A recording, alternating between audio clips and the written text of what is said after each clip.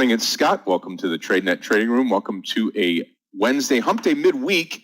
Hopefully everybody's doing great and has had a wonderful night's rest. Ready to rock and roll today on a Wednesday, July the 8th. And looking forward to another great day today. We had a wonderful day yesterday in trading. Looking forward to a great day today. I know Mayor did well yesterday. Today, a little bit different, though, in the marketplace as we get started for this Wednesday.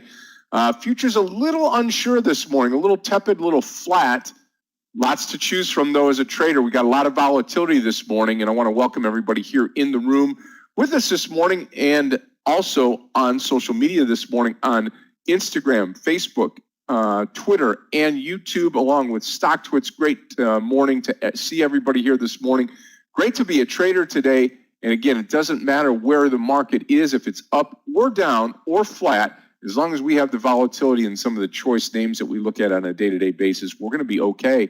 And that gives us the ability to be traders here, be day traders on a beautiful Wednesday. We got 2 IPOs today.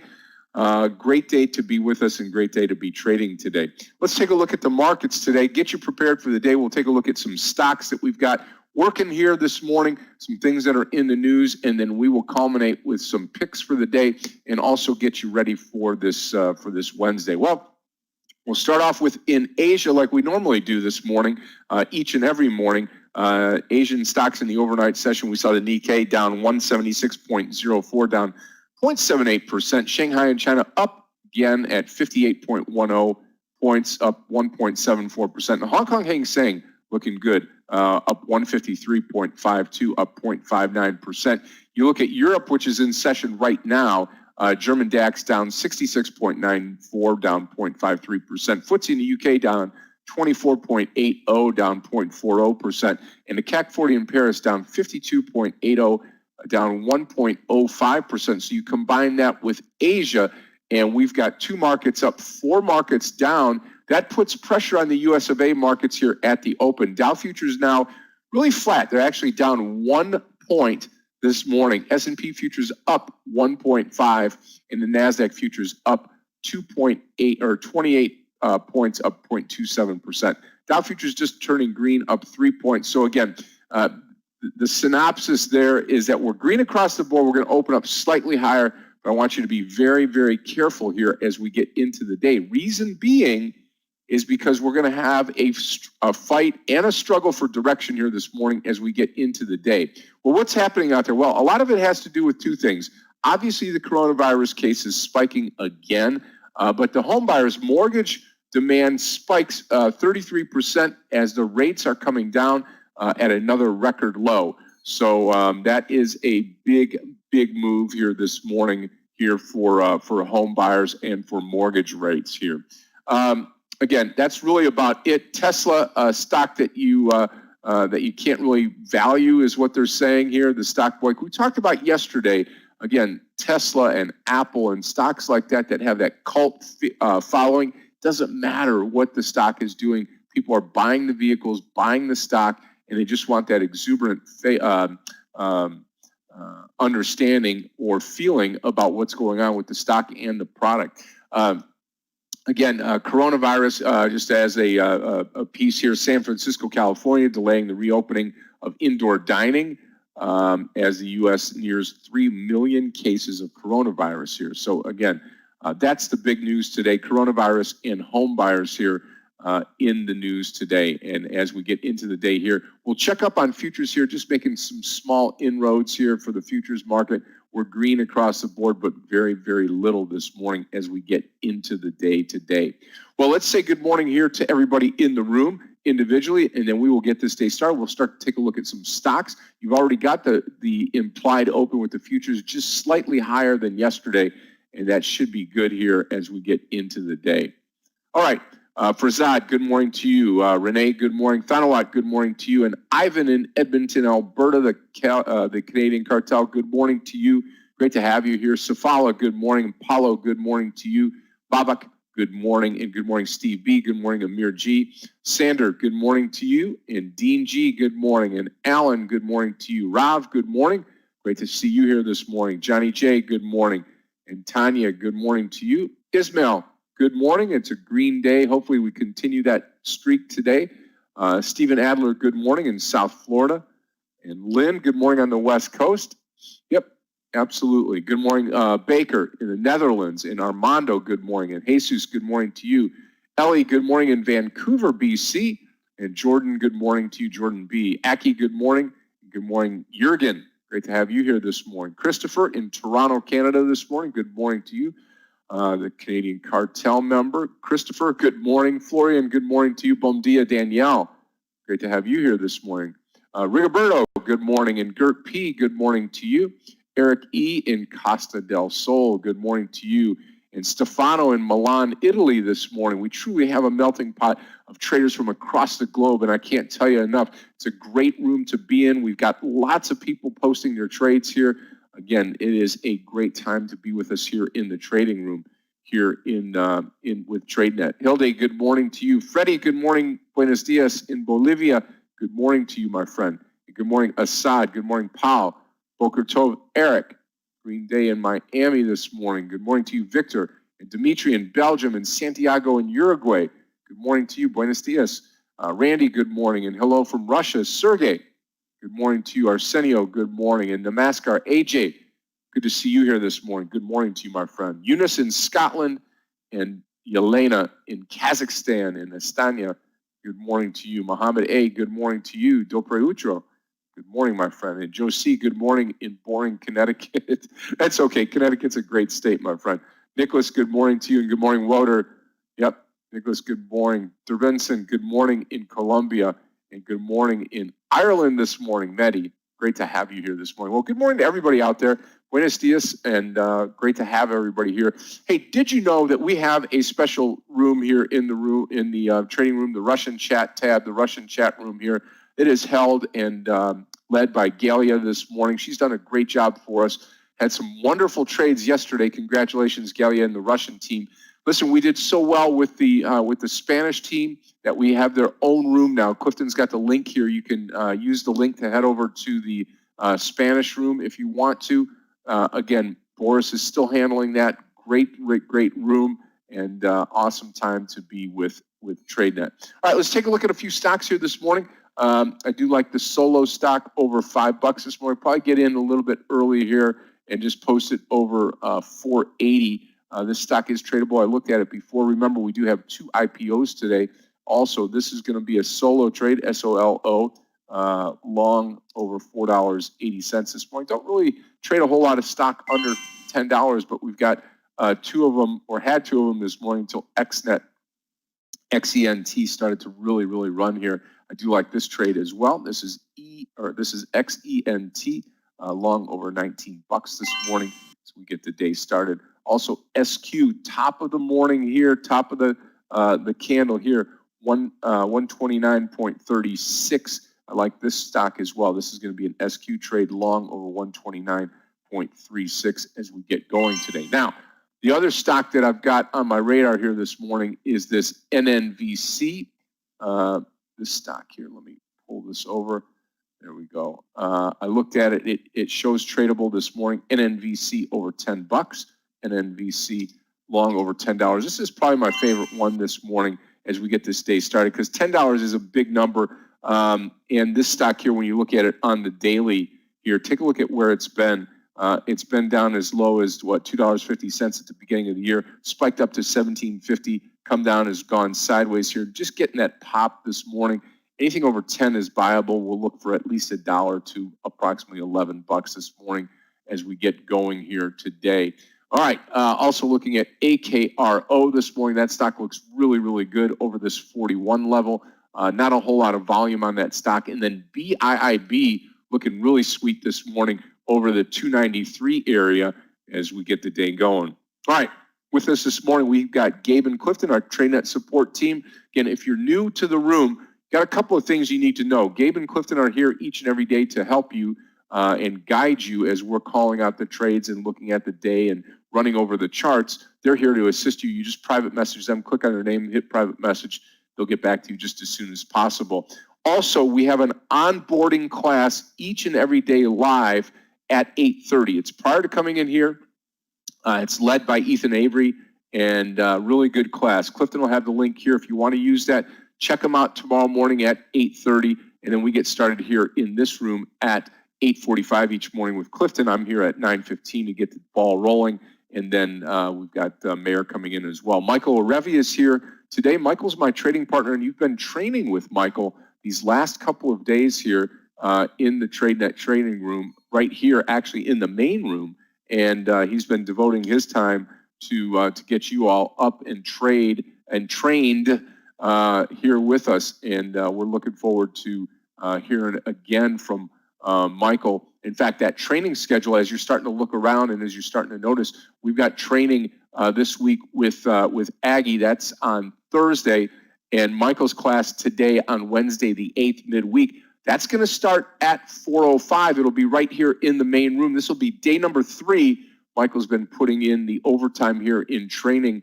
He trades with us in the afternoon session and then goes into the training session right after the close here. And then we've got mentorship tomorrow with Aggie at 3:15. Also today we've got Russian mentorship with Galia. That's at 3:15 today for all the Russian students out there. So great job, Galia and the rest of the team. Amir Barak is with us this morning. Corey Keller, one of our account managers here. If you need any questions regarding upgrading your account, getting a new account, or getting a new program and package, Corey's here to help you. He'll be pleased to be able to move you in the right direction. Danny Schwartz is in the house. Galia is here, and Aggie LaFleur is here. Also, in the main room today, Mayor Barak will be leading us today, as he did yesterday, put in a great first hour of trading. It's been wonderful to trade alongside Mayor this week and part of last week where he's had really good days. I've had a lot of great runs here this past week. Also this week here, fair day Monday, great day yesterday. Looking forward to adding on to that today as we get started in on this Wednesday. Mayor's coming in right now. Good afternoon to you, my friend. Good morning. Good afternoon. Hi, traders. I'm good. Good to hear. Take down my charts for you. Yeah, thank you. Pretty flat open this morning. Which is what I like. I mean, a little bit up. Yeah. Well, traders, the market is moving, pre-market up. S&P is up 0.2%, NASDAQ 0.5%, which is quite good. It's normally easier to trade when the market's gapping up, not too much. All right. Traders, about 30 seconds coming up before we open today's Wednesday session.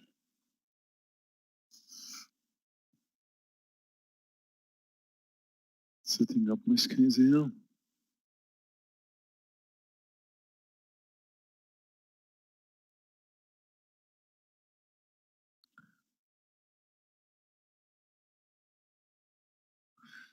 Okay, ready to go? Yeah, uploading my charts now. There they are. Should be able to see them. And we are open. Now, if you take a look at what happened yesterday, and in my opinion, if you take a look at what happens on the daily, in my opinion, we are more likely to come down. And after a move down yesterday, a small gap up, that's okay, but it does not indicate that we're moving higher. It indicates actually that we're just resting a bit from yesterday and more likely, in my opinion, to come down. I'm watching BIIB. Now the highest currently is 295. So I'm going to post 295 for a long, but we could possibly change this number. EXP, American Express, coming down.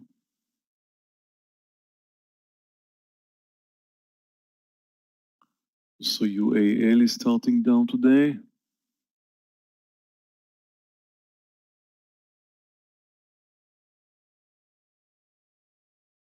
Solo's coming down, SOLO.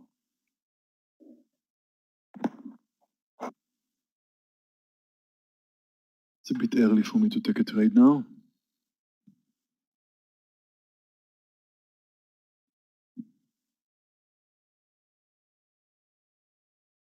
Boeing coming down. Doku up. Remember, 2 IPOs today, traders.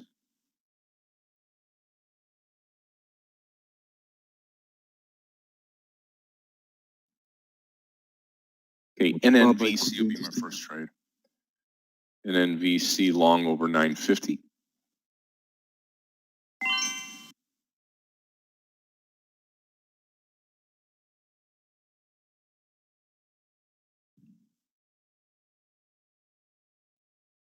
Posting Baba over 245.20.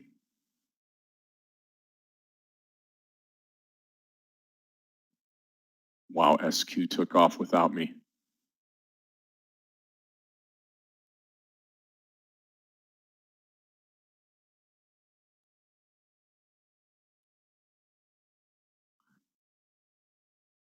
New entry to BIB over 291.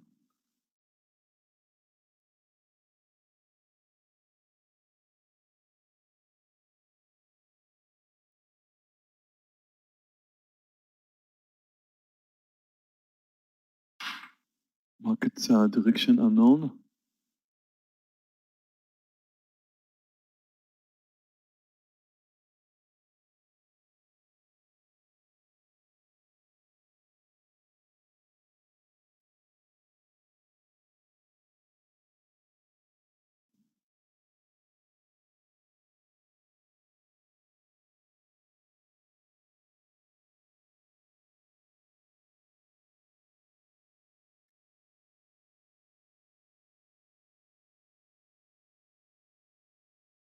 Airlines are moving higher, but they started with a big gap down today.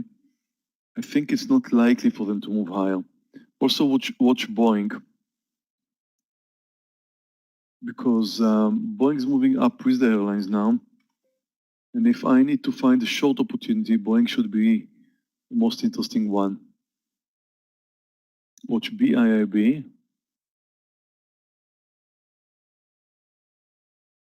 It's going to trigger, it's going to be a 4-point stop loss.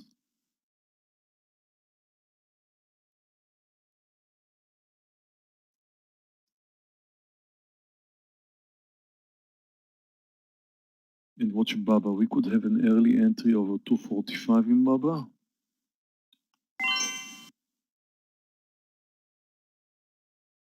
Which is now. I'm long Baba. Okay, traders. Well, I really like this AKRO. I'm going to go for it. Whoa, whoa, AKRO whoa. over 41. Whoa. Taking my partial here in Baba, 80 cents. Took my partial in Baba. That was quick. This was real quick. Yeah. Hey, traders, I am long NNVC. About to short Boeing under 178 being BA.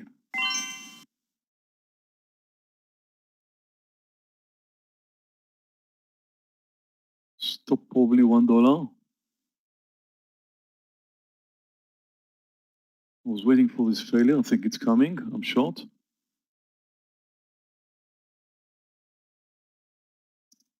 Wow.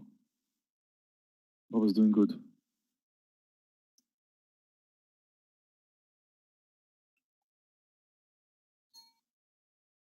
I'm selling some more Baba here. Stop loss will be $9 on NNVC. Target will be 11.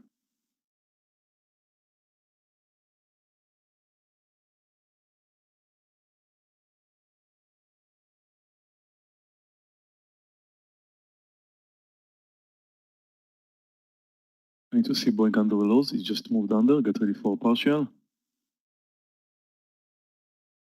Closer to 177. Needs to touch 177. I'll be lucky. It's going to be under. That's my target here in Boeing. Trying to get lucky, and I am lucky. Taking my partial now. A bit more than $1. Nice.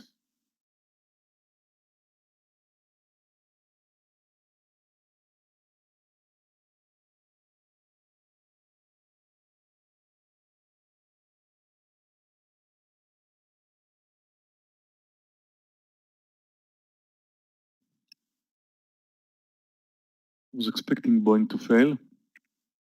Again, if you look at the airlines, it's not very likely for them to just move up like they did. It was supposed to be a failure, and Boeing was supposed to go down with them, and it did.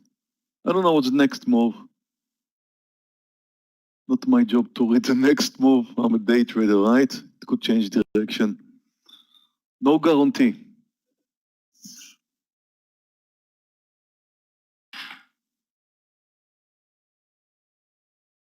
AKRO coming back down. Again, missed a solo trade this morning, still in this NNVC. I'll take a look at them.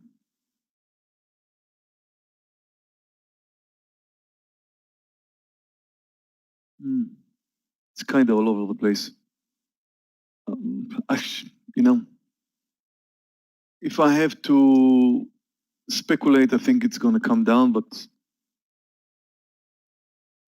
very, very hard to read. I'll take a look at the daily of ZM and tell you more. Taking this SQ trade over 130. 128 stop loss, 132 first target. I really don't know about ZM.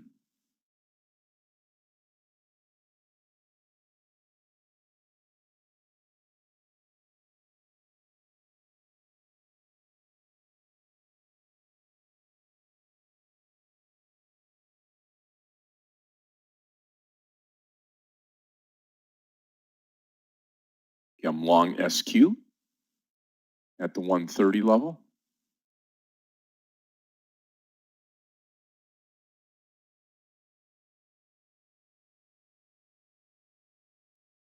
Market is moving up. How come Boeing, BIAB is under such a pressure?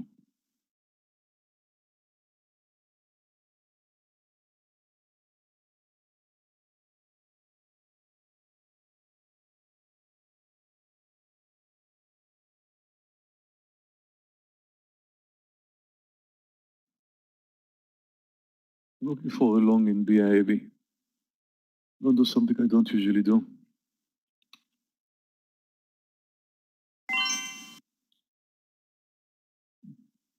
Taking a pullback.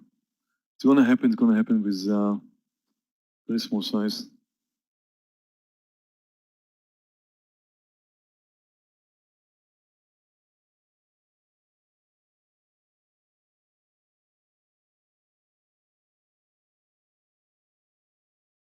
Posted BIB for long over 283. Traders SQ coming up 131 possibly. I'll be taking the partial here on.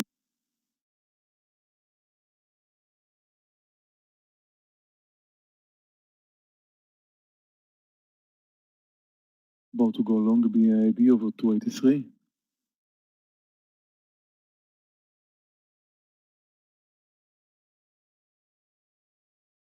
I'm long BIB. Taking a big risk here. The stop under the lows, but with a relatively very small size. This is kind of trade I don't usually do. Kind of experimenting here.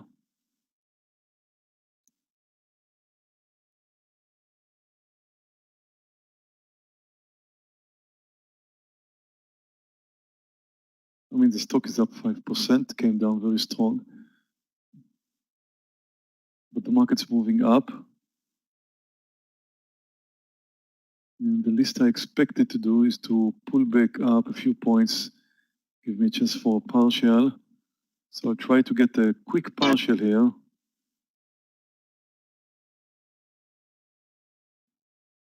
I can. Traders just need that volume to continue here on SQ. Again, first target 131 and up to 132.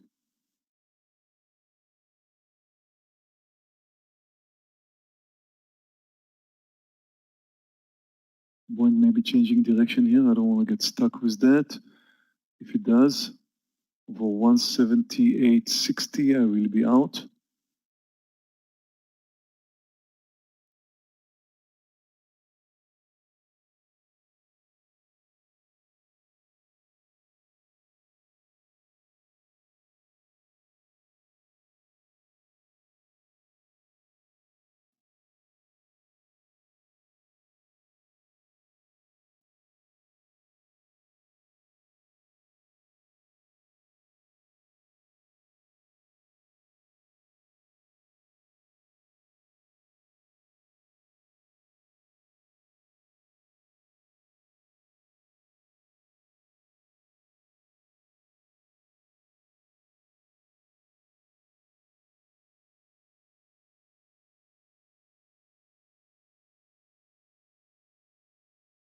Okay, here we go. Just a spike on now SQ up to that 131 mark. That's where I've taken going to be taking my partial at 131. Let the rest run to 132.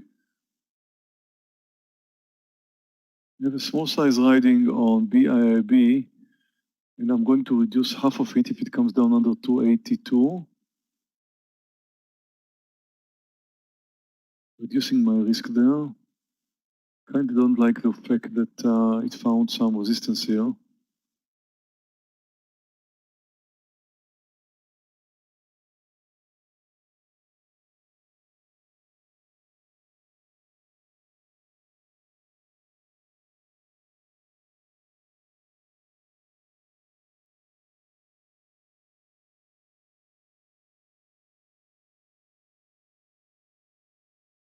Still holding.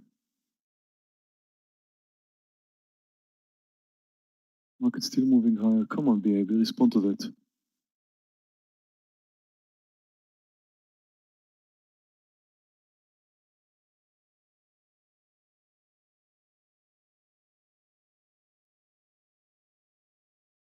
NVX came down strong.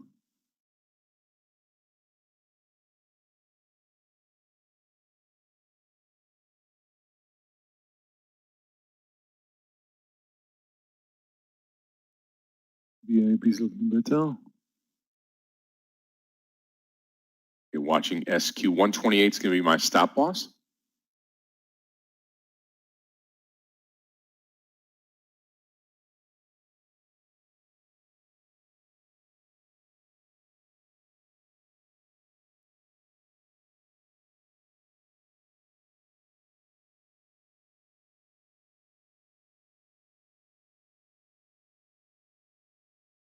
BIB, technically speaking, we should add over 285. I don't think I'm going to do that. I've got two green trades riding and trading very small size in BIB. I don't want to take a risk that will... Oh, good. I'd actually like to take my partial somewhere over 285. It's getting there.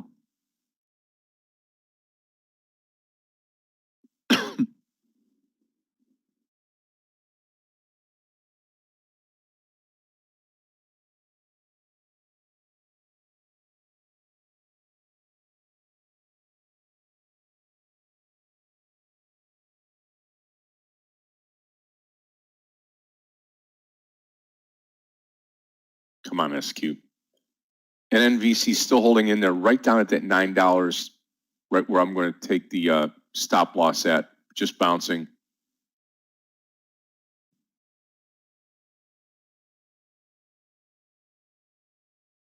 I'm about to stop BA.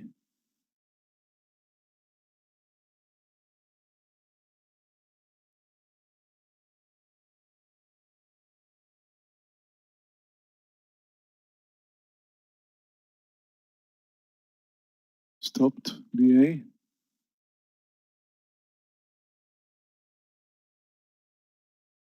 BIB was cents away from my target. Cents away. And I'm about to reduce my size if it comes down under 282.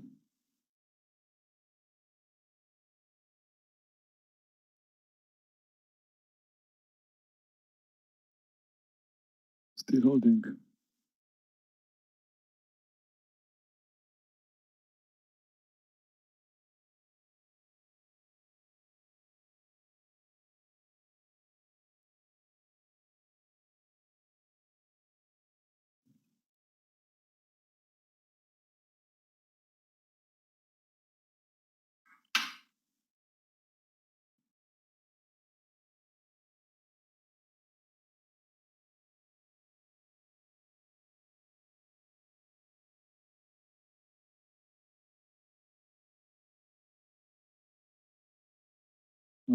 Baba last quantity stop under 245. They're still holding on to NNVC. Have not come out of it. Still in the SQ trade as well.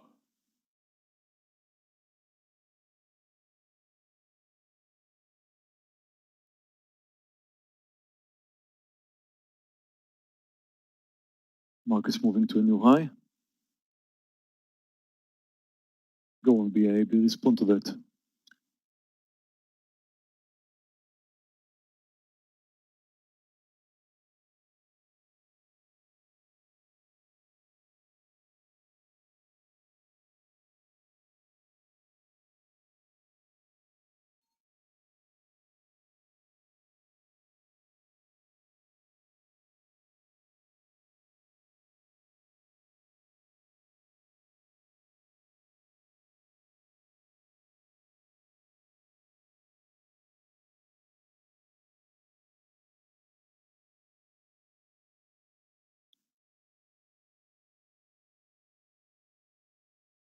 We could think about adding to Baba over 246. I'll write it down.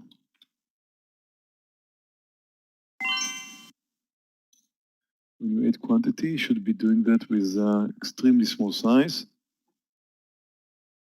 Don't take a risk hurting your first trade.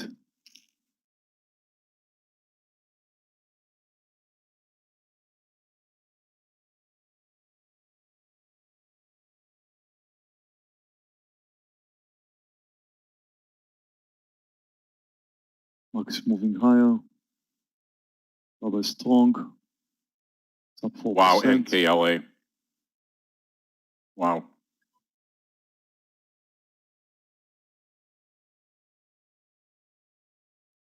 Strong move. Okay, here comes our SQ finally. About to add to Baba. Finally back on track with SQ. 131 target.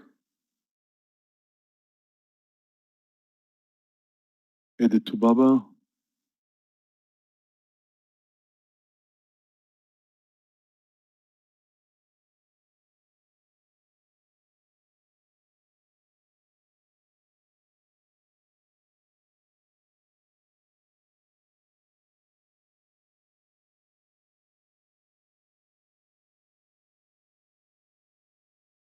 When BAB is going to make the move, as I suspect it should have done by now, it's going to be a big one.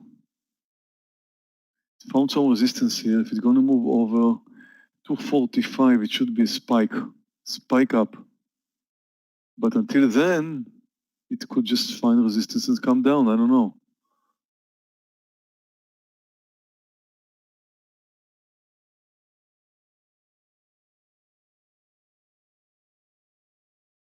Okay, I made up my mind. Instead of taking a partial, I'm going to add over 245. 285, sorry. Over 285. It's the right thing to do. Technically speaking, it's a very right thing to do. The way it found some resistance here, it's not going to come down and hit me, and it's going to move over 285. It's going to spike up. The right thing to do is to add.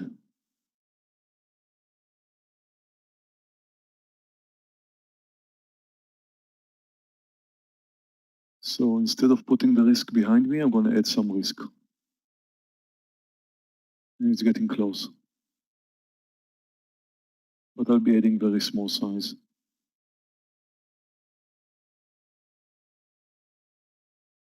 It's a beautiful technical formation, and the market is moving up quite strong.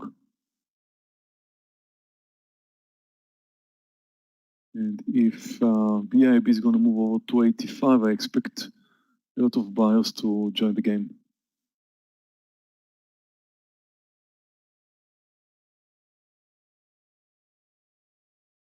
That's what technical analysis is all about. A lot of people doing the same thing you expect them to do.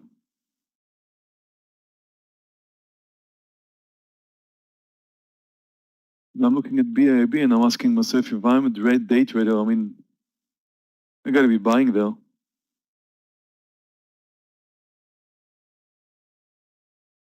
The fact that I moved in $2 below doesn't mean anything. This is the point where people will buy.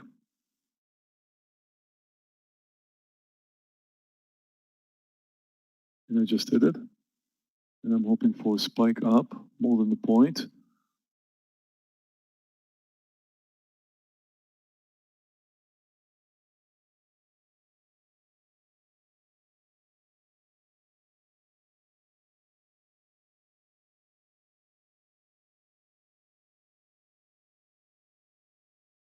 I did get a spike up.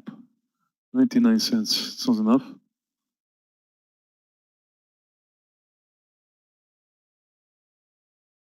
Volume should be growing now. And it should move over to 86.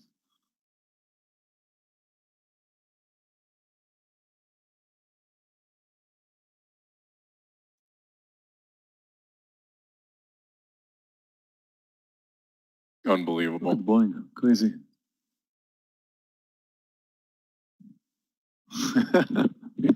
You can't. I mean, you can trust the 5-minute candle. That's it. I mean, no more than that, right? Straight up after coming straight down.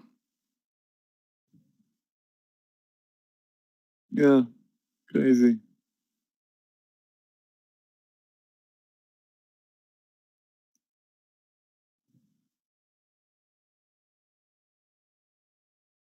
Go on, BIB. I was expecting you to spike more than $1.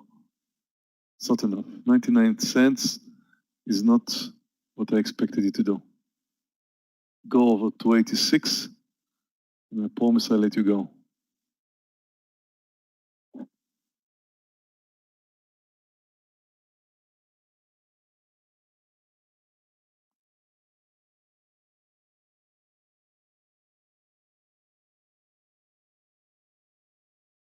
I was doing well if you added quantity with me. Yes, Kevin, still in the NNBC trade. Yep. And still in SQ. BIIB doing it with not a lot of volume either.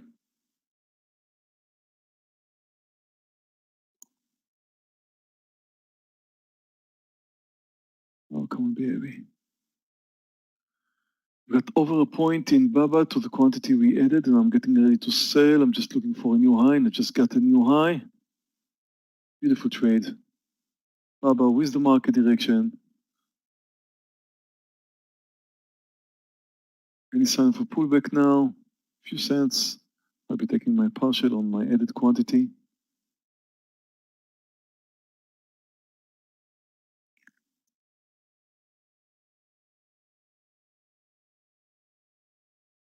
Took $30, $40 or so on the quantity we added.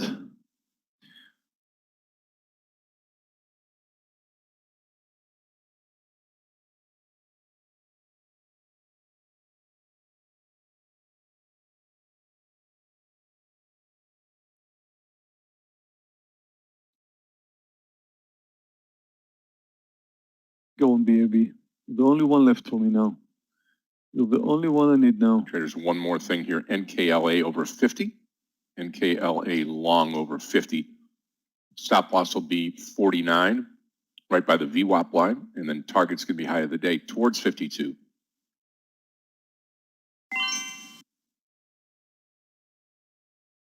Here comes the move, BIAB. That's what I was looking for. Just moved over to 86. Did not get my partial. Waiting for another move over to 86. Oh, come on. Not nice.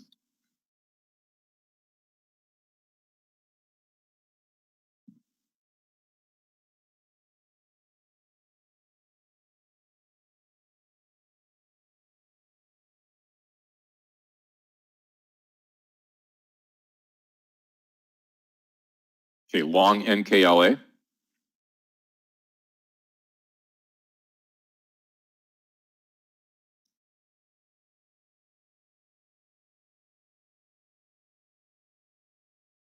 See if we can really get this to go now.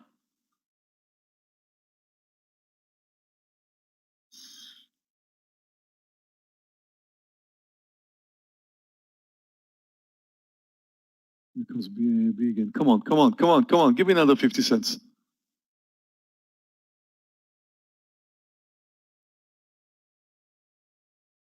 Guys, I can't take the hit. I will take my partial.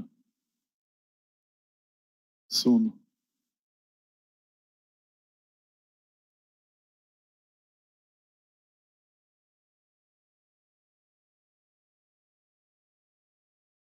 Oh.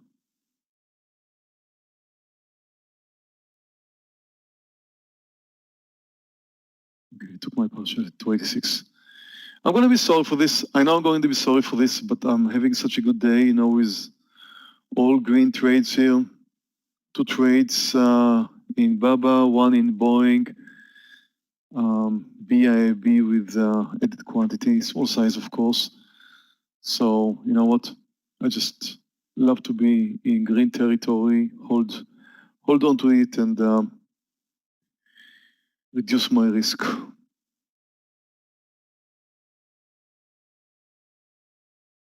Look at Baba goes.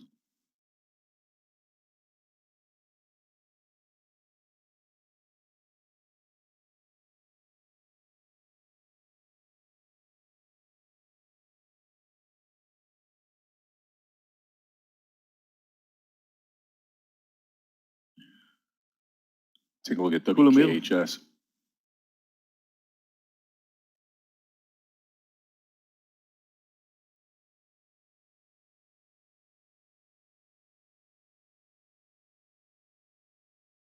Day traders, SQ coming along, still in the trade, still in NKLA, still in NNVC.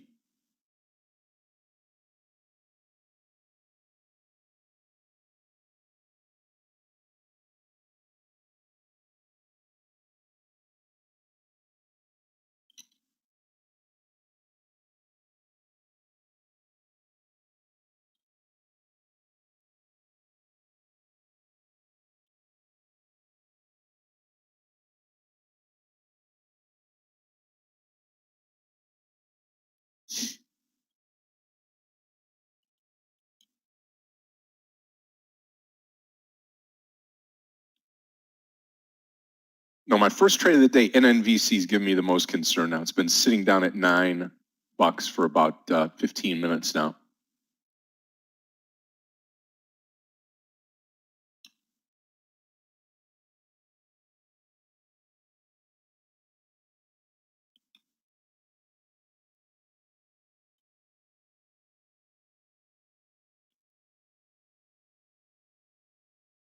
Watching NKLA.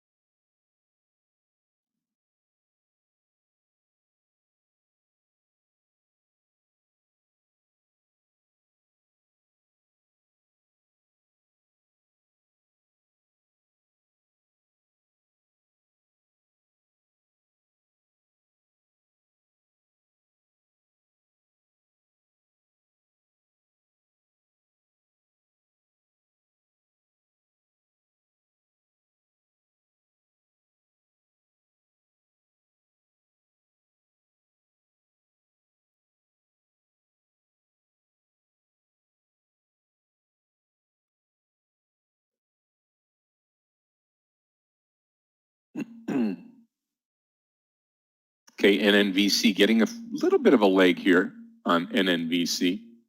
NKLA, remember, I guess it'll be 48.80 on the stop loss NKLA, just under the VWAP line.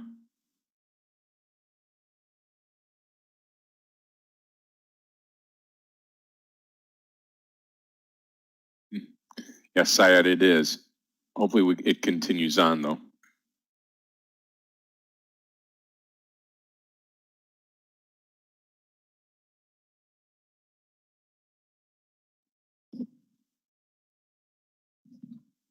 I have to say I did expect BIAB to move up much faster than it did.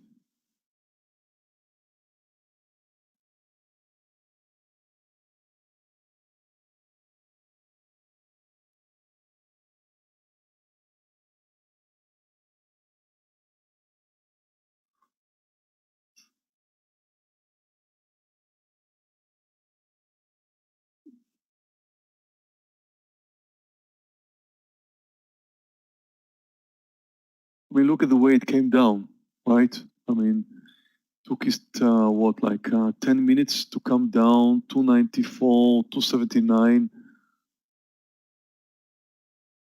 15 points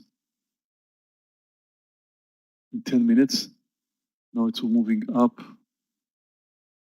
5 points in 20 minutes, something like that. Oh, Baba.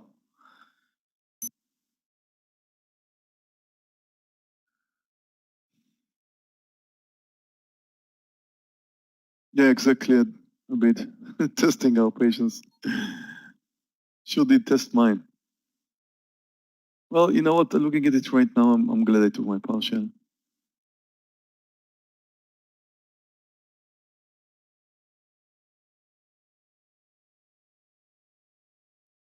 Solo. Let's see solo.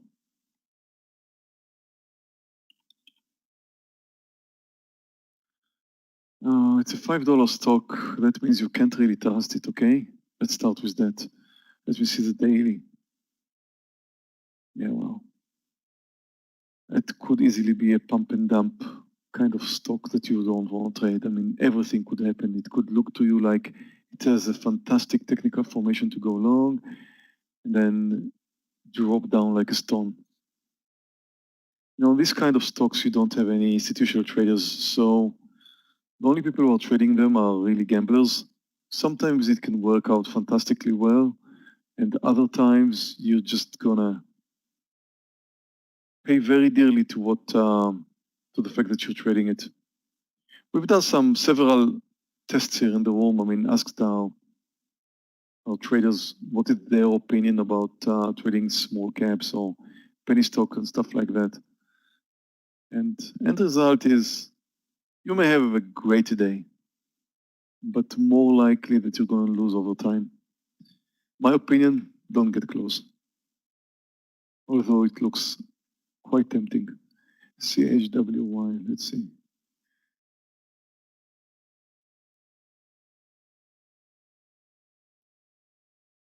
CHWY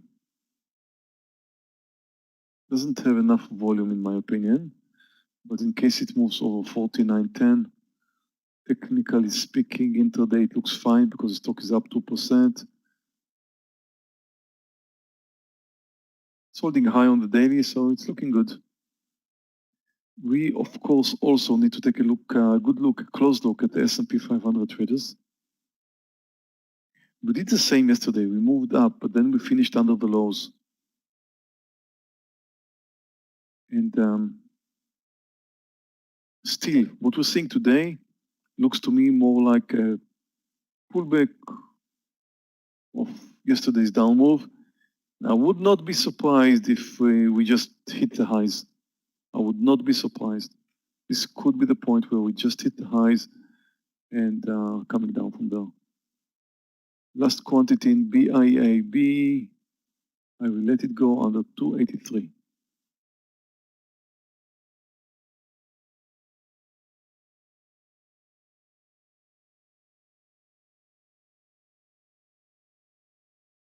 We'll take a look at NKTR, Stephen.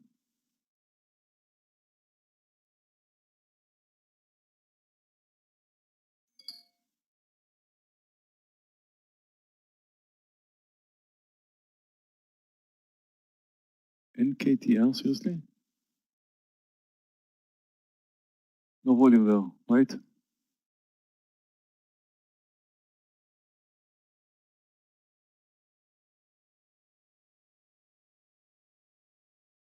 mean, it's moving higher. That's all I can say. I mean, the daily looks quite promising in NKTR, but it's not a stock you should be trading. FSLY, let's take a look at FSLY.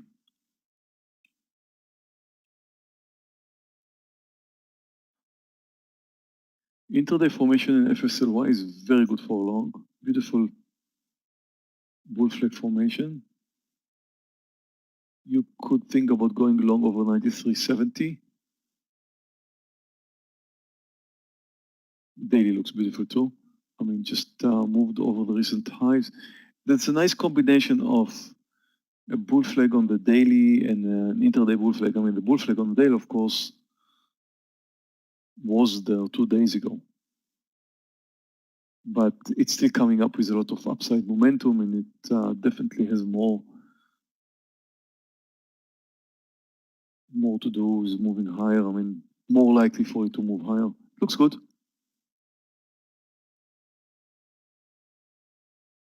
APRN, let's see.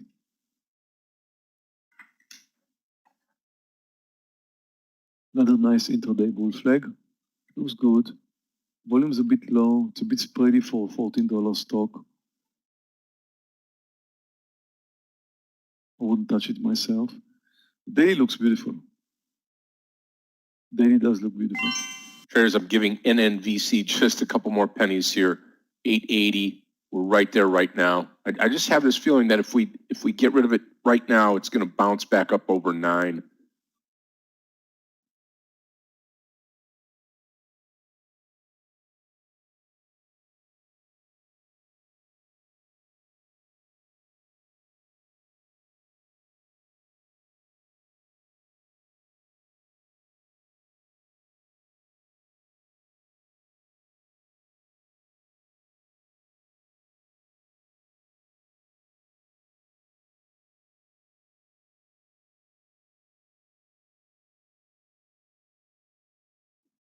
So we moved up quite a bit.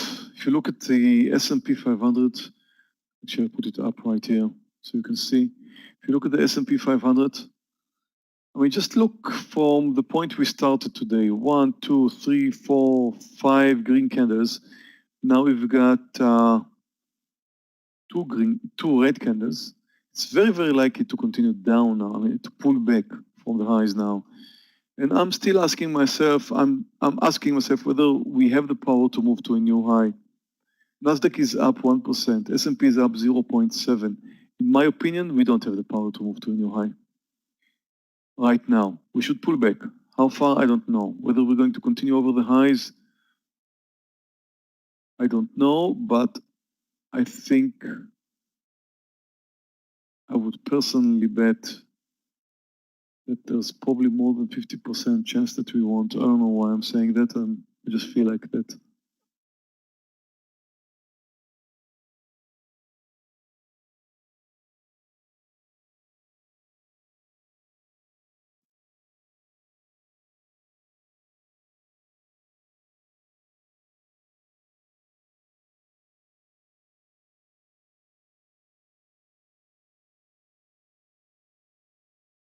I'll take a look at CRM.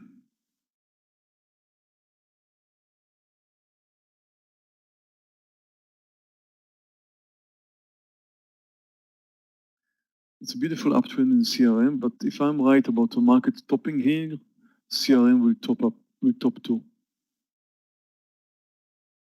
Daily looking very good in CRM, definitely. But I think it's more likely to top here. I'm going to put a stop in BABA under 247.50. My last 100 shares.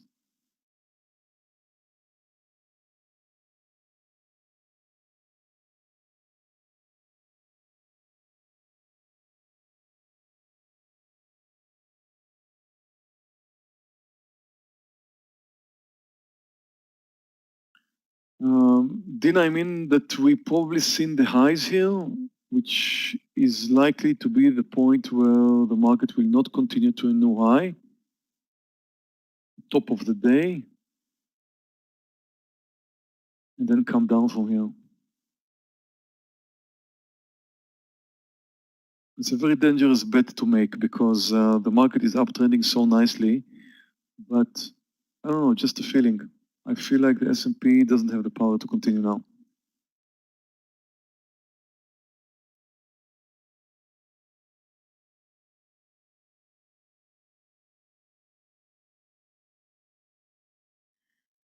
Boeing again, really?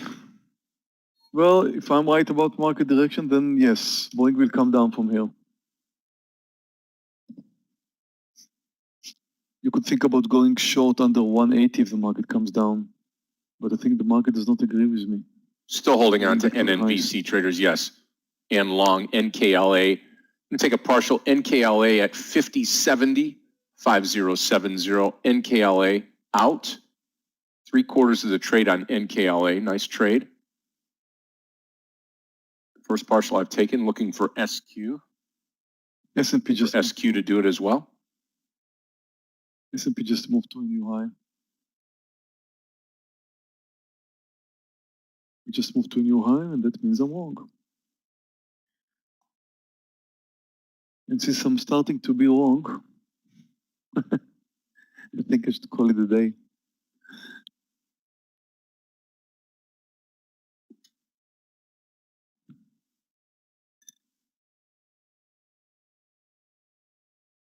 It should be maybe if it comes under 283, I'll be out.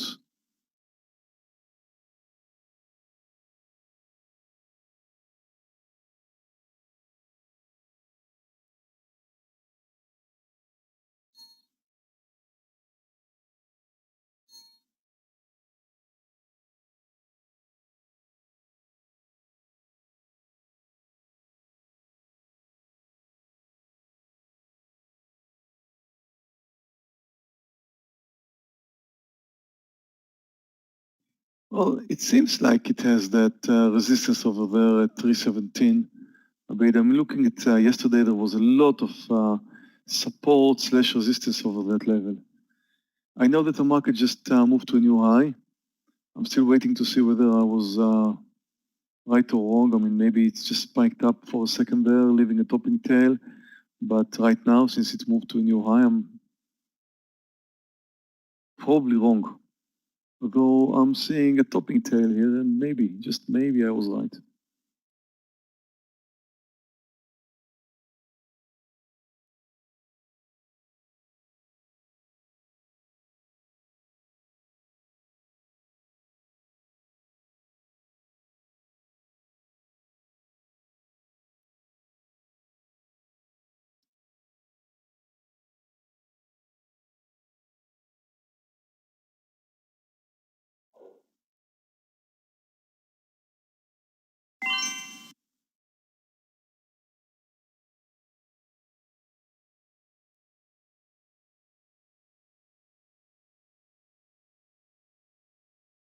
Yeah, it might, Brad, and I'm going to be out of here fairly soon on it. It's holding here at that 75 level. It's already about 5 cents under where I wanted to take my stop loss on it. I'm holding on. NKLA paying the bills along with SQ right now.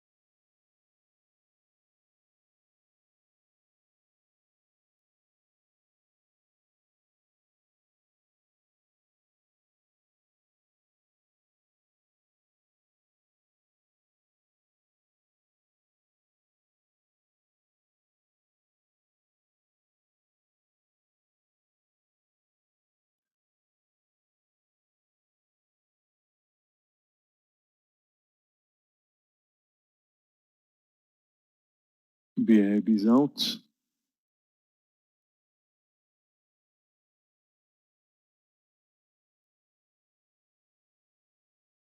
And maybe I was right because the market is topping here. Tried to move to a new high, failed, now coming down.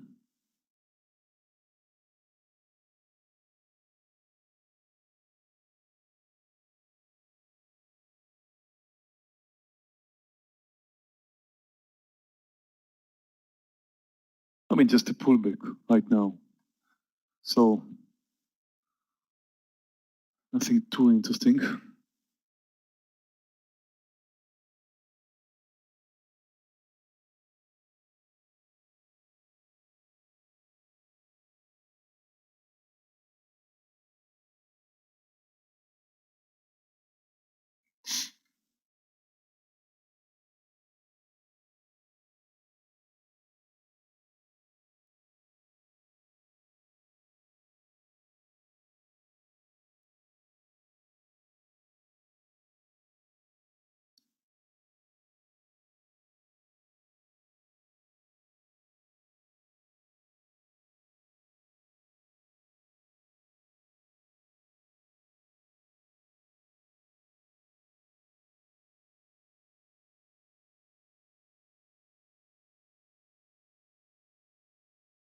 Yeah, Workhorse just at that VWAP line right now, just came through it. So just watch out on this trade. SPY at the top is pulled back, still favoring the upside. SQ really doing it for us right now. Again, 1 point to the good on SQ. I'm going to come out of half of the trade here, SQ 131.04, and I'm out of SQ. So two good trades, NKLA, SQ, and still waiting for NNVC.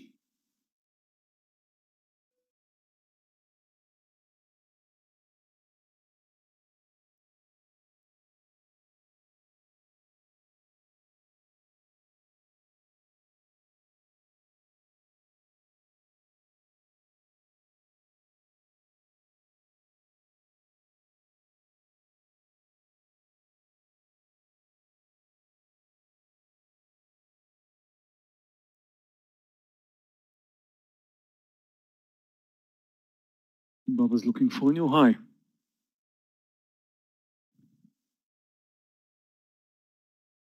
However, BIAB does not look so good. I'm out. I'm just thinking it's more likely to come down now.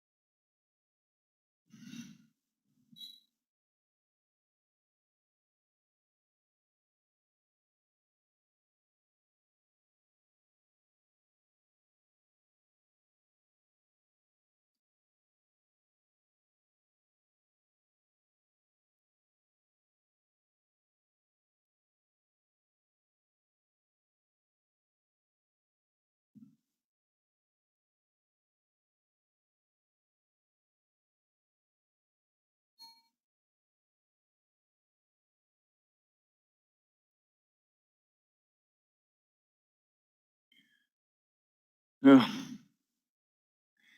Again, if I was right about market direction, as I said earlier, bond is going to come down. But I don't think it's such a great opportunity here. It's extremely dangerous right now. It's the middle of the range. The market, I could be definitely wrong about market direction because, market is trending higher so far. So, taking the chance on BA, that's not something I would do now. There are certain points where you feel like you've got more than 50%. Right here, I don't think that's the point. I think Boeing looks more like a 50% trade here.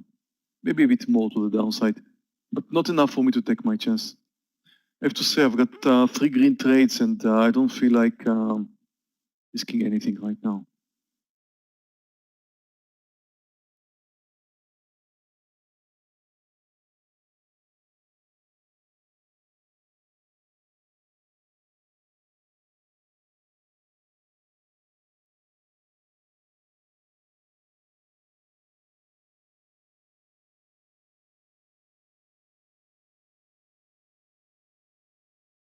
Well, traders are not going to continue trading today. I just made up my mind about that.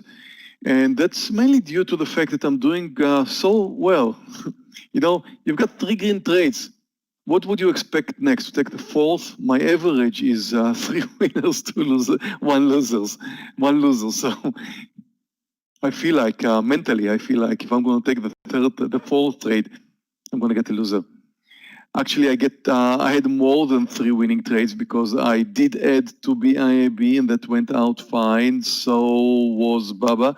So I actually clicked the button 5 times today and all went well. And I'm happy to be up $9,000 and that adds to a perfect week that I'm having so far with, I believe, I don't know, over $30,000, something like that altogether, maybe 40 with this day. So I do have a fantastic trading week, another green day, several winners. I don't want to do anything wrong right now. And I don't feel like I've got the next trade, which is like calling me to do something. I just gonna concentrate a bit about what happened today. We've seen the market starting with a gap up today and then slightly coming down. That's the S&P 500 and then moving higher. Now, that's an interesting point, what you're seeing here. The market moved to a new high, but left a topping tail. If I'm going to move to 5-minute candles, you can see that more clearly. Actually, I'll do that. So you can see that the market spiked over the high and then came down. Usually one of the strongest reversal signals in technical analysis is when the market's moving to a new high and failing. Of course, I'm not sure even now that I'm right and the market will pull back down from here. But if you take a look at what happened yesterday, the market did come down. Therefore, what we're seeing today is like a 50% pullback of anywhere in between yesterday's highs and yesterday's lows. Very big resistance here. Look at the market here at the point where it topped. Look at the resistance. It's got all the way back from yesterday's activity here. So again, I don't know. I had a feeling, I mentioned it earlier, that the market will come down. So far, I'm right. Let's see what comes next.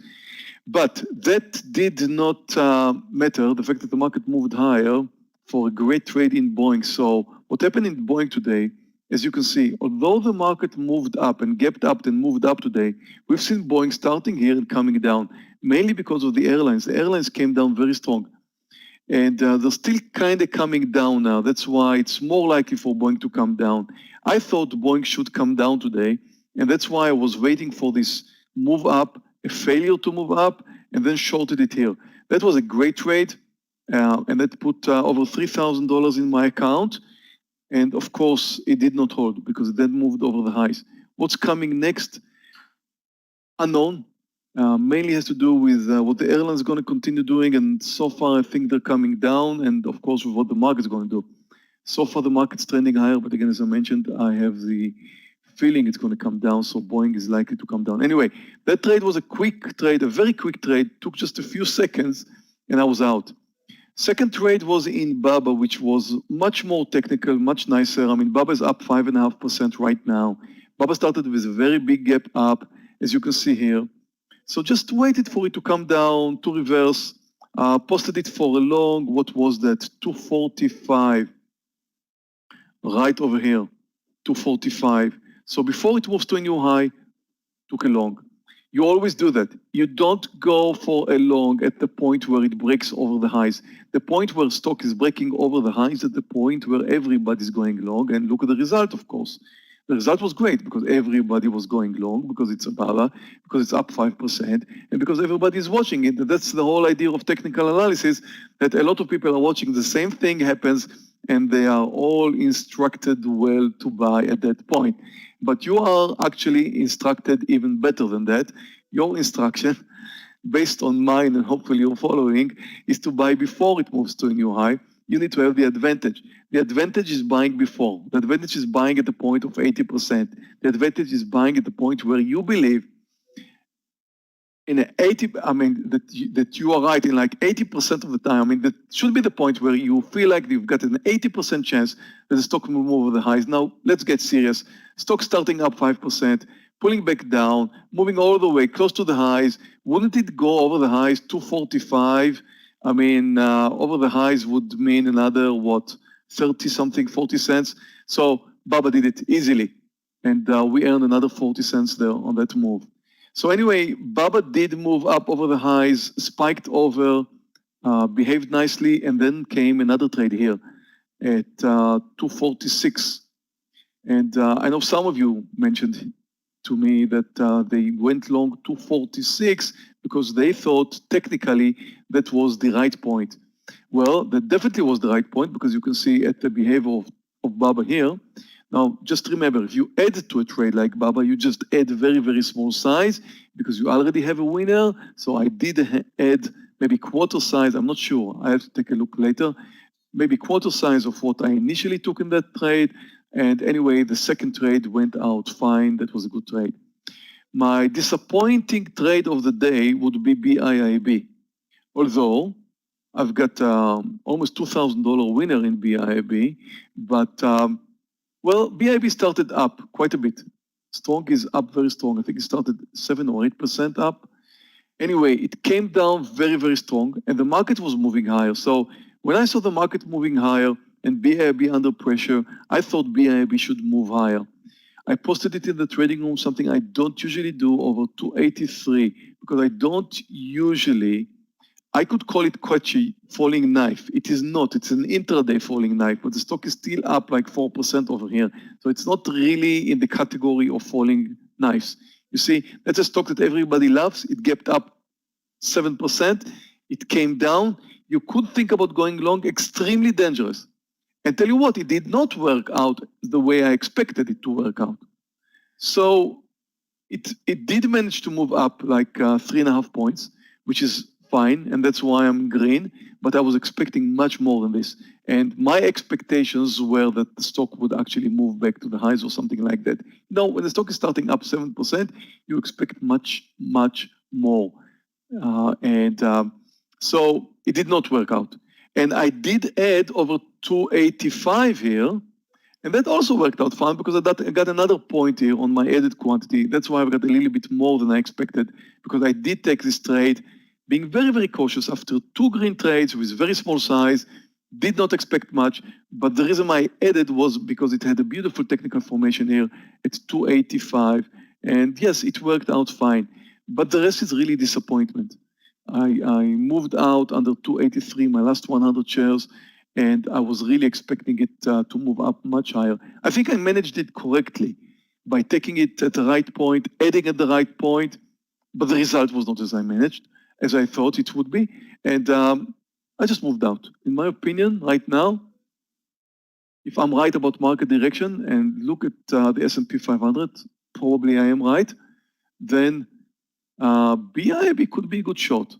Just that I feel like I've got so many green trades today. I don't want to take another one, and I don't want to short a stock that is up 5%. So I'll stay away. I'm very happy with my day. I feel like I did my best, and hopefully you guys did too. Actually, let's see how well you did. I mean, Clifton, would you put up a poll? I wonder. What are the results today? Well, another good morning, that we put in here now in market.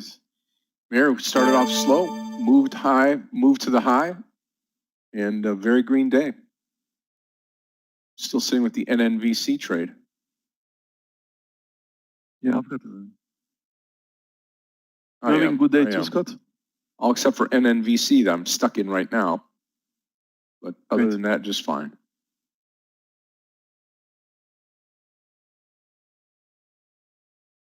Okay, so here comes the results.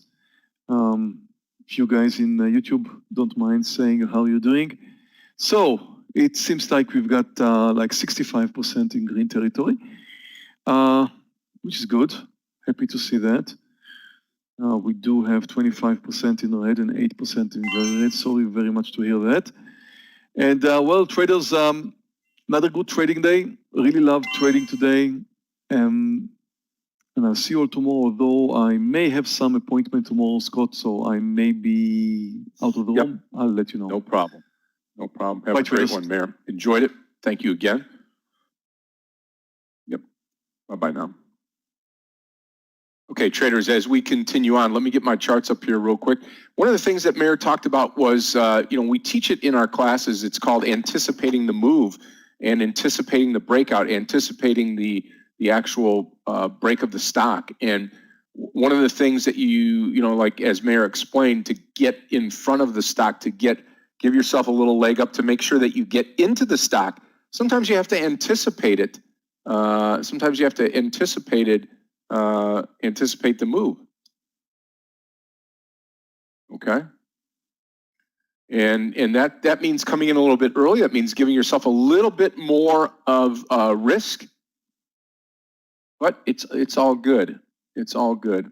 Okay, XNet hasn't done anything today. We'll take a look at TLRY. Yeah, right here. This is not a big mover on Tilray. You either come in right now with a 770. 770 would be your stop loss. After your partial, do you put your stop loss? Yes. I don't put the stop loss in the system, but let's talk about that real briefly here. So after taking the SQ trade, my stop loss was going to be the same thing, under 129. And sometimes I'll move the stop loss. To answer the question, Rumi, The only time I move the stop loss up is if we have a continuation of the pattern starting to move up. Then I'll start to move the stop loss up and up and up. And pretty soon you'll get stopped out of it. And that's just fine because you're banking profit. The stock is running for you. And when the stock runs for you, that means you're making money along the way. So all is well.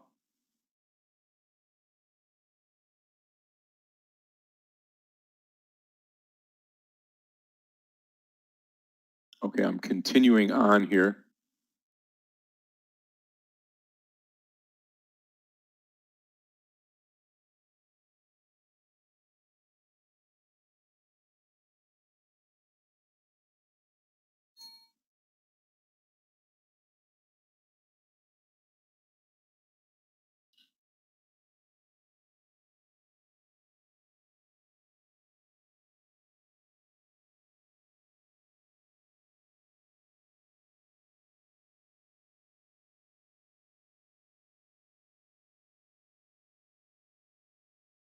Well, you know what? Let's go back here. I jumped on this NNVC early too, with that first bounce, and I've had to hang in there with it. I had the $9 stop loss. I've let it run a little bit. I'm just for certain, when I'm thinking about this, that the stock is going to go higher. I mean, you don't want to be foolish, but waiting a little bit more pennies when you're talking about a stock that can run, 50 cents or on up to $1. I think is well worth it here.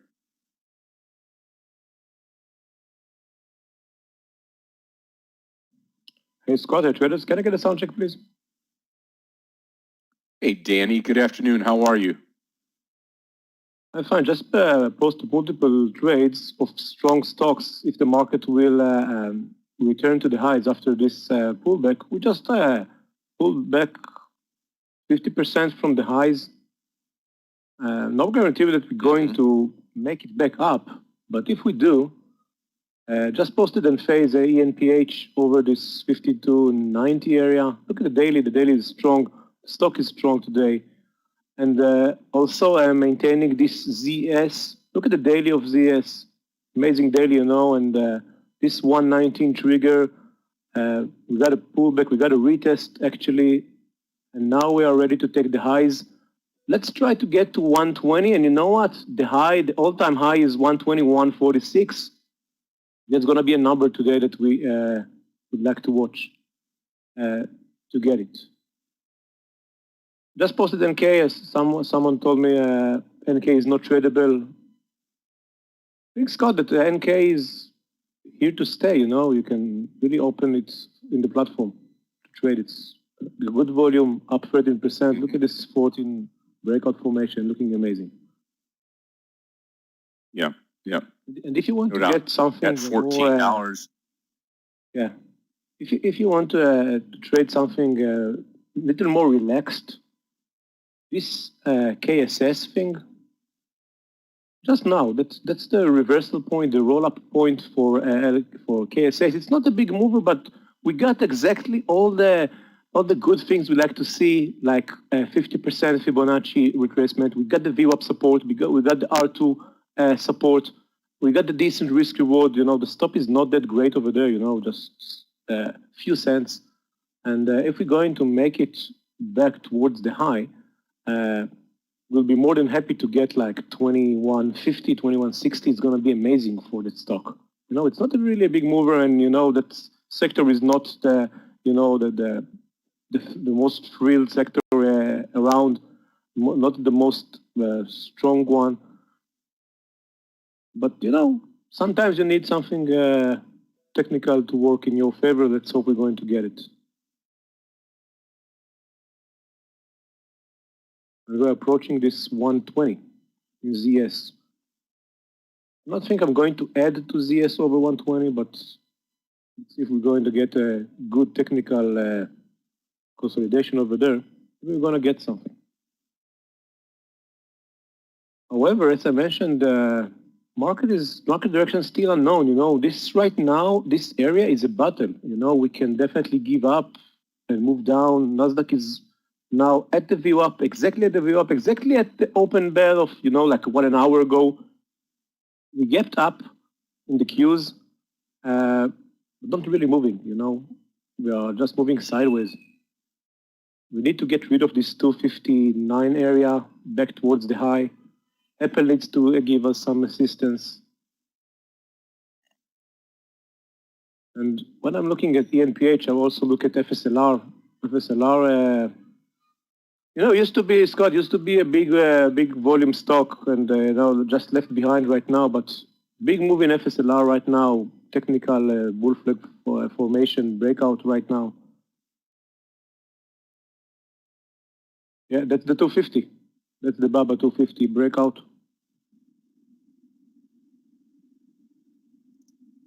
It's not really today. Look at BABA in the last week. It's a crazy stock. 215, 250 in 5 days. You gotta be kidding me. I almost thought we had this NNVC starting to really run here. Yeah, you're absolutely right about RAN. I still have 200 shares from yesterday running. Look at this momentum, Scott. Is the sun is shining today, in Florida? What's happening? FSLR, sun, ENPH, whatever. They're getting their day in the sun, and stocks that look like this most certainly come back down to reality at some point in time. But enjoy the run. I mean, it's been nice. They're in play, and can't be doubted at this time. Enjoy the run, Enjoy the run. Yeah. Yeah. Nothing goes straight up. So yeah,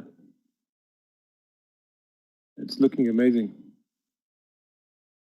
Even Nikola can't move all the way up. Stock is up 21%. We talked yesterday about finding some support area. I talked with Amir during the lunch session about Nikola is extremely oversold, extremely moved down extremely far, like 30 points in 5 days. Today is the pullback day, and definitely needs to pay attention for Nikola. See what we can get out of it.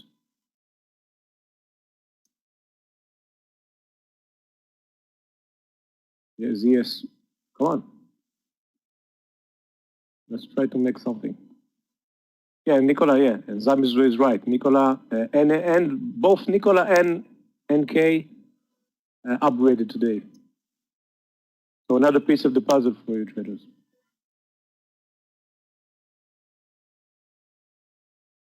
If we're talking about the broad market, S&Ps and Dow, it's about 0.5% up. Qs are up 1%, and of course the regular internet stocks, software stocks moving up. Gold is moving up today. The GDX very strong, and of course the strongest sector today is going to be the home builders. Take a look at DHI. It's looking extremely strong. Only DHI on the daily chart.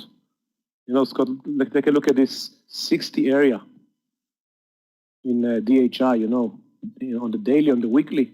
Yep. It can be. Let's take a look at DHI. DHI on the daily, on the weekly. There's no doubt about it.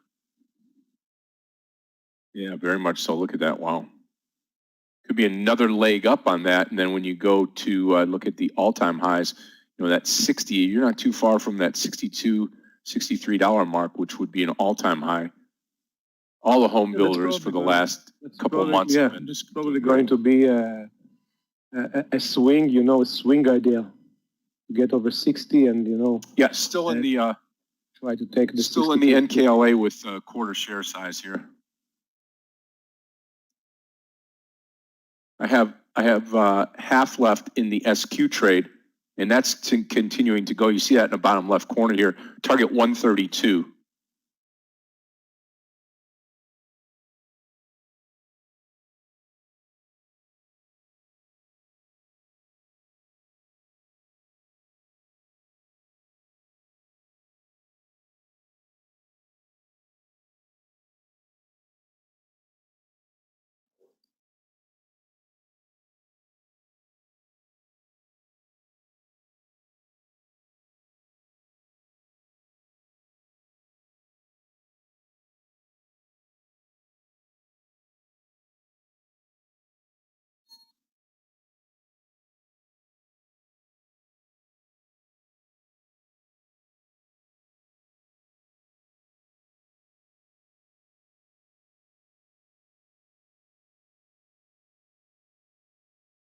The RCL is definitely trying to make it back up. RCL is not that positive today. However, the stock gapped down and closed the gap, crossed into positive territory. Now is the battle for RCL and basically the SPY to get rid of the view up and continue higher. Right now, we can't perform that yet. So we're still in the fight. Everything is still open this morning. Everything is still open.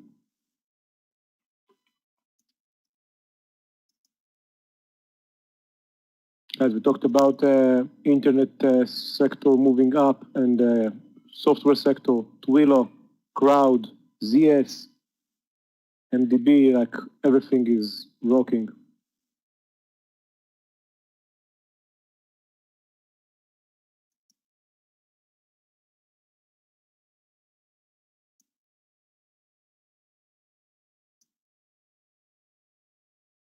And if we're talking about internet, is about, you can watch also pins, you know, Pinterest. Look at the daily. Straight from 20 to 26, 27 area in under 2 weeks. That's amazing. All right, guys, KSS. Anyone took this KSS? You know, it looks like a lousy trade, but sometimes you need, especially for beginners that don't really like to deal with $1,000 stock. Sometimes you just need these calm trades to get your 20, 25, 30 cents on 12 cents risk. Let's see if we can get. I see the volumes moving up. You know, when you look at the price section, you see the volume went down during the red candles, and now you see the volume moving in. However, the market is now failing miserably. Failing. Very true. Do we turn a green day red on the SPY? I don't know. Market still looks pretty strong. However, this ZS is really holding, you know. And right now, Scott, is the time to watch the stocks to see who is affected, who is weak today, who is like getting cold feet, you know, from that shakeout in the market. You know, maybe the market is changing direction. However, ZS still maintained the highs, like 30 cents from breaking the whole number of 120. Looking strong. ENPH still in play. That's why we focus on the really cream on the market, you know, the really strong stocks, not really the stocks that are really affected by the market. Don't really like to trade stocks that are not really moving. You know, Facebook, for example, today, it's not really suitable for trading today. Facebook is just flat. Flat and on the zero line, you know, exactly on yesterday's close. So don't really like that. I can still give the market some credit. You see definitely buyers moving in and try to pull up. We're still mostly positive in the market. So let's try to get something out of it.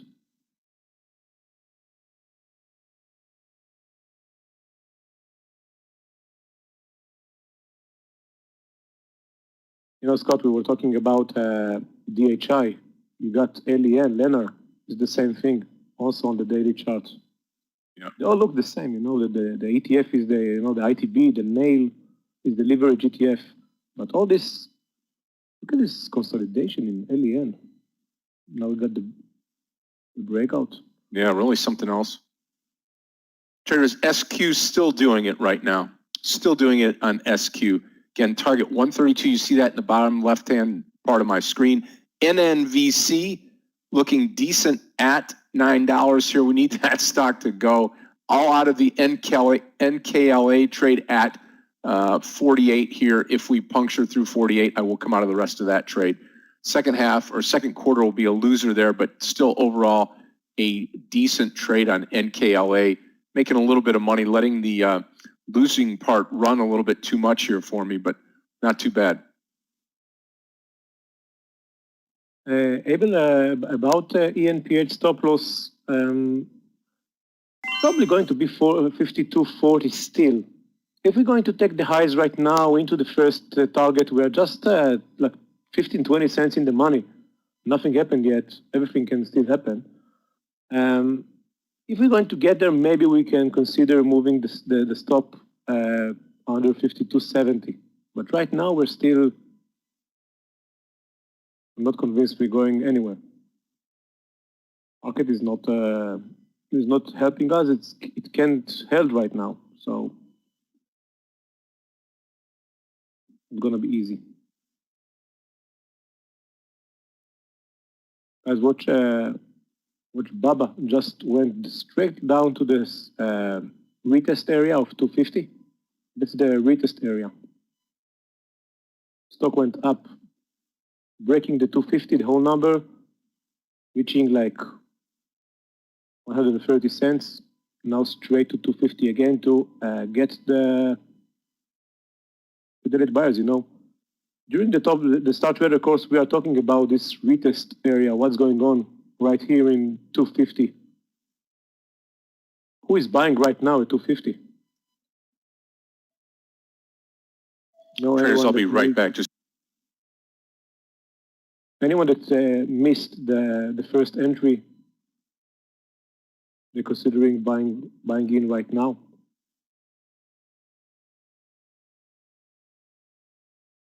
ZS, come on, 2 cents away. Big sellers at the whole number.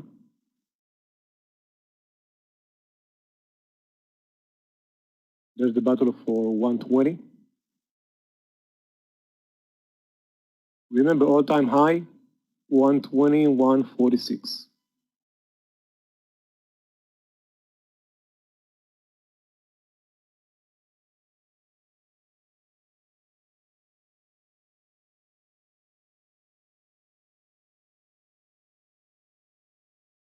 Watch the number of sellers. Still have a lot of sellers, like 20,000 shares.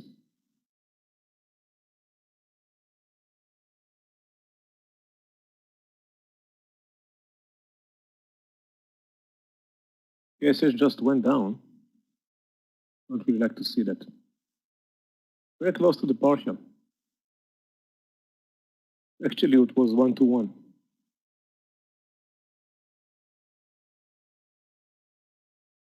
Let's see if we can get some support over here.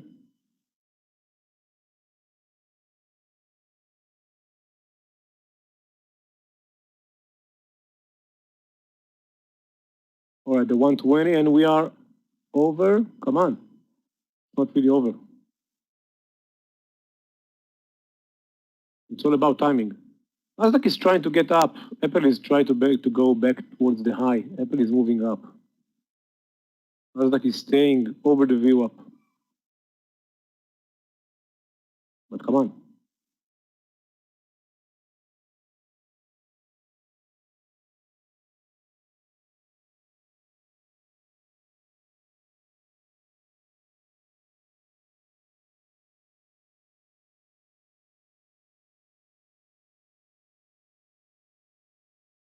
Yeah, let's see if KSS is just a shakeout. I want to see the buyers moving in before we can let it go.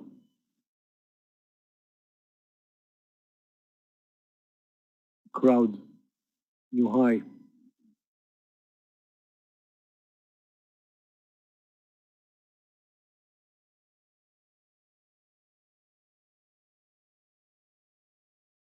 Guys, if you can trade NK, just watch it.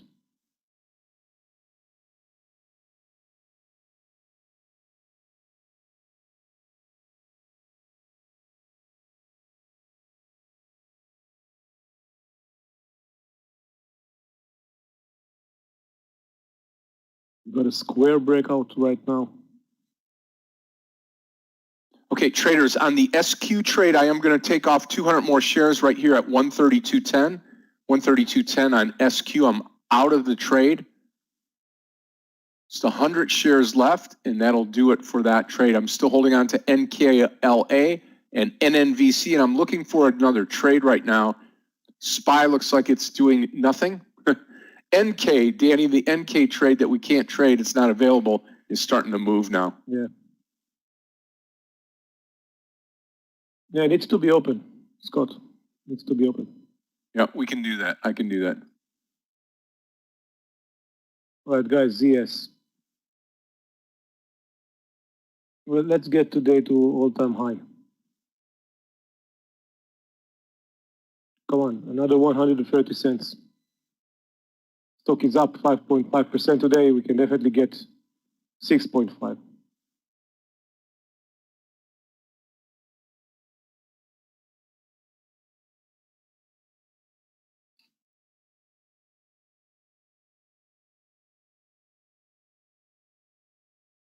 All right, there's the retest. Remember, guys, we talked like 5 minutes ago about the power of retest in BABA. Came back to 250, allowing people to join another ride. It's a classic example, Scott, you know, just for the slideshow. That's a presentation trade in BABA, 250.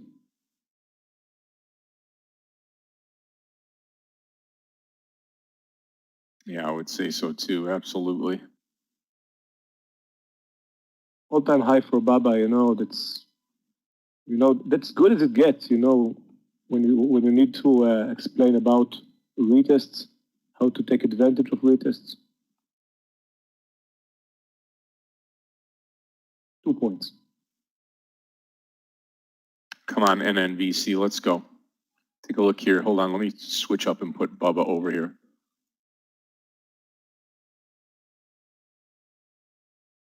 Yeah, very nice. Off that 250 and now 2 points higher. Wonderful trade.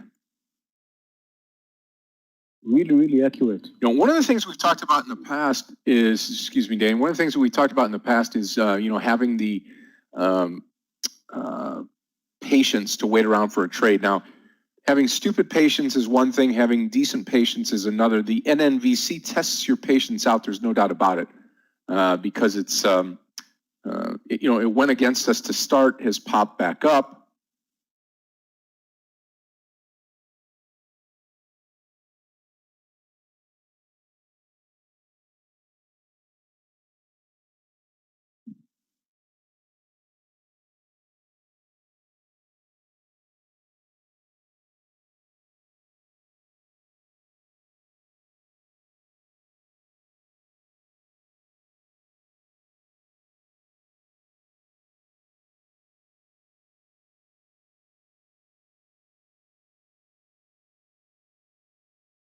Now, you back up over that VWAP line, you see NNVC there at that 950. That's where we needed to run.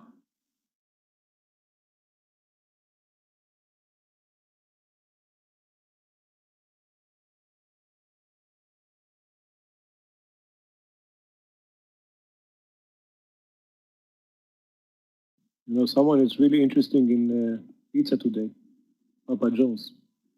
Take a look at this volume. It's not a big volume stock, but someone is definitely bought a chunk of it, a slice of the pizza. Like 30 minutes ago, and now it's going to continue.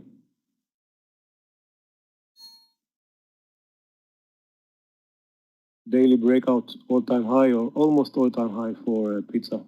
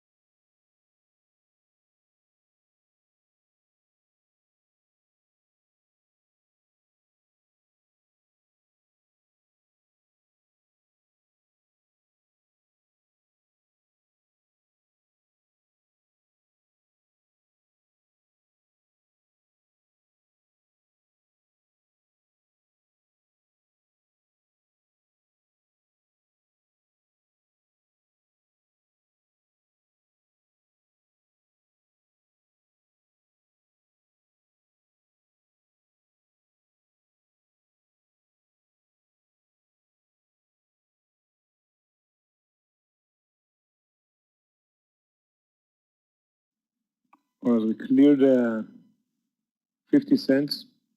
ZS, 1 point left, just under 1 point left towards all-time high. Try to get it.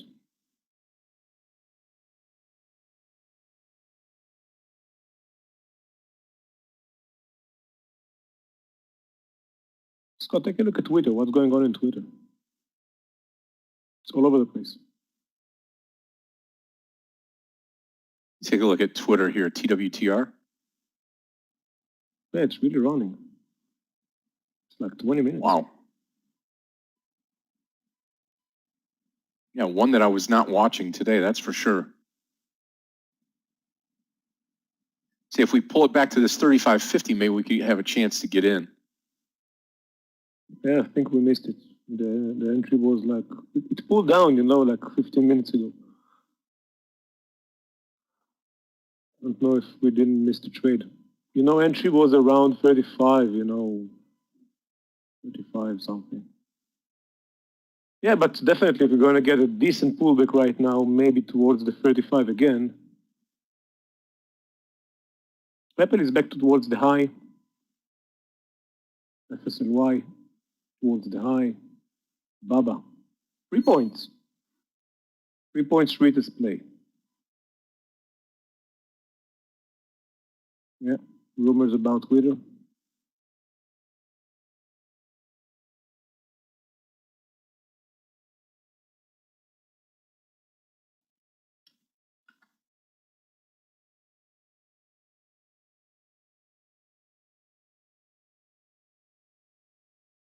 SQ is making a bull flag. You're completely out of the trade, right? SQ is amazing. On SQ? Daily of SQ. Yeah, I just have 100 shares left on SQ. Yep.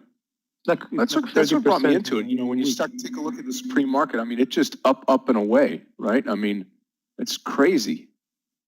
Scott, it's 30% in 5 days. It's an amazing move. $32. Yeah, amazing. And again, I'm starting to see this more and more, with a lot of the stocks that we're looking at. I know the market is doing well, and I know, the exuberance is there wanting to get into the market and trade and do all this stuff. So there's a lot of buying going on. I realize that. But again, many of the stocks, such as SQ, they just look extended when you start looking at the daily,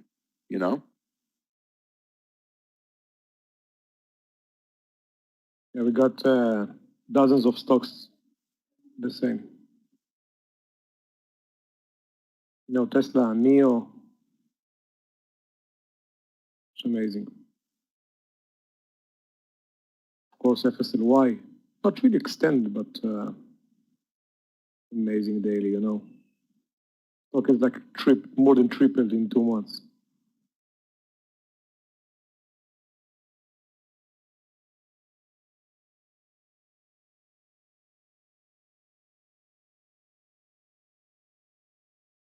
Scott, is Blue Apron is open for trading? APRN. Is it tradable? Let me take a look here. We do have 2 IPOs today also. Which one was it, Danny? APRN? Yeah, Apron. Blue Apron. But the market is moving down pretty strong right now. Maybe some kind of intraday.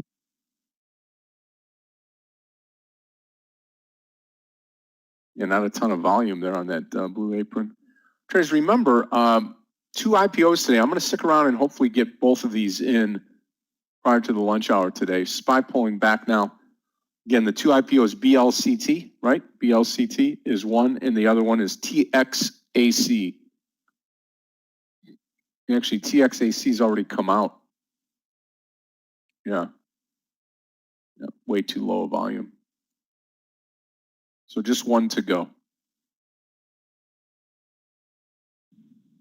Scott, the second IPO is going to be even less volume than that. Do you think so? Yeah, it's only $84 million IPO and only 5.3 million shares distributed. So issued, So yeah, be slow. I don't really know what's going to happen. You know, this TXAC, this is some kind of an acquisition. I don't really know what's going to happen. It's up 25%, but however, you can't really trade it because of the spreads, and you know, it's really, really dangerous. And it's only 11 million shares, 11.8 million shares. On VLCT, you're gonna get half of that. So, come on. The market is really moving down. Is there any news, Scott, right now? Because the market is really losing it. Yeah, no, nothing that I'm seeing on television right now.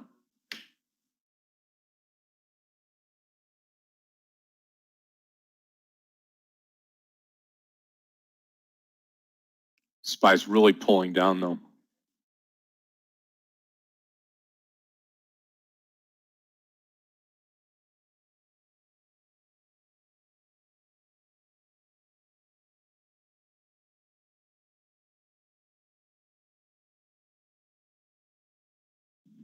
Yeah, Scott, maybe that's gonna drive Twitter into a better place for us, you know. Right, right.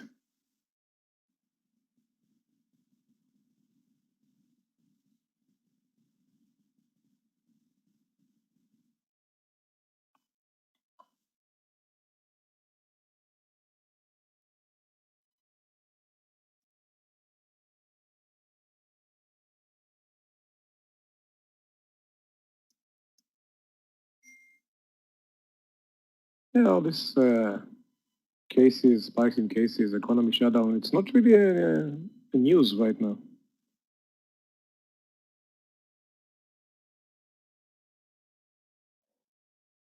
Any news related, Scott, about shutdowns, new cases, you know? We got them every day. Yeah, Everyone absolutely. knows that we're going into you know, like second second shutdown, you know, whatever. I can see it right here, you know, the government just issued a lot of restrictions, Scott, about all these venues and whatever, just yesterday, because of the rising in cases.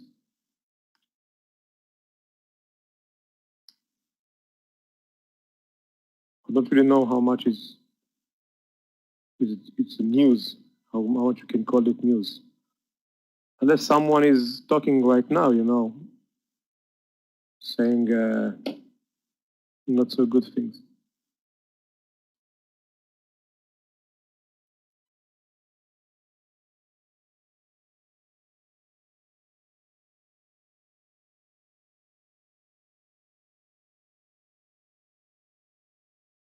I think Baba is not really affected by that, right? 4 points.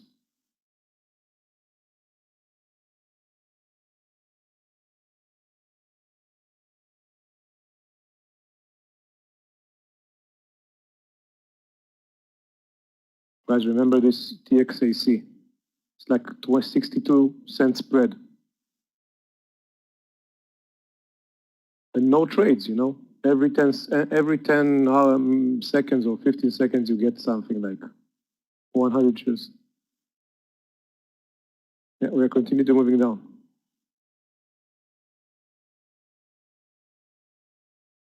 COVID transmitted through the air news.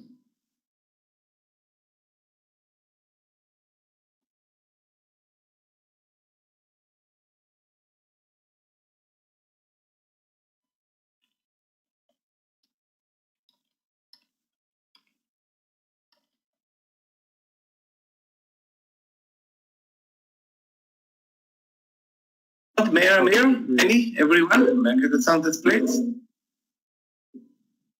Sounds like Michael, you sound a little bit loud, like you're in a tunnel maybe. Try it again. sounds like the S&P. Wow, this SPY is really tanking right now. Yeah, we're just closing the gap right now. Dow just closed the gap. S&P like cents from closing the gap. You're still up, but back to square one.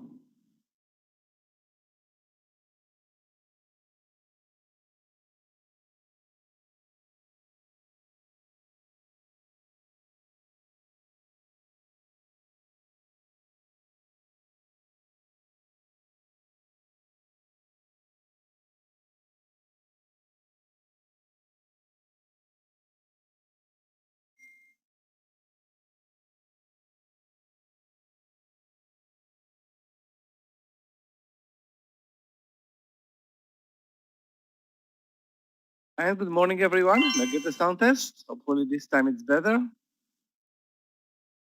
Perfect, Michael. Yeah. Good morning to you, Yeah, now it's better. or good afternoon. How are you?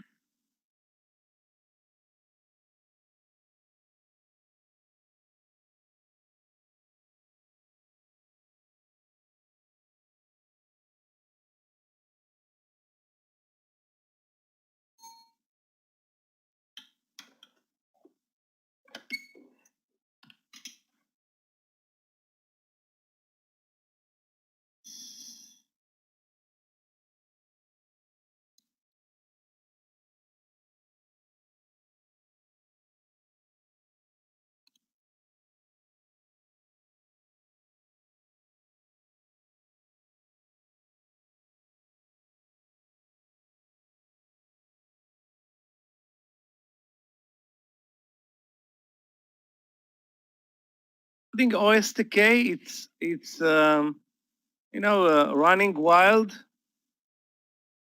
One of the best trades this year alongside the Wayfair. So the internet economy is booming. Looks like it will continue to boom.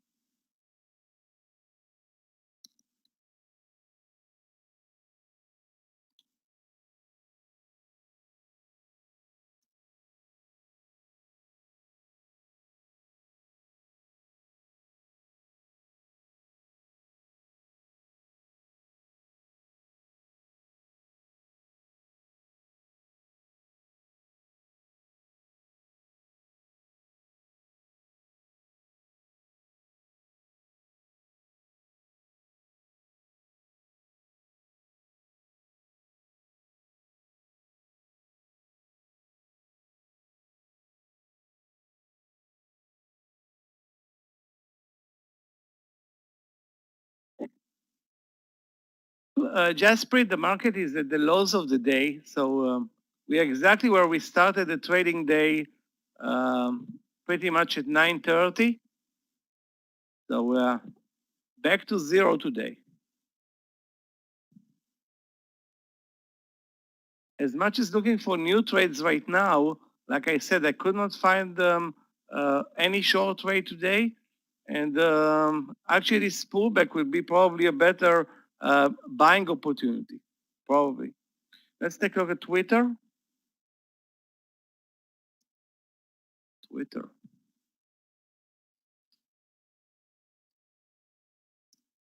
Let's wait for a move over 35. That's a reasonable entry and use the view up as stop loss. Hopefully the market will not continue lower, and in this case, Twitter can be a winner. So view up is at 34.75. That's the risk on this trade. Long over 35 and view up stop loss at 34.75. If you're in, Amir, I'm in with you. We risk on this trade 25 cents to get hopefully 2 to 1. Volume in Twitter is amazing right now.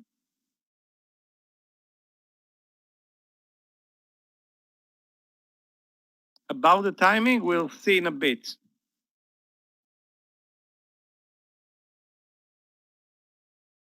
Yeah, very interesting. Now we've got a bounce on the SPY, just coming right down to close the gap and then bouncing right up. The key for today is going to be right here, traders, right at this 313.78, this dotted line on the SPY. You should have this on your chart, yesterday's close. Watch that. We've come down, almost touched it here and then just bounced. Watch that. Plus one IPO. I mean, if again, it comes out as Danny said, we won't have a trade, but depending on the volume, might be there. That's BLCT. Nothing yet. Twitter trade is right here, TWTR. I would say any pullback and move over 35 now. I'm going to post it here. TWTR long over 35.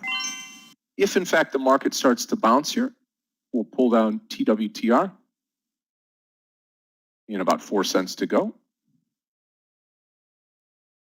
Okay, so stop loss will be will be 34.50. Upside move up towards 35.50 and more.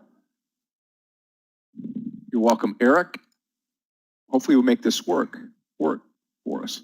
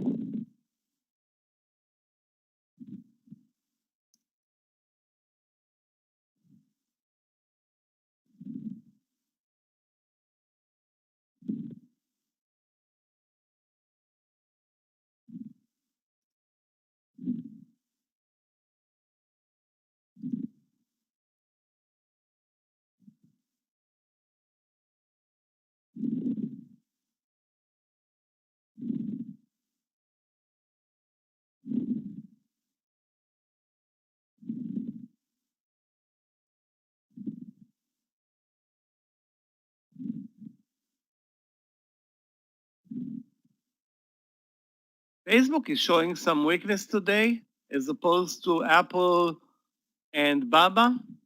Actually, Facebook is trending towards the lows of the day, maybe because of the Twitter news.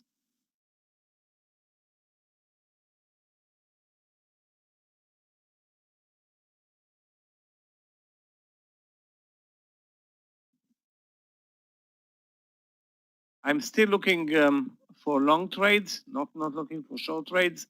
We'll see in a bit if it is a mistake because it looks like we're building a bear flag here at the lows of the day. So it's possible that the news are actually a game changer for this trading day.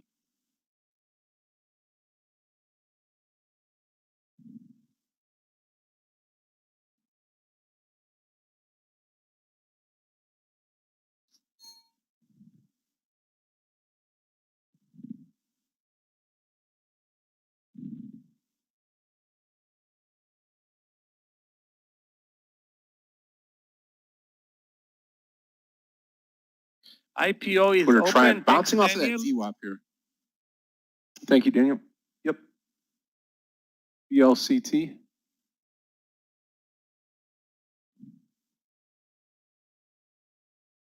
Yeah, pretty low volume here. There's a BLCT level 2. Up 40%. Not great volume though. Yeah, let's watch the volume. Just a second, 1 minute candle.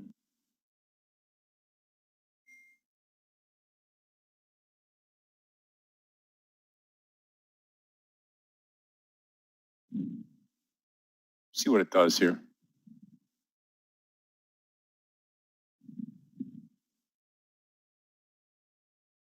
It's gonna be halted. That's it. Yeah. Halted? Did you call that, Yeah. Danny? Yeah, you can see the bid and the ask. You can see the bid, and you can see the bid is getting red, and you can see that buyers are the stocking there. It's gonna be halted, and it's gonna be a very risky one, you know, guys. Okay, I think we'll just watch Twitter here. Yeah, Chinese platform. Jeez.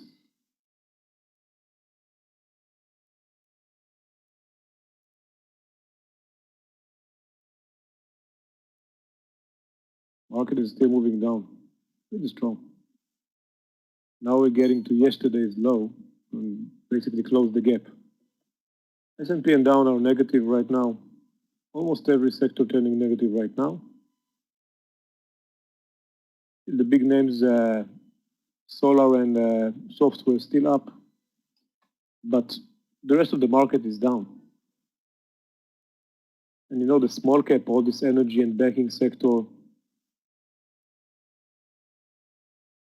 down significantly.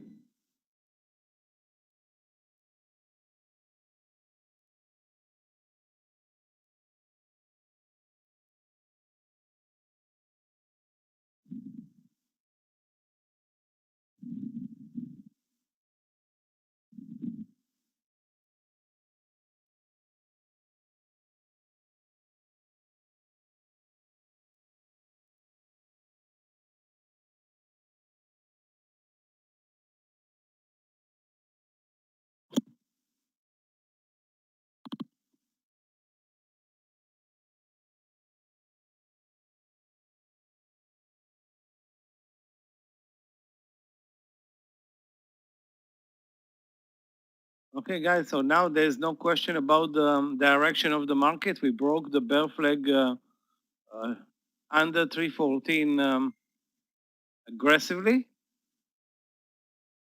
And we're looking into, SPY is right on the day at this point. Q is still positive, 0.34.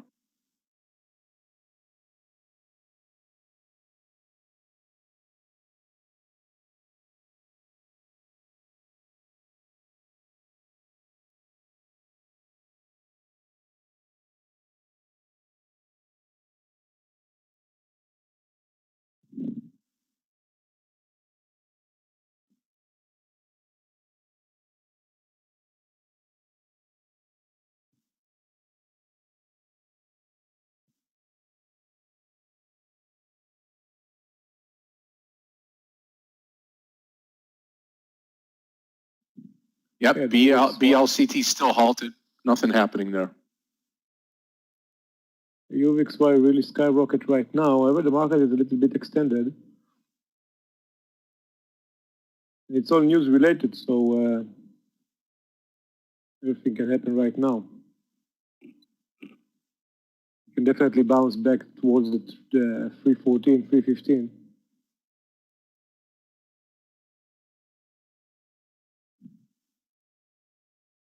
Yeah, you know, but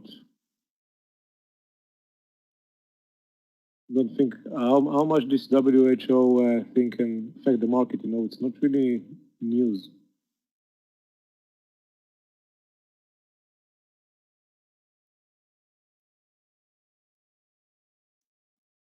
That thing just annoying because it doesn't help ZS to get towards the high.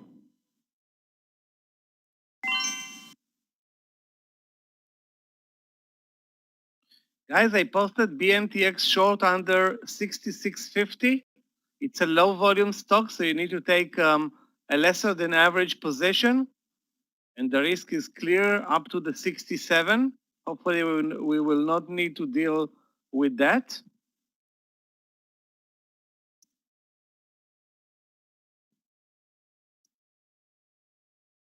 So a bit spready, but actually the spreads are okay. I'm sure it's going to open up some spreads, but the volume is on the low side, 700,000, but the bear flag pattern short is perfect.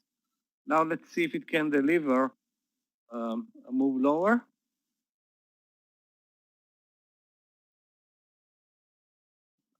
IPO is open again. Just be careful about it. Market is definitely Spreads can supporting be- now short trades. Spreads can be up to a point, so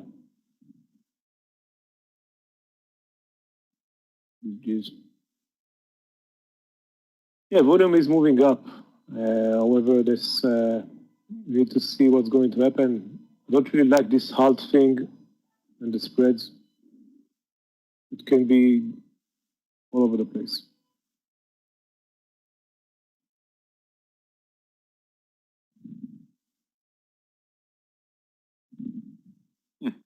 There goes that BLCT off to the races. Never got a chance to do anything with it, really. Yeah, halted again. Come on, no. What's going to happen?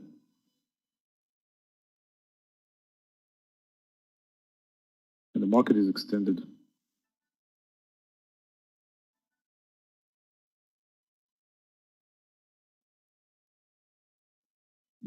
Nvidia down $4 in 6 minutes. Actually, it's only 1% still. Nice move.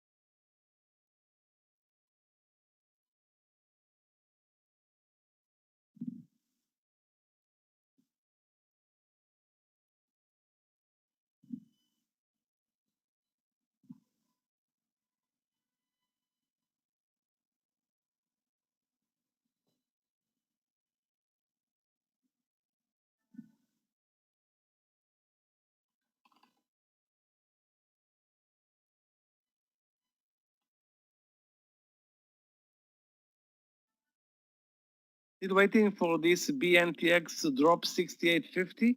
Sorry, 66.50.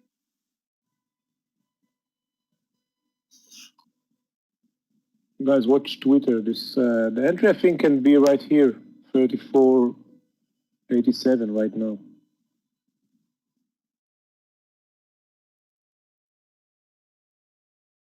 We got a support. We got pullback we need.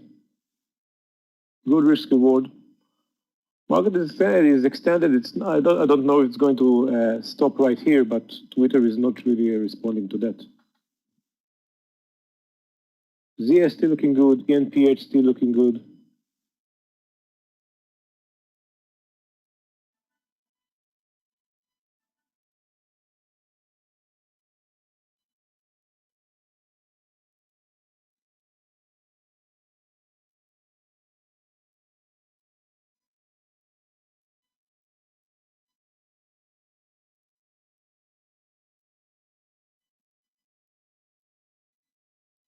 Amazing to have an IPO. It's been a while when we've had an IPO halted like this as well. It looks like we are down significantly, but we are just 30% down in the S&P. That's because we were starting higher by moving up.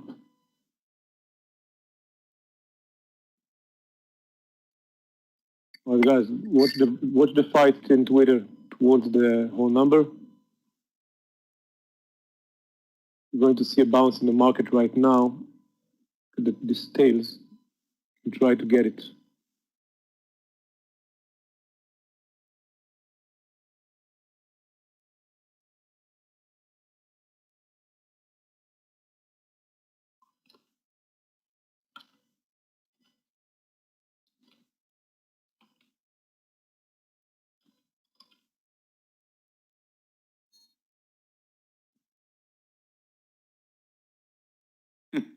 Yassine, you're exactly right.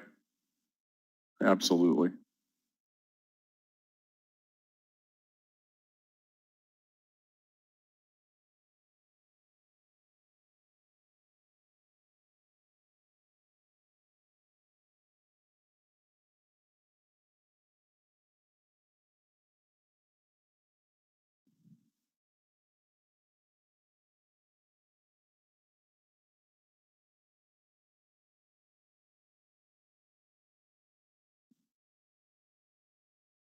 Absolutely ridiculous, but that's because of the very low volume. The volume is absolutely a joke. 700,000 shares traded.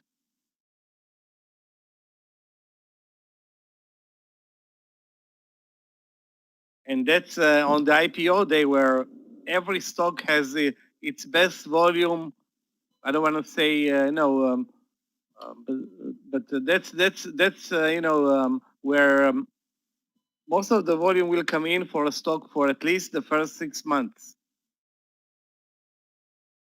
If you don't develop volume in the IPO day, it's not going to happen. Later, probably.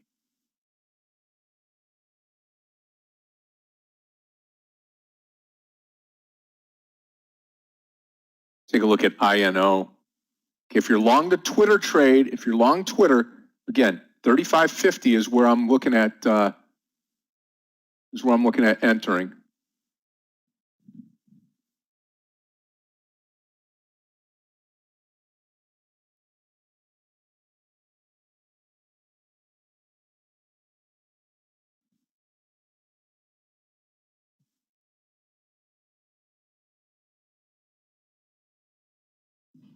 Guys, anyone joined Twitter? 34.87. We see the spike back in the market, we see the tails. Some kind of a falling knife behavior. Yes, Silvio, 99. Amir is in, Christopher is in. Mia Wahid is in. All right. We got the initial 30 cents.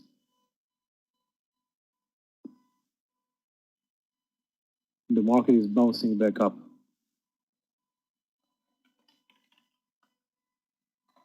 Yeah, this BLCT, you can't, that's too crazy,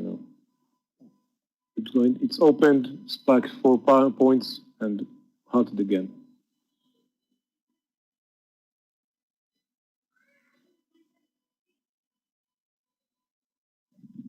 Is it advised to be in when it's halted like this? If you like roller coasters, If you bought it at 22. Really risky play.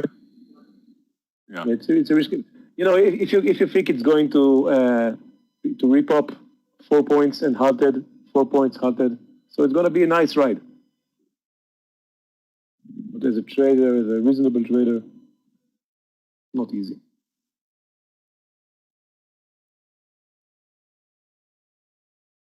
Guys, remember that ENPH and ZS still maintain the trend. Really affected. Baba still uptrending.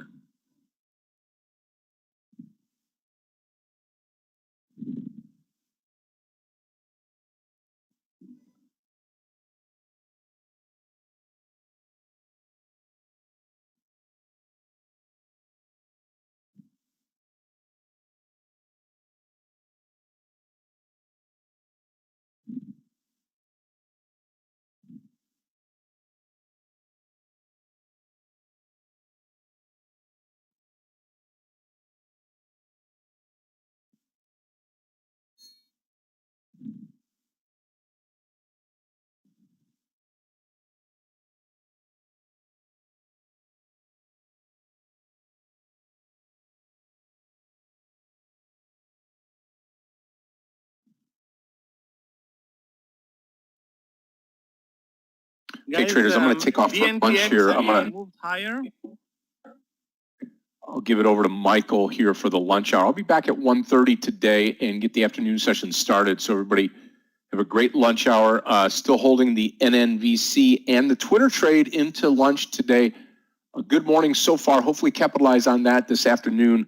I'll be back, and we've got the Advanced Strategies course today at 4:05, the last day of that. Then tomorrow we bounce back with Mentoring with Aggie.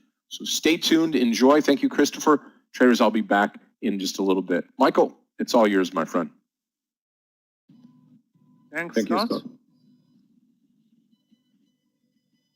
Okay, guys, I'm canceling the BNTX trade. That 66.50 was rock solid, very low volume stock, and also spready. In retrospect, lucky for us, it didn't break. And the market is V-shaping from the lows.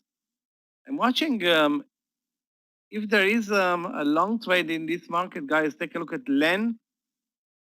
Perfect trend today, and perfect breakout over 67, building, I think, on the daily 66, sorry.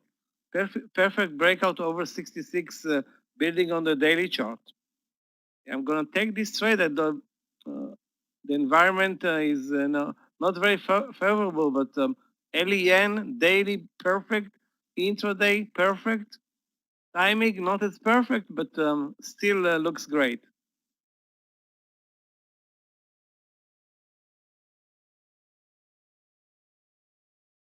Okay, yeah, let me post my charts. Hold on a second, guys. Yeah, I was talking kind of to myself. This is LEN. This is the daily and LEN, an impressive daily chart. And guys, you can see it. You'll see in a split second this daily chart, and then we have the intraday chart. Hold on a second. Okay. The only problem is this kind of unclear market at this point, where we are reshaping from the lows. Of course, it doesn't affect LEN at this point, but breakouts over lunch as we approach the lunch session, kind of questionable. Like it though. I like the trade. The stop loss is clear, the VWAP. There is no other stop loss. Hopefully we won't need to deal with that.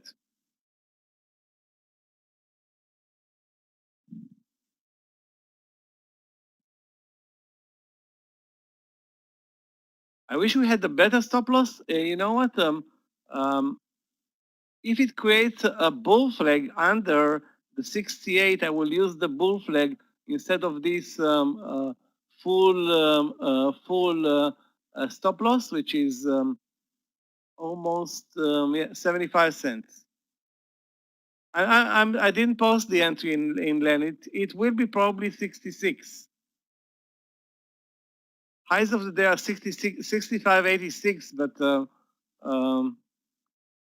I will need to wait for 66. Yeah, let me post it. And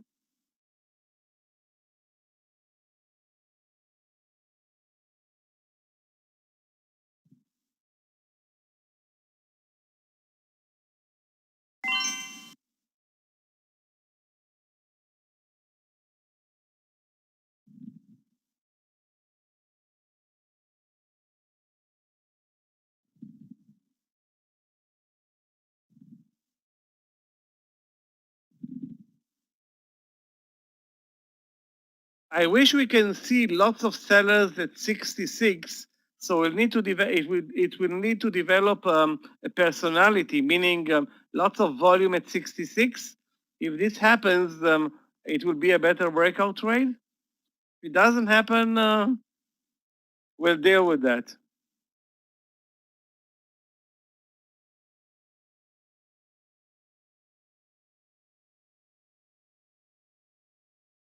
Wow, NKLA today, unbelievable. Hold on a second.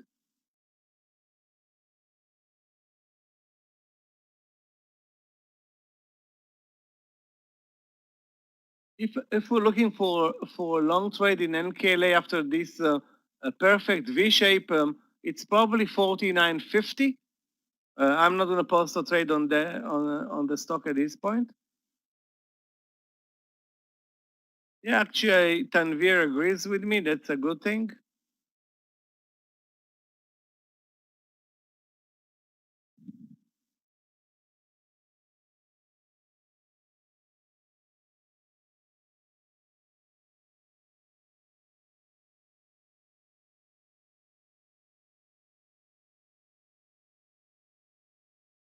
Yes, it is still halted and still showing only 800,000 shares traded so far today. So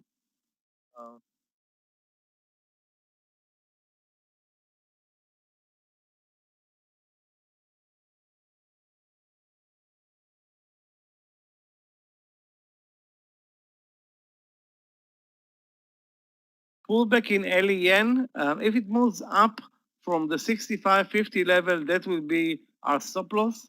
Again, if it breaks over 66.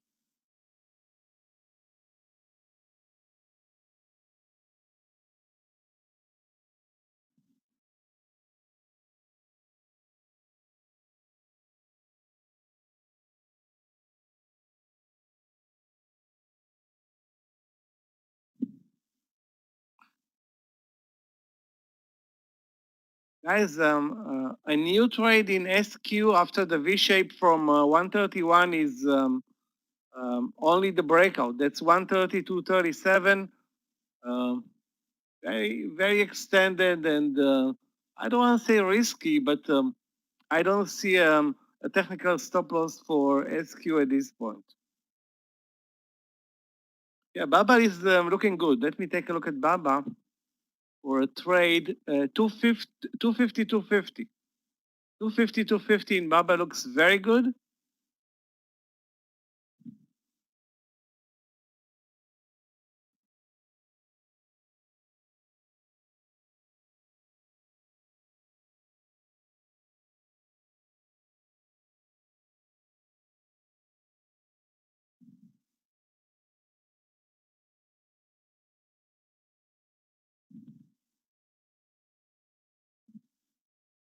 So Amir, if you're looking for a trade in Baba, though it's pulling back a bit right now, 250, 250 is very, very interesting.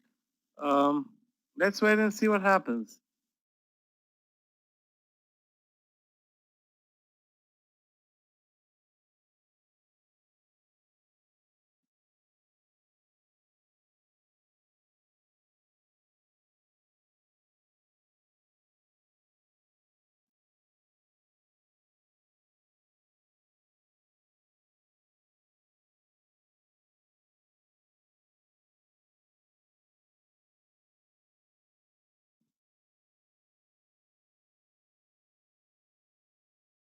I already posted an order to buy at 250, 250, pending not breaking substantially under 252, which is my planned stop loss for this trade.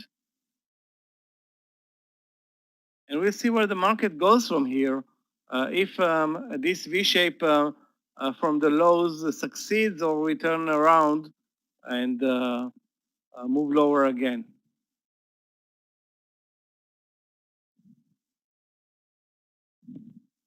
TME, let me take a look at TME.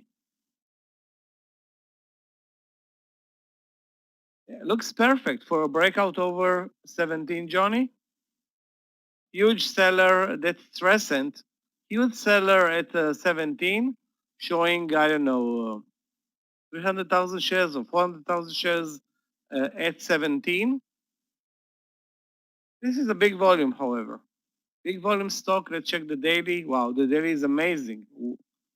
Actually, super extended, but all the Chinese internet stocks have gone through an amazing rally over the last couple of days. All-time highs, I think, for this stock.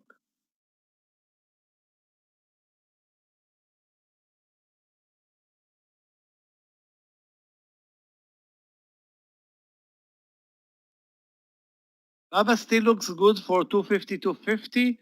I'm waiting also for LEN over 66. The IPO, BLC, whatever.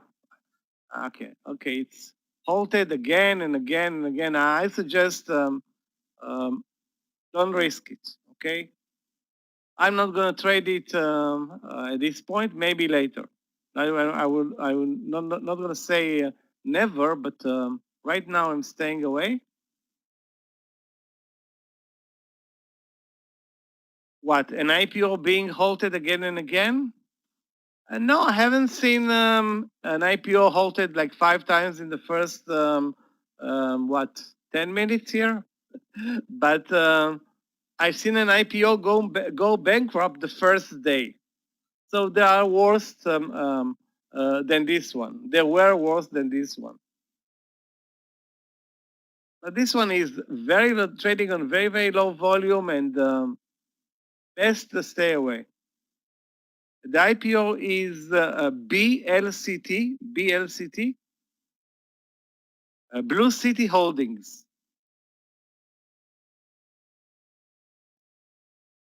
Yeah, some kind of a Chinese platform, whatever. Guys, about Twitter, this is definitely partial areas. The risk in Twitter was not that great, you know. It's just something like if you took it in the 34.90 area, just 30-cent stop loss. Now you got yourself 60, 70.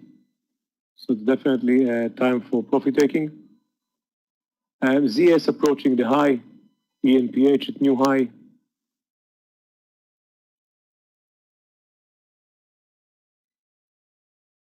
FSLR amazing. Guys, Baba at the trigger, 250, 250.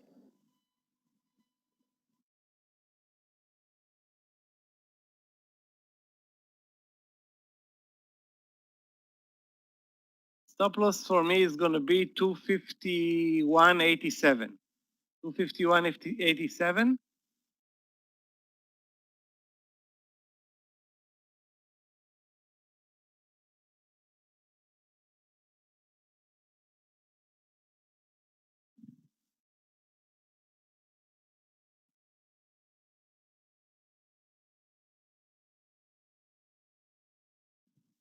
And the market is supporting the trade. We are coming higher from the lows. The target for this trade will be covering the risk first with the first partial and let it run with the second partial. Didn't buy much. I bought only 400 shares. I think that it is a lunch trade and regarding JD long 65, guys, look at NVIDIA. Big reversal bar in NVIDIA as well. Regarding JD, over 65. Well, it's over 65 already. Is it? Yeah, it's over 65. So there's no question there about that trade. The risk on that trade was 25 cents, so looks good. Lana, with JD over 65. Again, I would look for a base hit now with the market moving higher from the lows, but hopefully it will continue. The BABA trade approaching the 256, sorry, the 253.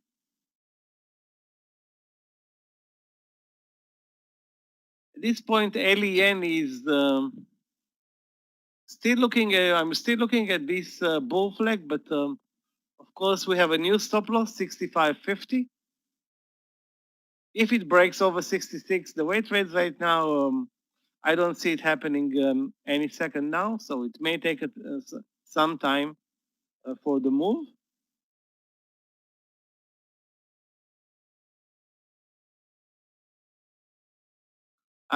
You wish it was 256? It will be a 256. If you wait in this trade a day or two, it's gonna be there.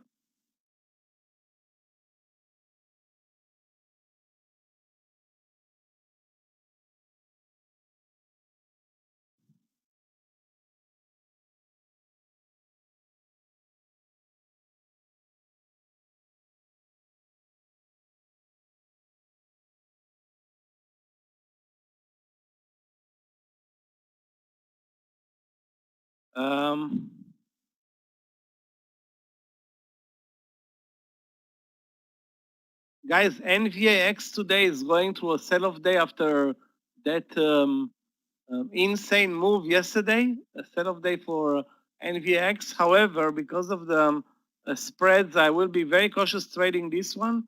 It's coming down from 100 at this point.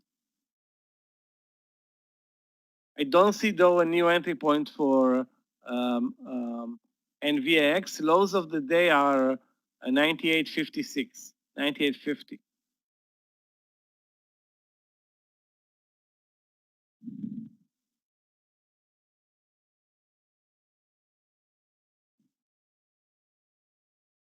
Regarding TME, those who bought the 17 breakout, this is a small cap. I would look for 20 cents for the first partial, all-time highs. So 20 cents is a reasonable, very, very good move for this time of day as well.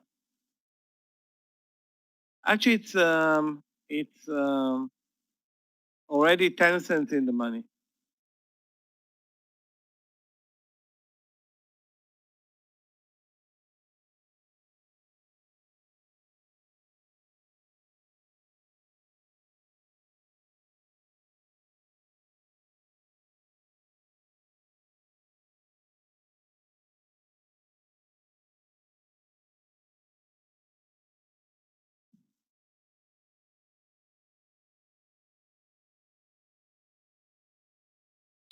It moved too fast. You mean TME?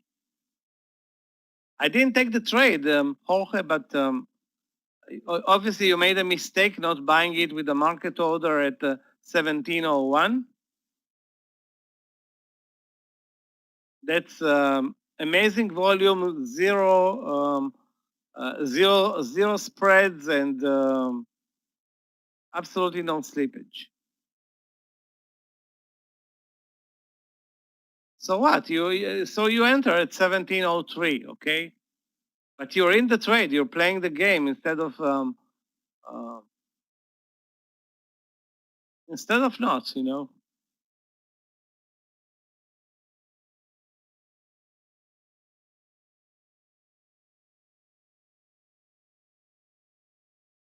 Let me take a look at Workhorse, WKHS. Looks like a trade over 17, although the trend is lower all day. This is, to me, a trade over 17.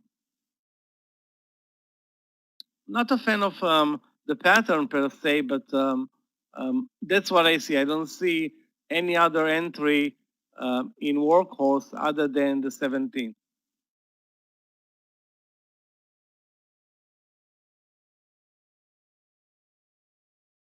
Okay, guys, 6 cents for the partial in Baba. You can be greedy with this trade and wait for a move over 253, and because it has plenty of room to run, to tell you the truth. But being that we are trading an unclear market and the lunch session is already here with us, it's safe to say that a partial is the best thing to do right now. 50 cents in the money in Baba. Okay, and I think I'm going to cancel the LEN idea. It's now under 65.50. No way it's moving to 66 anytime soon. Regarding BLCT, I'm not going to trade it. I don't know if it's going to be halted any second now, but spreads are insane. $1 spread on the table right now. This is a recipe to lose money big. Stay away. Best. Why do you need it? Take the partial in Baba and be happy with this trade. Taking the partial now, 253.11. Too bad I bought only 400 shares. So sold 200. Stop loss for me is going to be the entry, 252.50. But there are easy trades and there are the hard trades. This is definitely qualifies. This perfect reversal at 250, risking 50 cents to get 50 cents and maybe more with the second partial. But this is, a winner versus trading the IPO, which has, so many issues. Not only the volume, the spreads, it's being halted from time to time. I mean, it's a cry for a loser.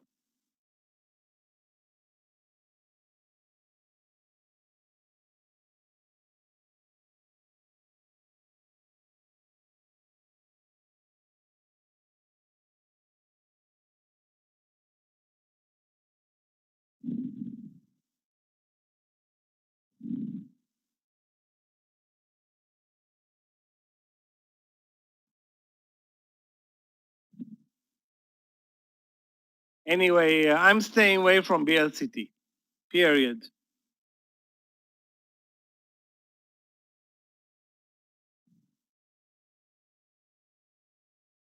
Next target for Baba, 253.50. Highs of the day are 254. So that's the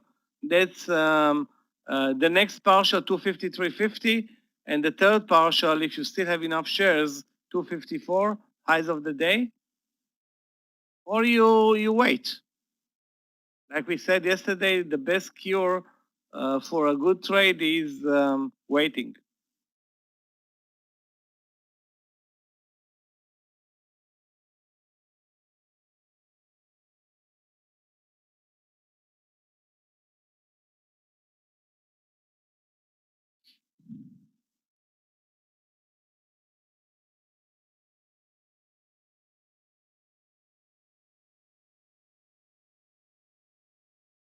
Amir, thank you for the Baba trade.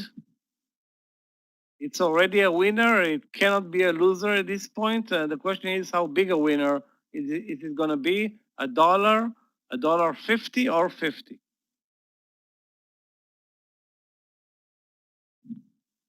The best stocks to trade under $20. I don't have a list, Khan, for that type of a question. But I don't see any reason for you to looking for stocks based on their price. That's a mistake. Okay, you don't trade based on their price. You trade based on their technical platform and patterns. And the trading based on the price is not something that we do. Okay.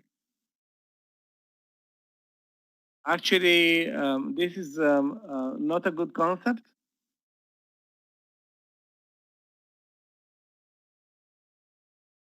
And again, instead of buying 100 shares of a $20 stock just because it's a $20 stock, buy 25 shares of $100 stock. Yeah, but again, I understand this is a legit question, but it doesn't mean that you don't have a big account. You're gonna lose money or not make money because you have that limitation. So what I'm saying is, instead of buying 100 shares of 200 of a $20 stock, just go ahead and buy 30 shares of an $80 stock. Okay, you'll do much better. So ignore as much as you can. Ignore that limitation. Trade less. Okay, $1 in Baba coming up.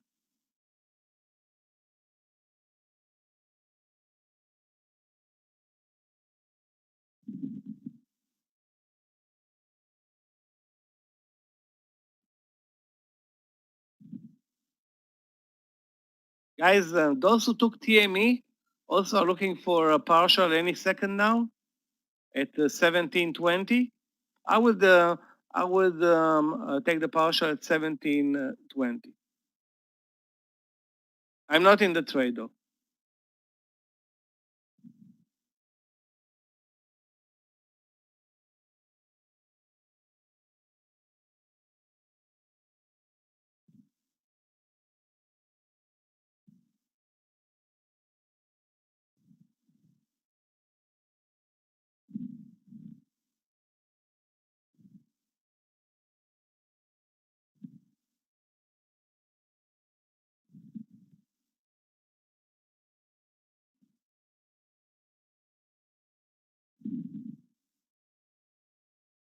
What was the question, Larry? I didn't understand the question, or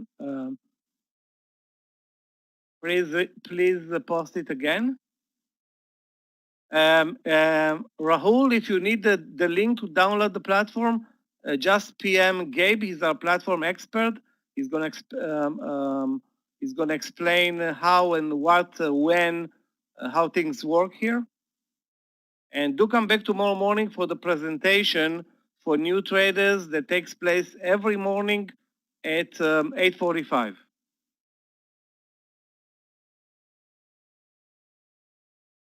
Yeah, bid shows the buyers, some of the buyers, okay, not all the buyers. And the ask shows some of the sellers, not all the sellers.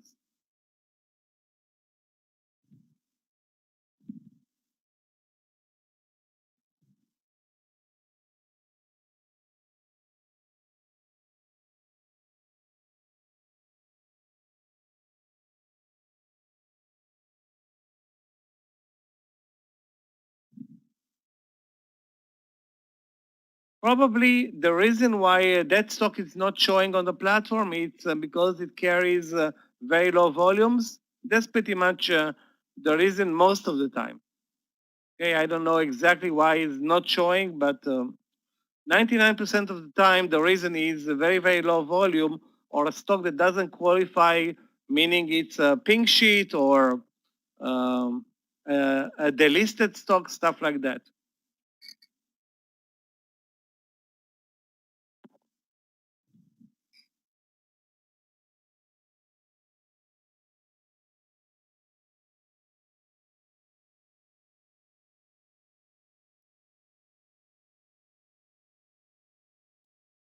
I'm watching also, guys, NKLA. Not sure where I would trade it at this point, but it's on my watch list as a long trade. Okay, as soon as I said that, Danny's posting at 50, so we don't have any problem with that. 50 is a great entry point. I want to say let's look maybe for an earlier entry, but 50 is a round number. It's a clear technical entry at this point. Looks great. You just need to get there, and it's actually the right stock to be aggressive on.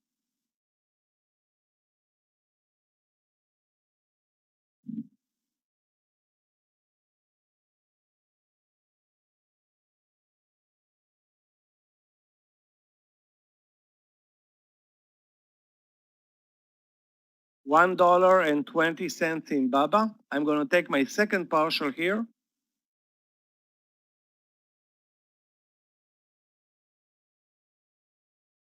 Okay. The third partial is going to be a swing trade. If it doesn't go back to the entry, which was for me 250, 250, that's the end for BABA. So 254, actually, guys, that's what I wanted to say. It's a breakout trade. It's still, I don't want to say early on the day. It's a lunch session, but it's a possible adding point. The unclear thing is the stop loss in this trade, meaning the only stop loss is 253 at this point. So it will carry a dollar stop loss. I'm not going to add at this point, But this trade was very good, Amir. Thank you for that. I can only blame myself for buying only 400 shares. Yeah, let's take a look at what is the symbol, LVGO. Not a good day for LVGO. After an amazing day yesterday, today it gapped up, but basically it's doing nothing. I see no reason, no pattern, no trend, nothing that says long or short right now. Very, very, very, very flat, It's not even flat, very, very choppy.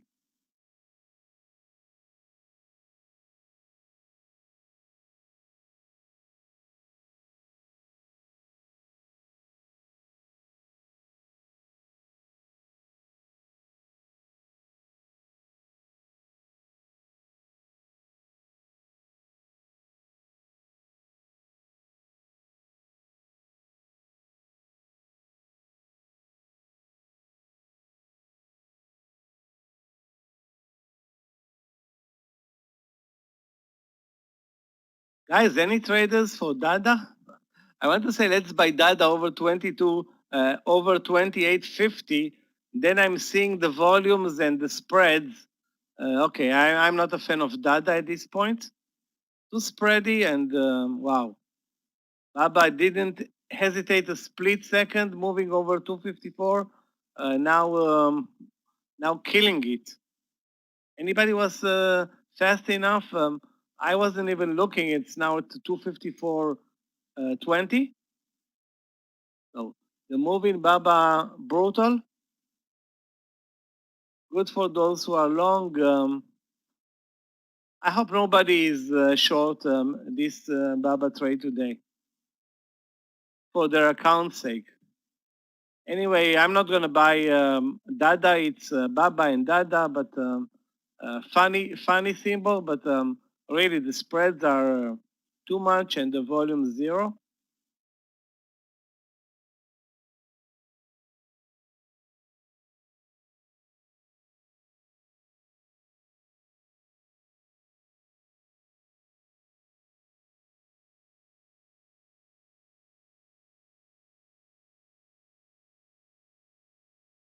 Twitter is also killing it. For those who are in the trade,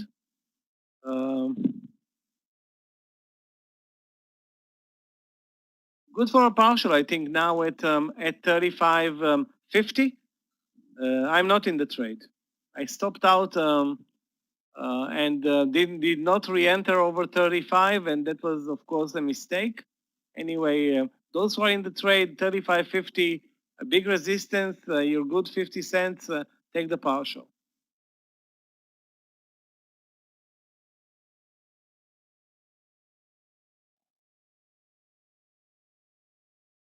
Regarding the NKLA trade, it's a tough one. I cannot say, Alexander, that I will pre-enter at this point. Let's see how it acts at 49, at 50. Okay, let's see how it acts at 50. Not gonna, say never. And when it gets to 50, we'll deal with that. I think there's gonna be plenty of sellers there. plenty of sellers at 50. So I'm sure it's not going to go through like Baba. Baba is on a tear now at 254.80.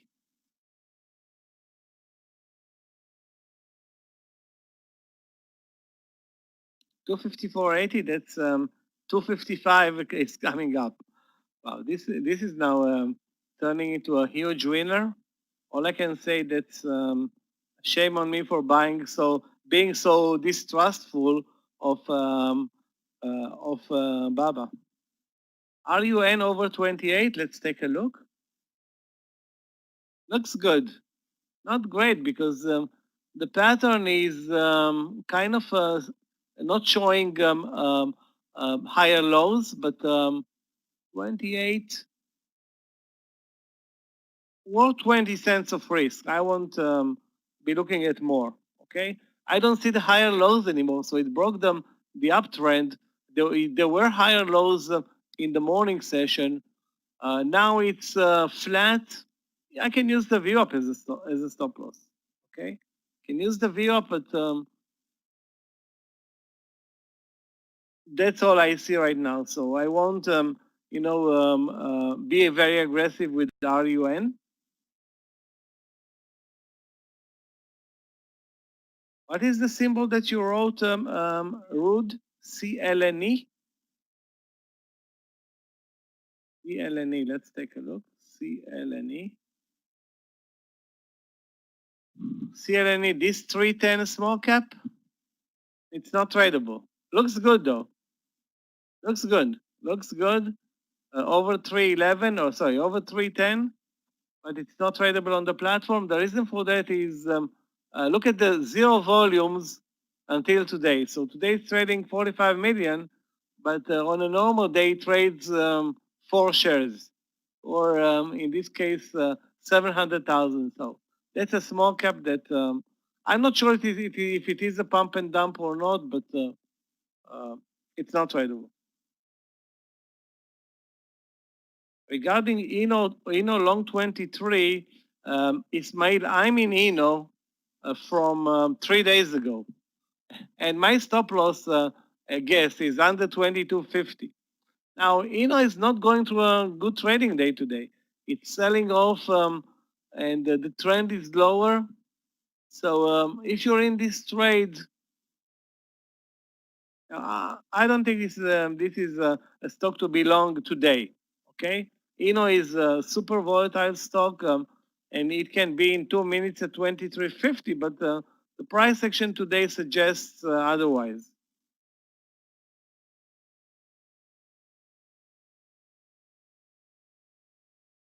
Not a good day for Eno. Not a good day for Moderna.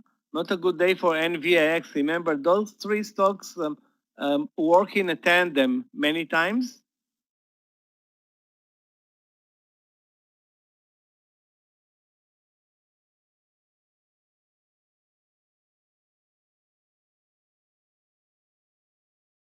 The market is showing some tails to the upside, maybe a potential reversal lower.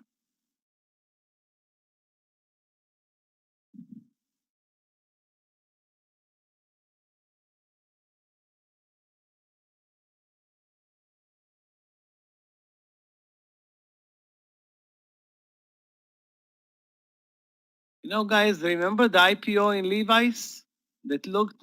This IPO looked fishy from the beginning. No way you can make money in this environment in retail, or no way you can get money for investors when your whole business is built on retail, which is not 100% online. RVP long 815, let's take a look. RVP. I'm sure it's not tradable. Yeah, it's not tradable. You see a stock that has no volume and suddenly it pops up, but it cannot be traded on the platform.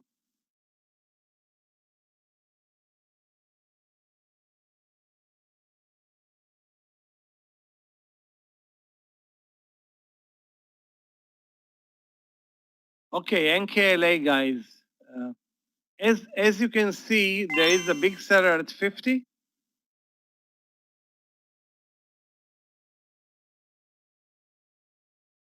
Wow, this is an aggressive trade.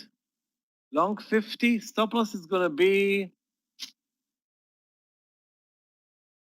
anywhere between 60 cents and $1. Anywhere between 60 cents and $1 on this long trade over 50. Yeah, Danny actually posted it with $1 stop loss. It was rejected aggressively here from the 50. There's a big seller, big seller up there. Yeah, that's the deal right now.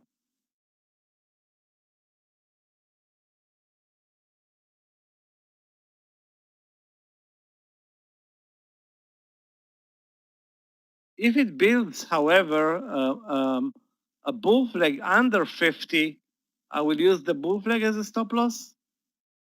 I don't see it happening at this point, though.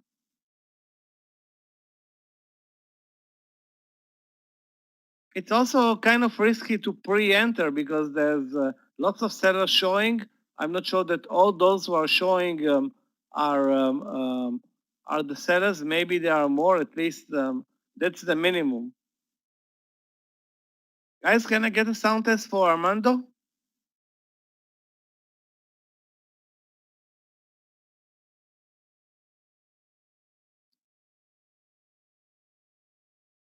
Okay.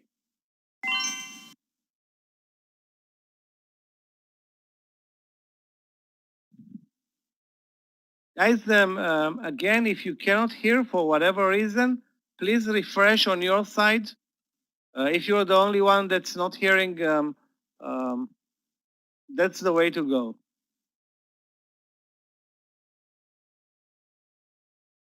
It's going to be a risky trade, though, on Nicola.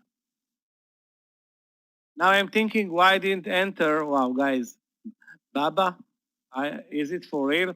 255.50, $3 in the money now.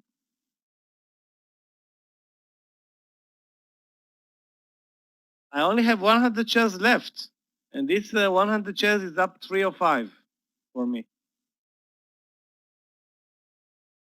298, 303, 301. So I'm hoping that anybody that took the trade and there was no reason not to take it, you still have some position left, whether it's 50 shares or 5,000 shares, but you need to leave something for the big winner because it was written on this trade that it can become a big winner. Baba on a day like today, breakout to all-time highs. This one, like I said, can be at 260 tomorrow. Alexander, you said the 255 or 260, and I said it's going to be tomorrow, but it's really going to be maybe, I don't want to say today, but it's coming. This stock can run up another 3 or 4 days straight up. Yeah, you cannot get right now into Baba. You wait for a pullback. You had your chance at 250, 250, and you missed it. There was a chance to buy the breakout at 254. Of course, now I'm thinking, what a stupid move. I didn't buy the breakout, but I didn't. Okay. Atanas, this is not the first trade that you're going to miss. There are going to be dozens of other trades that you're going to miss and others that you're going to catch. You know, it's like shame on us for not being on top of every trade, but trust me, I'm more angry than you because I took the trade and I decided instead of my normal 600 to 800 shares that I trade Baba to buy only 400 because it was the beginning of the lunch session and the market was coming from the lows and I wasn't sure about the trend and blah, blah, blah. And this cost me at this point $500.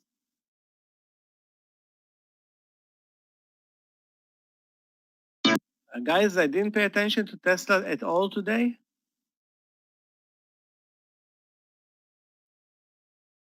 It's still positive. Having said everything, it looks like it's building a bull flag again on the daily. Very, very strong. I don't see anything interesting at this point in Tesla.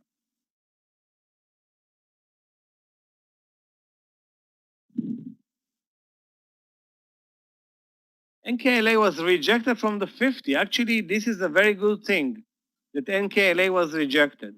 Very good thing. Okay, because now we know the magnitude of resistance up there. We have a new stop loss. Okay, if the stop loss coming up from 49 to 50 was 49, now we have a new stop loss that's 49.44, and the more the 50 level is being tested, the more likely the breakout is going to be positive. If it's being tested once, goes through, comes back, and now the pattern or technical pattern is better.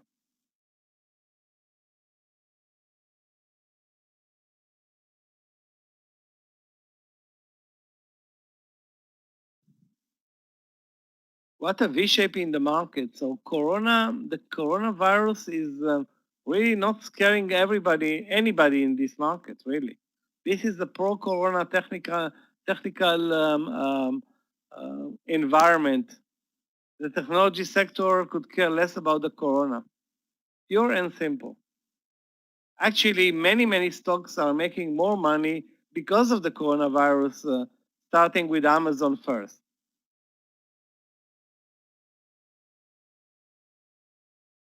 Wow, this is going to be a super aggressive trade in NKLA.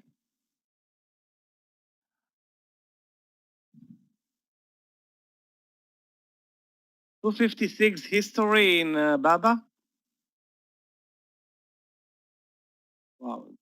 Okay, guys, it's going to break any second, I think.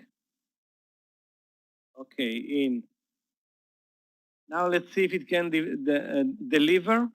The stop loss is 49.50. 49.50 for me.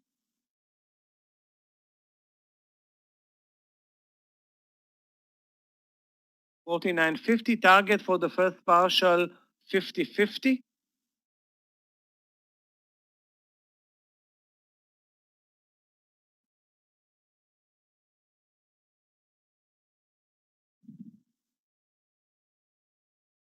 It needs not to disappoint us. There's a big seller at 50.30. We move over. I think we make it to the 50.50. But this 50.30 needs to be cleared up first.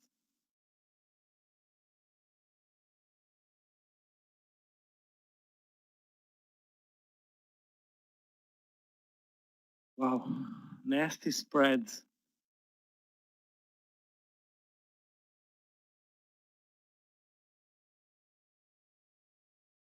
Jorge, if you have a question regarding the platform, you have Gabe, our platform expert. He can help you with that. So just PM Gabe.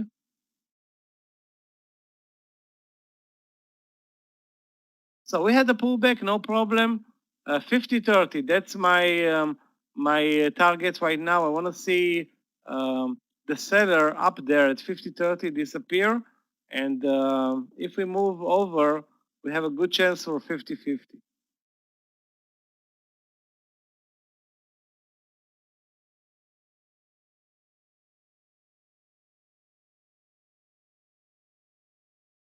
One thing about NKLA, the price action is messy as hell. Hopefully it will still perform.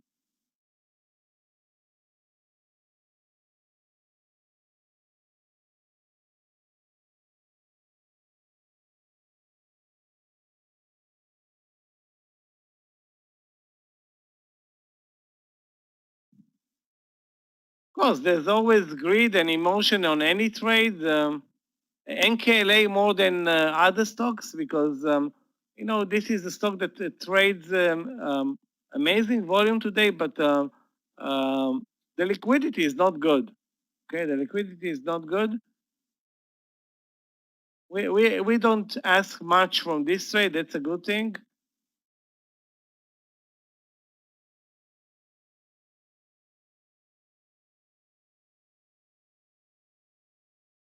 $4 plus in Baba at this point.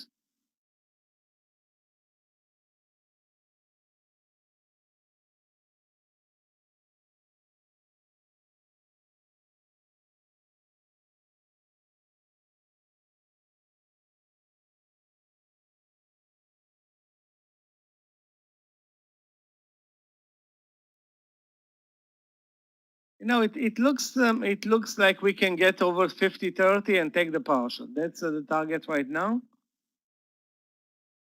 That big seller at 50-30 is a barrier at this point.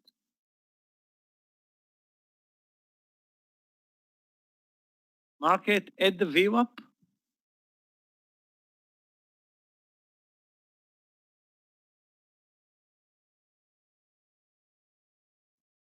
The volume in NKLA is amazing, but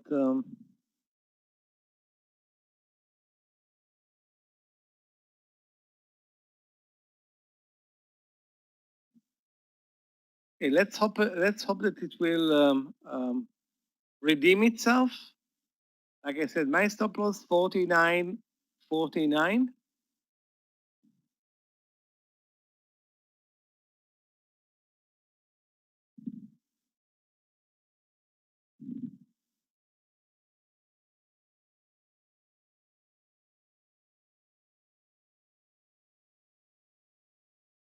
It's not we are $4 in Baba. Our entry, Alfred, was 250, 250.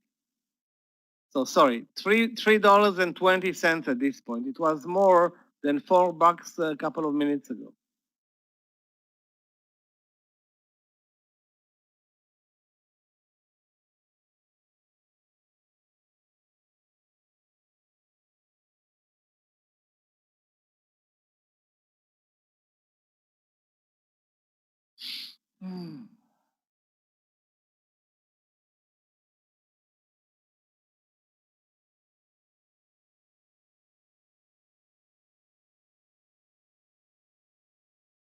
You took it at 245, Amir?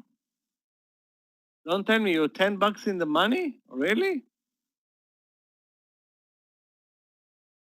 Ah, with Mayor in the morning session. Okay, that's not fair to rub it in for us.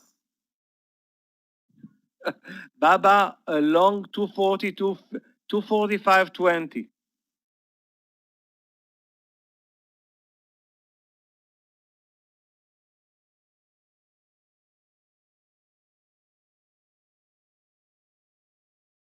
I just want, you know, not to lose money in NKLA at this point. Because we can make money there. Okay, guys, 50, we're good. Okay, you see that spike in volume. We move now over 50-50, and that's gonna perform for us as well. Look at the volume bar right now. Perfect, perfect. Okay, we're in business. Thank you, Danny, for this trade. Taking 500 shares off at 69. Maybe it was 54. I'm not sure where I got filled. Tickets. Okay, got filled at 50.66 for the partial. Perfect. So trade worked. And now guess what? This one is crazy. Danny, I took the partial at 50.66. 50.66. Very lucky partial.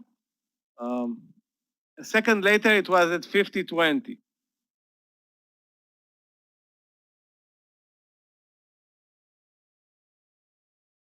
Anyway, guys, look at this volume bar. This volume bar saved our trade. And now we have a new stop loss. 49.61. For the reminder, 49.61. know what? I'm not going to change my stop loss. Still going to stay at 49.50 with the 500 shares that I still have left, and gear for 51 on the second partial.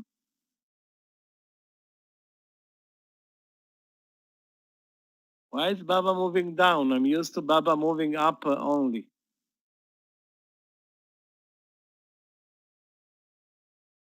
The spreads in NKLA are big. You know, it goes from 2-cent spreads to 25-cent spreads. So it's, you know, it's a messy trade, but the stock is up 25% today. And what's the difference between 25 and 28 or 30? Nothing. The same huge winner.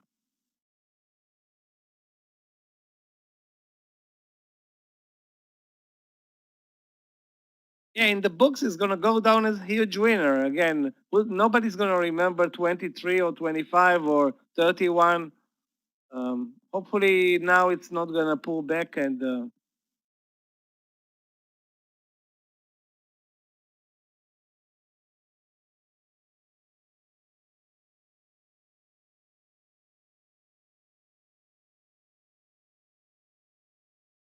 this is the type of a trade where you close your eyes and you don't watch the level 2. You watch the level 2, you think it's something's wrong here. The algos are running wild, really. Because there's no logic in this level 2. Orders are being thrown in and out. It's like, you know, all you need to do to be is on the right side of the move. And it's also a matter of timing here. Timing is super important on this trade. I mean, we had our luck with actually a 1 minute bar. This move from 49.50 to 50.70 is maybe, okay, not 1 minute, 2 minute bar. Actually, it's a 1 minute bar. The move higher was on a 1 minute bar. I'm watching on another chart, the 1 minute chart. So this is all the stock needed.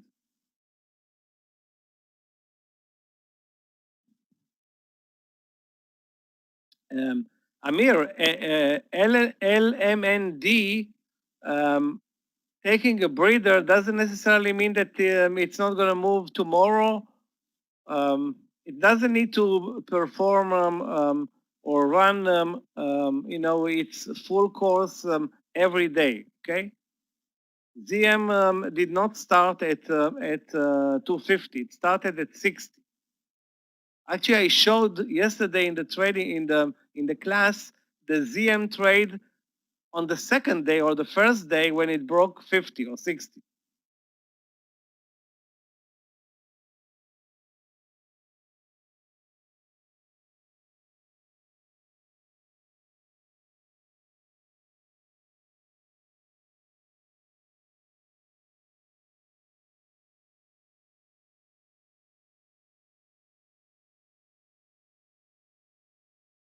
Okay, guys, we move over to 50-50 again. I'm taking another partial here, 250-50. So the second partial and the last 250 shares are gonna go back to 49.50. But now it's a big winner, no matter how I look at it. Already pocketed on this trade $400. No way, it's a loser. Yeah, Baba is diving head first. Let's wait for 254 now. 254 in Baba. Also watch the SPY because the SPY is exactly at resistance, the VWAP, which may create another leg down in Baba. So 254, I would watch it. I'm not going to buy it now at 254 before it builds a pattern below 254. Now it's already at 254, 20, 30. Wow.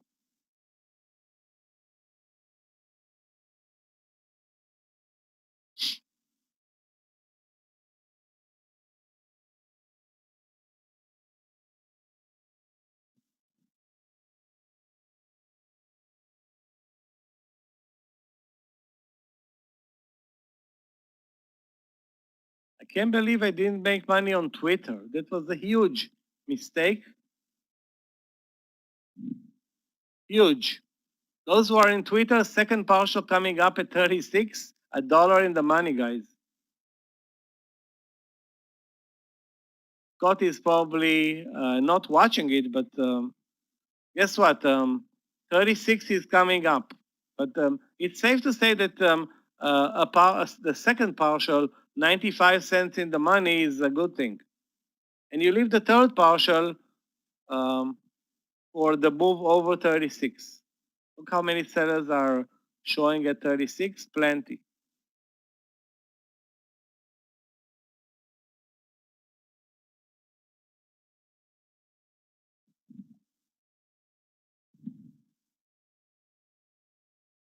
The chart that you're seeing, Dion, is a 2-minute chart. 2-minute chart. It's neither 1 or 5. It's in the middle. But trust me, if I put 1 or 5, you'll see exactly the same thing. There should not be any difference.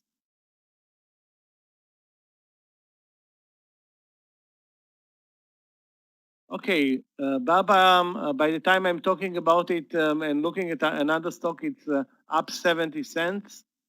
And I didn't buy Baba at 256. Sorry, at 254. You know, you can definitely lock profits in Twitter to the 35, 60 or 70. It's a good call, Silvio. Wow, the number of sellers, I think at least showing 1 million, but it's not a huge number. I mean, Twitter is trading 50 million shares today. The problem is not Twitter. The problem is the market sitting under the VWAP, and guess what? That's the area where most of the chances are that it's gonna start selling off a bit. Yeah, I think some of you took the partial at 35.50. That was a good partial, 50 cents in the money. I don't know. I tried to skimp money on this trade, and instead of lost 25 cents on 1,000 shares. Let me see. It was 25 cents. Yeah, lost to the 34.74. So lost $260. I think 260, something like that, and killed at $1,000. So shame on me. CRWD. Wow, CRWD. Okay, this is the trade that I can talk about tonight in the class easily. I'm gonna write it down actually. There's plenty of technicalities in this trade. CRWD, plenty.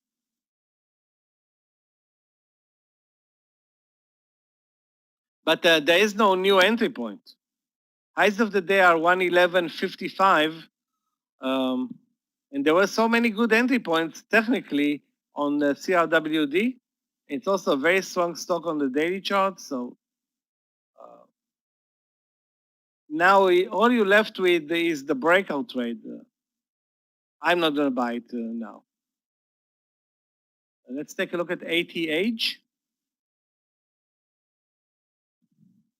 Well, ATH is weak and boring and trading very low volumes. The daily is also dead. Maybe short under 30, but no. Judging on the daily chart, maybe you have something going on under 30, Nicholas. But the volume is very, very low, very low, really. I will stay away. That's my advice to you, stay away.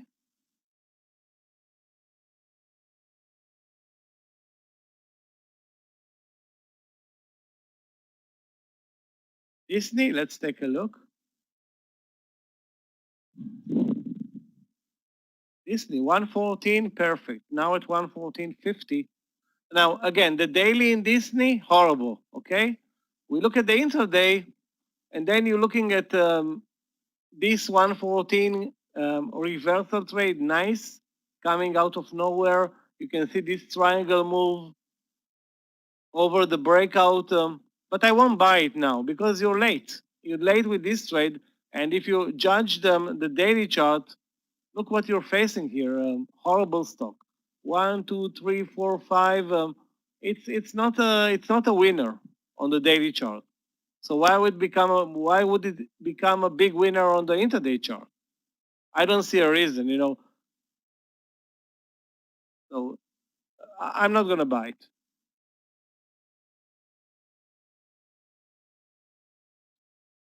Good reading, Dion. Good for you.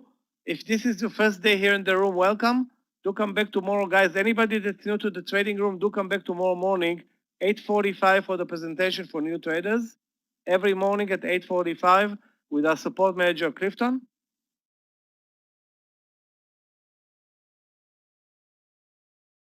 Was anybody smart enough to buy Baba at 254?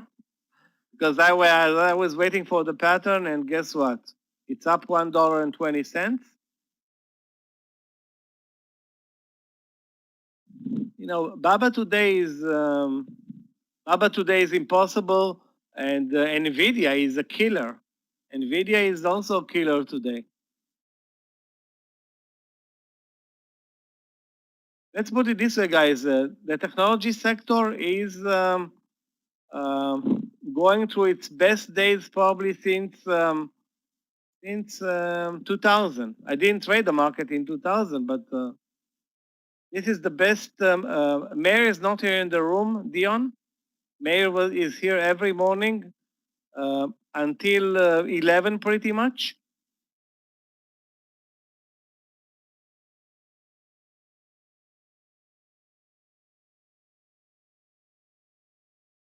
But you know, if you look, guys, at or you go through a roundup of global markets, there's one outstanding winner, and this is the U.S.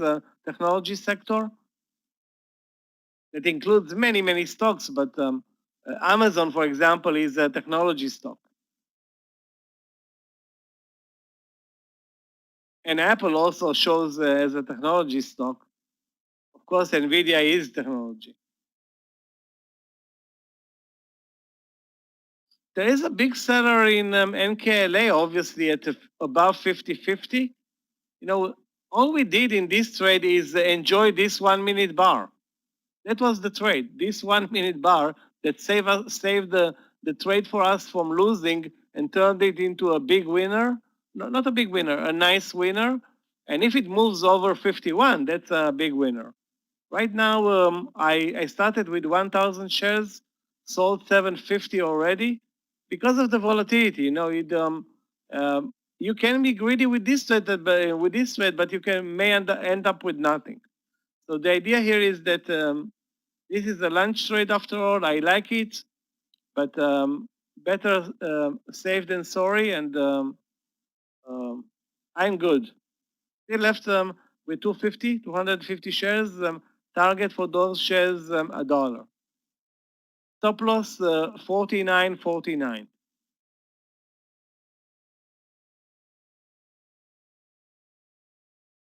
And now you can see this bull flag at 50 can easily turn into a big leg down. Okay, that's you can't rule this out. The 50 bull flag here is going to become a leg down. I wish it won't, you know, but it can.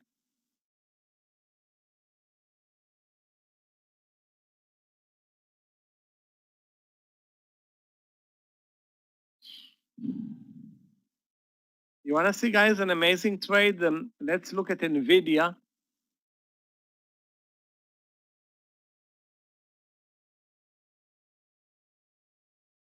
I think it was 404.20 or 25.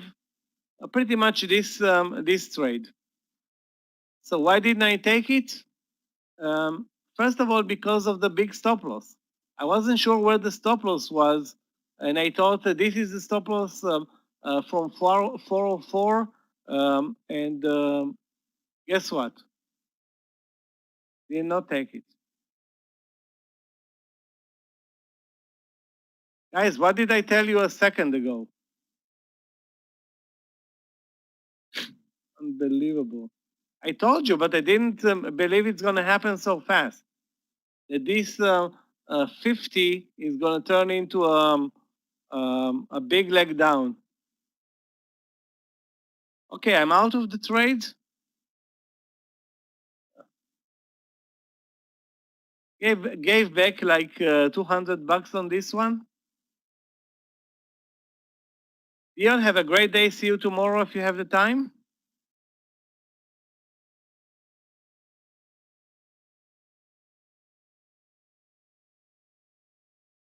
Okay, so the big winner in NKLA is not happening.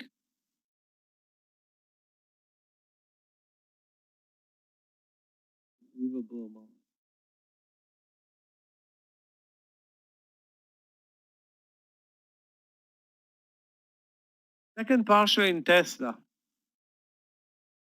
Tesla is now, I don't know where you entered, Ahmed, in Tesla, but this 1390 break is nice. Although, you know, Tesla is not a big mover today. It's moving mostly sideways.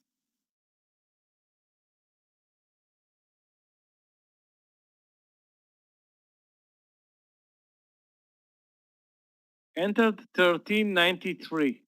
Hold on a second. 1393. Wow.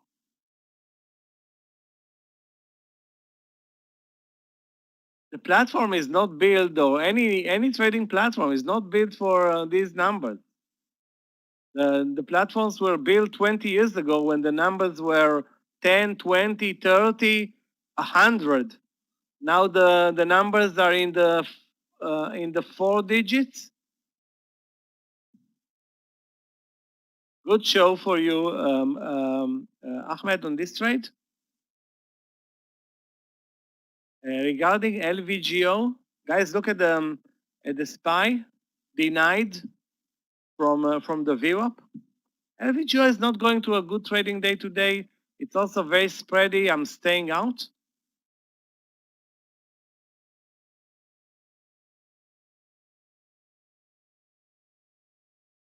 At this point, I'm staying out from LVGO, Jackie. Had a great day. The stock had a great day yesterday, but today it's not going to, very well, or I don't see, you know, good technicalities on this trade. Not at this point. EHC, let's take a look. EHC, that's healthcare company. Looks very weak. Probably under 1735, Johnny, but this is not a good mover, you know.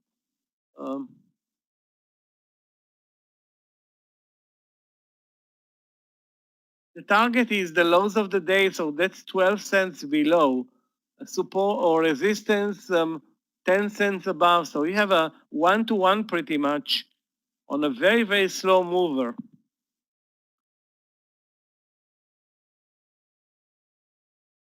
Your call, but you know, doesn't look great. Yeah, let's take a look at the ZI, guys. Well, this is a messy one. Messy, not on a positive thing. When I say messy, it should have been a messy trade, but it's a messy trade. Now, I'm not going to trade anything that looks like this. Okay? So, good move in the morning, ignoring the spreads and the volume. But right now, anything that shows spikes, anything that shows spikes to me is something that I will stay away.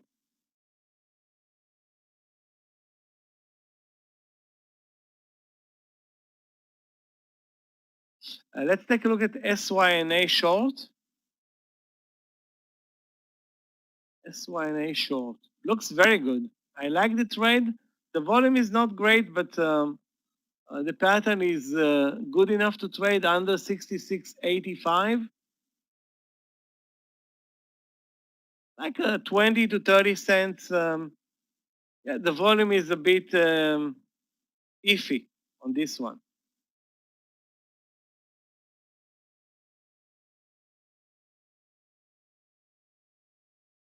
SONO above 521. SOLO, okay.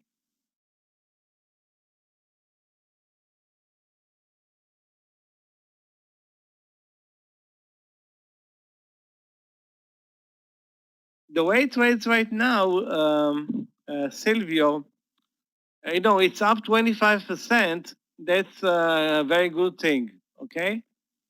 But the way it trades intraday,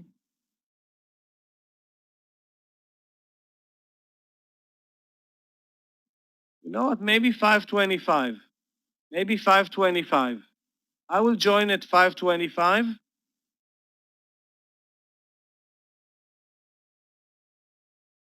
Maybe with a 10-cent stop loss. Okay, it's possible that if you see a good entry at 520, it's going to be good as well. So the pattern today kind of disappointed because we had only one good move in the morning session, and then a sell-off, and I don't know what's going to happen next. Okay, but that's the deal. So Solo is hopefully going to be a performer. I'm going to buy it with you at 525.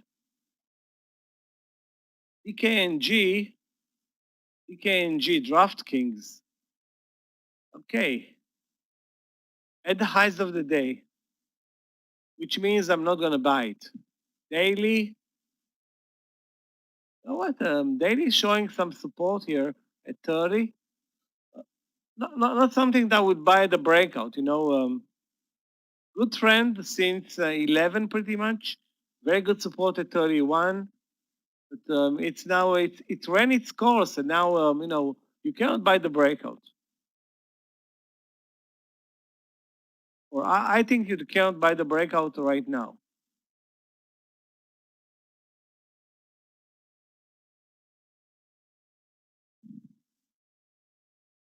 Guys, Twitter, amazing.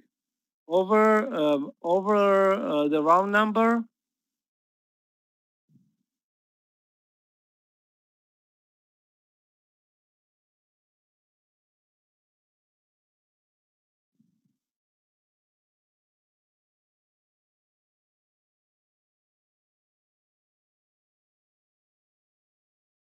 Let's take a look at VIPS, VIPS, another Chinese internet stock. VIP shop. Yeah. I think now the Chinese marketplace is going through the same phase as the US marketplace, meaning investors understand that retail on the streets is dead, and they're buying those internet platforms like crazy. Babam, JD, VIPS, there are so many others.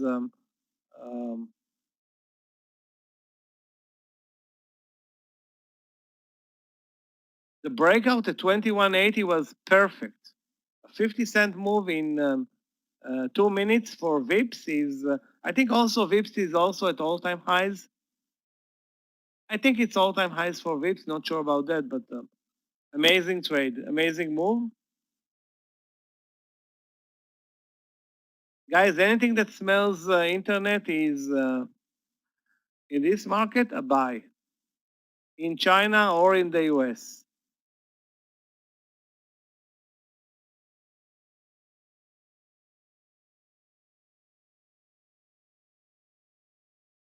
Talking about the IPO. It just broke 25, but the spreads continue to be obnoxious. It's too spready to trade, Jasper. Too spready to trade. I mean, look, bid and ask are now 30 cents away, but they were 40 or 50 before. Too spready for a $25 stock. Come to think of it, maybe there was a good entry. It was the 25 long. One good entry was this tested 25 level. It's gone.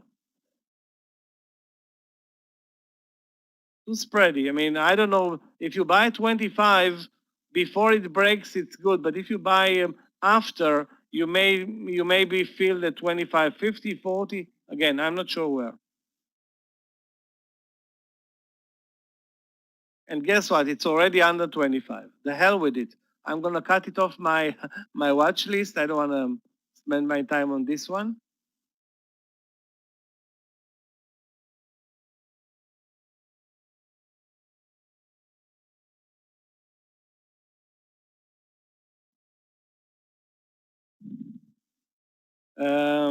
A trader in the FB group this morning made over 3 grand on BLTC with an intro account. Anything is possible on paper. When I'll see the printout of his execution, I will say, yes, I believe it. On paper, not really. Anyway, I'm just joking, of course.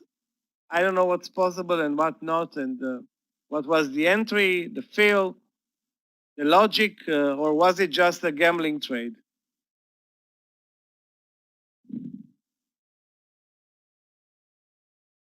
It was an all-in probably trade.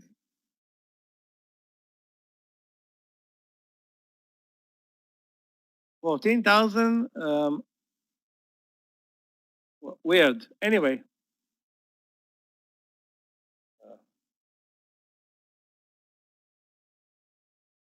With 14,000 shares, you can $14,000. You cannot even buy 500 shares. How can you make so much money? Now I understand this move. Okay, this move from 20 to 33.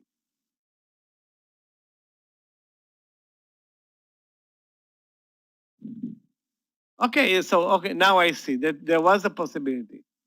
Okay, if you bought it at 22 and sold it $10 above, yeah. This is something that most likely won't happen again.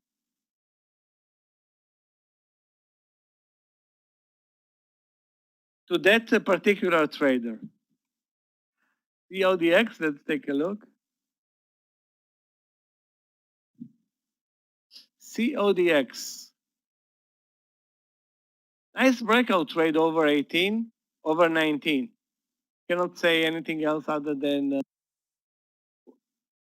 well, I have to ask myself, why would I buy CODX over 19? No reason. I'm watching the daily chart. There's absolutely no volume and no range, nothing. So again, sometimes trade works. A trade will work with no reason. I mean, there was a reason. Do look at this big pickup in volume, but the other reason why would you spend time on CODX today?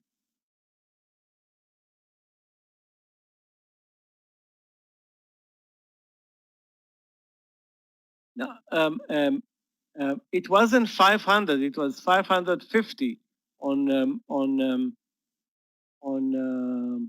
Netflix. You can see that the 530 or 35 was tested a couple of times before the pullback, and then it created a bull flag, and then it moved over. I don't think I would have traded this one though. Definitely not over lunch.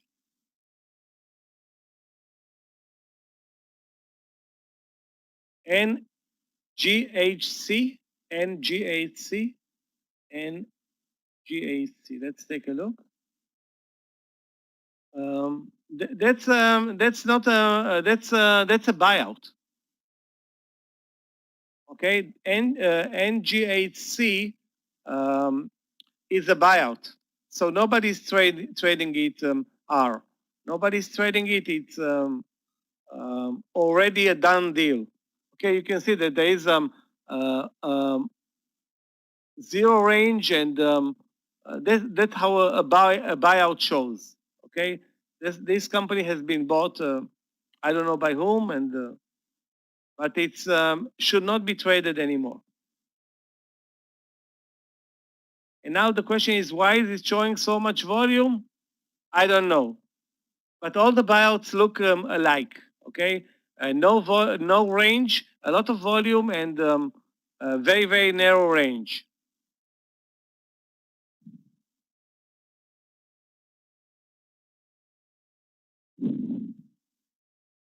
No, now it's like it's killing me.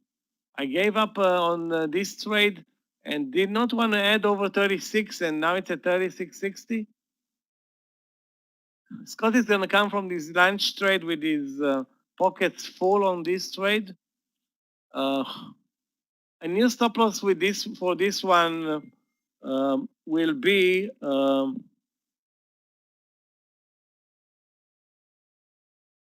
wanted to say 36.30, but the third partial, if I was in this trade, is 36.40 or 35. That looks super extended to me. You're in partial since 35, no partial yet. It's a mistake because, you know, in this case, you are very lucky because it moves straight up, but on most of the trades, you would have been probably paying the price for that. Anyway, well, guys, look at Facebook. Don't tell me Facebook is announcing the same thing right now.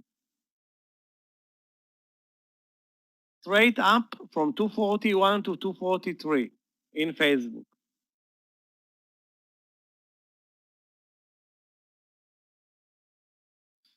Oh my God.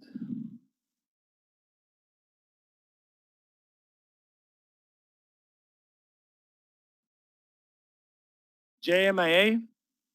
You know what's going to happen, guys? At one point, investors are going to move away from all other trades and trade only the internet stocks. JMIA Technologies.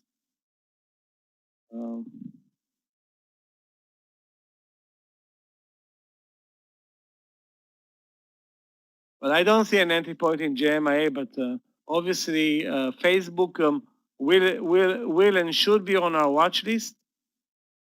It's on my watch list actually, but not before a pullback or a bull flag formation.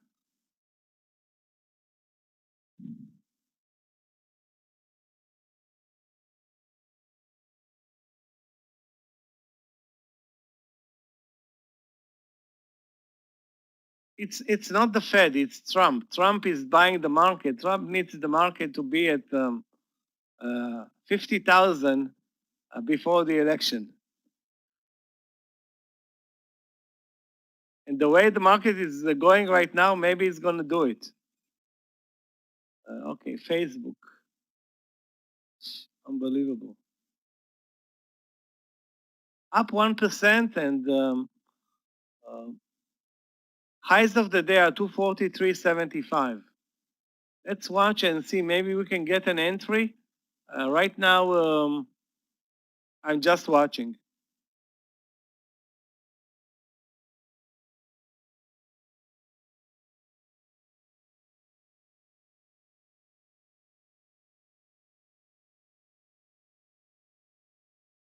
It's you know it's not a bubble because you know maybe it is a bubble, but there is a switch. The money is not coming from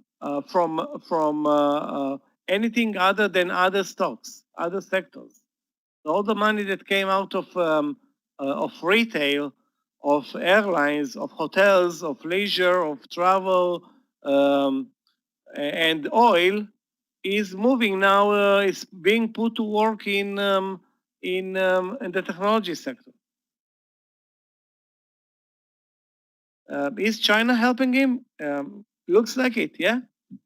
The Chinese market is also going through a bubble over the last couple of days. But there is no inflation on the street. Maybe the Fed is printing money, but there is no inflation on the street.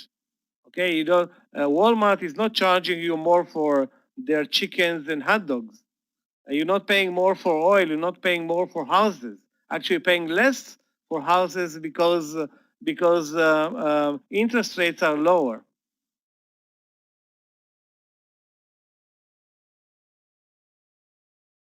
Highs of the day are 283.40 in Facebook. I just know I don't feel comfortable buying it because we have a huge stop loss.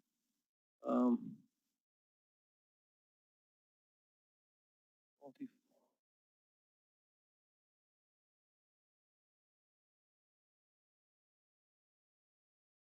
I'm thinking either to buy a 244, risking $1 on the 244 trade.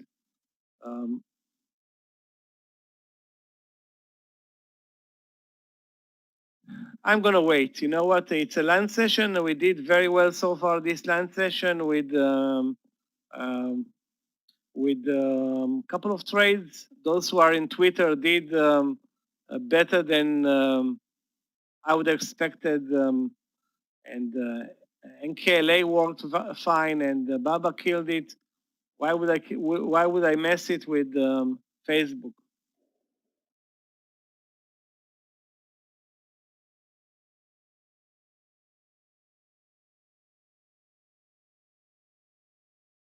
I think it's going to make it, but I can't take the $1 risk 1 p.m. now.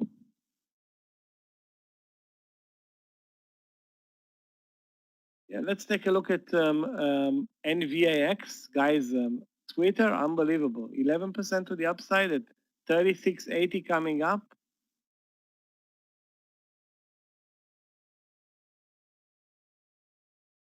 Novavax for a long trade.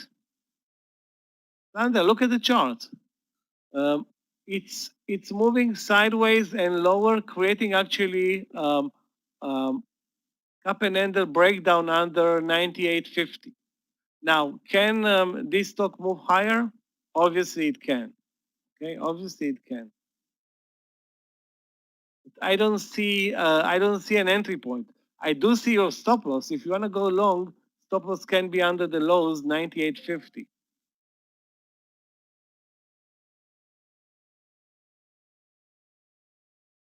A bit risky to go long because the pattern all day is lower. Okay.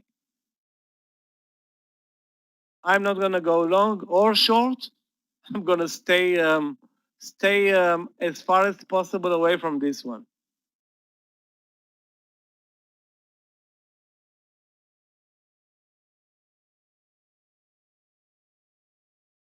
Let's take a look at PBYI, a small cap, PBYI. Guys, watch Facebook. It's pulling back, and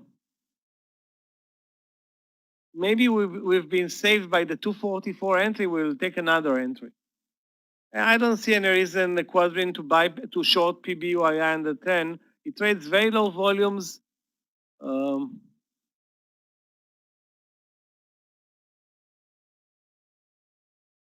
Again, I don't see anything interesting. It's the only interesting thing is the round number, but the volume is lousy.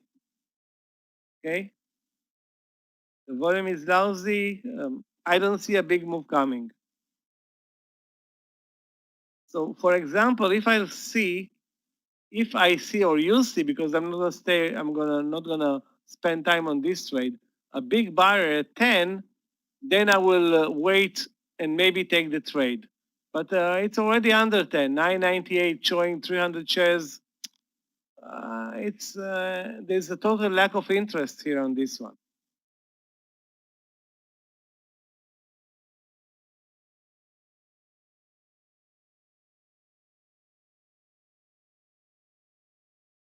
ABA 256, it's already over.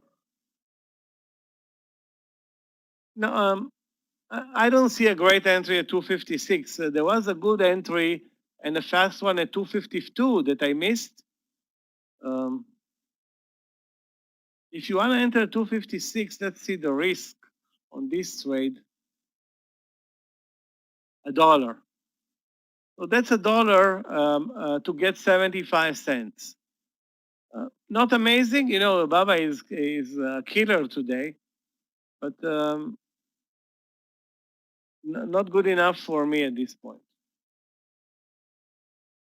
Amir, you told me to enter Baba at 250, 250. Why are you buying at 256? Or you adding?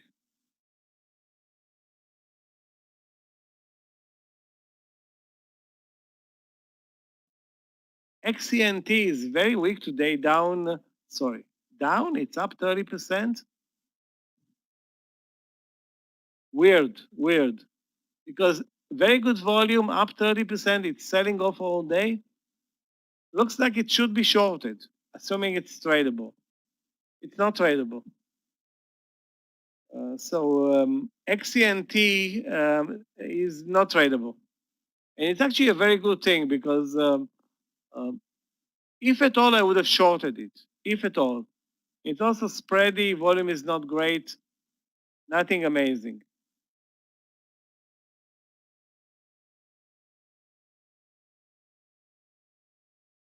Yeah, let's take a look, guys, at MGM. MGM.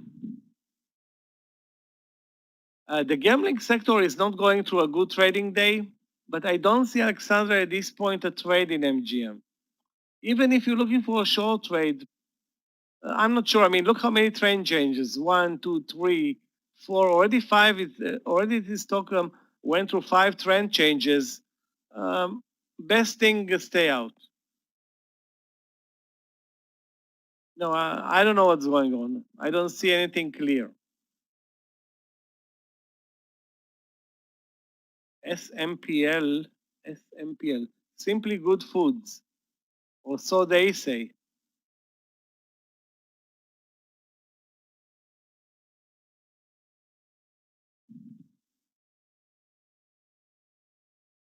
You can buy it at 22.50, Jeffrey, risking 30 cents, or look for a better trade. So Simply Good Foods is very strong on the daily chart, very strong on the intraday chart. The technical entry right now, it's not very clear, let's face it.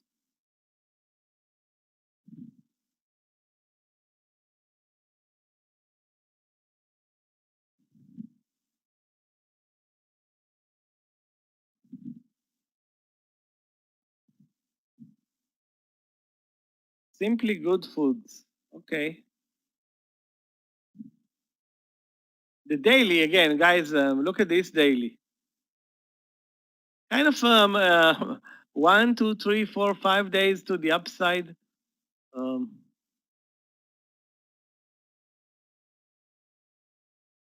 rather focus on Facebook. You know, Facebook can still be a very big mover.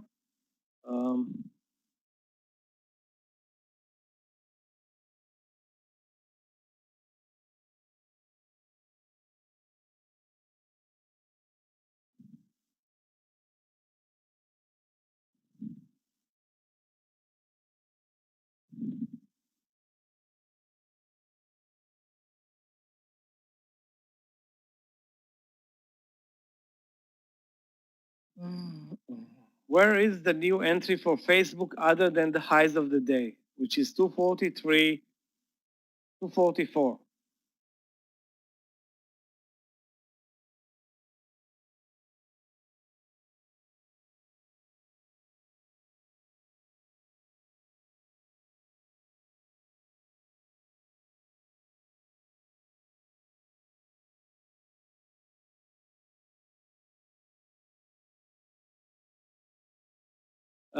Again, I don't see at this point a new entry point for Facebook other than the highs of the day, which makes it a risky trade. Now the support is down to 240, 250, so $1.50.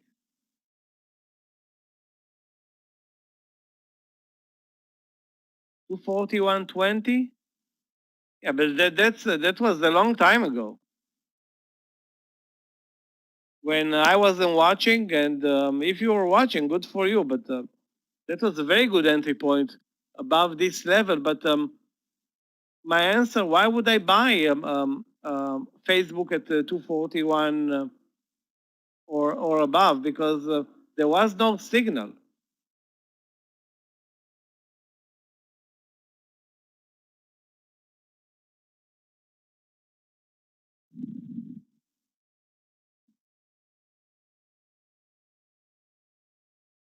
Guys, nobody's trading Caterpillar anymore. Used to be a favorite trade in this room 10 years ago. Caterpillar, DE, used to trade it, I don't want to say on a daily basis, but well, those stocks disappeared. Look at the daily. Horrible. Anyway, I don't see anything interesting in Caterpillar. Actually, I see many things that are not very interesting.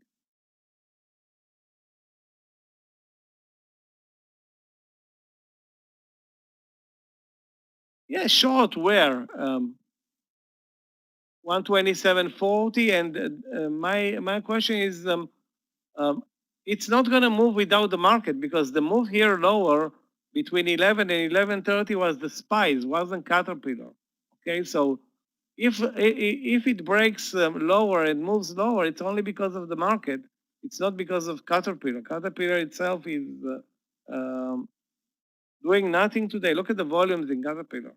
Very low volumes. I don't think it's going to do anything solo. It will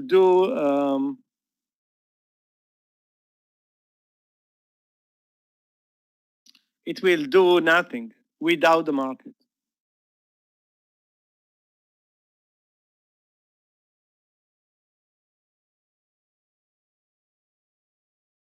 You know, Moderna is a long trade, John. Moderna is a long trade over this 6150. You see, it looks like head and shoulder formation. Shoulder, a big head, another shoulder. The shoulder failed now, but it's still a shoulder, not a very balanced one, but 6150. The problem is your stop loss, but let's see if it makes it there. Yeah, Baba is at the highs of the day. I'm up $4.47. This is the great thing. The ugly thing is to have only 100 shares. $4.52. Unbelievable. That's obviously if he doesn't break down a swing trade for me.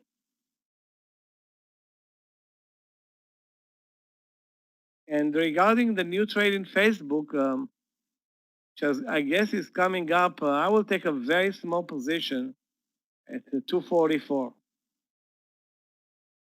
Risking $1. I will take we'll go with my 400 shares minimum at 244, risking $1.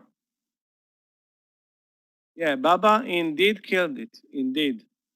I mean, look at the trend in Baba. You'll see only positive. Guys, look at this. I cannot draw it even better. Look at this. What does it tell you? Every pullback is bought by algos. Look at this. It's unbelievable. It's like picture perfect. Mayor can put it into one of his classes. I can put it into one of my classes. Baba, I'm gonna try and write it down in some class. It's June 8th.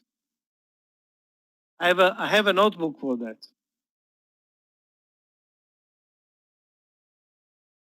This is perfection in motion. Now, why didn't I buy only 400 shares? That's my question to myself right now.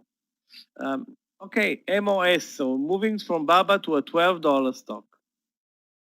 You know how it feels to move from, Johnny, to move from BABA to a $12 stock? Sad. However, having said that, the trend in Mosaic is lower all day. It's a very weak stock. Still, I know. Okay, we short at 12. What's the target?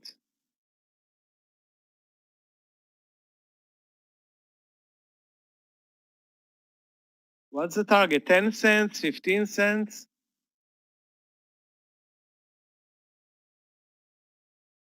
I don't see a good target for you on this move. Maybe I will give it 10 cents. Okay, but it started very nicely from the VWAP. Any move to the VWAP has been sold.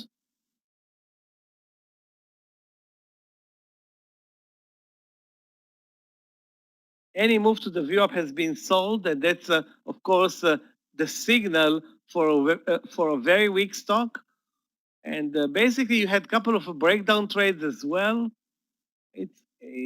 Now if it was a $50 stock, risking 20 cents, it's worth it. But this is a $12 stock. The risk is 10 cents to get maybe 10 cents.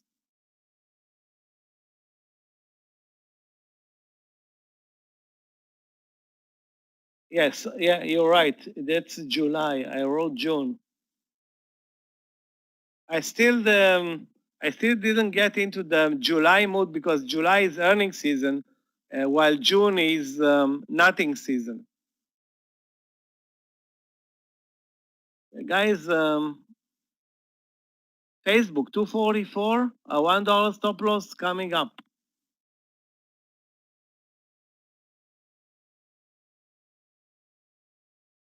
I assume there will be a big seller at 244, but this trade is worth, let me see how much. Yeah, $1. There's no way to cut edges. $1 volume is good. Now let's see it develop into a trade. Over 244, okay, over.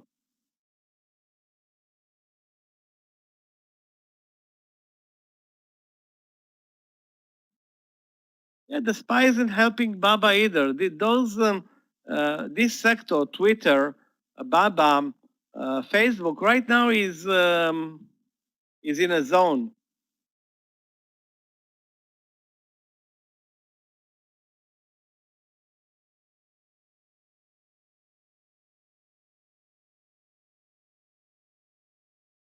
Baba is approaching $5.50 in the trade. Wow.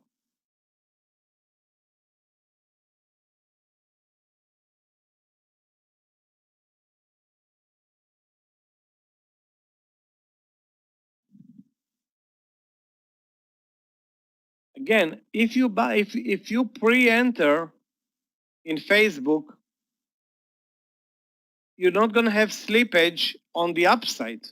But if the stock moves lower from 244, you're going to have slippage to the downside. So there is no like a magic strategy where you will go with no slippage. It doesn't happen. It cannot happen. So if you pre-entered in this case at 244, that's bad. I still think it will make it over 244, okay? But you're opening a $1 risk on this trade. Facebook all-time highs? I'm not sure, but I think it is. I think it is. Let me check. Yeah, all-time highs for Facebook as well. Yeah. All the technology stocks are at all-time highs, all of them.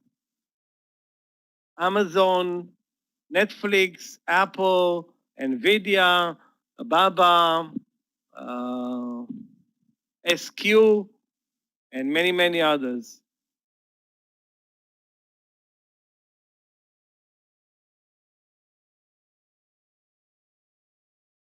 Bailey is not doing anything today.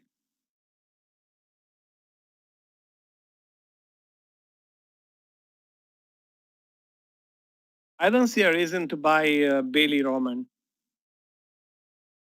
Not today. No, I would stay away from it. Definitely stay away. Market back to the 314.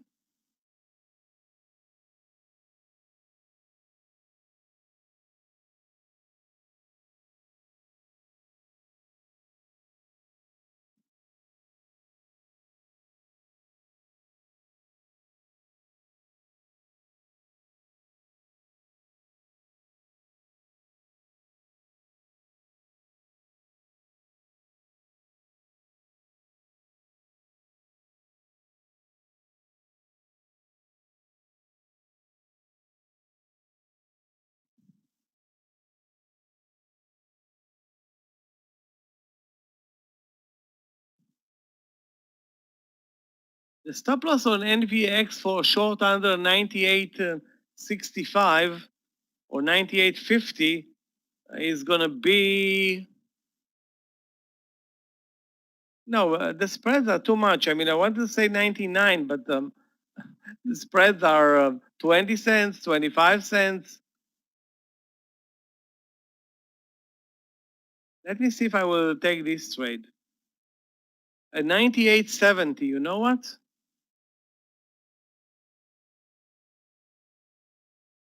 I think there's the buyer at 98.70.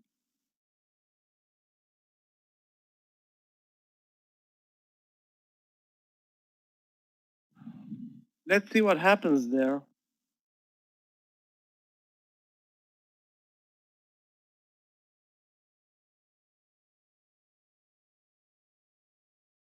Let's see if it shows a buyer at 98.70, because this is a very interesting setup. It's like a bear flag at the lows. Nothing is a given in this super mover like Novavax, but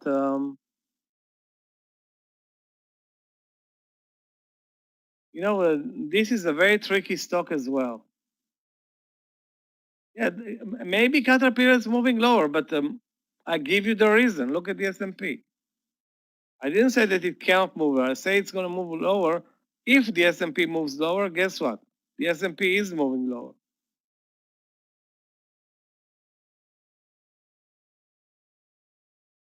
Okay, guys, Facebook totally rebuffed by 244.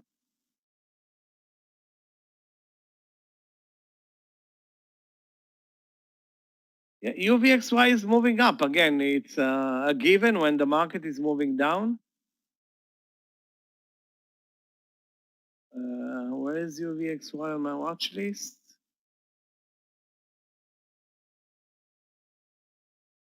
You know what? In retrospect, guys, look at this perfect technicality in the UVXY.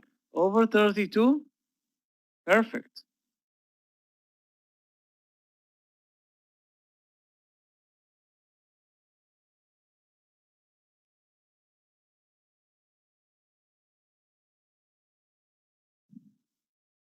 Now, had I seen it, I would have probably traded it, because this is a perfect trade, really, for UVXY.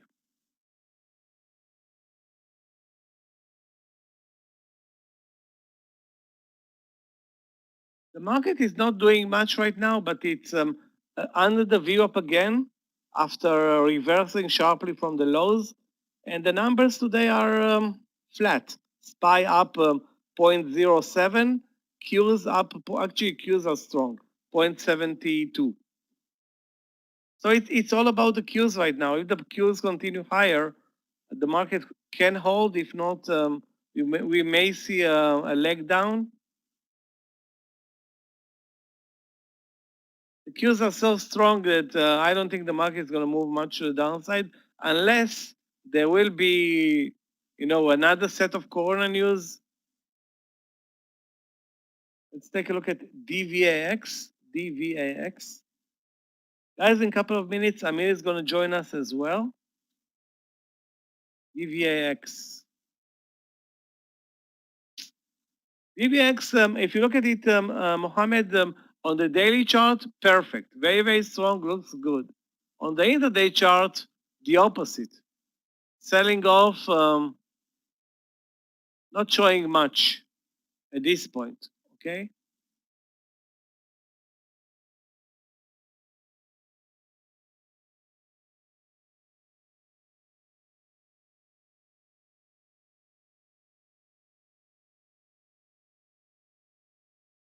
EVX. So again, I don't see, guys, are you watching NVX under 98.70? The bear flag?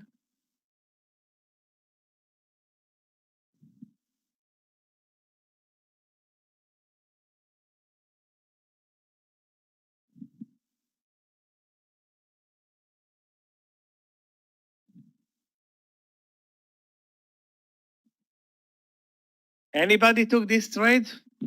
A very risky one, might I say, because of the spreads, but the initial move, very nice. It still doesn't mean that it breaks 98.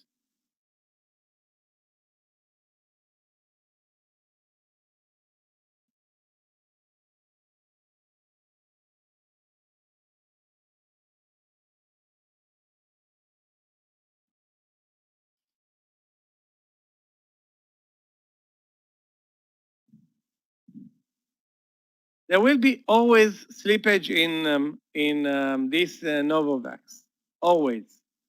The reason for that, it's a stock that traded $4 3 months ago and now trades 100.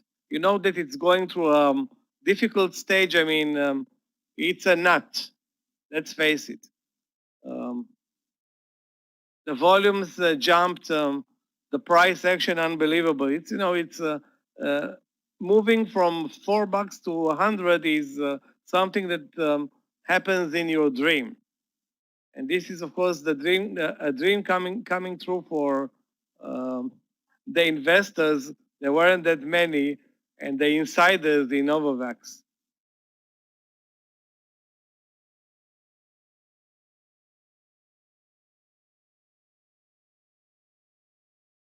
I stopped out in NKLA. It was a huge winner for me. But the third partial, I lost like, I think 60 cents on it. But overall came up with a big winner.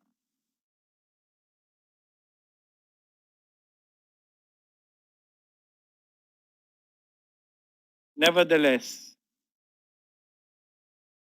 it can still be a big winner, NKLA, but let's face it, it broke the uptrend, tested down to the VWAP that was almost $1. So the risk reward not great anymore, wasn't great anymore.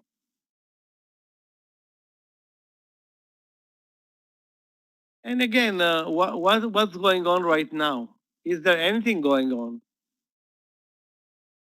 I don't see anything interesting in the stock right now. Let's take a look, guys, at Walmart. Walmart was a big winner yesterday, and yeah, well, nothing much today, but obviously trending lower or sideways and lower.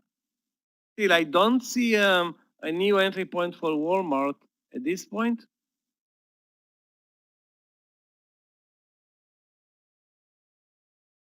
Guys, look at NVX. Isn't it insane or what?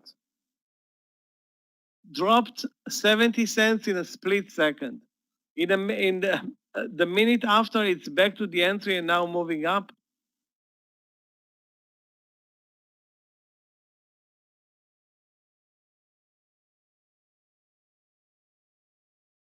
And ENPH, let's take a look. Watch the market, guys. It's a tricky one right now. ENPH, amazing trading day. I think it was posted by Danny earlier or Amir, not sure which. Don't see a new entry point though. It looks very extended right now. Looks very extended.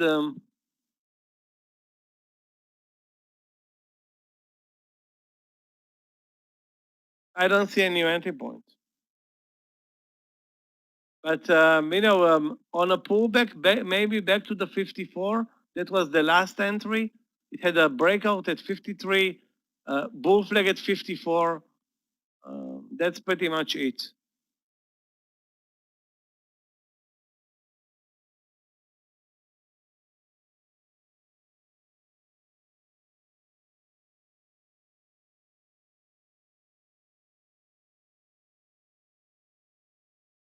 And if you're looking at KSS, that's calls, of course.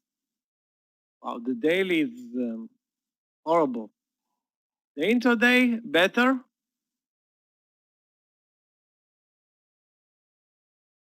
Maybe it was a long trade above this a bull flag formation or 21.35.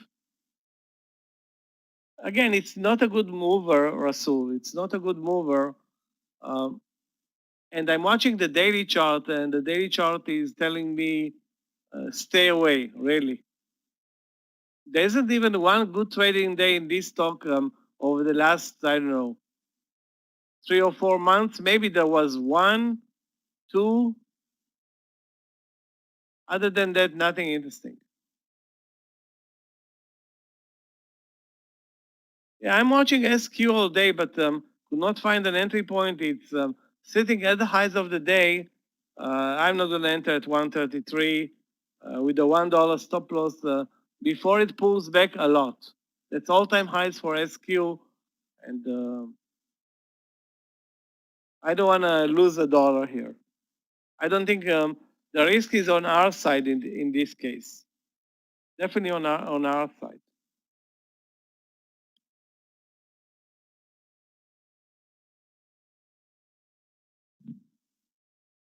You know what? Talking about Facebook, guys, as we approach the end of this lunch session,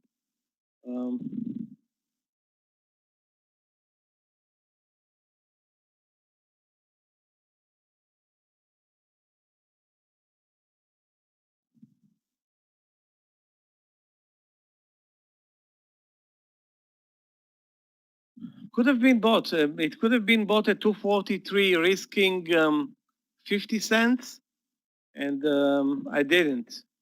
So now it remains to be seen if we can buy it ahead of 244.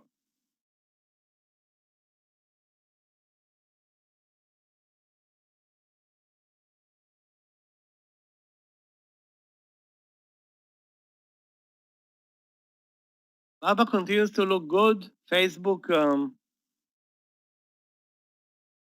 not sure if I'm going to buy it at this point. Again, 244 is clear. 243.50 is we missed the reversal by at least 50 cents. At least 50 cents miss if we buy it 243.50. Again, SQ is very annoying because it sits at all-time highs with no driver for more upside. I think it will need a pullback before a new entry. I'm not going to buy it at 133 just because it sits there. The market is also not a great one right now. We are very, very choppy in this land session. Some stocks killed it, like Twitter.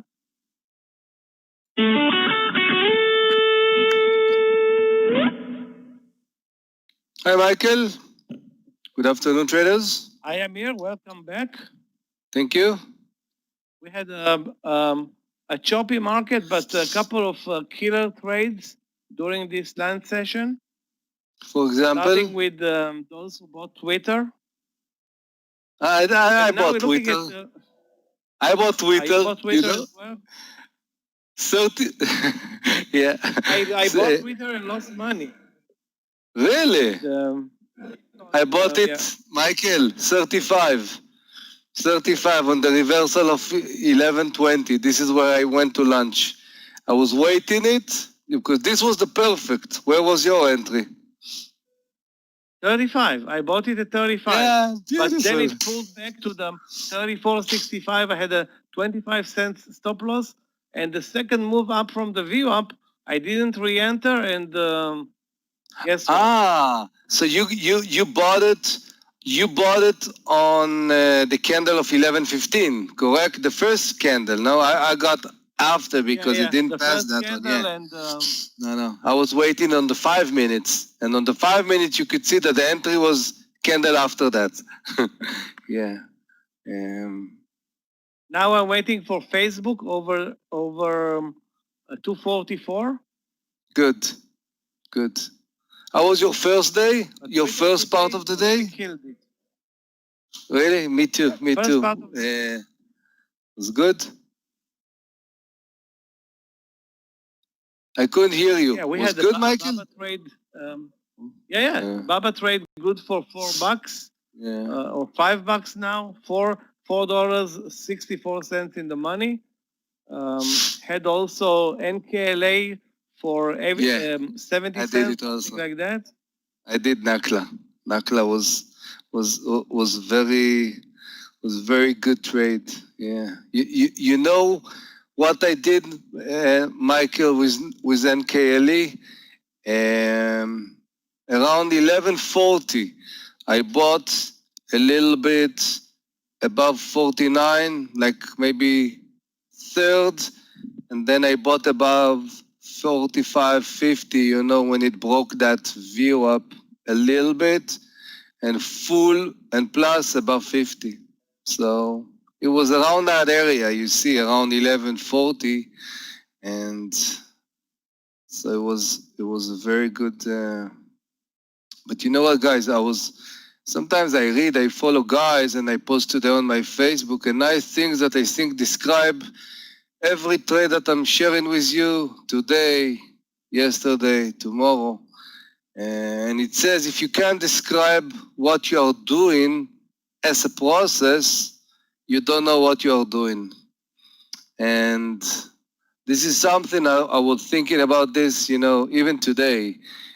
I think my best trade, I took Boeing around 10:40. Michael, can you put the chart of Boeing, BA? 5 minutes? Thank you. So if you could see the market at that time, and Boeing usually reflects beautifully, you could actually start seeing that the market from getting above view up start to go under, and Boeing, of course, reflected. And you could even start buying some position, and then when Boeing broke that bear flag, beautiful. So, you know, I understand the process, and again, like in Twitter, if I will be in that situation, I could do it again. And this is what's important, you know. So you have to have a process. You just can't jump and ask, you know, where is your partial, where is everything need to be understood before. So Guys, how was your day today? Yeah. $1 Go ahead, stop loss Michael. for the trade over 244 over, not before because there's a huge buyer. A huge seller at 244. Ah, Michael, you start doing the breakup, huh? Like Scott, huh? This is No, something it should have been 243, 243.50. 244 is late, but there is no other entry. Guys, look at Baba at 250, 56. It's like a contest here. Who makes it first to 300? Facebook or Baba? Momo, all the Chinese stocks has a good last few days, huh? On fire. Really? 2 days ago was a great day. Yeah. Good. How was your day today, guys?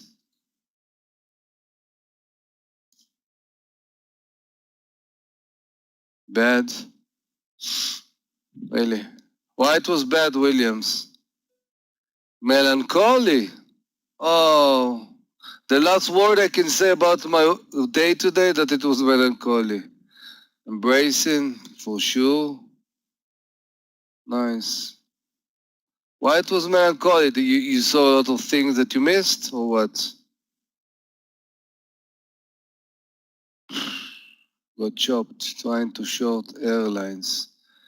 Did you have a plan, William? I saw what the airlines, I can describe you exactly the story. You know, the airlines were down, went to close the gap, start to do a version of reciprocal and crash down. Oil price got up, so probably also it reflects this, but I don't think you should be chopped. Yeah. You have to know the story, William, exactly. So why did you focus on them? Yeah, why? And again, if you traded once and if you failed or something, move on, guys. Don't be, I know that some of you have a stock and then you just, stay on this forever. You have to let it go. Yeah. Yeah.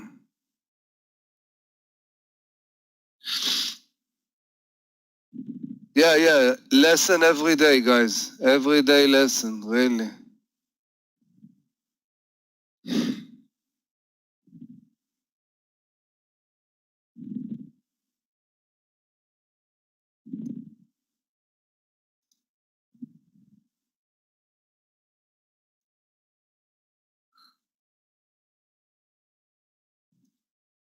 Guys, I can say is that we missed an amazing trade in Facebook buying the 243 or the 243.50, and now those who bought the 244, we need to fight for the maybe the scraps.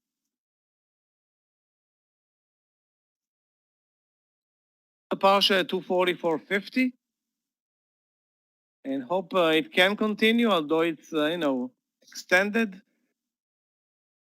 Still, it's a $244 stock, so $1 is not a huge task for Facebook. It's just the breakout and $1.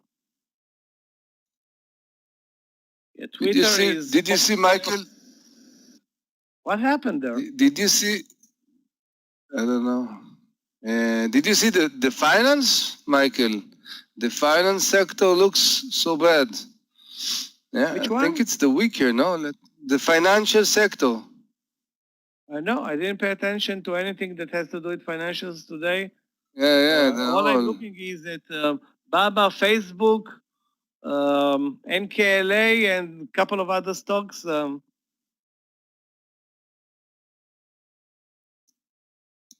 The news in Twitter is hawks. So guys, look at the price section in Twitter. It's insane. Yeah. Luckily, you have stops, guys. For those kind of things, you need a stop. Exactly. Doesn't matter if you are in the trade even 2 hours. Always need a stop. Yeah. Got you. Exactly, Nicola. Stop. You know why it's a good stop? Not just because of these candles. You can be free to look for more stocks. And you're going to be protected. That's it. Yeah.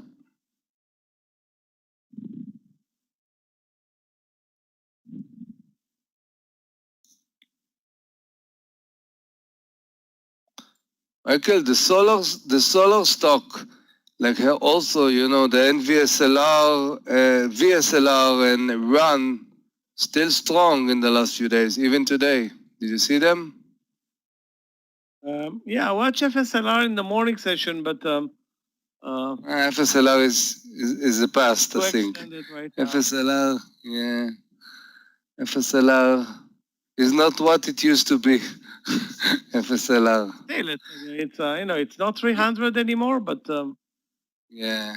guys, We have to change. Once upon a time 300, and now trading at 50 or 3. And Yeah. there are those stocks that were 3 and now trading at 1,000. The FSLR, the F stand for Fair Solar. I think now we can change it to LSLR, the last solar, because it lost almost everything that we used to do. So Yeah. UVXY. Very nice move in KSS. I didn't believe that it's going to move much, but very nice move over this bull flag. Then over 2160, now at 2180. Can't continue? Wow. I don't know, but not going to buy the breakout now at 2180. This was a formation that you love, Michael, huh? What happened in KSS. This is what I remember you used to look at lunch session, huh? Exactly That's those. right, but not in KSS. I mean, who's trading KSS? I don't know. I'm just looking at the daily chart. I don't see anything interesting. I move on. But in retrospect, this was, look at the volume and the pickup in volume, and something went by here. No, short KSS. Why would you short it? The trend is clear. It's building a bull flag under the highs of the day. It's very strong today, up 7%. I won't short it. Definitely not short it. No. Inbox, SQ, new. Guys, finally SQ. We talked about SQ 2 minutes ago that it needs a pullback, but nobody expected this this $1.50 move.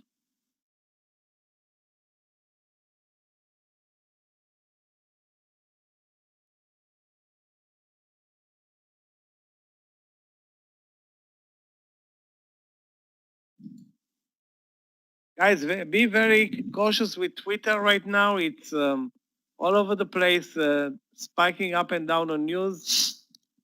I suggest you stay away. I'm watching OSTK. There is a nice trigger above 44. I like it very much. It's kind of a wrap. Good formation from the morning. Maybe I will start even to buy it a little bit earlier, some portion. I want to see how, I want to finish the next 5 minutes, minute and a half, but I love the 44 area. Right now a dollar stop and upside is good. Daily looks phenomenal. So let's see.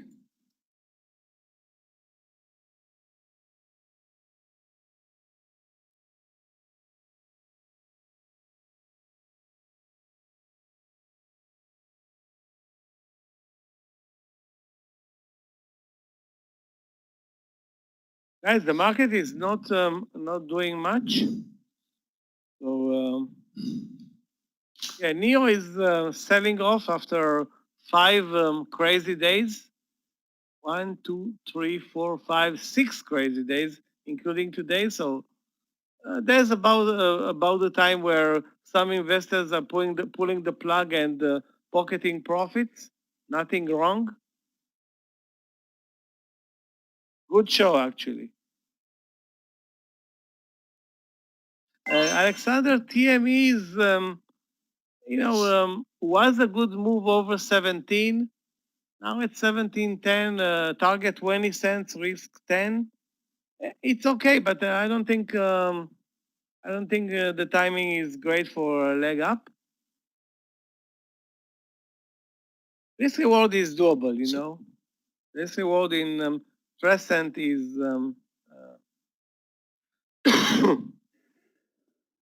is doable. So I want to buy small part above 43.60 in OSTK, add above the 44. This is my plan here.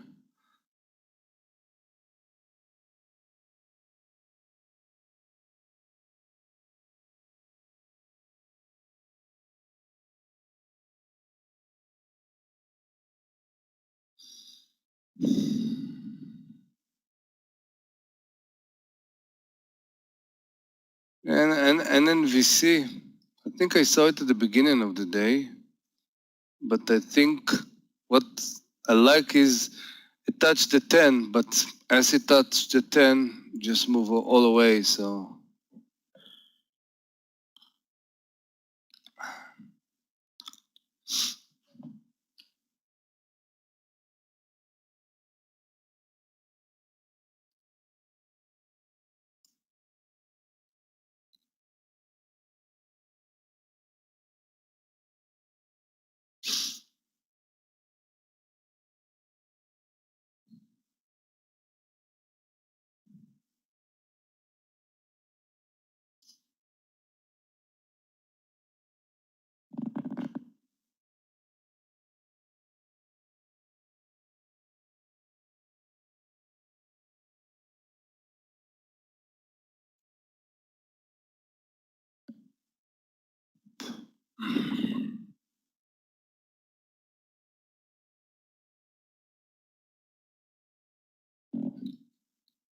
Anyone want to say something about Neo? Okay, guys, let's try to be accurate. Neo is falling down. Okay, do you have a trigger? Do you have a stop? No. So right now, closing the gap in about 1320. Except that there's nothing to do there, really.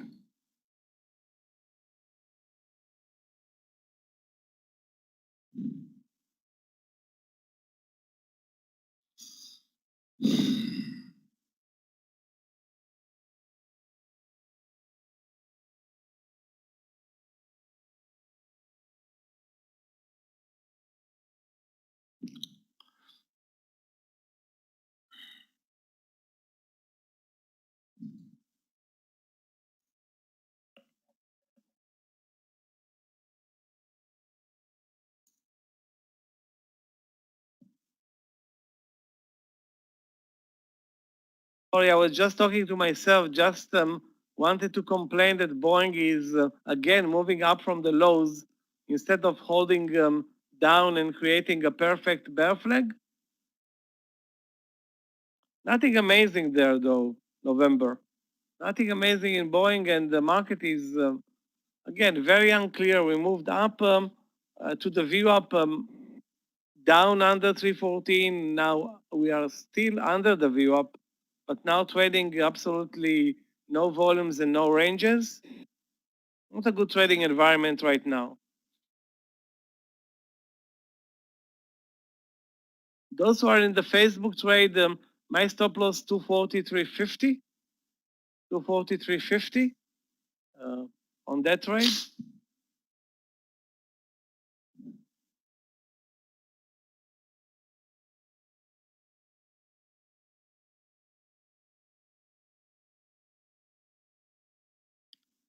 Yeah, we're approaching the end of the land session, so that's a good thing. Maybe new volume is going to come in, and we'll take the market up or down or do something. Yeah.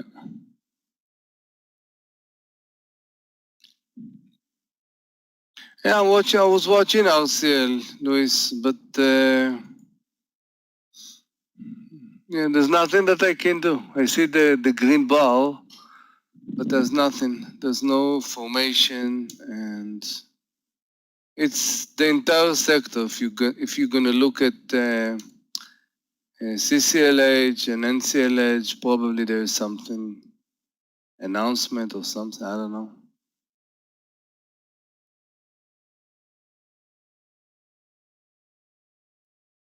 Alfred, the Baba Yeah, did we have not to lose do. steam. It's selling off from the highs, so. Okay, I lost money again in Facebook. Not a lot, but still, too bad. That missing on the 243 really hurt. 244, not good enough at this point.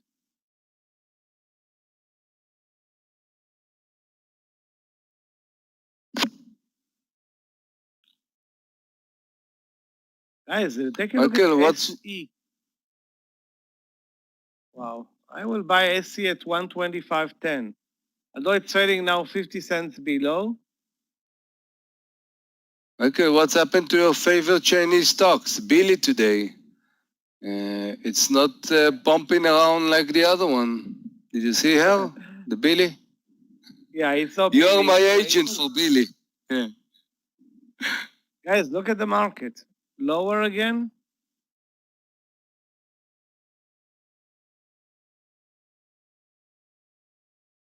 Let's see if, 1350 gonna be a double bottom, Michael. So.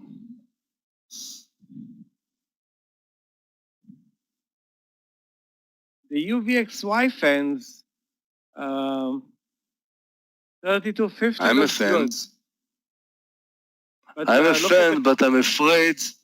Yeah, I'm afraid on the cup on the market. It can got to that 1350. Maybe break it and then fix again. I know that market can be tricky. So I'm gonna wait for this. I don't know. Johnny, Not so don't sure. buy any airline stock with the market moving lower.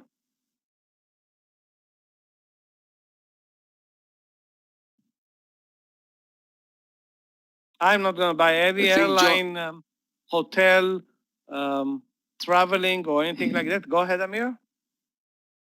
I think, Michael, exactly at the end of this 5 minute candle, we can short all the airlines. They're getting exactly to the VWAP. So we can prepare in about 3 minutes. If it's going to invert from here, we can short them. I think it's a great place. Look at all of them. DAL, perfect coming to the VWAP, and UAL, and the guys that like even AAL candle right now is barely 6 cents. Low is 20. Yeah, I prefer go to the others, but definitely. Yeah, AL is dead. Pronounced dead. Yeah. Yeah. Yeah. It's like the patient don't know, but he's dead. Yeah. But UAL and Dell, yeah, let's wait 2 minutes. Maybe we can short it. And See, my guys, question what to the you, market is Silvio, doing. why are you Yeah. spending time on AAL? And why are you shorting it when the market is not moving clearly lower? Because this is a sector that's being 100% market-like.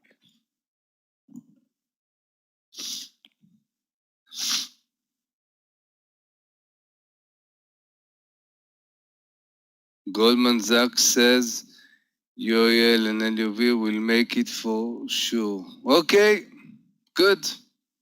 So Goldman Sachs says, great. You want to be day trader or you want to hear what others say?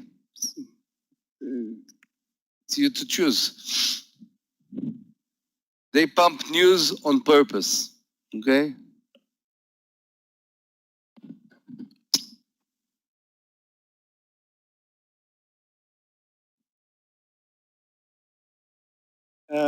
Regarding Babak, KSS,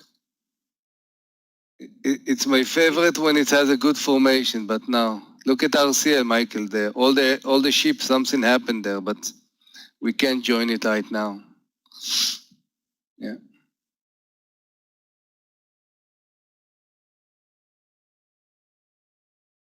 yeah, very surprisingly, most of the time RCL will not move alone without without the market or without the airline sector. And this one at the highs of the day means something. Let's take a look at CCL. Yeah, pretty much the same. You know, Michael, why RCL is up? Maybe they have somebody that make a reservation. So they're very happy. You know what? This is actually very sad. You know. This is a sector that had, I don't want to say 10 of thousands of people employed all over the United States, Florida, the Keys, of course, Bahamas and so, but this is, a dead sector at this point. At this point, and also for the future, yeah. I don't know who wants to, to book a 1 week cruise that can turn to be a month or more, if somebody will be sick. So. Guys, in a minute, Scott is going to be coming into the room. I'm going to take a break. Remember, we meet again after the close today for the final day of the Advanced Day Trading Strategies class in this room. Hopefully, we'll see Baba at 260 as we planned today. Alexander, I'm waiting. I'm looking.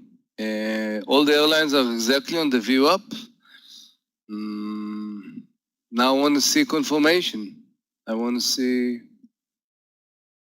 I have a vision what I want to see, who said it's going to happen. They can now break, the VWAP, and we should follow. As I was saying to you, when I came, you need before getting into a trade, definitely we need to know what's going to be the process, okay? Because if you don't know it, barely you're risking your money. So let's see. OSTK is still okay. I'm half position. And again, above 44, I'm going to add more. I don't know, Sylvia, but I don't know.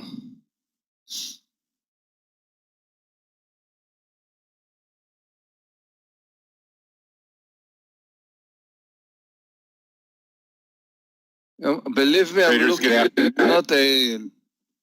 Hey, Scott. Hey, Amir. What's happening? How are you, my friend? Oh, not too much. Just getting Pretty back good. here, looking at markets. Seen a couple of these Pretty stocks good. starting to break out actually now. Are you in anything? I can point you to OSTK. I got half position 43.60, but look at this formation above 44. I'm going to add OSTK. Okay, let me take a So, look here at OSTK. It was a nice trigger. I'm watching the airlines to see maybe we can do a pullback down. And Yep. Except that, just, waiting. How was your first part Well, today? traders- Yeah, good, really good. Good afternoon to you, to Nice. everybody here. Welcome back from lunch. Welcome to the afternoon session. Just getting everything back together here. Also today, 4:05, we've got Michael's training class today at 4:05. Tomorrow we have mentoring with Aggie. Coming back, S&P looks pretty flat right now, coming out of lunch, back to kind of where we started. In fact, if you look at the overall market right now, Dow's down 3.51 points, S&P's up 3.45 points, and the Nasdaq's having a great day, up 72.02. United's in the news, talking about laying off potential job cuts, 36,000 employees coming up later on in the year. So you've got that going for you as we come out of lunch. UAL. Most prefer a short on the airlines here as we've got That's what I'm waiting. Good afternoon. That's what I'm waiting at least. Look, all of them perfect, UAL and DAL. Yeah, I'm going to take this UAL. I'm going to start to add here to this UAL short under 32 traders. So this will be my first opening trade of the afternoon session here. Hey, just for the record though, the NNVC trade that I had earlier, I got stopped out at 860, so almost 90 cents. So lost about $900 on that trade just on NNVC. So I'm going to get the UAL trade here going, and then this will be under 32. We'll watch this one together. Now, stop loss will be that 32.55, and I'm looking for 31.50 on the downside.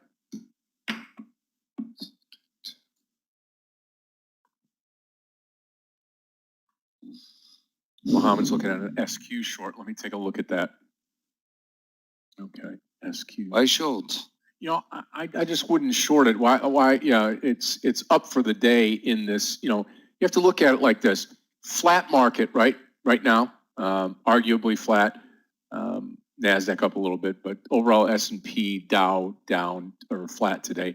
SQ way up for the day, right? So I don't think, even though it's coming up to the VWAP line, I just don't short stocks that are up for the day. You know, try to ride the trend. It looks not bad above 132, Scott. Yeah, 60 of course. cents Go top long. under the VWAP. Yeah. Yep. So So let's review this real quick because Amir said something nice here. So I just highlighted, I just a little bit bigger, right?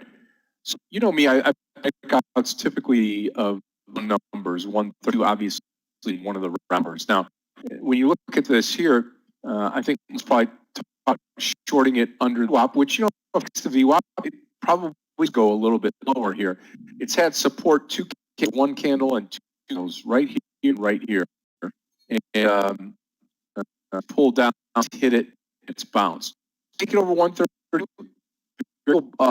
simple stop here at 131.45, right around in there. So to me, it is a long. It's probably not my favorite long, but right, my favorite trade is we're going to try to get it in.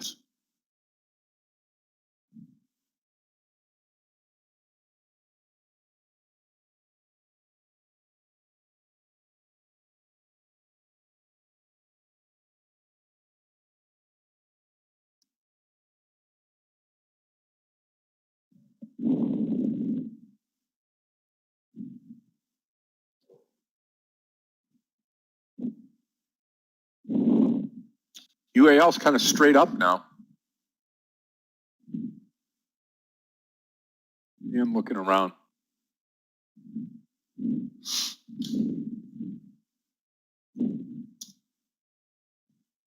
Sound died on my mic. Can you hear me now? November? Pretty good? We hear you well, Scott. Your sound's okay. Yes. I know everybody here will keep me honest, right? Hey, Danny. Hey, well, what's up? What's going on? Nothing much, so much. We try to measure what's going on.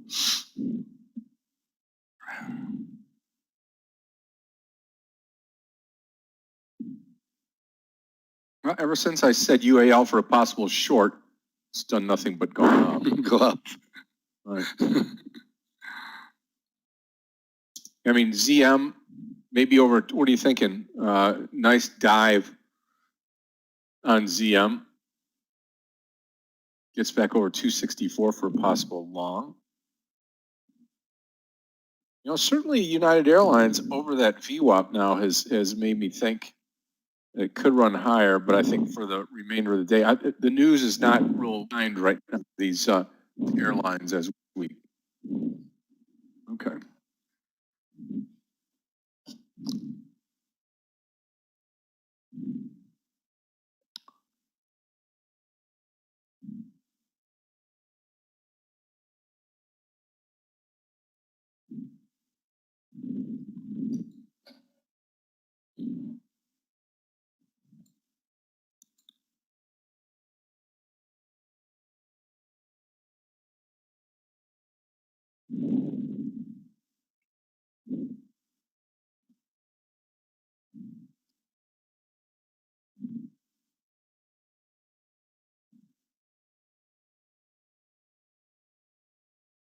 I don't know if I want to take it early. Yeah, Sylvia, you're exactly right.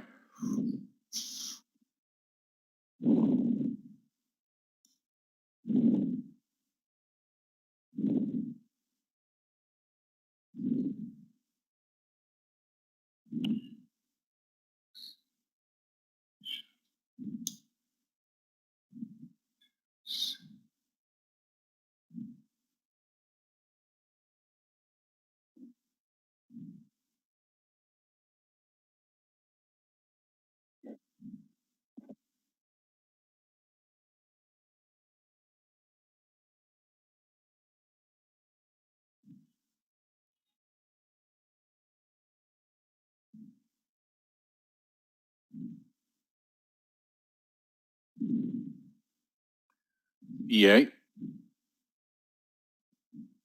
I'm watching BA, Scott. I'm watching. I did a beautiful trade today, the first part of the day.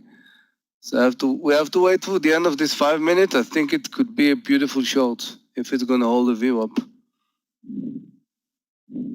Okay, let's put BA down here. I'll put it where this KSS trade is. Amir, do you remember that yesterday we were talking about Checkpoint in Palo Alto? How can I not remember, Danny? Believe me, trading I can remember years ago. Really. Ask me about other things, not sure. Yeah. Please check Palo Alto for me. 40.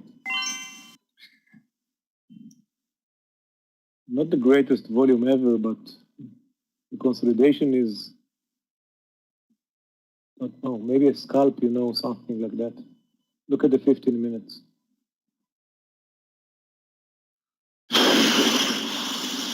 Here. I'm going to take BA short, and then I can 50 add to cents it. spread. Well,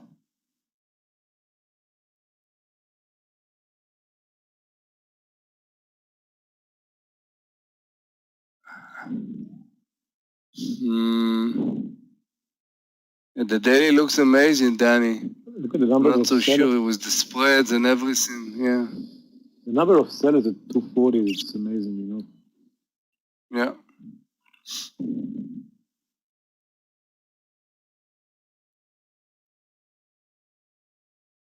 It's like, the technical formation is so good, you can't really refuse that. no, it's perfect. Yeah. Mike, 5 cents away. Scott, we forgot to put the SQ, Scott. The 132. We actually, I didn't get it. I didn't post it, and I'm not there. But look, 132. No, you're exactly right.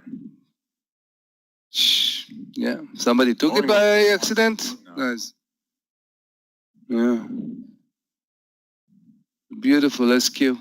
Good support. Yeah, William, I think, very nice, Luis. Yeah, William, you and Airline are not good friends today, so yeah, look for another sector.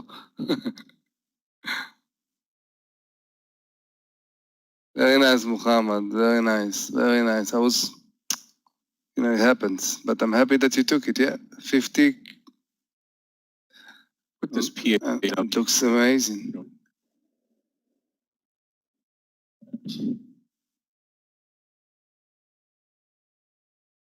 I'm long the NW trade here, just a little bit late. That's all right.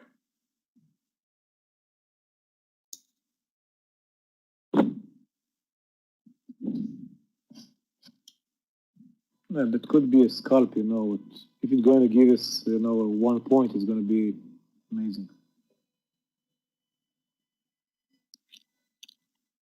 How much it did today? It's done a ton. $7. $7. Let's see what's the usual ATR. Something like that, ATR is stop yeah, and move. it's more. You're right. Even though the volume is not so amazing according to usual day. Usually it's 1.4. Right now we have a 1 million. But again, formation looks amazing, so who cares? A PANW, How much where do you you want to think, get out of Danny, it? for the, I don't know. That's what I was just going to ask you.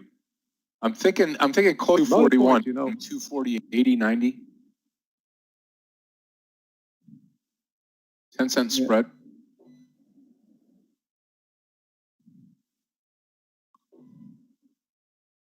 If you break in the 241, Scott, you have the 243 there. Yeah. So there's a lot. Yeah, what's There's the a lot. daily? And look at the volumes. The daily is amazing. Yeah, yeah. That's what I'm watching. Yeah, yeah.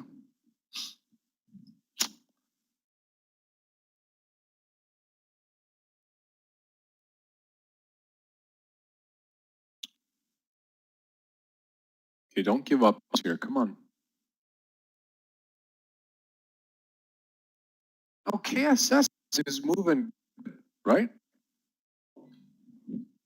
I had it up earlier here. What Yeah, happened to it? No, it's right. It's up at the top.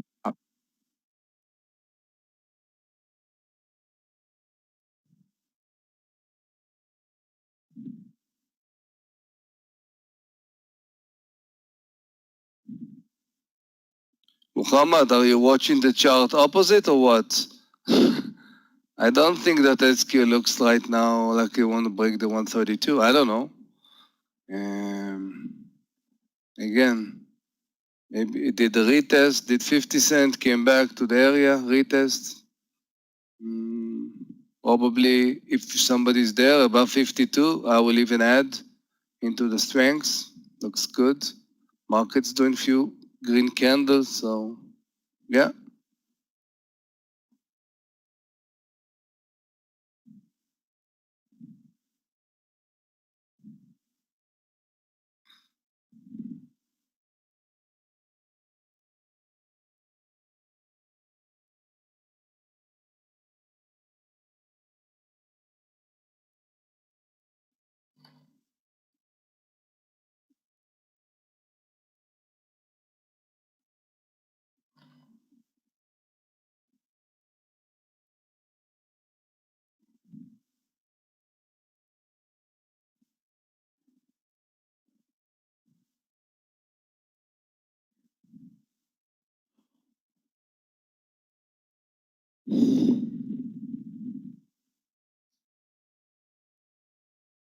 Let me move Boeing over here. Boeing's now closed the entire gap up on Boeing.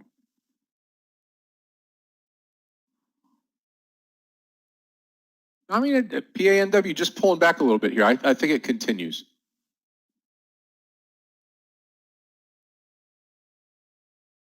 UAL trying to close that gap too. Let me take a look at Roku. Yeah, Nikola is moving, approaching new high. Mm-hmm.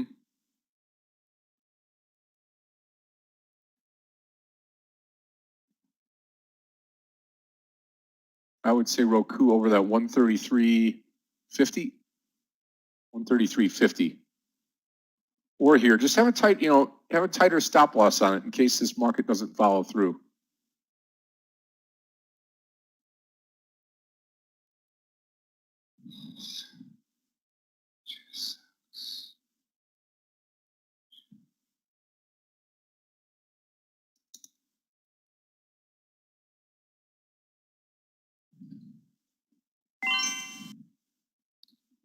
Watching GSX from the Chinese sector, I think looks the best, number one in the sector.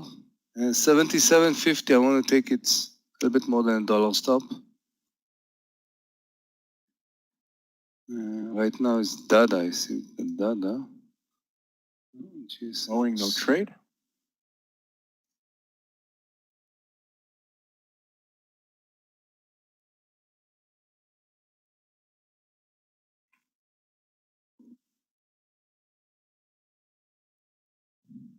Boeing's incredible. I mean, look at how many hours it's spent here from 11 o'clock to now. That's what, till 2? What time is it now? 2:20? 12, 1, 2. 3.5 hours below yesterday's close. And then in about 15 minutes, explodes to the upside now. For what? For what?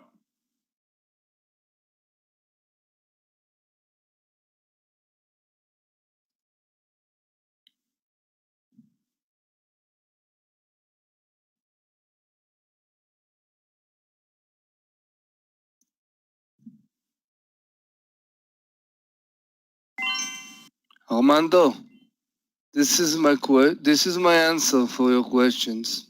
Yeah, I started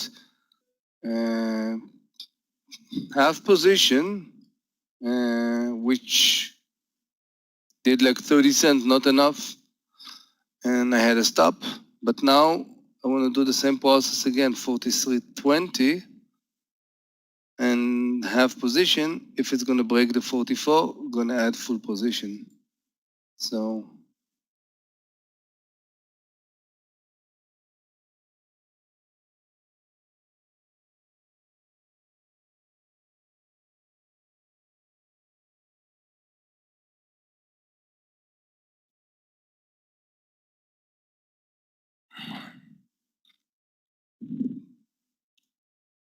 Yeah, again, stop loss for me on the PANW trade will be right around 239.30. No trade UAL. In fact, I'm going to take this level 2 out of here. We don't need that. And KLA is starting to move.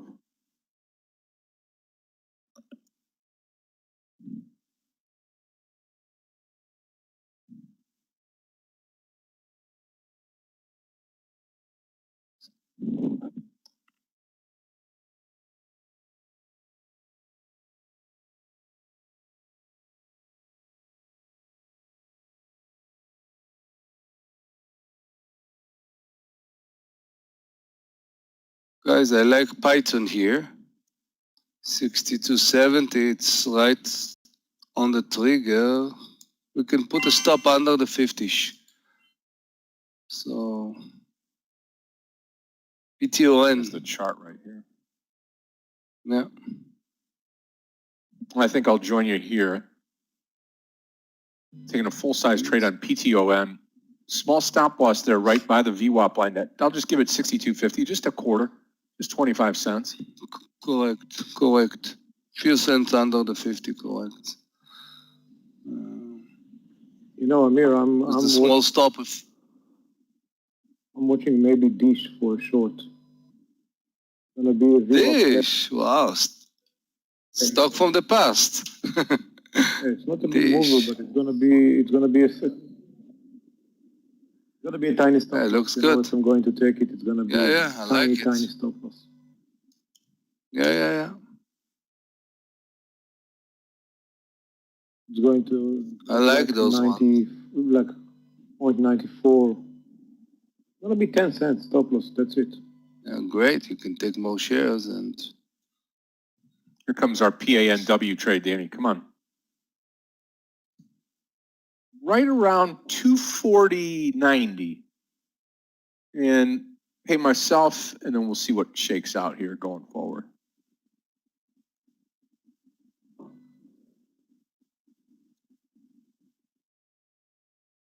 Christina, probably it's gonna be a short trade in Dish. It's gonna be something like 31.95, 94. You're gonna see that in a minute. S&P is back towards the view up. Now they're crossing over the view up right now.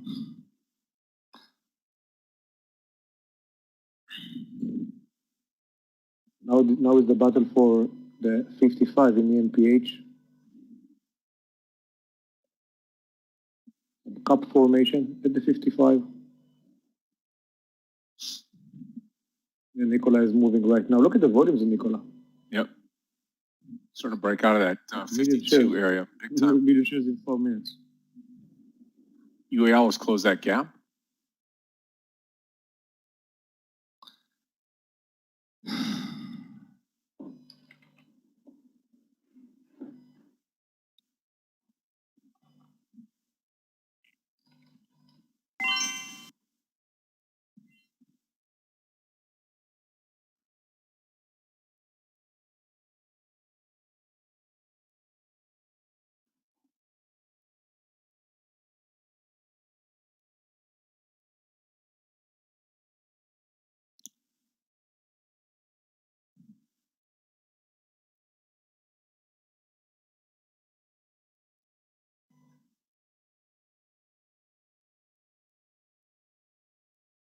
Dish is closed.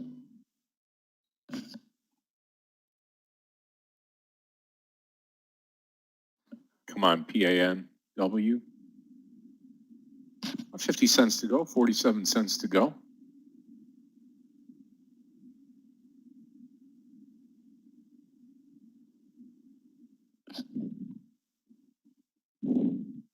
Guys, the stop loss for Dish is gonna be 10 cents. That's it.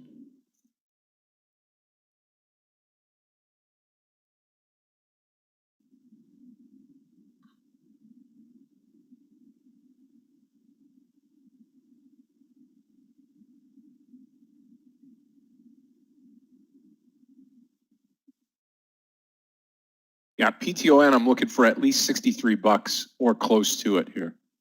PTON.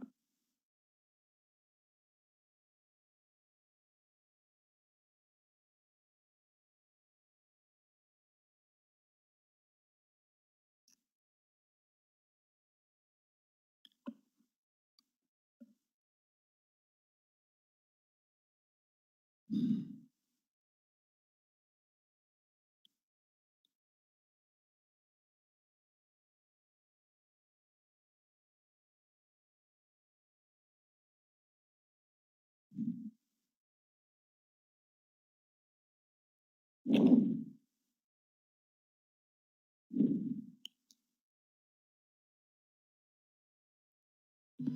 on, Palo Alto.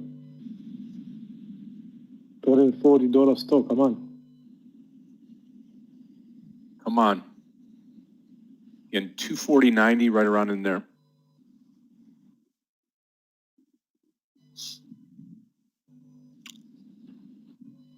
Okay, I'll take a look at NNVC. If you go into NNVC, Christina, right now is just fine, but $8 is going to be your stop loss wherever you're at in the trade. I don't see any increased volume in it. I'm probably just going to stay away.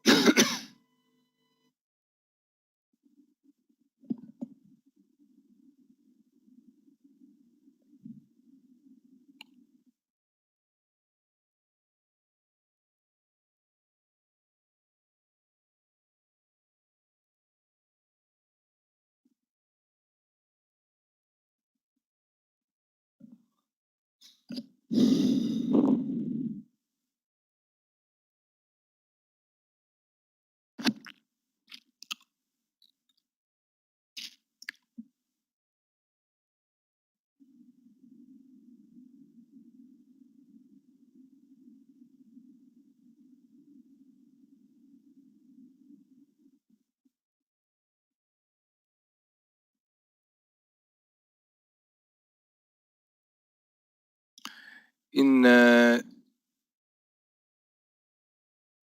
more cents GSX, on Palo Alto. above 77.70,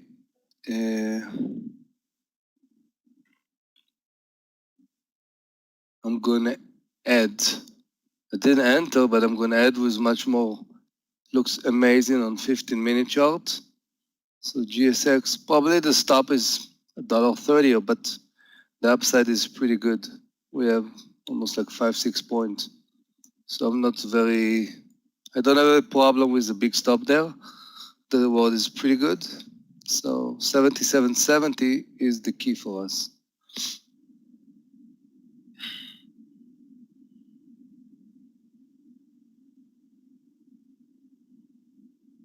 Got a new high in Palo Alto, something like 70, 80 cents.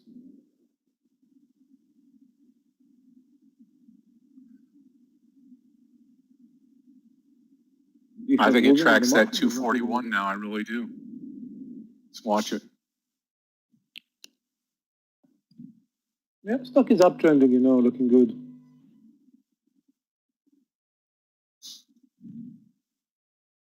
You know, you don't need much over there, you know, the stock is up like 770 cents today, another 20 cents, come on.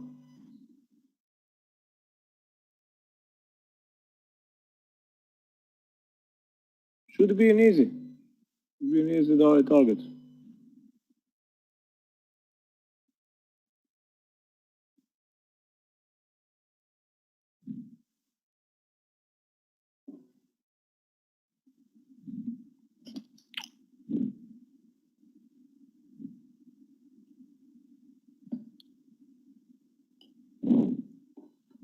A PTON starting for us as well. It started to act like a python, not like a lizard, huh, Scott? Yep.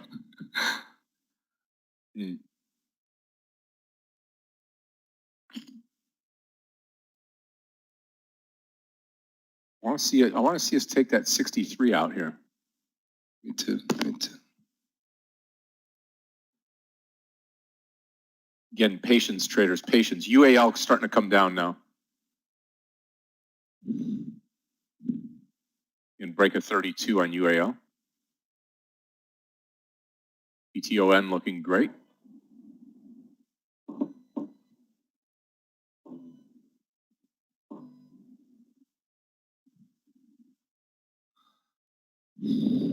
Okay.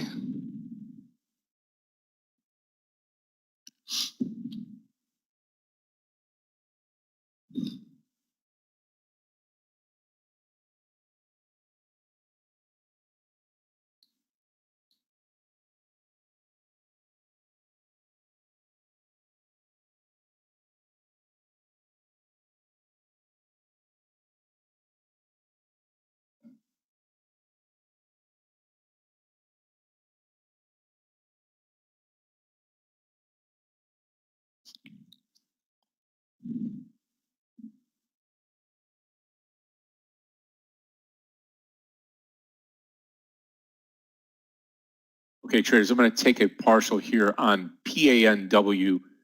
PANW, just half of the trade off here coming up, and I'm going to let the rest of it ride. Also, full size PTON, I have not done anything with it yet. Yes, I am. I'm going to short UAL at 32 break.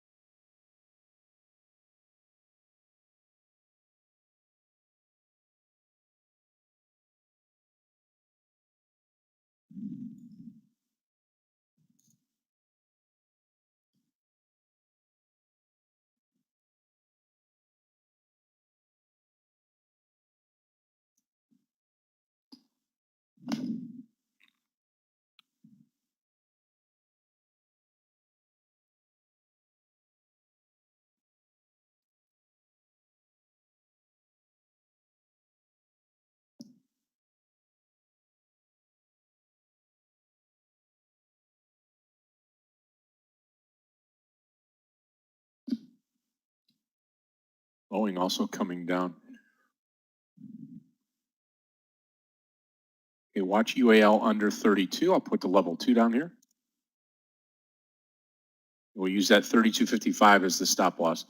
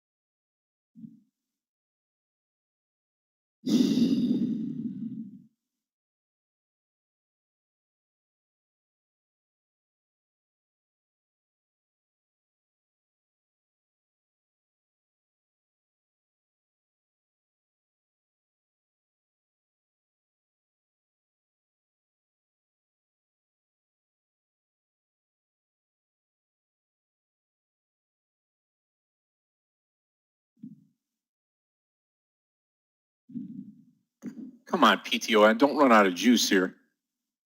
Half size left in PANW. Watching the UAL trade here. I'm going to make this a little bit bigger so we can see it at 32.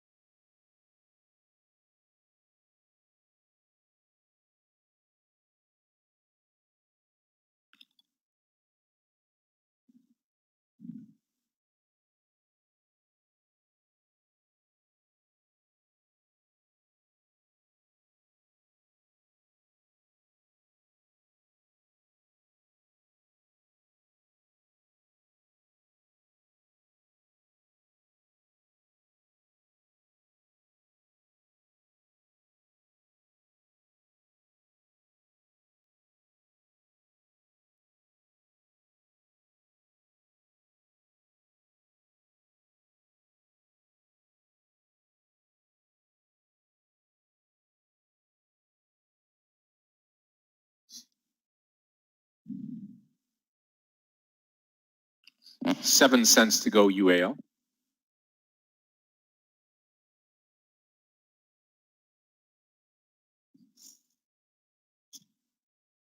Yep, watching it here. It's got to break that 32 first, though.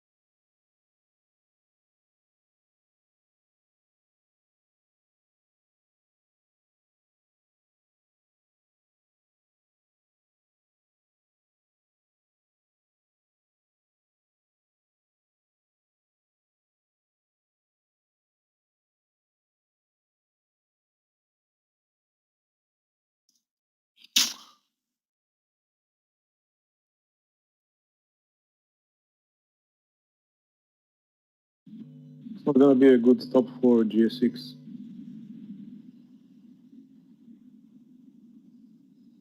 Say it again. It's not going to be a good stop loss for GSX. It's going to be something like 2 points. Yeah, but you have almost 7 to the high, Danny. So the risk reward on 15, look at this, looks really good. Here's the Still. GSX trade traders. Still looking good on 15-minute candles. 77.70 looks pretty good. Yep, I'll keep an eye on that as well.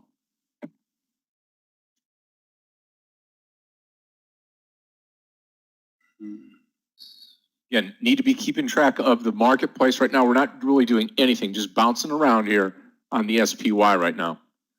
Facebook and Microsoft, 2 stocks I haven't heard of before, right? Facebook looks good here, 244 to the upside, if the market continues. And Microsoft even looks better, 212 at 212 on the breakout. About 20 minutes till 3 o'clock. So we'll just take a chill pill, sit back for a little bit. Again, I'm long PTON, long PANW, getting ready to short UAL right here, coming up in 2 cents.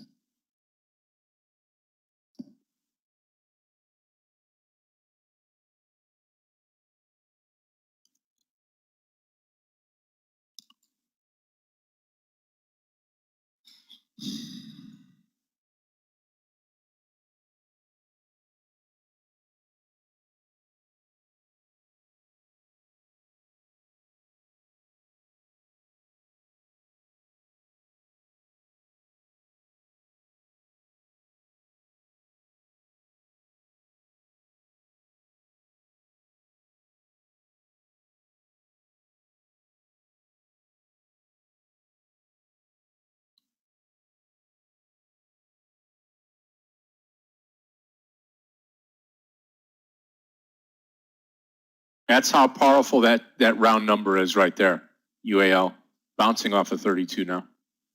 PTON, very simple. You just, underneath that VWAP line there, come out of the trade.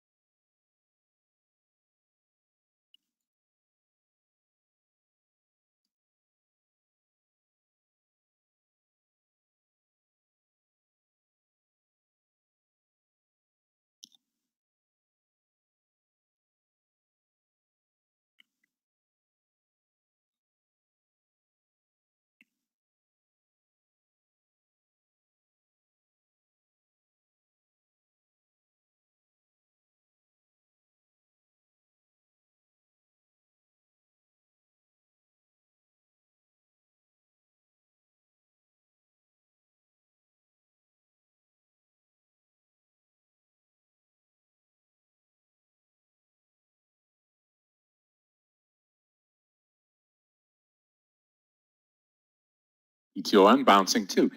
Okay, and again, no trade on UAL. Still holding on to my PTON trade.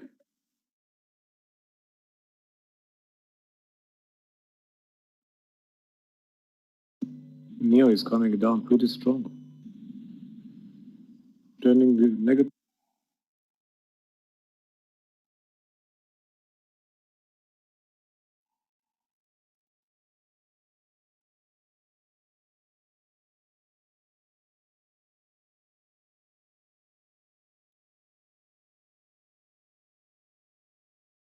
Look at the volume in NEO.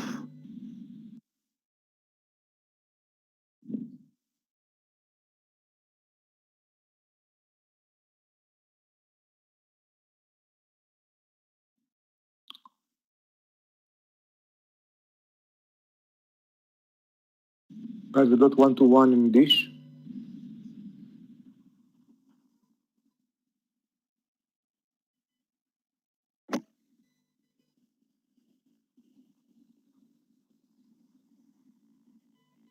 Just 10 cents, but you know, the quality. I mean, what do you think about going long spot? Spot.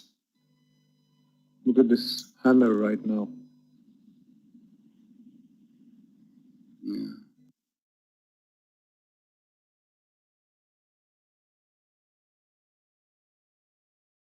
Not bad at all. Even like it. Yeah.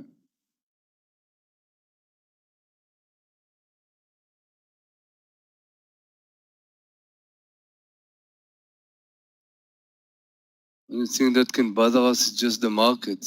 Ugly red big candle. Don't know if it's gonna symbol something, but definitely it's causing problem. Right.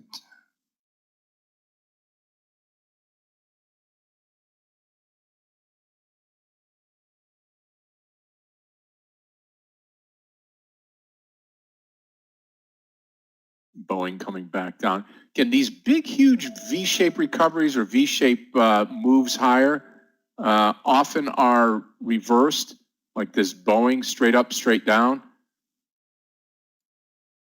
Want to have that gradual move in the right direction, like PTON, like PANW. PANW, I will come out of the rest of it under 240.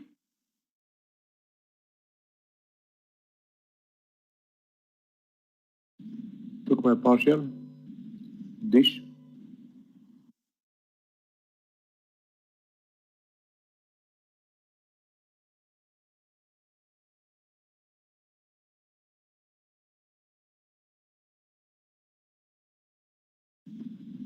$0.14.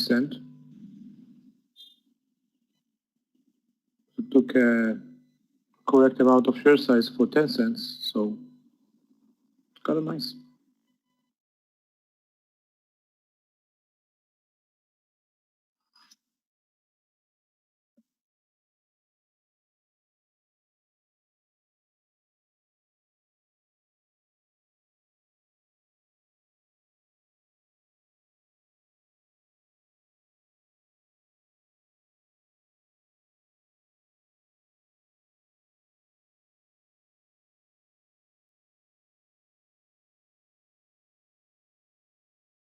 Well, saved by the whole number on PANW.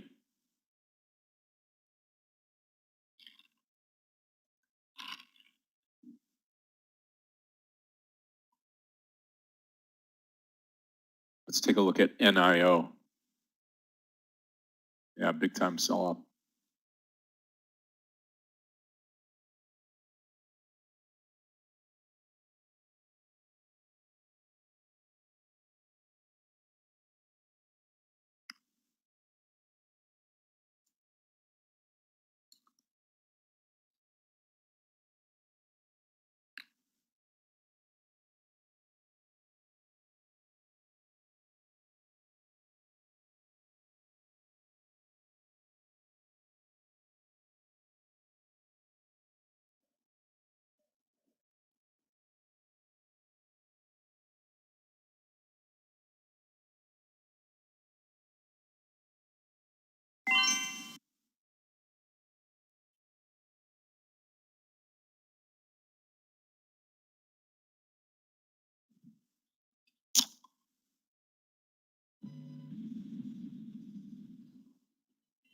Stop was going to be something like a point in spot.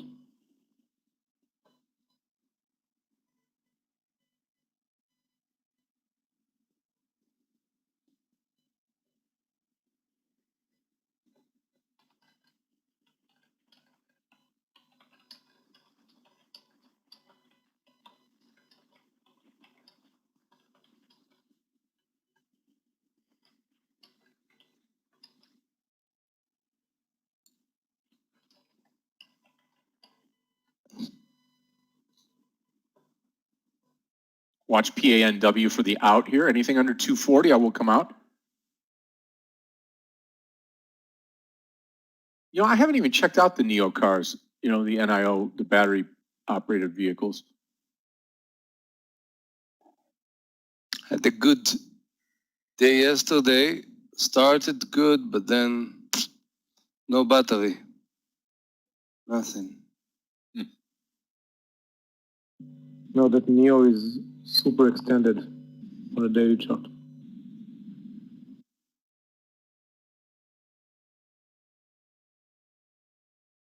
You know, you can ask yourself, what is the range of the battery? How long it can go? When looking at the chart.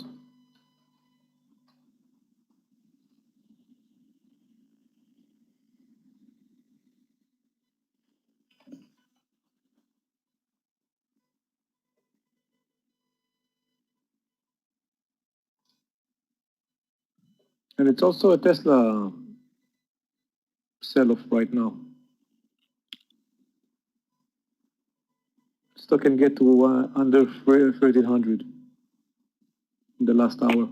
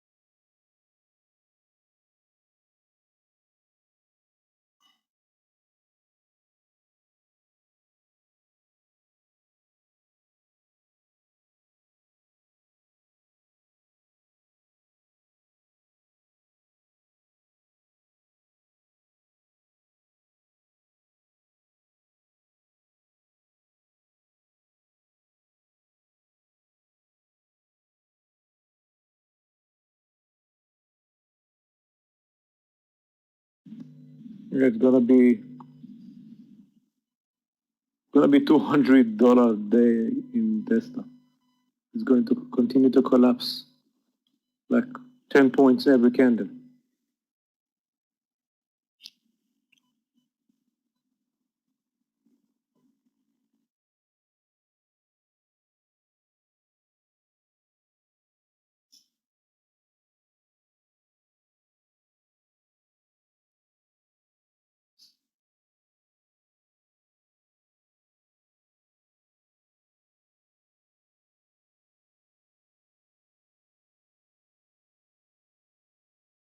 Okay.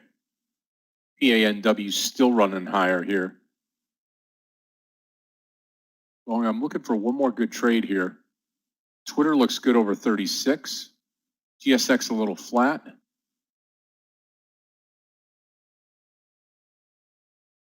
I mean, if you take Twitter over 36, 35 is your natural natural stop loss.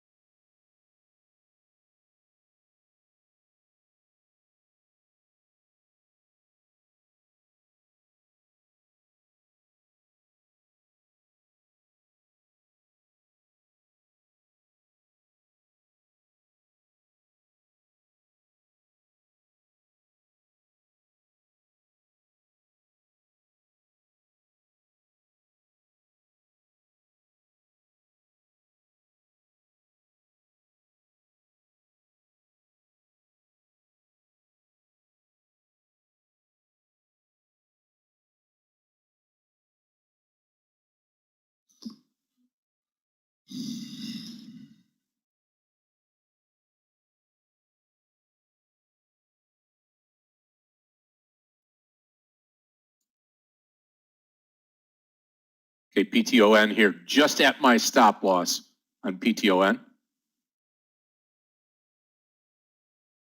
Yeah, we need a little bounce here, Kevin, on the PTON trade.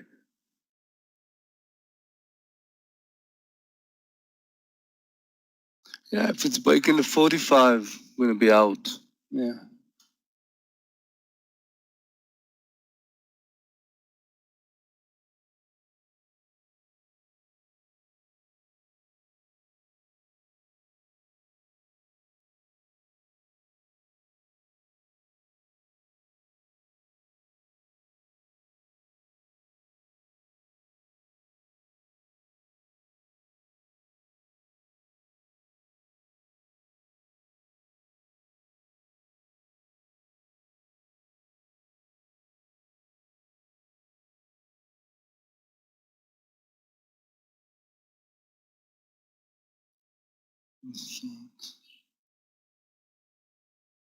If they're still there, Amir. You don't know if they're still there.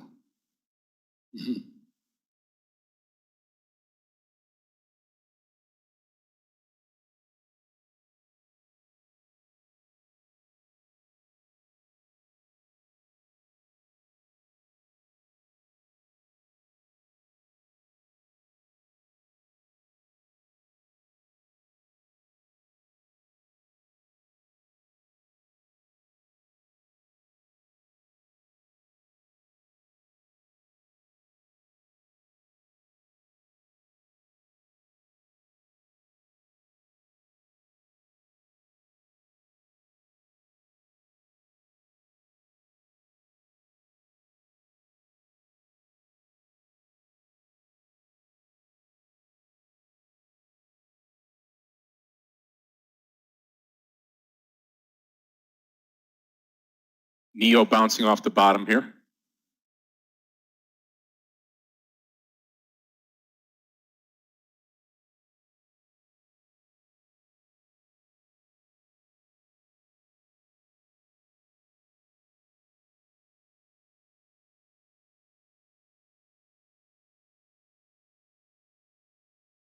Yeah, not an exciting market here to start the afternoon off. Small winner in PANW, still sitting here with PTON. Traders, remember, 4:05 today in about an hour and 5 minutes. Michael's going to be coming over to go right here in this room. We'll keep the YouTube channel open today. And those of you that want to be part of that on YouTube, you can do that. And also on YouTube, give us that thumbs up. Would certainly appreciate it. Anybody on YouTube there? And we'll keep it open for you today at 4:05. Be able to enjoy the training that Michael's got to deliver today. And then remember tomorrow, for those of you just in the room or for those of you that just have the right program, you'll be able to join Aggie with the mentoring session. That's tomorrow at 3:15 Eastern time. And that'll be in the mentoring room. So thank you so much, traders on YouTube. Appreciate that. Yep, advanced strategies today. That's at 3:15 or 4:05, sorry.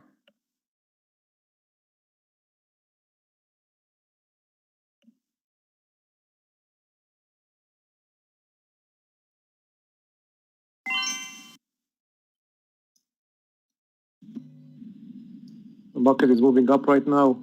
This is the ENPH breakout. Watch spot as well. Look at this candle in spot. It's an engulfing candle.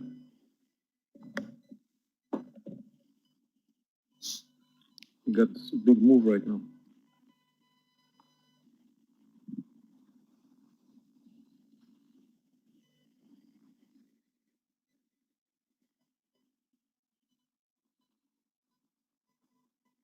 It's gonna be like 30, 40 cents stop in phase, ENPH.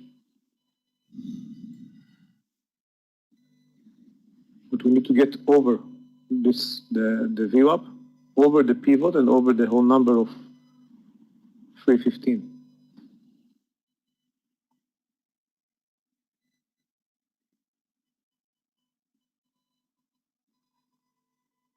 I will aim to 274 in spot.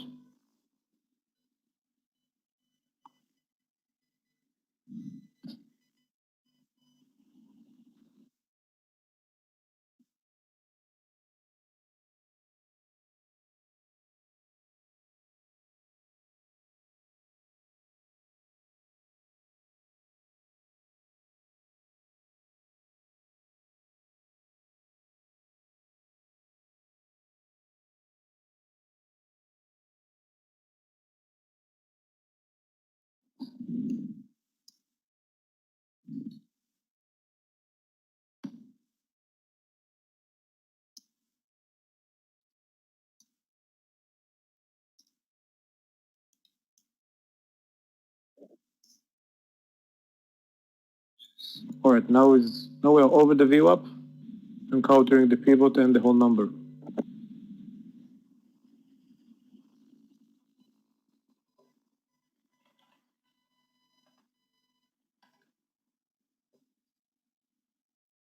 Watch that 241 now. We're getting close here, Danny. PANW. Glad I held into this trade.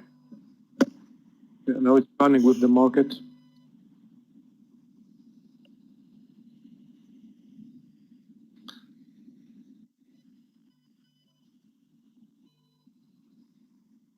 We need the continuation.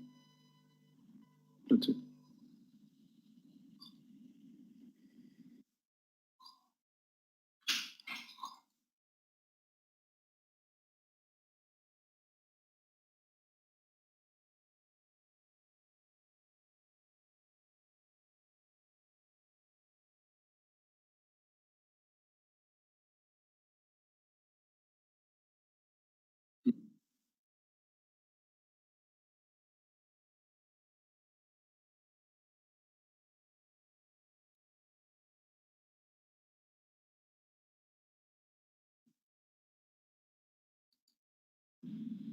Disney is moving up pretty strong.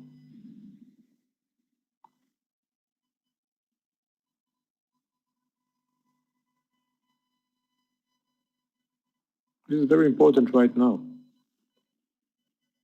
If we can maintain this level and go over 315, which is it's going to be the key issue.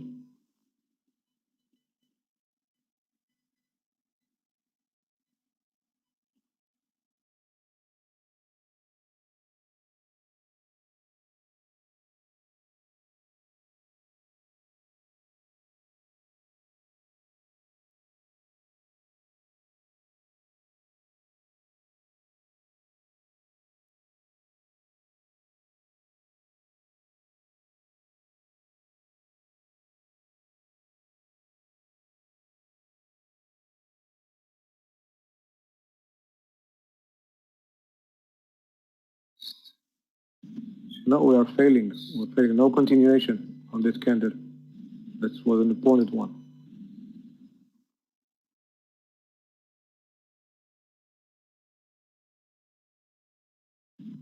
Oh, Disney really rocking.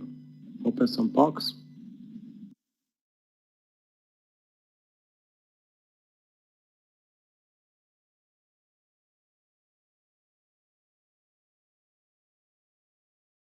Yeah, going really good on Disney right now. Yeah, on the news with the parks.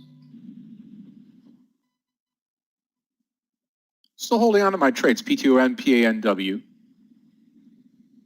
Wonder what could be a good news in Disney, Scott? Huh? Yeah, open parks. There's no cinema. Ah, they are open the parks? Really? Now the question is, You have to have a mask on the whole time that you're in there. question if people will come. There's a lot of places that were open and people are not coming.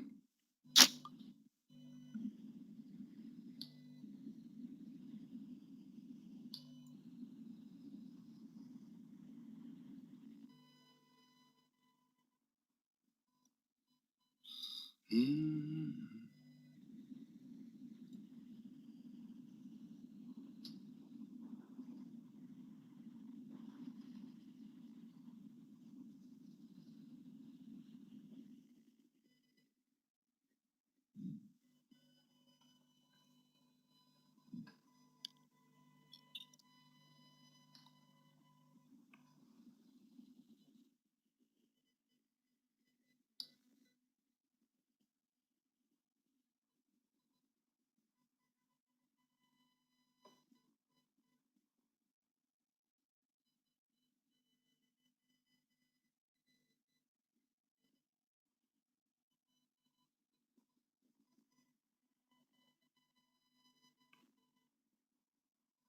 And stays very close, 4 cents away. 2 cents away. There's the breakout. Good luck. At least 40 cents.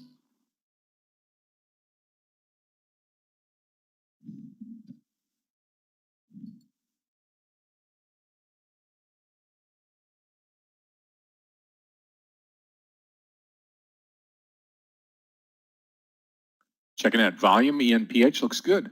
Hopefully get some more here. Disney really rocking right now. All right, market is trying to get 315. There's a battle. Pivot whole number. It's not an easy one.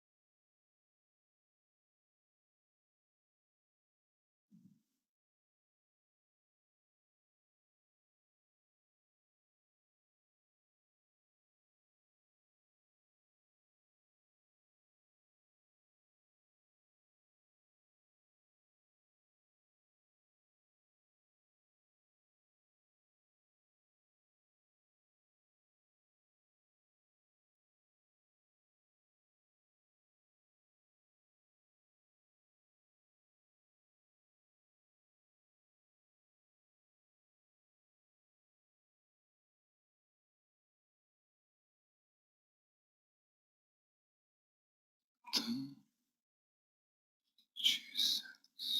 Come on, PANW. Watch this breakout here at 241.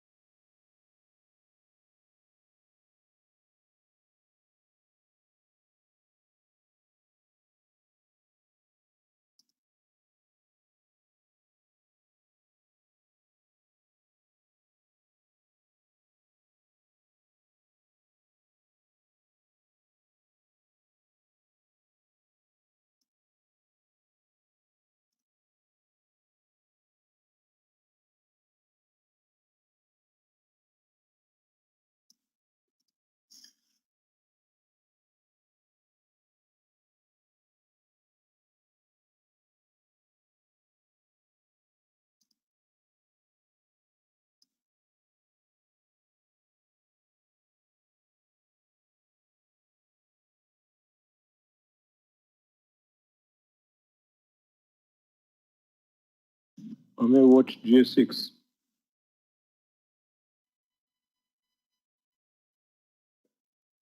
Sorry, my mic was closed.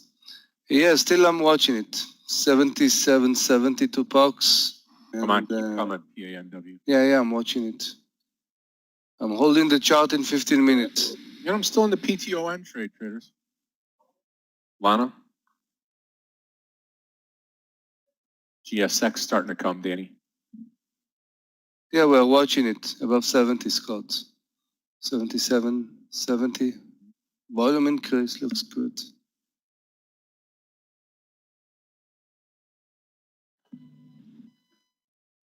There's our PANW break, traders. We can't figure out the Take market. 200 more shares off right here, PANW. 200 to go. 200 to go on PANW. Great trade. Nice breakout. Market is just over 315. Can't understand Good. why spot is not at 274 already.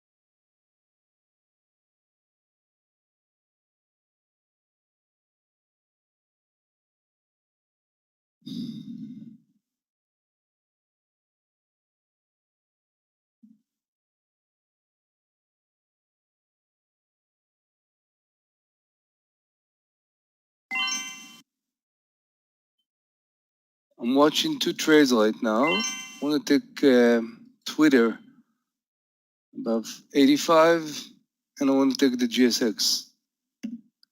But I'm waiting right now, 77, $70, $2 stop. Take amount for a $2 stop.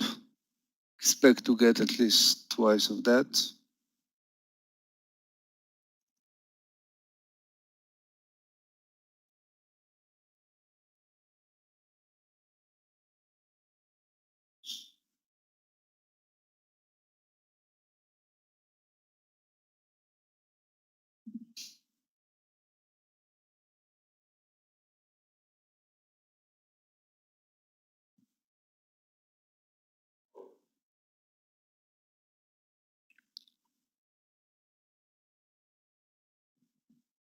Wow, yeah.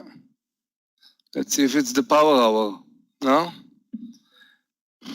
Yeah, it sure looks like it right now. Yeah. I think PANW, I got it from Danny or Amir. I think Danny, Danny. was talking about Danny PANW. names Yeah, was written on it.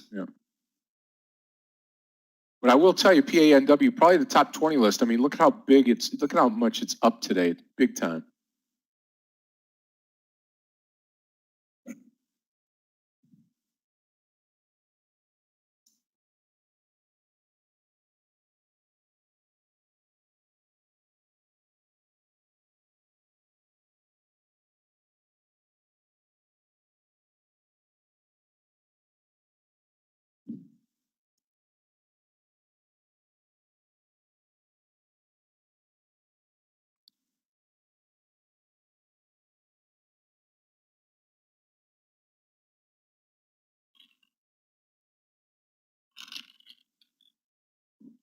Yep.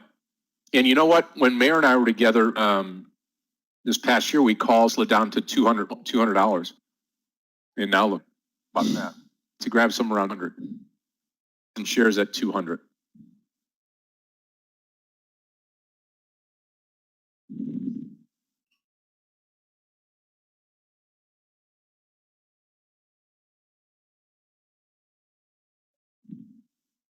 But Amir,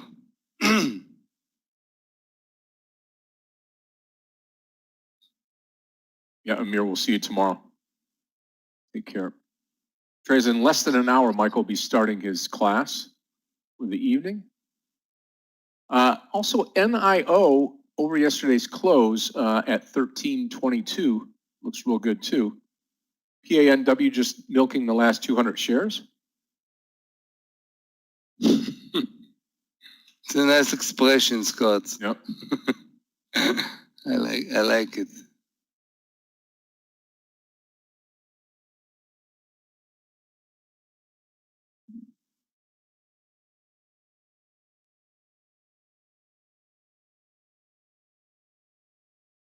Perfect visual, not great, perfect.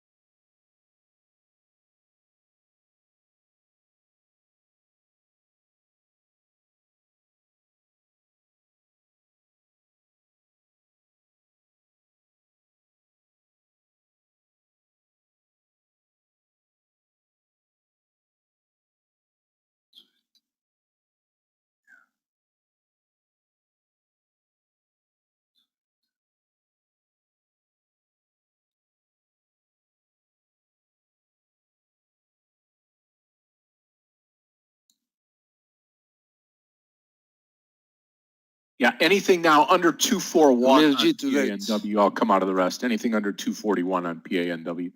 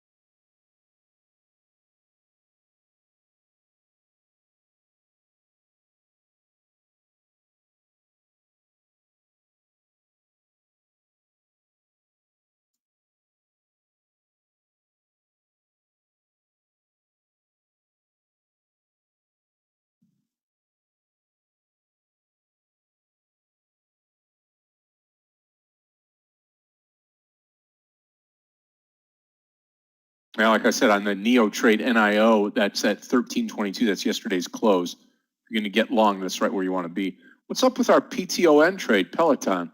Sitting here giving us grief.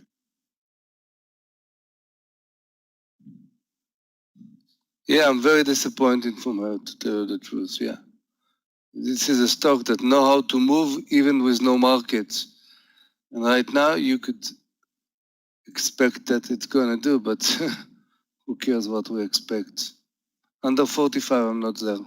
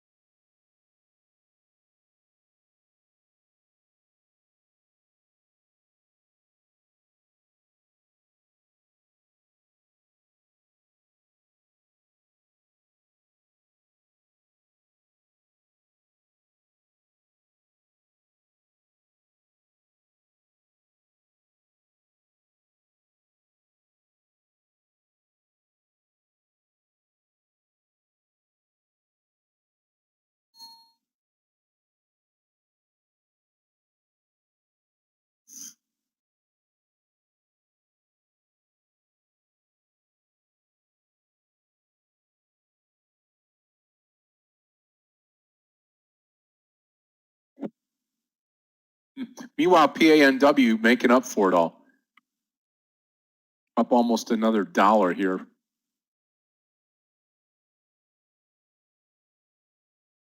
Mohammed, what did you take? NIO? Yeah. Nice move off that $12 number there.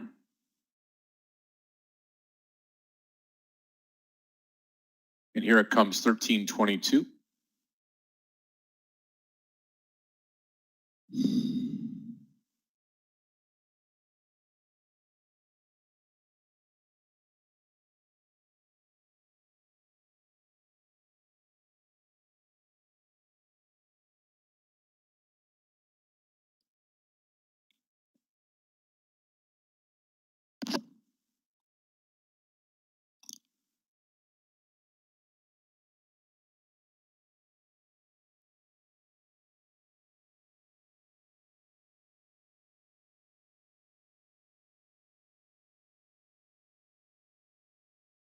Come on, PTO, and keep coming. PANW still running here. That's all that I have right now. I mean, I would like to take just a small little NIO trade here. 1322. See if it gets over there. I'll post it, 1322 long NIO. Just 1,000 shares NIO.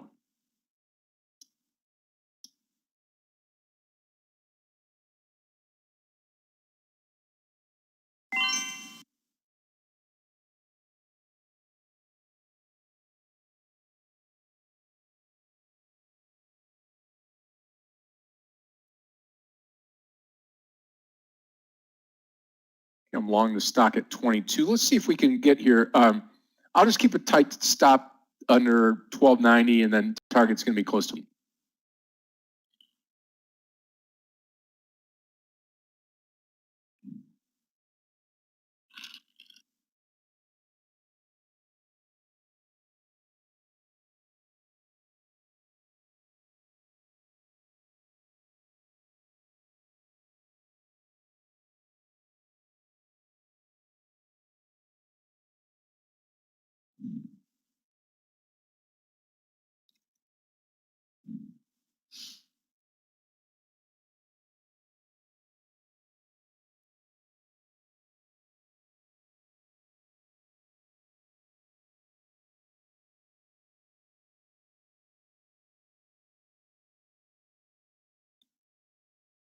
Kevin, only under 45. You can actually put a stop.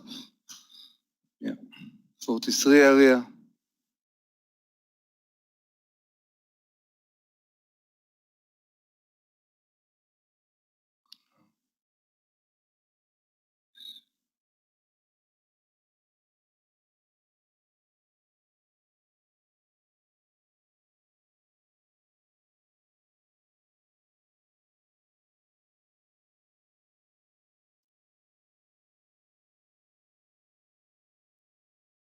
Now you can put 2-3 cents under. That's it, you know.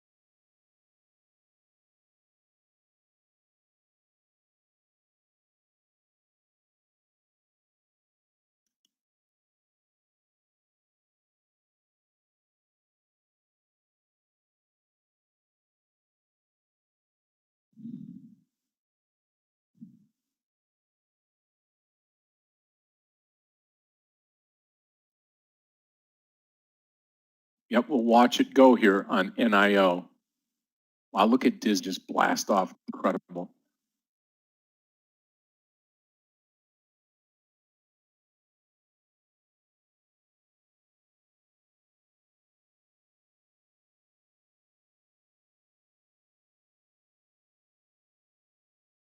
PTON struggling. Hard for me to believe that, actually, but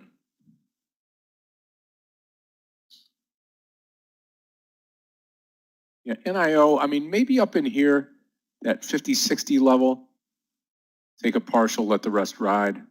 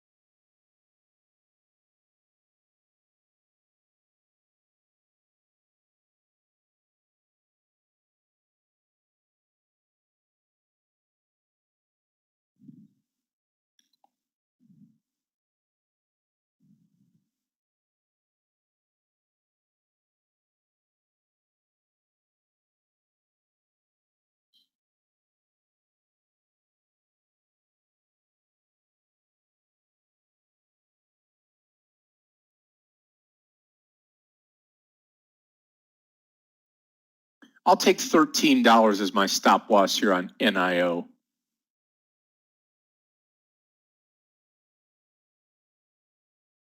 Coming up on the last 30 minutes.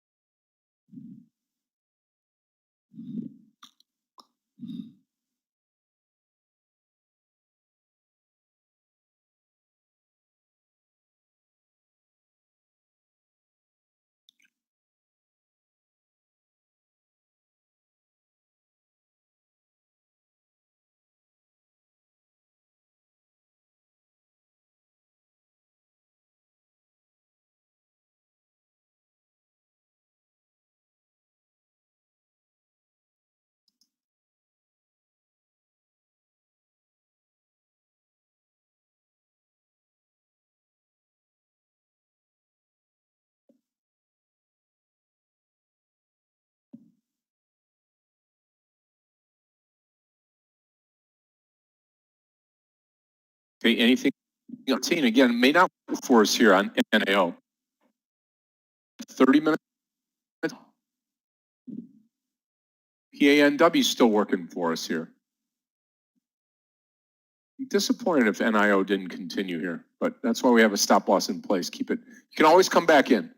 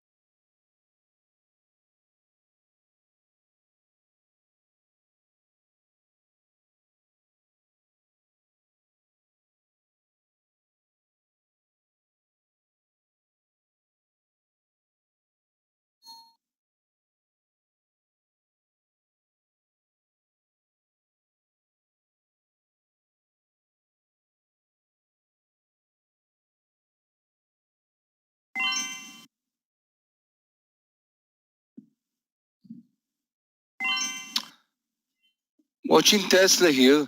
Hey, Danny. Oh, Danny. Good. Apple at all-time highs right now. Yeah, I was watching the markets doing double top when I'm taking Tesla here. 9 points and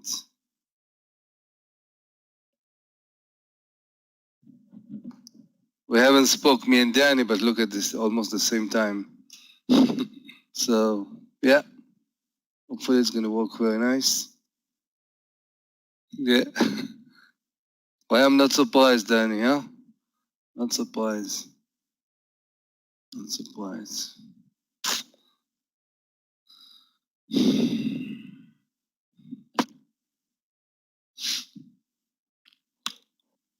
Okay, here comes PTO 1, baby.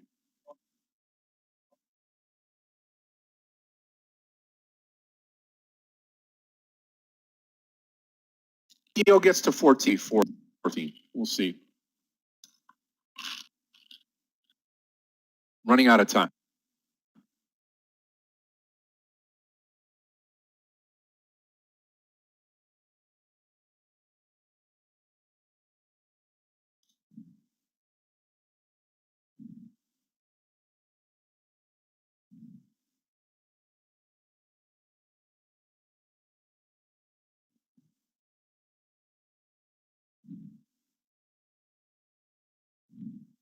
Look at PA just explode now.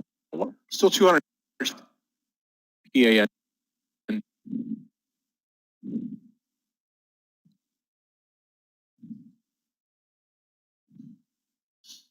You know, that turned to be a cool trade. Yeah, turned out to be a real nice trade.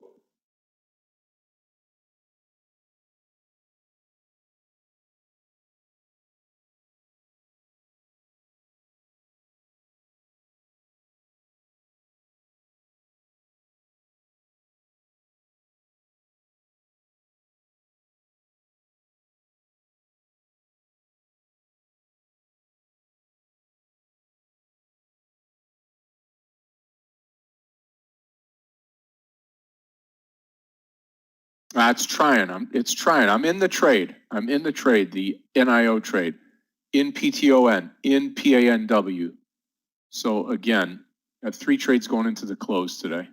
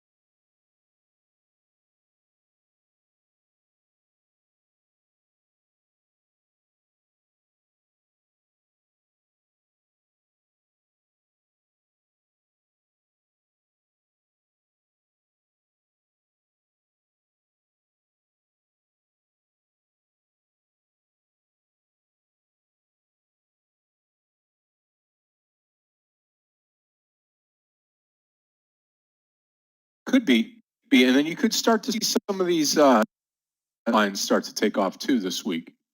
I don't know.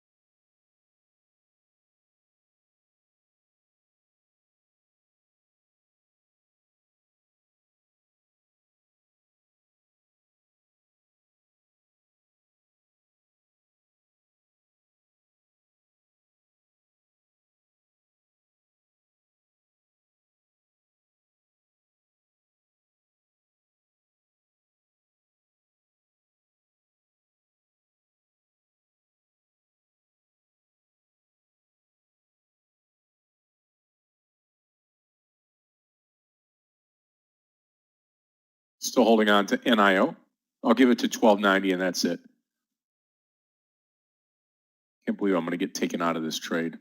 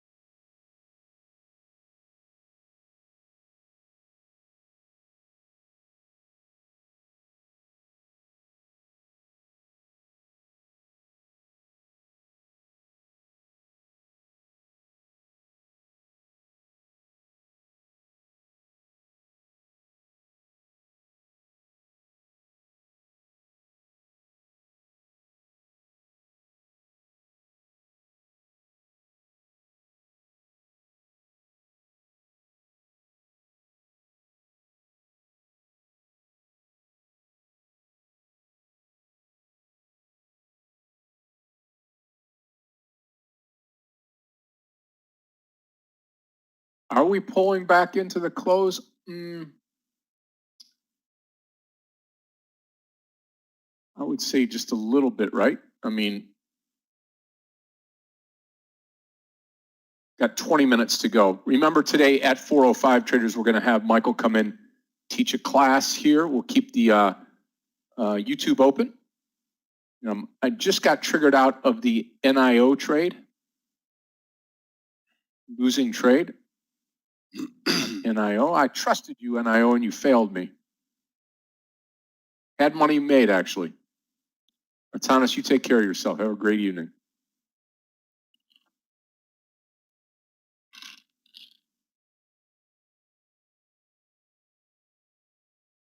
At least Python is doing the job, Scott. Huh? Yep. Starting to, anyway. Starting to. Yeah. Yeah, Kevin, the stop is $9 in Tesla.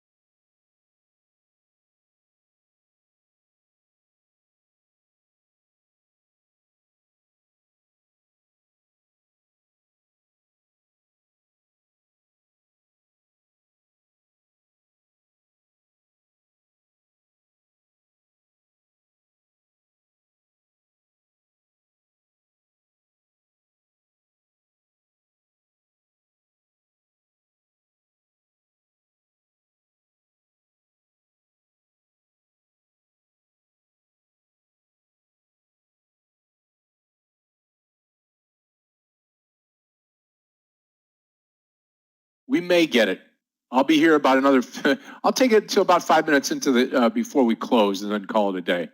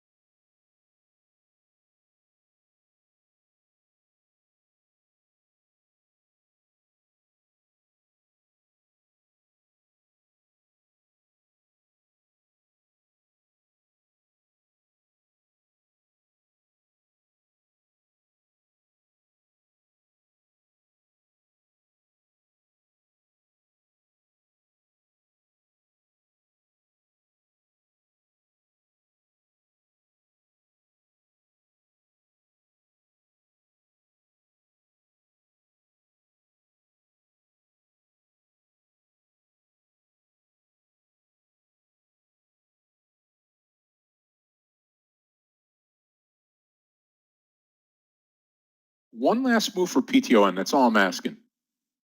Yeah, NKLA off to the stratosphere now. Top end breakout here.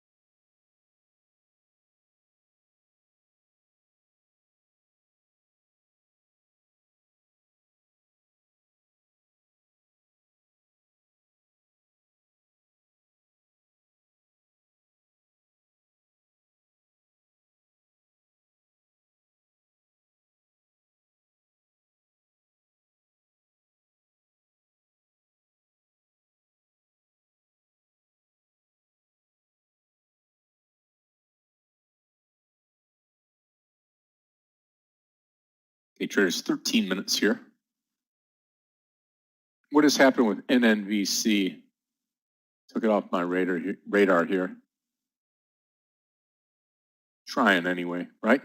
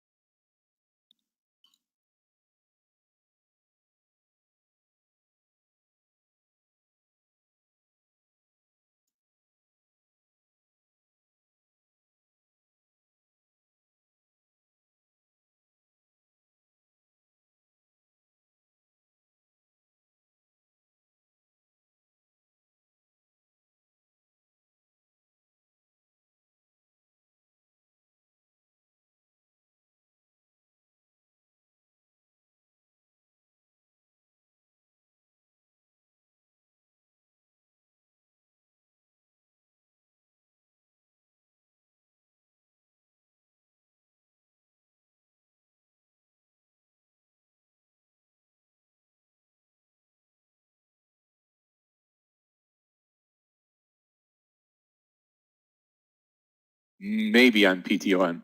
Time's running out here, 10 minutes to go.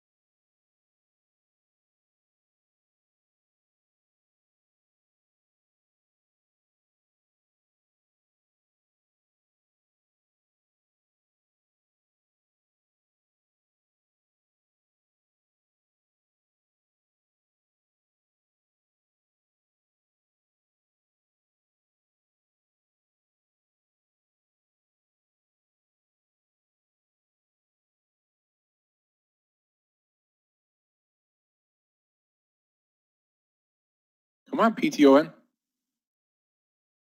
Give us that 6280, 6290 into the close. Yep, no reason for me to come out of PANW yet. I'm gonna wait to the absolute bottom or absolute top here at the end of the day.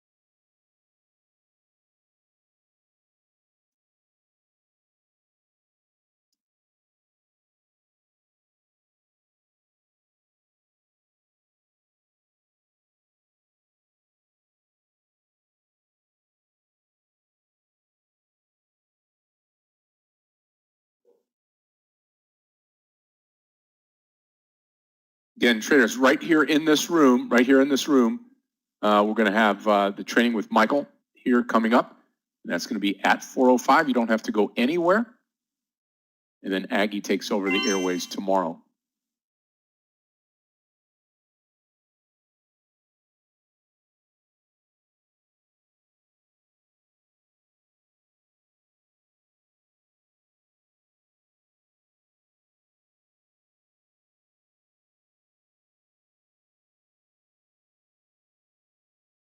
Thanks, Danny. Thanks, Michael. I'm gonna stick around a little bit. Want to see what's going on with. Only trade I'm in is the GSX. Raising my stop to the entry. Want to see if we can break the 78.70. Let's see.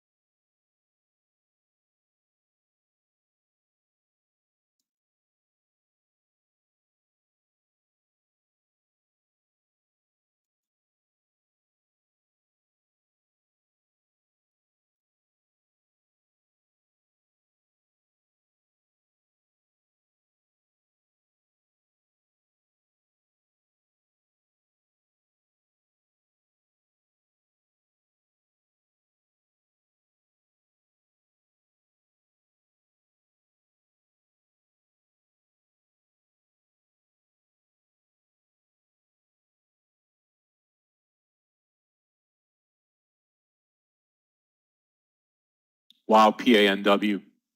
I gotta let go of another 100 shares here, and I'll be done with this PANW trade. 5 minutes to go into the close today. Again, traders, I am finished for the day here. I'm going to come out of PTON, and that's going to be it. Account-wise, just a little over 3,835. And I will see everybody tomorrow. Now, listen, tomorrow 8:30 in the morning, you can join us for a onboarding session that takes place in an opposite room here. Onboarding kind of lets you know what it's all about, what's going on, onboards you onto the platforms and platform and things like that. Clifton at 8:45. I'll be here at 9:15. Tomorrow will be Thursday, and we're one day closer to the weekend. So stay tuned here. I want to thank Yogi and Gabe, Clifton. Special thanks to Mike, who's going to be coming in here to the trainer in just a little. We've got Amir. Chris, thank you so much. Thank you, Scott. Mayor's gone. Thank you, Tori Keller. Galia, awesome to have you here in the Russian room. Appreciate what you do as well. Everybody have a great night tonight. God bless you all. Stay safe. And hold up. I'll stop YouTube here at the top of the hour, and we'll come right back on, and Michael will start things off. So Michael can come in, put his slides on. Everybody have a great night tonight. Nice call, Danny. Nice calls by Amir. And really appreciate it. Look forward to seeing everybody tomorrow in the best trading room on the entire planet right here at the Tradenet Trading Room. So everybody have a great night. God bless you all. Godspeed. Take care, everybody. Good night. Thank you, Scott. Thank you, guys. See you tomorrow. Yeah, here is the slides. Apple, JD, good stuff. Red.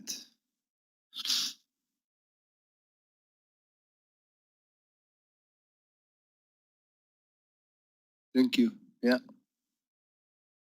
Michael, are you recording everything? Michael.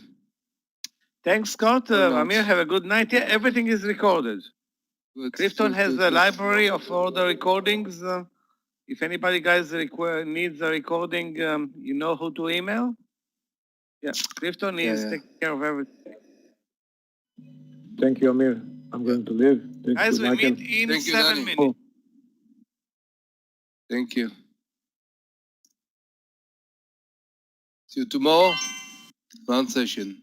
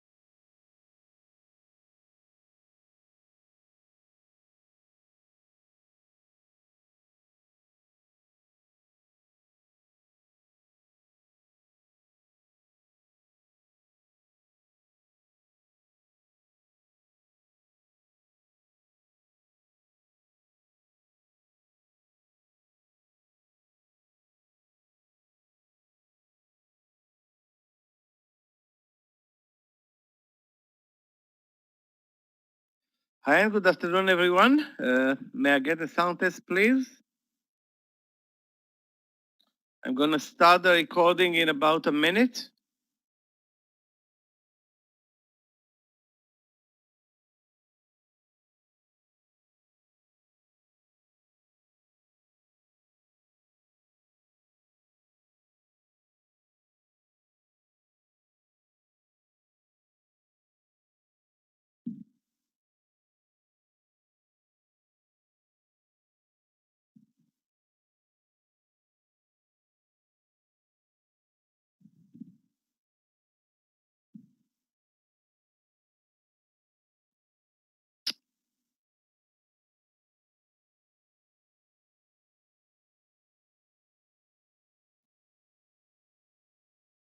Okay, guys, welcome to the July class. I'm sorry that I posted or recorded the previous session as the June classes. Sorry, my mistake. They are in the room recorded under June 2020. It should be July 2020 for the Advanced Day Trading Strategies class, but I'm sure Clifton is on top of that. And we will be starting actually right now. We have plenty of examples. I wrote down at least 1, 2, 3, 4, 5, 6, 7, 8, 9 examples that apply fresh from today. Maybe there are dozens more that I wasn't even aware of. Actually, as soon as I said that, I see now another one.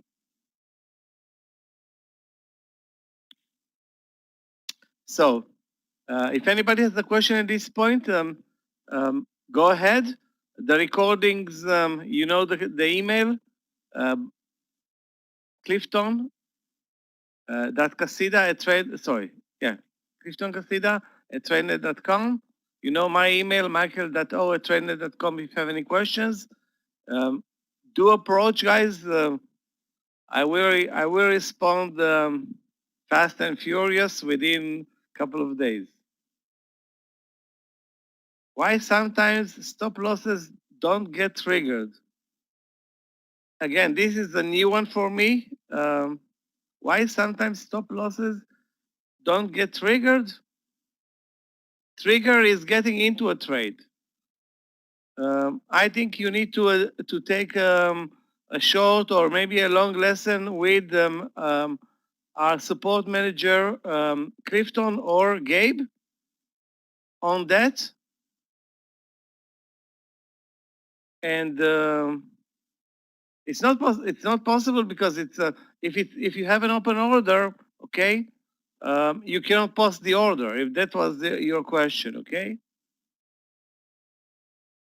But I think there is a mistake, and it will be fixed.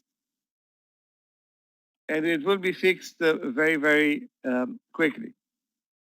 Okay, guys. So we went through another trading day. The market did its thing. Eventually closed again at the highs of the day. Closed positive 0.8.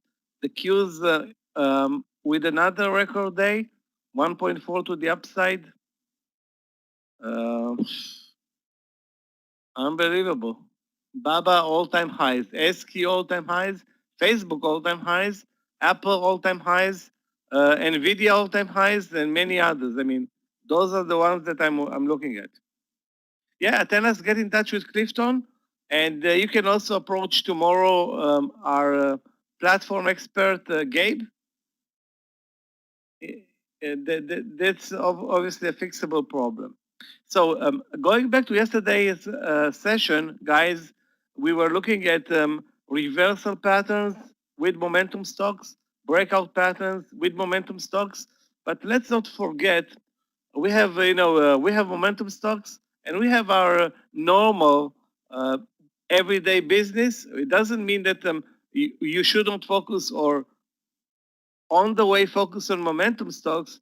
But if you have like a clear pattern, a clear cabinet formation, anything that resembles a great trade with a good risk reward, sorry, it doesn't mean that we're not going to take a trade like this setup in Facebook. For example, what are the pluses for this setup, for example? First of all, a mega stock, okay, like Facebook, Apple, Nvidia, SQ, Baba, Goldman Sachs, the important stocks, round number breakouts, tight stop losses, perfect pattern. This is what we have here in Facebook. So, for example, we have a wide wide range based breakout, okay, and time frame is more than an hour for this cup to form.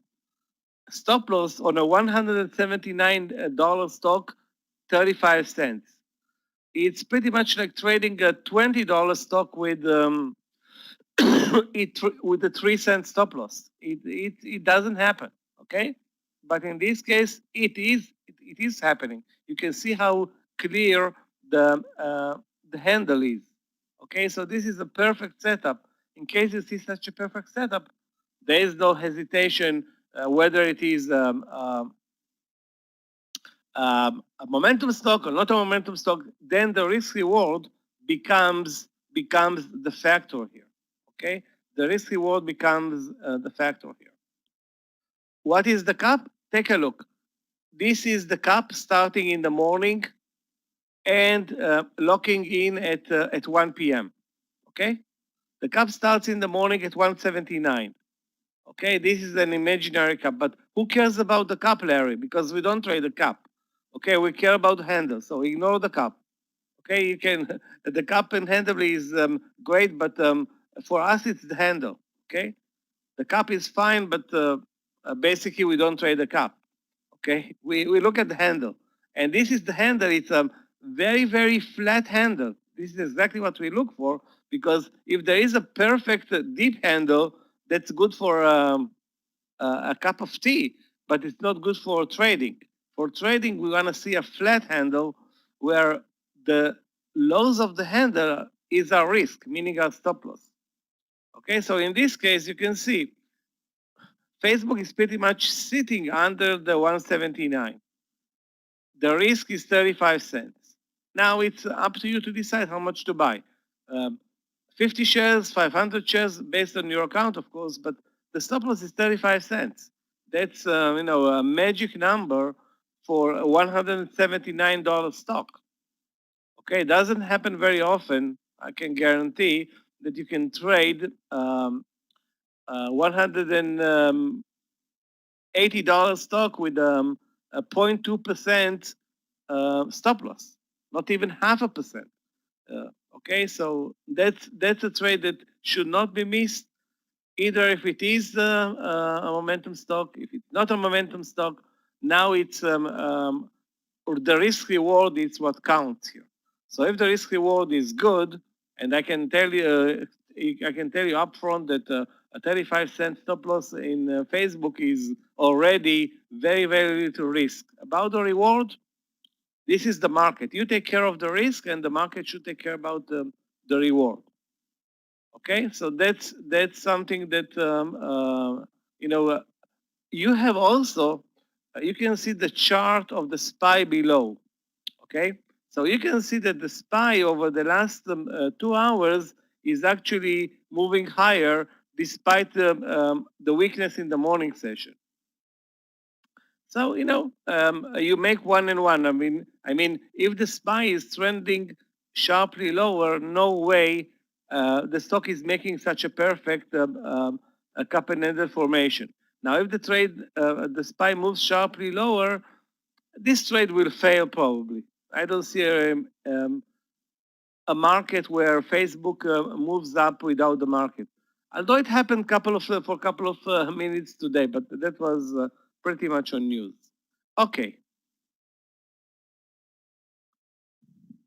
Now let's look at some other optional trades that we can do or take advantage as day traders. One is buying strength at support. I will explain exactly what I mean in a split second, or shorting weakness at resistance. Again, we want to short weakness and buy strength. Okay, buying strength at support is a technique that can be used, but needs to be, a practice where you do it very, very accurately. The same goes with shorting weakness and resistance. So you need to diagnose exactly what type of trade you are looking at, what type of market are you looking at, because the margin of error on these trades is very, very small. The margin of error is very, very small. So you need to buy very, very close to support. Okay, when the trend is lower on a strong stock, and short when the trend is higher on a weak stock. So that's actually a complicated trade, but it's doable if you are a good day trader and you go for this type of setups. Okay, only you need to pick very, very, be very picky about the stocks that you trade on one hand. On the other hand, you have low risk trades on relatively very tight stop losses and very good risk reward. The problem with this strategy is that you need to be aware that there will be losses. So those losses need to be small because you're taking very, very fine-tuned trades on very, very little risk. On the other hand, if the stock moves in your favor, buying a stock at support, and then it moves to the breakout or the reversal and ends up a big winner, you're way ahead versus other traders. So that's all about taking advantage of intraday technical patterns. We're going to see examples in a split second. Buying cheap with a lesser risk is exactly what every investor or trader wants. Okay, you want to buy cheap. You don't want to buy expensive, and you want to buy very, very little risk. That's very important.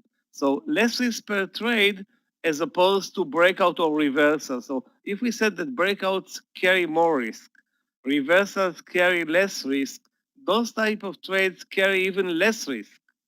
But the lesser the risk, okay, you cannot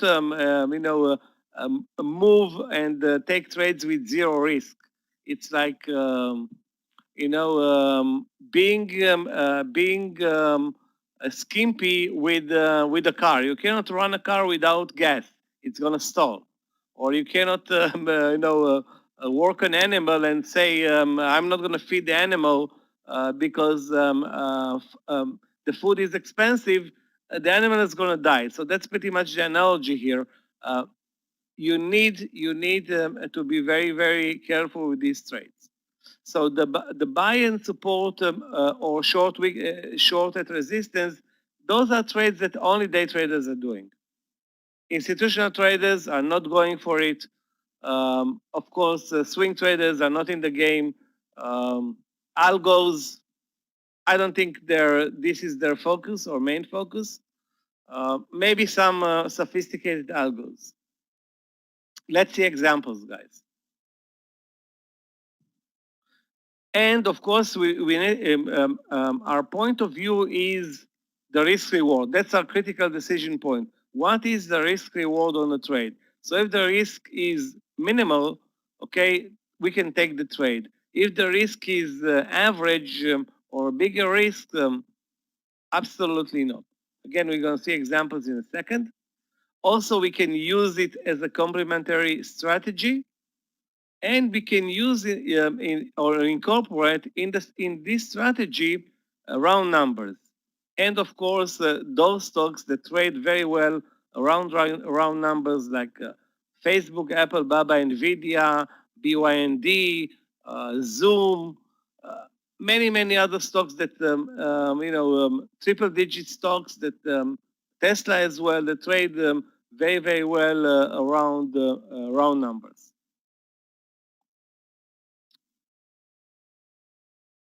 Okay, let's see this example. You can see this example.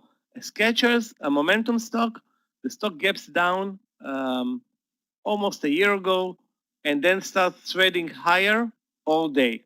Okay, but right now we're not looking at how to trade a breakout trade or a reversal trade. Right now, look guys at this move sideways, okay?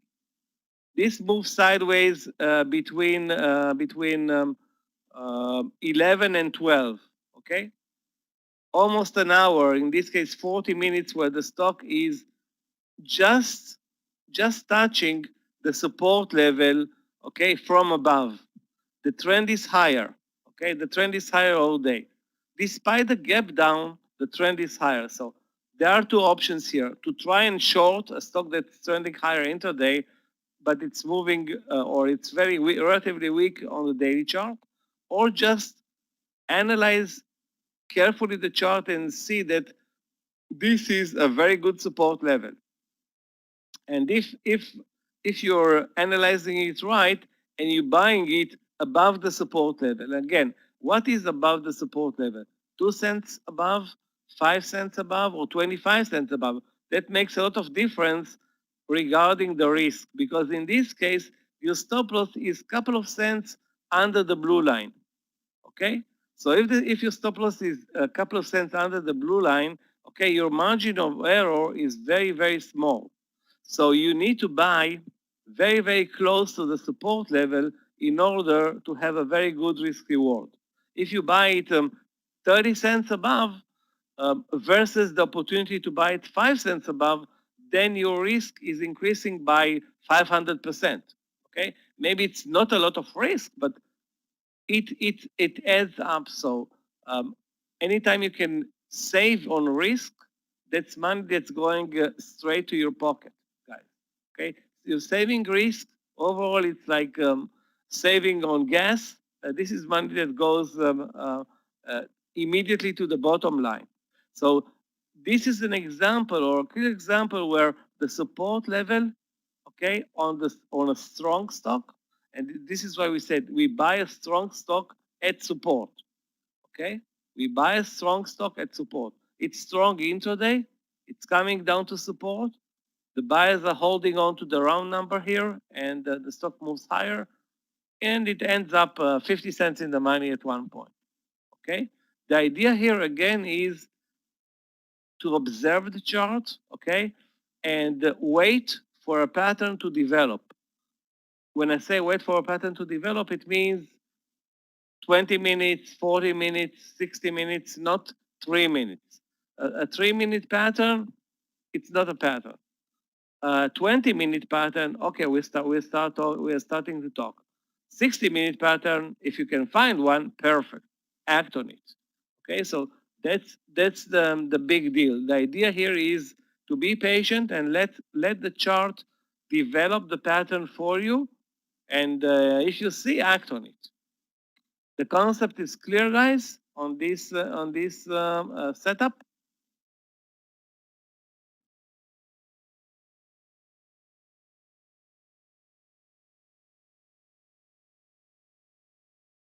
Clear or not? I can explain it again, but I think it's very simple. How many people attempt this type of reversal trades? Because this is, after all, a type of a reversal trade, okay? It's not a breakout trade, okay? It's a type of a reversal trade where you see a very good and consistent support level and you buy, okay? Now, it's very important, like I said before, to buy 5-10 cents above and not 50 cents above, okay? But this type of setups, it's very important to wait for, like I said, a perfect setup. And what is a perfect setup? Is a setup that goes at least 20 minutes to 30 minutes, not a 5-minute setup. It's not called the consolidation because the consolidation is a different setup. Okay, I will show you a consolidation later. Consolidation. Because really the price is not consolidating or sitting very, very idle above the support level, okay? It moves up, it moves down, it just doesn't break the support level. It doesn't break the support level. And here you have 40 minutes, okay, to decide if you want to go long, maybe you don't want to buy at all, okay, or short. Like I said, there was no reason to be short because the trend on the intraday chart is higher. And indeed, it closes, well, not at the highs of the day, but definitely way off the lows if you look at the daily chart. Okay? So again, remember, it's very important to buy very close to the support, okay? Because then the risk is limited. If you start buying 30 cents, 40 cents, 50 cents above the support, then you lose pretty much all the effect of the trade, because the effect of the trade is that if you lose, you're going to lose very, very small. You're going to lose, if you buy it 1701 or 2001, you know, you're going to lose 10, 15, 20 cents, okay? But you're not going to lose 50 cents to a dollar on a trade like this.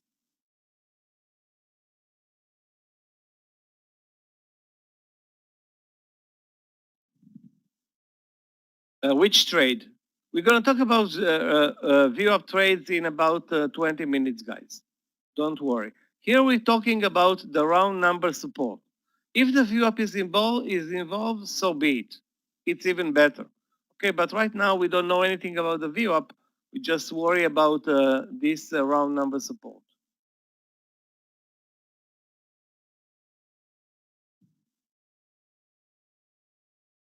Okay, now you can see another example. This is the Pinterest IPO, okay?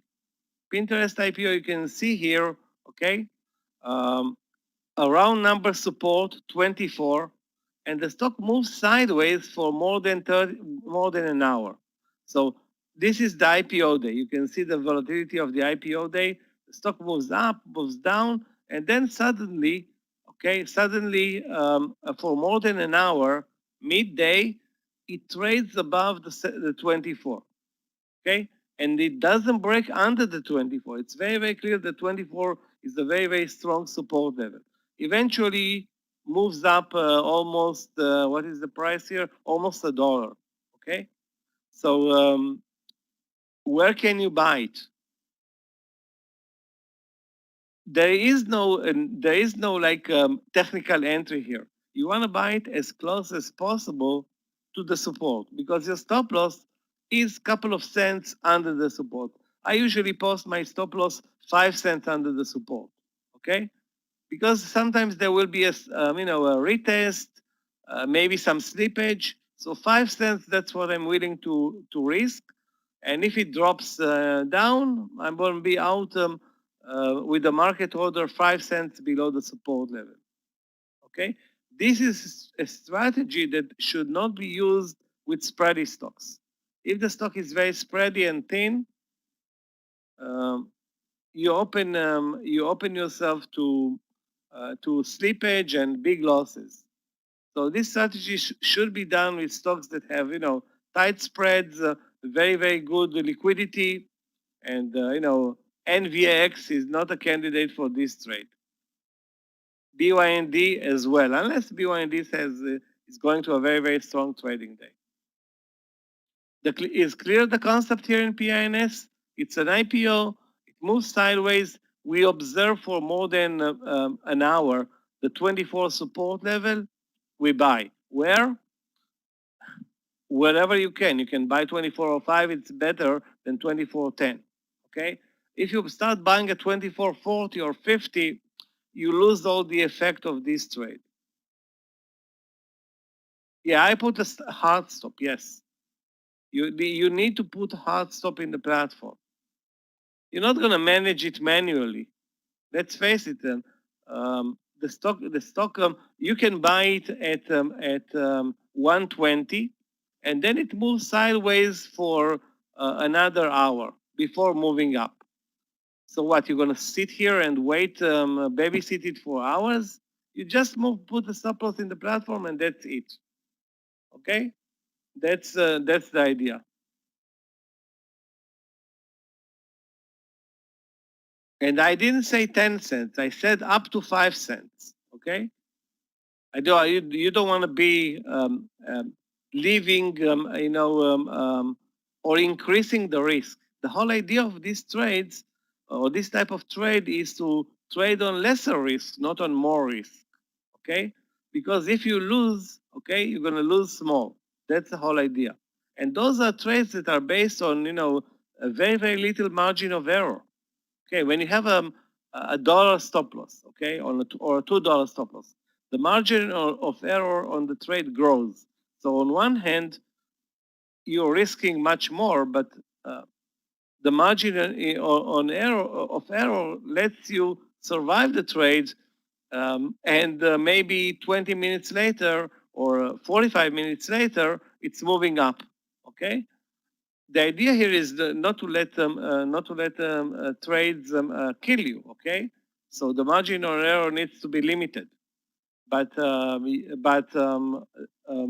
this type of trades, the margin of error is very, very narrow. Okay, not going to take a reversal trade with a $1 stop loss in this case. That will be crazy. Okay, because you need to take care of the risk reward. Keep in mind that those are most of the time low volume trades that will develop on momentum stocks, but you don't want to create a big loser out of this type of a reversal play. It also depends a lot on the market, of course. Okay, not for IPOs. The IPOs could care less about the market. Okay, guys, look at this amazing example. That's Kansas City. Kansas City? Kansas City Southern. That's, if I can remember it right, that's an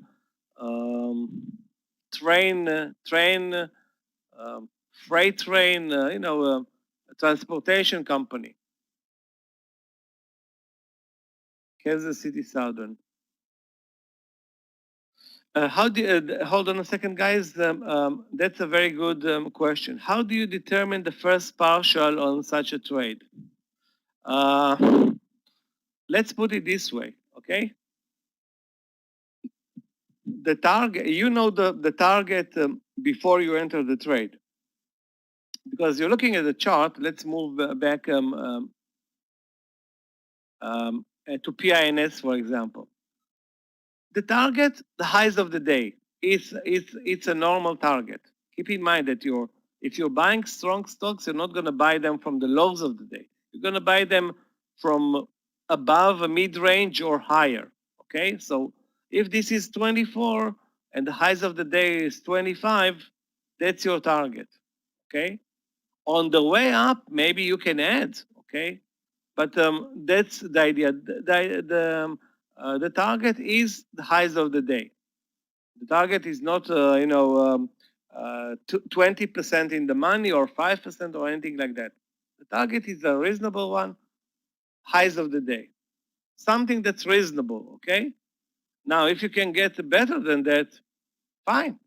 Okay, on the way up, you can think about maybe buying the breakout, maybe finding another reversal. There are options, okay? But the simplest trade, if you ask me, without fooling around, you buy highs of the day, okay? Keep in mind that those trades are not full trades. So if you buy a very clear breakout or reversal, let's say you buy 1,000, this trade is worth 500, 400. Those are half average position trades, okay? Those are not full trades. Those are, like I said, those are complementary strategies. Those are not main strategies. Okay, this is something that you do on the way, okay, if you can find one. This is not something that you work to locate and find only this type of trades, because trust me, you're not going to find many support levels that go around for 60 minutes or 40 minutes, or it's not going to happen very, very often, okay? I wish it will happen very often, because those are easy trades, but doesn't happen very often.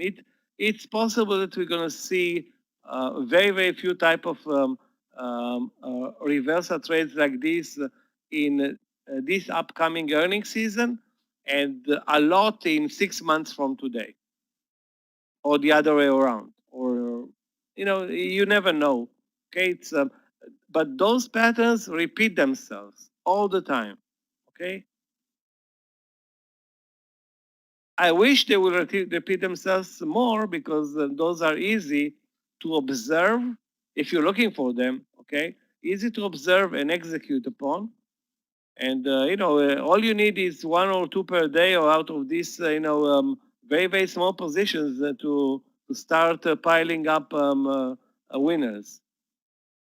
And the losers should not be an issue, because again, you're taking small positions on tight stop losses. Okay, KSU, sorry, Kansas City Southern.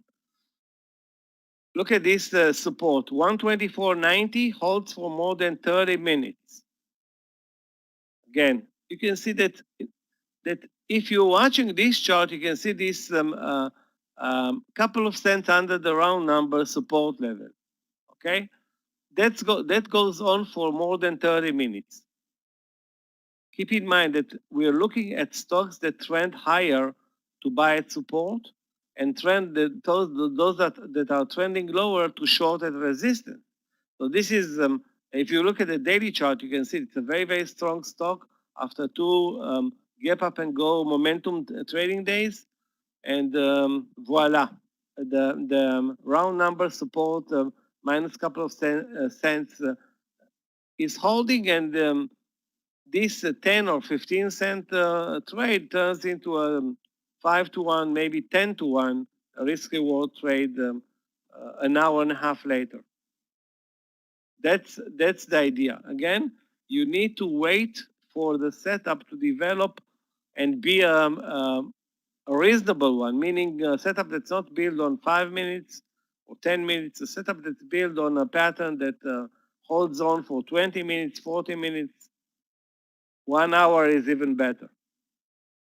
If it stays for 2 hours, you know what? Depends on the market.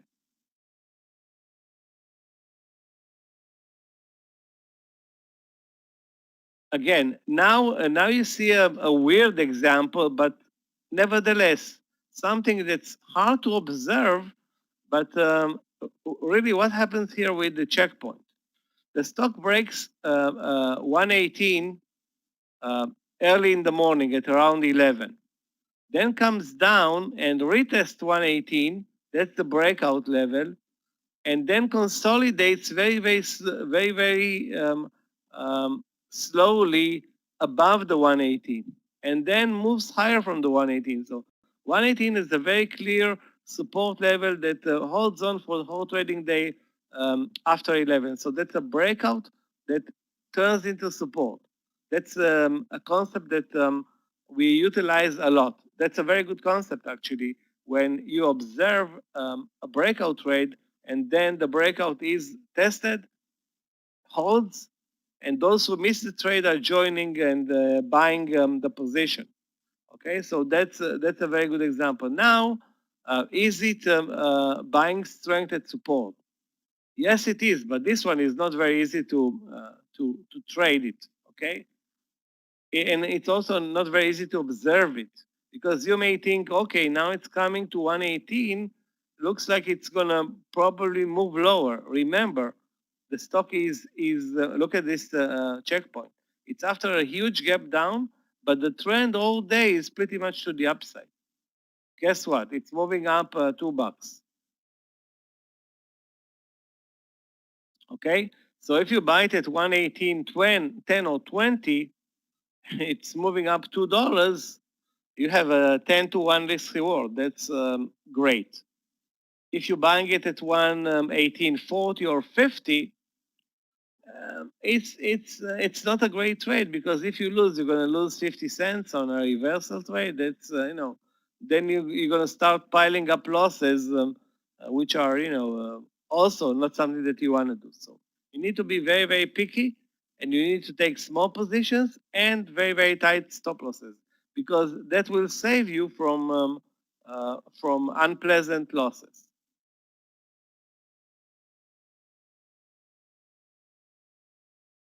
WDC, another setup, this time for 2 hours. The stock trades higher, comes back to the 55 level and stays there for 2 hours. This is a very easy trade to do, okay? Because there's no question that the trend is higher all day. There's no question that the 55 support level is a round number. And in this case, the stop loss is a couple of cents below. Very, very simple trade, okay? So this one is easy to execute. You have the time frame, the liquidity, the tight entry, everything is clear, and the stock is actually working nicely later on the day.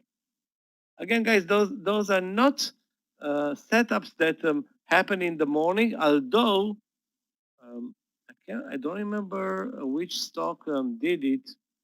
I've seen an unbelievably clear support level on an IPO the second day after the IPO. I just don't remember the symbol right now. Maybe I will remember it later. Anyway, clarity is very important. If the trade is not clear 100%, that's it. You move on. Okay. So if the stock trades above 55, breaks under the 55, moves above the 55, breaks under the 55, it's not good. Okay. You want to see clarity. So if the 55 is the support level and it holds above 55 for 2 hours, that's that's a very good trade. Okay. That's a very, very good trade. But if it starts moving under 55, or the stock has big spreads, very low volumes, all the no-nos, you know that you're not doing the right deal. Is it clear so far, guys? How do you spot this? First of all, some of those stocks are momentum stocks, okay, or very, very strong stocks. You don't trade stocks that are dead. You buy only stocks that are very, very strong. Remember what I said at the beginning. You buy at support strong stocks and you short at resistance weak stocks. So this stock has to be very, very strong. Like what is very strong? Up 5%. Okay? This is a stock that you take from the top 20. It's not a stock that is flat all day, because what is flat all day? A stock that has support and resistance, but it's not moving. So why would you trade those? Okay. The concept is that you want to buy very strong stocks at support, assuming they will continue to move higher into the close, or short very weak stocks at resistance, assuming they will continue to move lower into the close of the trading day. Clear? A? That's the concept. So you're not dealing with idle stocks that are not interesting. Okay. Any stock that you trade, you have to ask yourself, why am I buying it? What is the strategy? Okay. Okay. And if you look at the stock that's moving sideways all day, has no volume, no trend, no range, spreads, and so you ask yourself, why is the stock not moving? Guess what? It's on you. You didn't pick the right stock. Okay. There are 4,000, 5,000 stocks to pick, and you picked a boring one or a lousy one. Okay. But again, that's something that takes time to develop. This is why you use the top 20, or you use your list, okay, to add to the list interesting stocks that are, big movers. Most of them will be from the top 20. I can't believe that Apple is at new highs again. Unbelievable.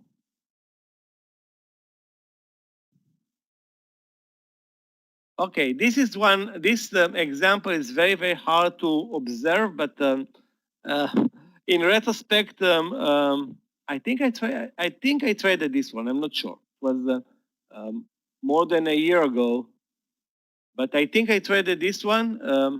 Again, I'm not gonna guarantee that. So the stock trades above 87, okay? And you can see on the daily chart that this stock is after a huge gap up and very good volume. Okay, so this is the momentum stock. So big pickup in volume and trading range is also good. But it's selling off after the big gap and touches 87. And then suddenly for more than 2 hours, okay, it's moving above 87, it's retesting the 87. In this case, the retest of the 87 is your chance to get on board. Okay, and this in this case, you get also a huge winner. Okay, but not all the trades are as simple and easy like WDC. WDC, the stock is dead 10 cents above the support level or 5 cents above. You enter the trade easily and it moves up. That's a bingo trade, easy. This one is not very easy. Okay, this is a bit wild. So this is important that you're gonna buy it when it comes and test the 87, and you're not gonna buy it at 88. You're gonna buy it at 87.20, maybe 30, but you're not gonna start buying it at 87.50, 60, and increase your risk unnecessarily. So sometimes you will miss on the trade. So be it.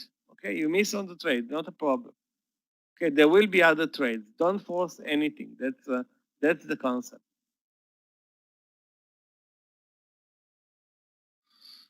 Which to pick? Whenever you pick it,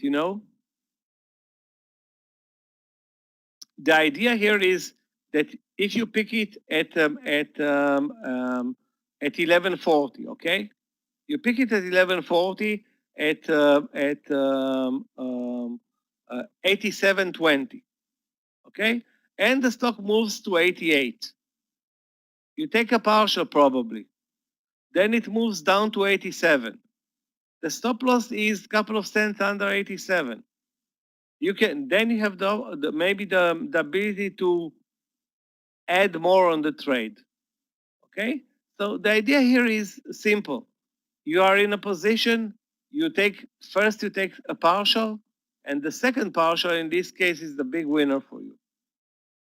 If you enter at after 1 p.m., then you have the opportunity not to sell anything, and it closes very high, very strong into the close. But the safest thing to do is to take the partial first, and the second partial is going to be your winner. Yeah, but it needs to be a very, very clear pattern. Most of those patterns are going to be above round numbers. Okay, that's clear why above round numbers or very, very close to round numbers. I can hardly see a trade where the support level is 86.66. Okay, that's not going to happen most of the time. Okay, maybe it will happen, but most of the patterns will be at round numbers. 24.50, 24, okay, 12. Okay, but wasn't KLA today the same? Let's take a look, okay, just to hold on a second.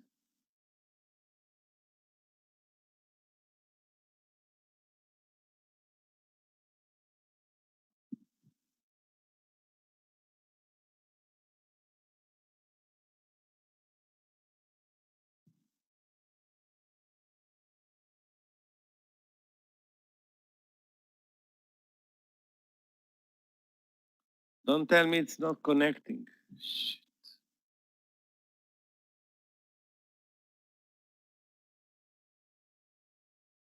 Okay.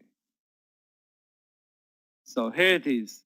Now, where do you see the support level that's a round number and it moves very, very close to the support level in NKLA? Rude, where do you see it? Because I don't see it in this case.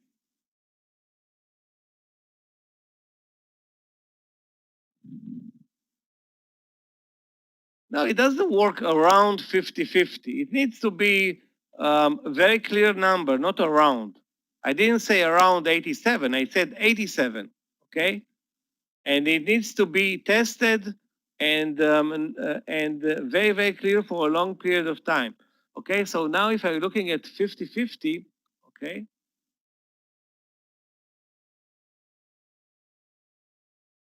I don't see anything like that. 50-50 is actually a resistance and not a support level. A support level is something like this, like 49. But it's not a tested one. No, I don't see. I don't see in this case. Again, remember, you want to have 30 minutes to an hour, most of the time a round number. You want to see a flat position above it. Where did I see it? I didn't actually post one today, I think. Anyway, I will work on that. I will find one even today for you. Okay, but NKLA definitely it's not that type of a trade. Hold on a second. NKLA, Twitter, NVIDIA. Let me check. Let me check. No, I don't see one. Not at this point. Okay, let's move on. So the concept in MDSO, so for example, doing this type of a trade in MDSO is very tough. Okay, you need to follow, you need to focus, and you need to see when it's coming down to the 87. One of the ways to capture such moves is to use limit orders. Okay, so you post a hook like an 87.10 limit order. The stock moves down to the 87.10, you're in the trade. And then you move the stop loss or post the stop loss at 86.95. With the new platform, okay, this is very easy to perform for those who are trading the new platform. Then you can post the limit order and immediately the stop loss with the same order. But you cannot do it with the normal TFS platform. So I'm still trading the new TFS platform from time to time, but I still we are hooked on the platform, so that's why I'm staying with the old platform. But the new platform, for example, on the new platform, this is the type of a trade that it's easily executed because you post the limit order at 87.10, immediately you have the stop loss in the platform, you're good to go. What is the name of the new platform? Revolution, I think they call it. The Revolution, TFS Revolution. Just call it the new platform and everybody at TFS is going to know what you're talking about. There are still some issues with the new platform, especially with IPOs. For some reason, there's a problem. It's available to everyone. Yeah, if you want to switch, it's available. But you cannot trade IPOs on the new platform. Why? They have a problem. What type of a problem? They're working to fix it. Hopefully they will do it soon. But right now, for example, you cannot trade IPOs. So if you are not an IPO trader, the new platform is a very good platform. Okay. It will need you will need a better computer or a stronger computer, but it has more features than the old platform. However, like I said, there's nothing that's 100% better. Yeah, it does have a perfect mobile app. Okay, perfect, very strong and clear, and very useful, and many people like the mobile app. But for us, I don't trade on mobile, so mobile app means nothing to me. Okay, let's move on.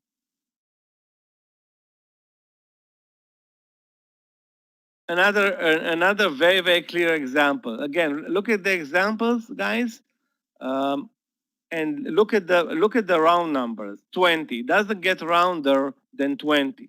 Okay, so PYX is a stock that we never trade, but it moves sideways, moves up, moves down. 20 is the support level that holds on for more than 2 hours.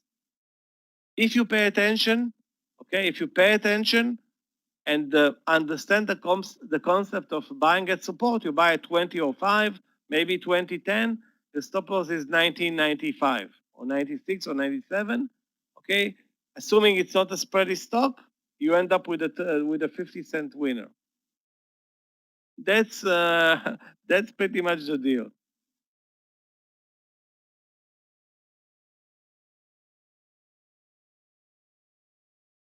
Atanas, if you are at work, work. And when you are in front of the computer, trade. I don't think you should mix both. But I don't know what type of work you're doing. The idea here is, to be focused. And if you're not focusing 100% on trades, the best idea is to wait and then focus on the trade. That's my take. Okay.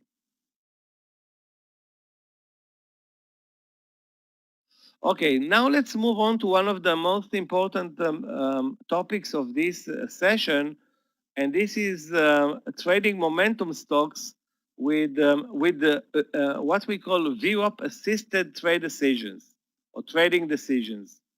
I think it's trade decision, not trading decisions, but I didn't run the spell checker, I think, on this one. Maybe it's a mistake. So what is the volume weighted average price? Okay, first of all, guys, it's an intraday indicator. Okay, there's no VWAP on the daily chart. The VWAP belongs only on the intraday chart. Okay, VWAP is the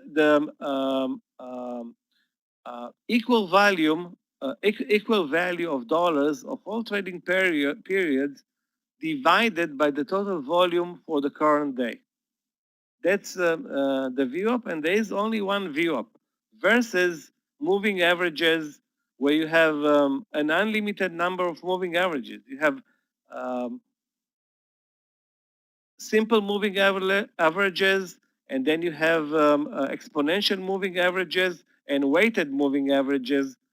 And then you have the number for the moving average, the periods that are being counted into the moving average, and that makes a mess. I mean, everybody's using a different indicator.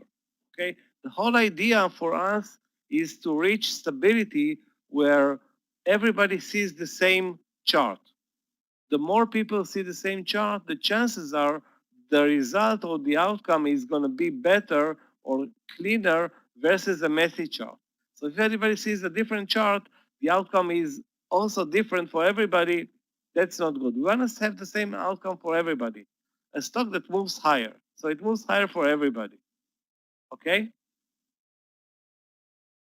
So in this case, the VWAP for me, for Meir, for Scott, I think also for Amir, I think also for Danny, is a very important intraday indicator that replaces, to a degree, I'm not sure, maybe Amir or Meir uses also some moving averages. I think not, because I don't see on Meir's charts any moving average other than the VWAP. Same goes with Scott. Okay, so for me, you're gonna never see on my charts a moving average. I use only the VWAP and support and resistance levels. Okay, so this indicator, its virtue is that there's only one for everybody, only one VWAP versus moving averages, which everybody uses a different number. Okay, and as much as we know, okay, I don't have a written report about it, many institutional traders use it and algos use it. And why would algo use it? Because it's something that it's computable and many people use. You can see that it's working, okay? So this is the VWAP assisted trading decisions means that we use the VWAP to get better trading decisions. And how do we use it or the context? It depends on the stock and it depends on the market. Let's without further let's look at the SPY today. Okay, SPY. Hold on a second. So, what happened in the SPY today? The morning session, nothing amazing. We moved lower, then we move up. Guess what? We move up and we touch the VWAP and immediately move down. So look how important this level, which was 314.73, exactly the VWAP, and the stocks holds, the SPY holds and does not move higher anymore for more than an hour. Then spikes up, moves down, again goes back to the VWAP, and again it's being rejected. So when the stock is moving up to the VWAP, okay, the VWAP is of course stands as a resistance. When it's moving of course down, it can be a support. Finally, it moves higher on some news and. That's pretty much the end. So the VWAP is not the Mexican wall. Okay, the VWAP is a penetrable indicator. Okay, it's not okay, maybe not the Mexican wall, the Chinese wall. Okay, that was unpenetrable for thousands of years. It is, but it's a very good and reliable indicator, especially when we deal with high volume stocks. Okay, and we deal most of the time, we will deal with high volume stocks. Let me give you another example. Okay, where is it? NVIDIA. Wow, NVIDIA another 4%. Guys, look at NVIDIA. The morning session, the stock looks higher and trades above the VWAP, touches the VWAP, finally breaks, moves higher, and now look at this move. Starts to move lower, but anytime it touches the VWAP, guess what? The algos are buying. Touches the VWAP, buying. Touches the VWAP, buying. Touches the VWAP, buying. And then the market does its job. So it doesn't work 100%, but there are many times where you can use the VWAP in a different context. In this case, you can use the VWAP as a support level, which is not a round number, but you can see the regularity where the stock moves down to the VWAP, holds, down to the VWAP, holds. Now, do I trade this type of trades? To tell you the truth, not really.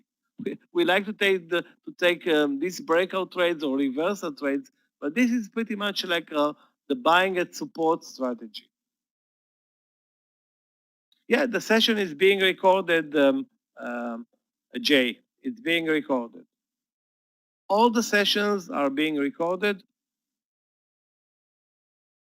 And you can reach out to Clifton tomorrow, email him, and he's going to send you the recordings. And if you cannot stay with us here, have a great afternoon.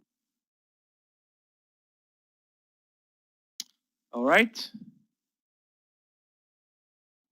All right. So again, why am I showing you NVIDIA and the SPY and well, Baba is not a factor today because again, those are like we said before, those strategies are again complementary strategies, but we use the VWAP, okay, to get better decisions.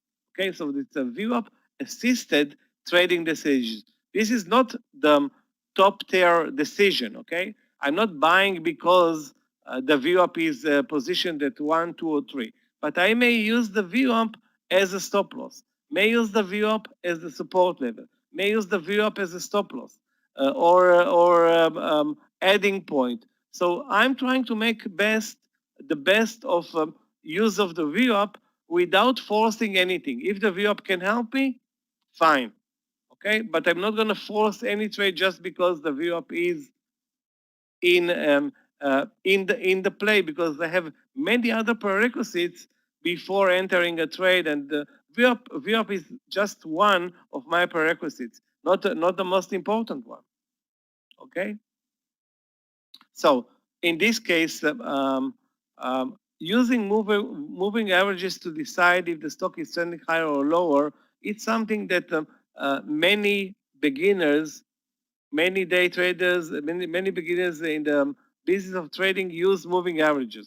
They don't understand what's going on with the stock, and they need the moving averages to tell them if the stock is moving up or down. Okay?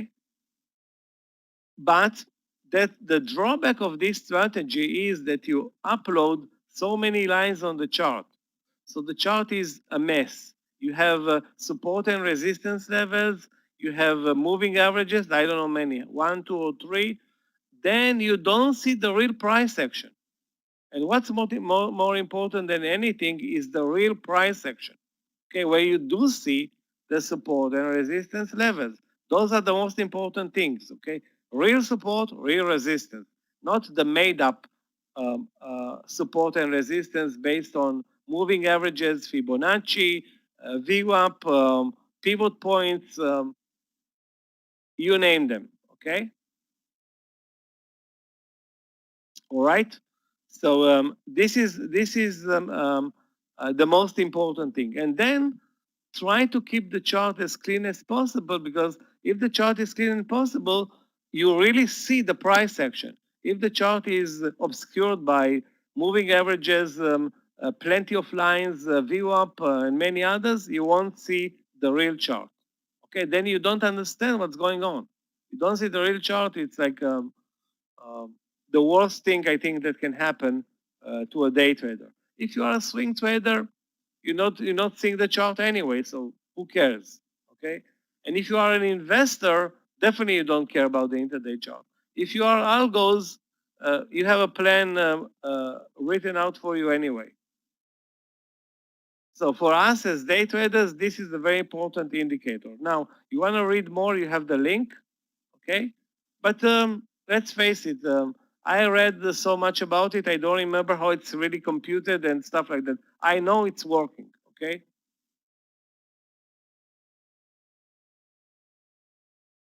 I know it's working. And you see here people that trade for many, many years, like Mayer. Mayer's trading 20 years. I'm sure he's not going to use an indicator that's not working for him. Same goes for Scott, Amir. People here are using as little indicators as possible, and the reason for that is we want to see the price action. Okay, if I'm not going to spend time uploading my charts with lines, but move to your chart two moving averages and the VWAP and pivot points. All you see is lines. You don't see anything anymore. Okay, you won't see or understand how the stock trades. You won't see the lower highs or the higher lows, which is really important to understand the concept of a trend. Okay, you're just going to see obscure lines of different colors on the chart. That's shameful. Again, the concept is to use the VWAP to make better trading decisions, not the trade decision, but better trading decisions.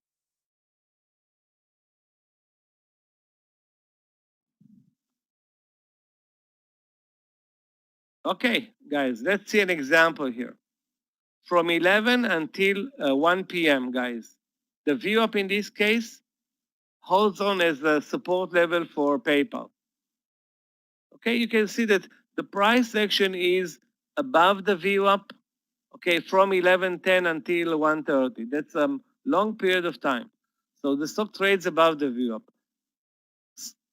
veers away from the VWAP, comes down to the VWAP, moves away from the VWAP. Okay, so this is obviously an uptrending stock. Now, how can you use the VWAP in this case? How can you use the VWAP in this case? Let's say you see it as early as 11:30. Okay, how can you use the VWAP in this case? Yes, evidently as a stop loss. You try to buy as close as possible to the VWAP, and the stop loss is under the VWAP. And if it breaks under the VWAP, so be it. You take a small loss.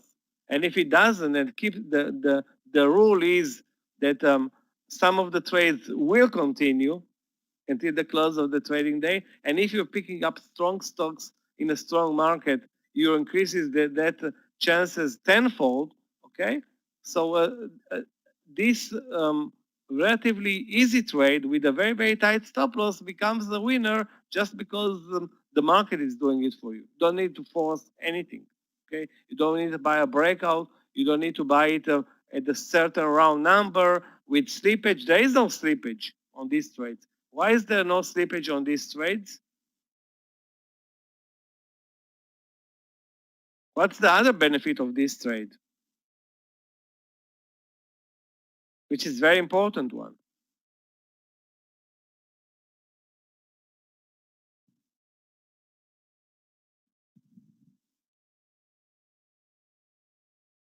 Guys, look at the volume bars.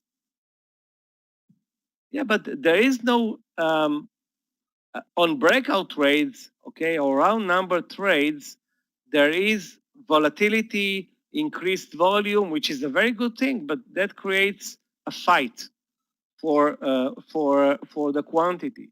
So you want to buy the 55 breakout, okay, and you algos, sellers, buyers, short traders, everybody's fighting at 55. Now nobody's fighting. You can see it, everything is very smooth. The stock is, those trades are most of the time are going to be lunch trades or late trades. It's not going to happen in the morning, okay? This type of a move sideways. Morning is there's volatility and noise. Right now, there's no noise. Everything is calm and clean. And you can take this trade and nobody's going to notice. You will go unnoticed. Why? Because it's not a breakout trade. Okay, so many traders that use automated orders are not in the game. They don't see this type of trade. So swing traders are not in, investors are not in. The only traders that watch this are very few day traders and some algos. Okay, very few. Most of the price action is algos. Okay, but the focus on this type of trades is only some algos and you as a professional day trader. Okay, all others are not in the game. And this is actually a very good thing because you join on the way a strong stock on its way up. You join it. Yeah, it's surfing. Sometimes you're gonna fall, and you know there are no sharks here. Okay, nobody's gonna beat your leg off. Okay, you can take a small loss. So be it. Okay, the concept is here that those are additional trades. Okay, you're not gonna fight for them. You see them, fine. Okay, it's more like buying at support. Okay, but you use the VWAP in a smart way. Of course, there will be a stop loss. Must be a stop loss. Okay, every trade will have a stop loss. In the platform, that's what I do. Some people don't like to put stop losses in the platform. It gives them more freedom. Okay, there is a degree of freedom. Okay, but because when you put the stop loss in the platform, that's a done deal. It touches you, you're out, and sometimes you are sorry for that. But being that I trade many trades, okay, I'm not focusing on one trader. Sometimes I have 8 or 10 open positions. Okay, so I don't have to deal with each and every trade. If you trade one stock and you're focusing on one or two, so be it. Mental stop is very good, okay, but it will prevent you to freely look at other trades. So I think if you're looking, want to have the freedom and not to be worried that a stock will move against you very fast. Doesn't happen very often, but can happen. Okay, why bother with that? Put the stop loss in the platform. Worst case scenario, so you lose it. It's a small position on a tight stop loss. That's not a deal breaker. Okay, but you don't want to create a big loser out of a reversal play, which is involving the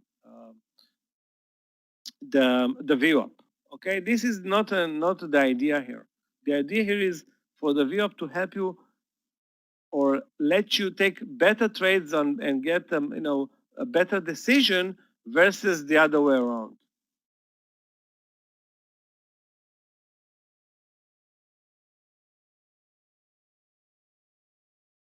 Yeah, of course, you execute more trades. Now, as a day trader, I don't know many day traders that make more money by executing less trades. It's like a cabbie, okay? A cabbie is not going to make more money sitting at home unless he loses money on every trip. Okay, so if you lose money on every trip, you better be at home and don't trade.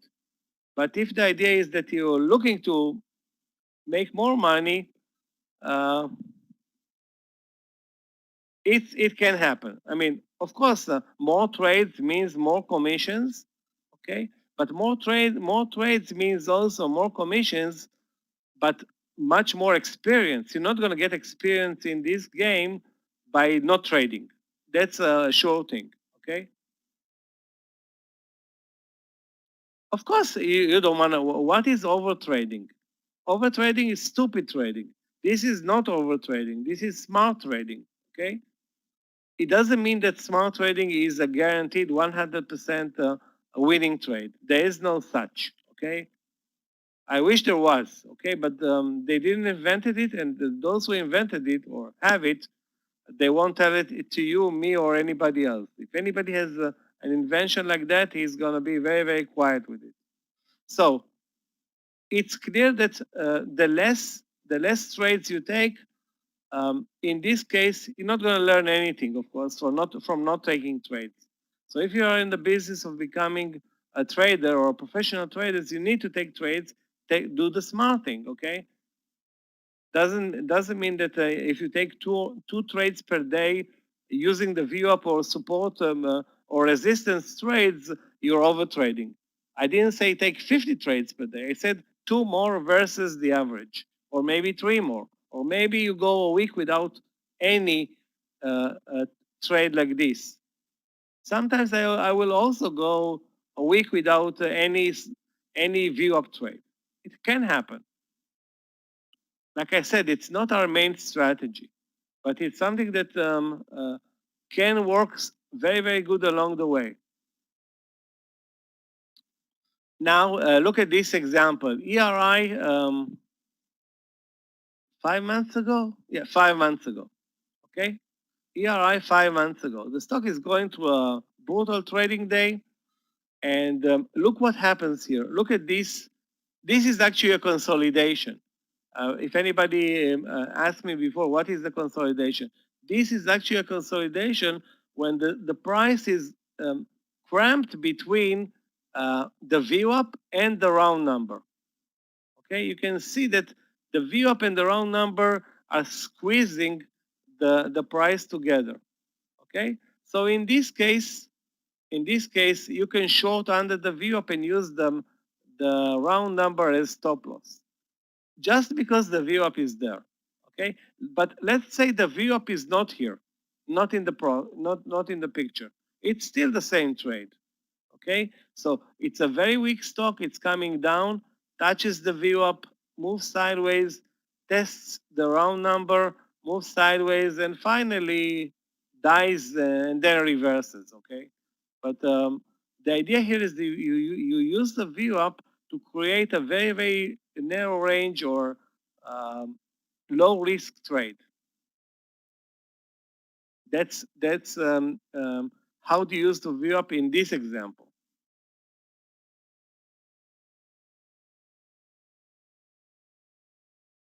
So you can see that this very, very tight consolidation between the VWAP and the round number is the key here. Very, very low risk trade. This trade that develops easy a 10-to-1 risk reward. And you can see it's also a momentum stock. But this was when the market started to fall down aggressively in March. Okay, now we have even a better example. This is one that I really like. Okay, you can see a very, very strong stock, Tilray, for example, but it doesn't matter. I mean, this type of pattern repeats itself day in and day out. Okay, the stock moves higher, pulls back. Guess what? To the VWAP, back to the VWAP, back to the VWAP. Okay, finally it's running higher. So you have here 1, 2, 3 periods, not minutes. 10 minutes, another 20 minutes, and another 20 minutes, altogether 50 minutes, where you can decide if you want to buy above the VWAP and use the VWAP as your stop loss. It's your option, okay? There aren't any additional technical trades. The breakout is way up. So if you succeed with such a trade, you can make a lot of money. Why? Because the risk is really, really minimal. Yeah, so in this case, you use the VWAP, you take advantage of the VWAP support. Because who's buying the move at the VWAP? Probably algos. Okay, so the stock is coming exactly to scratch the VWAP, algos are buying. Back, algos are buying. Back, algos are buying. Okay, bye-bye, it's moving up. Worst case scenario, you lose 5 cents or 10 cents. That's your worst case scenario. Best case scenario, you make 5 or 10 to 1. So the 10 to 1 will cover you for 10 losing trades. Yeah, there are many other opportunities here, but now we're talking about the VWAP assisted trade decisions, not VWAP driven trade decisions, assisted. Okay, the VWAP is assisting you to see better the picture. Now, let's say the VWAP is not in the picture, okay? It's still a good trade. But if the VWAP is there, okay, and it's showing you such a clear path, okay? If you don't have the VWAP and you're using weird moving averages, maybe they fit the trade, maybe they don't fit the trade. This one is only one. There's only one VWAP, okay? So it fits. Many people will see it and understand the trade. If many people understand the trade, the chances of the trade to work are better versus nobody understands the trade. What does it mean nobody understands the trade? Nobody trades. Okay, nobody trades. Nothing's going to happen. No stock is going to move higher from nobody is buying it.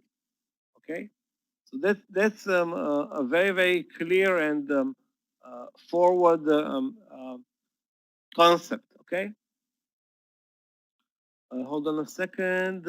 MOS today, for example. I wrote down MOS mosaic. Look at this one, for example, today, guys. Let me enlarge it a bit.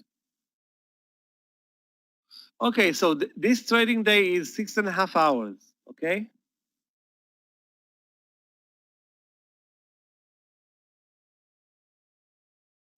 Okay, so look, it starts the trading day, moves alongside the VWAP, breaks above the VWAP, but the VWAP once by a couple of cents, down, retest the VWAP, down, attempts a move, down, attempts, never breaks over the VWAP until the close. So this is an example where, assuming this trade is also coming closer to the VWAP, any move towards the VWAP should have been shorted. But really, the only good short trade coming to the VWAP was either here early in the morning or here at 10:30 a.m. So those were smart and saw this 2-minute burst, can trade it. Now, the best thing is here. Right now, let's say it's not 4 p.m. Look at this pattern here. Okay, now I would have shorted 12:06 using the VWAP at 12:15 as stop loss.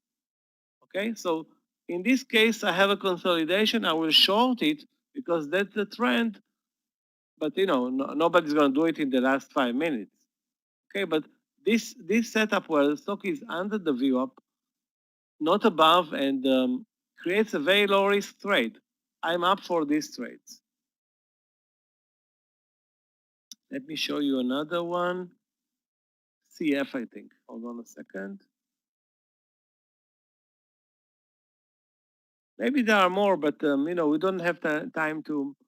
CF is another downtrending stock, but what I wanted to show that is that when they approach the VWAP is very important, but this one it's not even approaching the VWAP.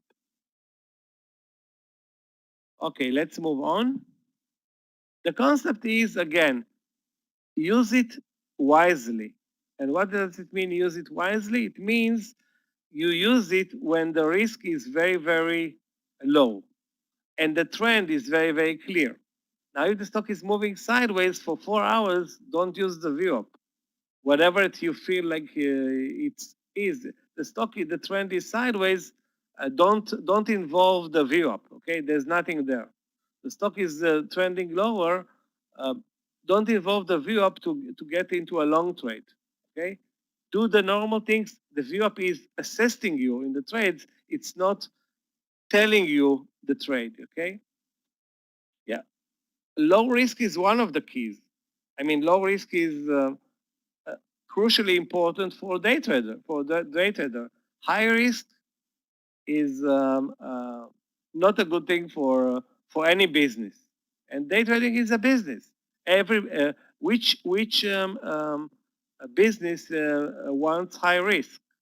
Trust me, not even one. There's not one risk in this one business in this whole world that wants more risk.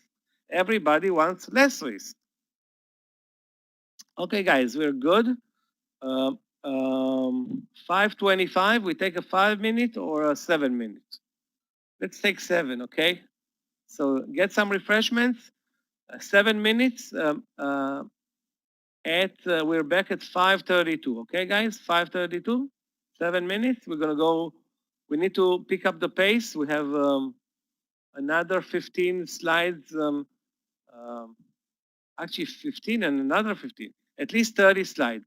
Okay, so we need to pick up the pace. Back in 7. Now 6. Okay.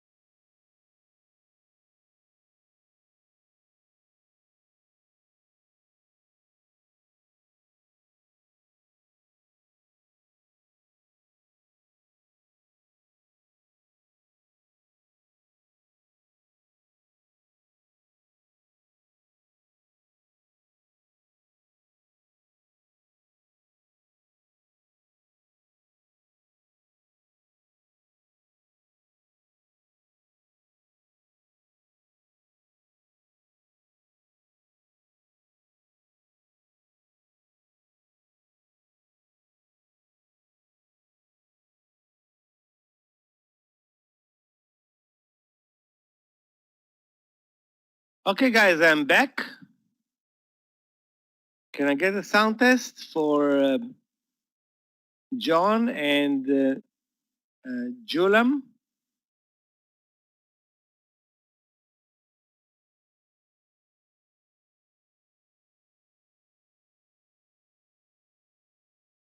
Good? Okay, great. Okay. Guys, a reminder from Clifton, if you need the recordings, that's Clifton's email. Do email Clifton not tonight, tomorrow morning, and he will send you the recordings.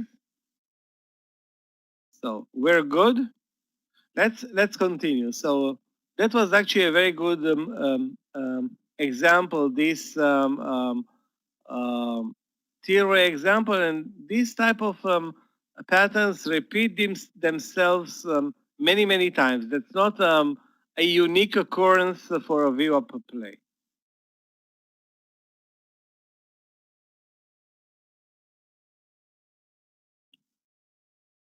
Now, take a look at this trade.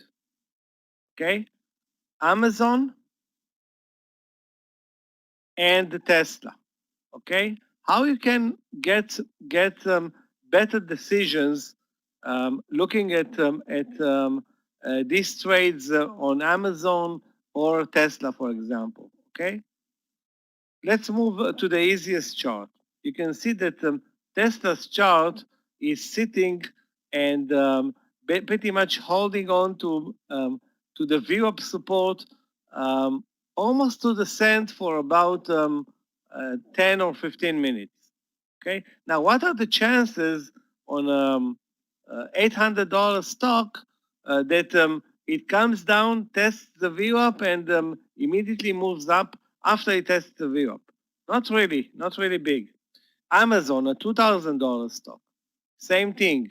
Okay. You can see the support level being tested underneath the VWAP in the morning session. A pullback to the VWAP, a pullback to the VWAP. Okay, finally it breaks down, okay? Then it consolidates above the VWAP to close at the highs.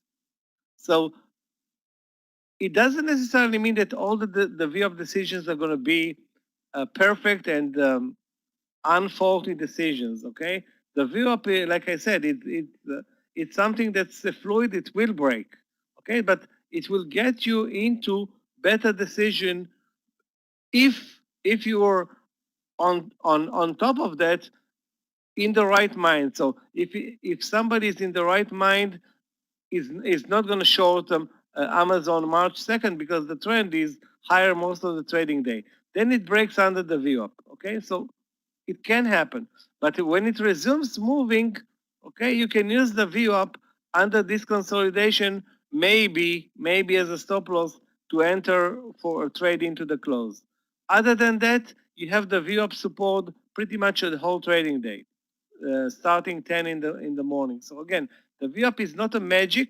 It's not a magic indicator, but it's keeps you opening your eyes and getting better decisions. Even on stocks like Amazon, which trades tremendous value, and it's not it's not something that's trivial that a $2,000 stock acts very cleanly and technically very well around the VWAP.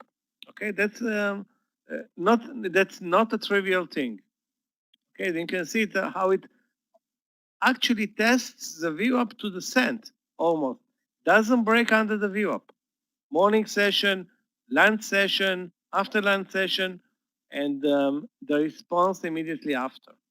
So you can use the VWAP, okay, on any stock, starting with small caps and going as high as Tesla now at 1,400 and Amazon now at how much is Amazon? 3,100. Ouch.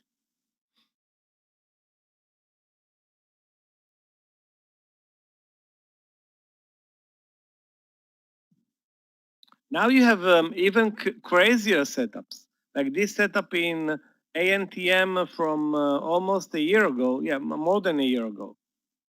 Look at the VWAP, how the VWAP is supporting the price for more than an hour. The VWAP is actually the support level.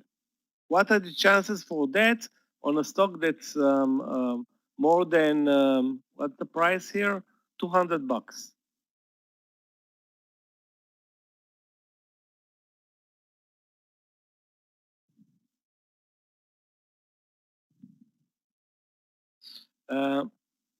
Milton, you need to ask the guys at TFS. I'm not sure. I think you can, but I'm not sure. Okay. I think you can, but do ask Clifton or your account manager about it. Okay. So going back to our chart, this view of assisted trade decision in ANTM, staggering. Okay. I wish I can find a trade like this every day. I would have traded it blindly. Okay.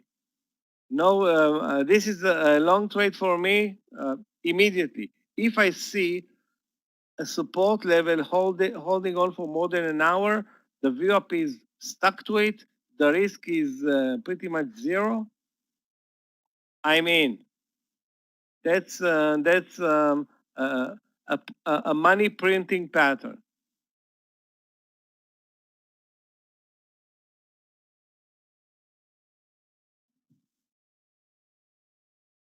In this case, EW, the VWAP pretty much is doing the job of the round number.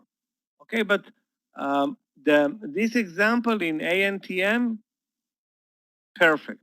This is one of the best uses of the VWAP that I've seen ever. Doesn't happen very often though.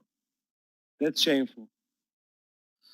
Where are we going here? URBN.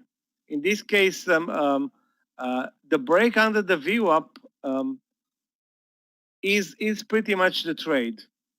And then you use the round number, okay, at 30 as your stop loss. Okay, so you can see the VWAP is lingering underneath the 30. Okay, and the round number is above it. It's all about thinking before entering a trade. How can you take a trade with a lesser risk versus the breakdown? You can take the breakdown, okay? But here you have a better trade, meaning a reversal on very, very little volume using the VWAP and the round number. Okay, that's a good question. Let's go back to ANTM. Okay, what is the trend coming into the VWAP? The trend moving into the VWAP is higher or lower. And let's say I make a mistake. Okay, Sam, I can make a mistake. Okay, my stop loss is 5 cents or 3 cents or 4 cents under the VWAP. So if I make a mistake, I'm not paying it. Okay, it's an exit, but I'm going to lose very little. Okay, so you're right that I can make a mistake, although the trend is higher. Okay, but it's not an amazing trend. Okay, but that's the whole idea. If you make a mistake, make it a small one, and if it's not a mistake, take advantage of the low risk trade to have a 5-to-1 or 10-to-1 trade, risk reward. Okay, that's the whole deal here. So if you make a mistake, okay, nothing happened. So okay, you took 500 shares, you lost 20 cents, $100. But if you took 500 shares and this one moves $2 or $3 in this case, that's different, isn't it? That's a day of work versus a loss that won't dent your account. URBN. Let me see if there is anything interesting here. DBX. another very simple example where the VWAP serves support for the 2242 long entry. So you enter long at 2242 and you use the VWAP as your stop loss. In this case, the support, and you can see the precision of the how well the VWAP is being drawn on the chart. So if the VWAP is not at 2230, okay, it is at 22. Would you take this trade? Of course not. Okay. I mean, assuming you are using the VWAP, but the VWAP and the consolidation here, the very low risk trade, that's a very good trigger. My setup is on the SPY 5 minutes, all the other charts 2 minutes.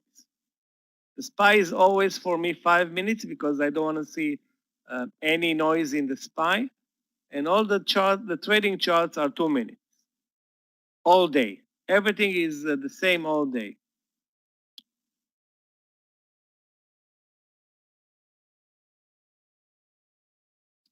Okay, let's move on. Okay, guys, it's all about practice with the VWAP. Okay, you need to practice, not the trades, more like your observations of the chart. So if you don't see the trades in retrospect, you will see them, and it takes some time to get the glimpse and find the right context where you use the VWAP or you don't use the VWAP. Okay, this is a process. It's not something that you learn overnight. Okay, I took the class. I know exactly how the VWAP is set up. I will start trading using the VWAP. It will take some time. Okay, I don't know if it's going to take months or years, but take some time to implant those images into your brain so you make better trades using the VWAP. It's not a trivial thing, okay, but it's something that's out there for us to use. Of course, breakout trades are much easier. Now let's talk a little bit about multiple decisions trading processes where we have intraday trends versus daily trends, risk reward, and level 2, when some of those decisions are contradicting. Okay, for example, you have a stock that's trending higher on the daily chart and lower on the intraday chart. The risk reward is not fitting the pattern, or the level 2 is telling you a different story. Okay, so those are issues that we deal pretty much every day. For example, the market is moving lower and your stock or our stock that we are following is moving higher. Okay, can you take advantage of the market and short an uptrending stock, or you should follow a stock that has a very good risk reward, or short a strong stock? Or basically, can you afford to spend time on long trades when the market is moving sharply lower? Now, think about it. You're looking now, the market is moving sharply lower. What does it mean? Plenty of short trading opportunities, okay? Plenty of short trading opportunities, and you're now looking for long trades. Does it make any sense?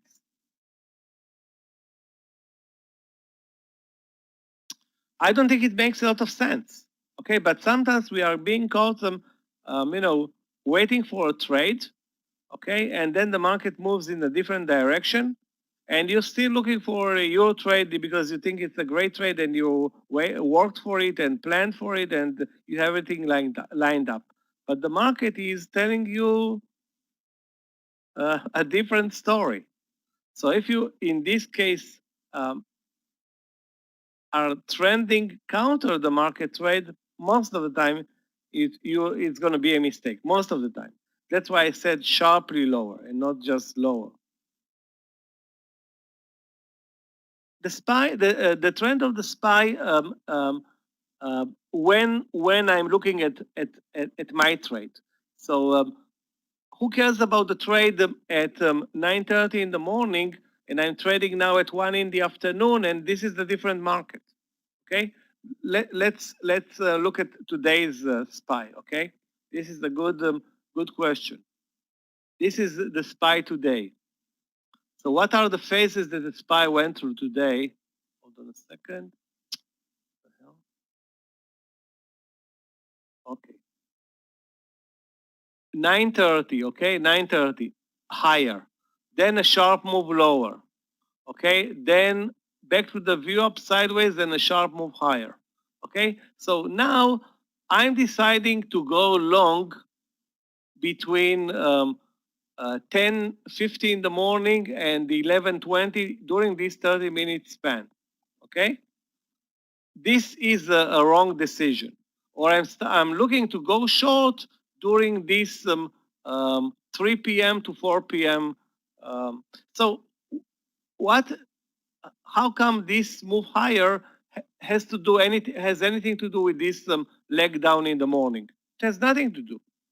Okay, so if there is a trend, there is a trend. You join the trend. You don't. Who cares about the morning session? Okay, Hilde, it's clear. So the morning session is history. Who cares? Nobody remembers. Okay, the SPY is not one trading day. There is the morning SPY, the midday SPY, the land SPY, the sideways SPY. Everything is different. Here, you're gonna make money shorting trades between 10:30 and 11:20. Then 2 hours, you have a problem. It's not going anywhere between 12 and 2. Sorry, 3 hours. Between 12 and 3, it's not doing anything. And then in the last hour, it's running wild to the upside. Okay, so if you short this during this period, you're going to lose money. Here you fight for longs and shorts. Here, if you're long, you're going to lose money. And here, if you're short, you're going to lose money most of the time. Okay. And again, the idea here is, why do we watch the SPY? First of all, because it's obviously the best indicator. Okay, we cannot find a better indicator unless we're going to talk about sector indicators. Okay, and the idea here is that most of the stocks are going to mimic the SPY, especially the stocks that we trade, because we trade high volume stocks. Okay, why don't we trade the SPY? That's a good question, because we use the SPY, we take advantage of the SPY as our indicator.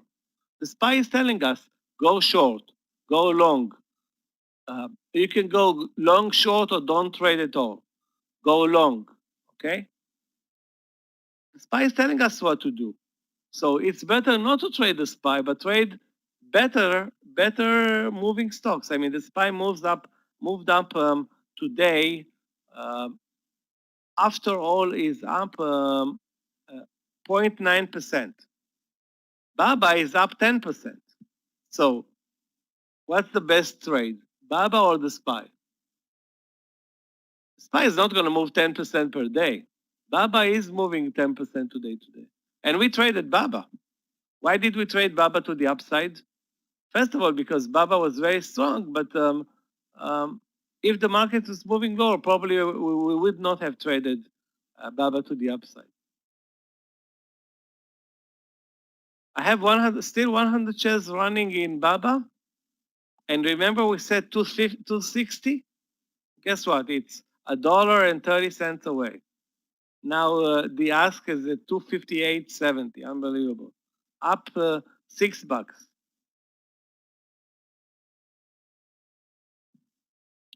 Okay.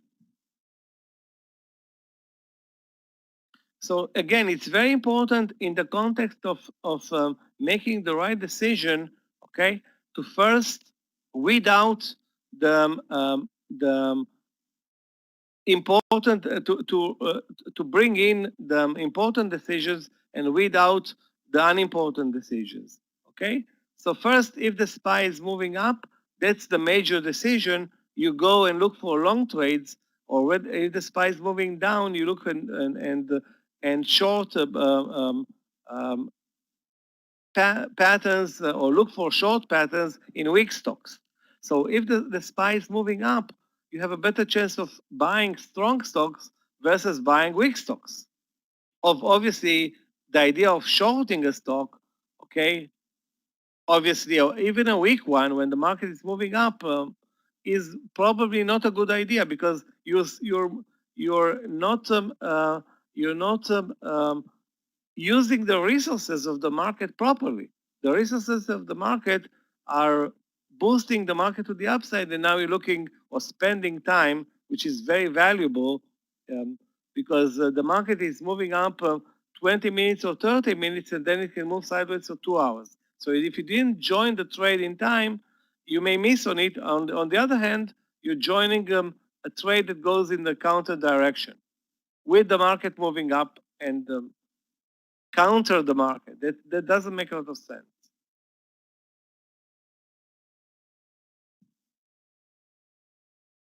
Okay, so another example. The market is moving lower and our stock is creating a round number long cup and handle formation on the daily and intraday chart. Okay? Now the timing is 3:30 p.m. Should you take the trade or should you not take the trade? And again, what is the risk reward? Now, again, the market is moving lower and our trade is a long breakout trade with a perfect cup and handle formation. The risk reward is, let's say, amazing. Would you take the trade? But the market is moving lower, the risk reward is amazing, but the timing is 3:30. What are the chances that a good trade is going to happen counter the market at 3:30? There are some chances, but most of the time, let's face it, it's not going to happen. Okay? Now, if the timing is not 3:30, but 10 o'clock in the morning, you have, of course, a better chance. Okay? Because then there will be more participation. But how many people or algos do participate at 10:30 counter the market, even though the pattern is perfect? Another example, okay, and this is the things that we work out every day pretty much. The stock is creating a daily high at 2:30 in the afternoon, and the market already topped and is moving lower. Okay, are you going to risk a long play on the stock, which is very weak? Okay, versus having or looking for other trades. And again, what additional questions need to be answered positively in order for you to take the trade? So if the trade is counter the market and the stock is going to a great trading day, but the daily is very weak, then you have a great risk reward. Maybe the risk reward is very important. For me, okay, I will give you my example. For me, risk reward is crucial. Okay, so if I have a very good risk reward, most of the time I will take the trade. Maybe if the timing is not right, I will, instead of buying 1,000, this is exactly what I did today, okay, with Baba, which was, in retrospect, a mistake. But because the market wasn't very clear early on, okay, it was moving actually lower, and Baba was a long trade, I decided, okay, it's a perfect trade. Okay, let me show you the trade, okay? Then it will be clear. The perfect trade, really perfect. This was the trade. You can see now, in retrospect, you can see the trade. 254.50. So the trend is Baba is higher all day, but the timing is here, 11:30. Okay. Now look at 11:30 in the market, guys. 11:30 in the market. Let me bring in 11:30. What's going on here? Indeed, the trend is higher, but it's after this move lower. So I'm not sure that this the stock is or the market is moving up. So I have a question here with the market. Okay, lucky for us, the market continued the uptrend and closed at the highs. But it could have been, I know, not ugly, but the worst case scenario in Baba is 50 cents in this case. Anyway, look at the pattern in Baba. Okay, so in this case, I decided instead of buying, I don't remember 600 or 800, which I wanted to buy at the beginning, to buy only 400. That cost me at least $800, the decision. okay, to buy only 400 because it was, in retrospect, a very easy trade and it closed at the highs and terrible. That's pretty much like losing $800.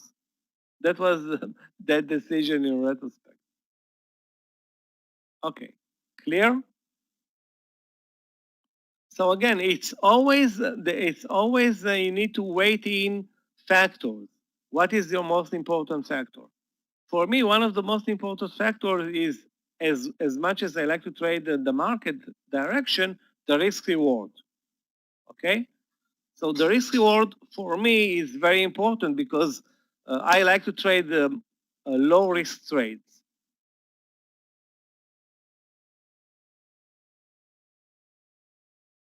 A bear flag, how can it be a bear flag when the trend is higher all day? Look at this. Look at this triangle, higher lows. Higher lows means an uptrend.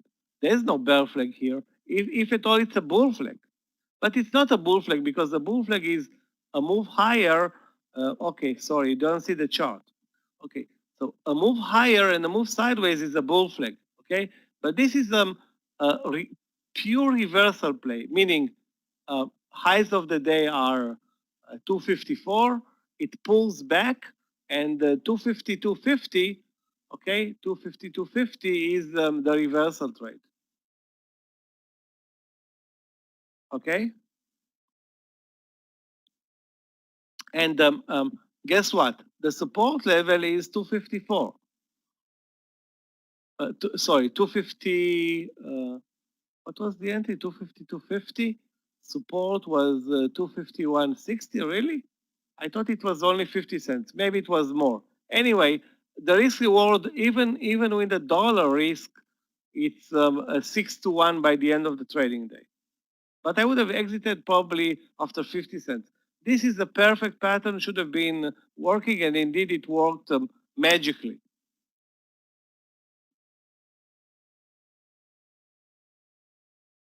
Okay, let's move on. We saw this example. Let's take a look. Let's take a look at this example. WAT. Okay. The stock is gapping down, which is a signal of weakness. Okay, but the stock trades higher all day. Now, in this case, you can see the SPY. The SPY is also moving higher all day. Okay, so we have WAT moving higher on very good volume all day. Okay, it's clear that it should be a long trade because the SPY is moving up and the stock is moving up. And now you find you see an intraday pattern. But assuming, okay, you see the pattern and the SPY is moving lower, what are you doing? Are you still attempting the long trade versus the SPY? That's the question. That's a very good question. Now, if you have a very good risk reward, for me, that's something that I will use. So I will write off the decision in the SPY and maybe buy less. Okay.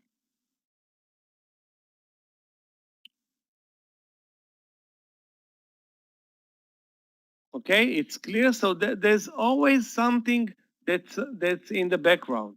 Maybe the market is not moving our way. Maybe the stock is not very strong. There's maybe the risk reward is not very good. It's not like everything is like today's BABA. I mean, today's BABA with the market moving up would have been the perfect trade. Okay, because BABA was very strong, the pullback clear, the entry clear, the market was a problem. So that's why, but I didn't say I'm not taking the trade. I just said to myself, okay, I will buy less because the market is not clear. I still should have been, in retrospect, not cut my position in half. Maybe I should have should have gone for 600 instead of 800 and not 400.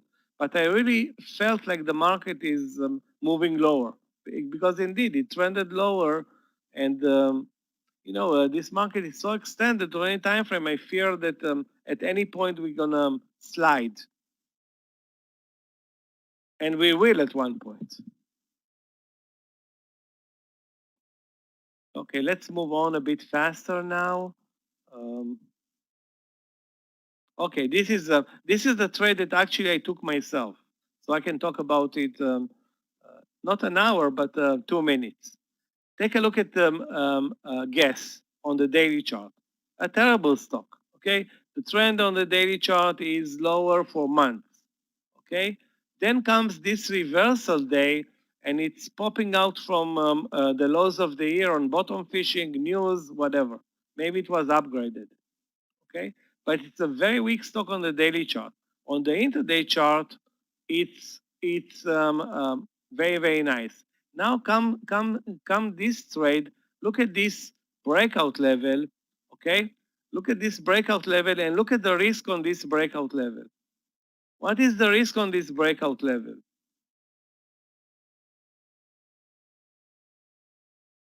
Guys, take a look at the risk percentage wise. 0.2%, 0.3%. Absolutely very little risk, okay? So you ask yourself, do I want to buy a stock that looks dead on the intraday? It's very weak on the daily, okay? And I'm buying the breakout very late on the day. Can it still continue? And my answer is, if it doesn't continue, no problem. I'm losing 10 cents on the trade. So I can take 2,000 shares and risk, I don't know, $200 or 1,000 shares and risk $100. But the risk reward is great because the setup, look at the setup, guys. It's showing a very, very clear consolidation under the round number or the breakout number. Guess what? It closes at the highs of the day and gapped up. You don't see it here on the chart. Gapped up big time the day after. I made a lot of money on this trade. It was a bit risky, but boy, it worked. I remember it because that's why it is here on this chart. Okay, that's a bottom fishing trade, and I bought it only here at 2 p.m. or 1:30 p.m. Yeah, it's actually 2 p.m. And it closed at the highs of the day and gapped up the day after, and I sold it, and it was beautiful. Okay, have a good afternoon, Atanas, or good night. Depends where you live in the world, and see you, of course, tomorrow. Clear, guys? The concept is clear. So you incorporate many decision processes into the trade. If in this case the risk reward is very very small, why won't you take the trade? Because all others are not very favorable at this point. All other parameters for this trade.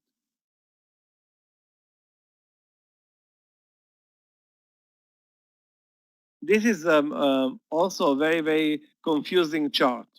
Okay, the stock is after a big gap up day, and in this case also being upgraded, and it still moves lower the whole trading day, and you can see that the SPY is moving higher the whole trading day. So why is KMB moving lower the whole trading day? The SPY is moving up. What do you think? You should be shorting? Yeah, it looks like it's going to close the gap, but again, is it smart to look for short trades when the SPY is moving higher all day? That's the deal. Okay, so why would you spend time with KMB? Okay, fighting KMB, although it's a beautiful trade lower, but should you spending time with KMB? Okay, when probably there are 10 times more stocks that are moving higher. In this case, if you spend, I didn't take this trade, so I just saw the chart. But in this trade, I would have said to myself, why would I be short? Okay, when there is a clear trend in the SPY.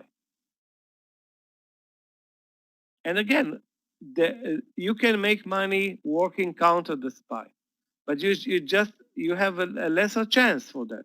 You have to be extremely picky with your trades, or be an otherwise very good trader. But if you are a very good trader, why would you trade counter the SPY? Doesn't make a lot of sense. So it's like you have the option to swim downriver and you choose to swim upriver. the speed is not going to be the same. Okay, we're done with lesson number 2. Okay, 1 minute, 1 second. I will upload the last session.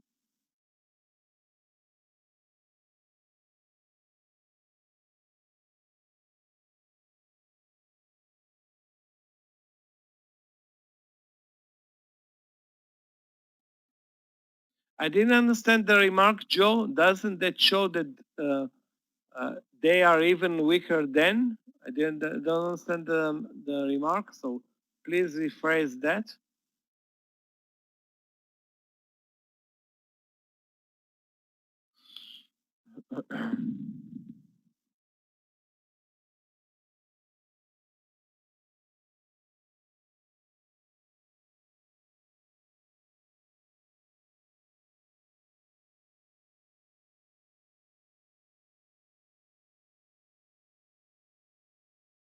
Didn't I pick the right one? Hold on a second, guys. Hold on.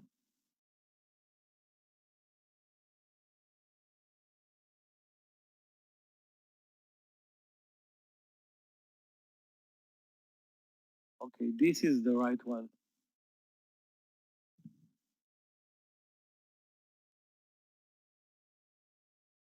One second, I'm gonna,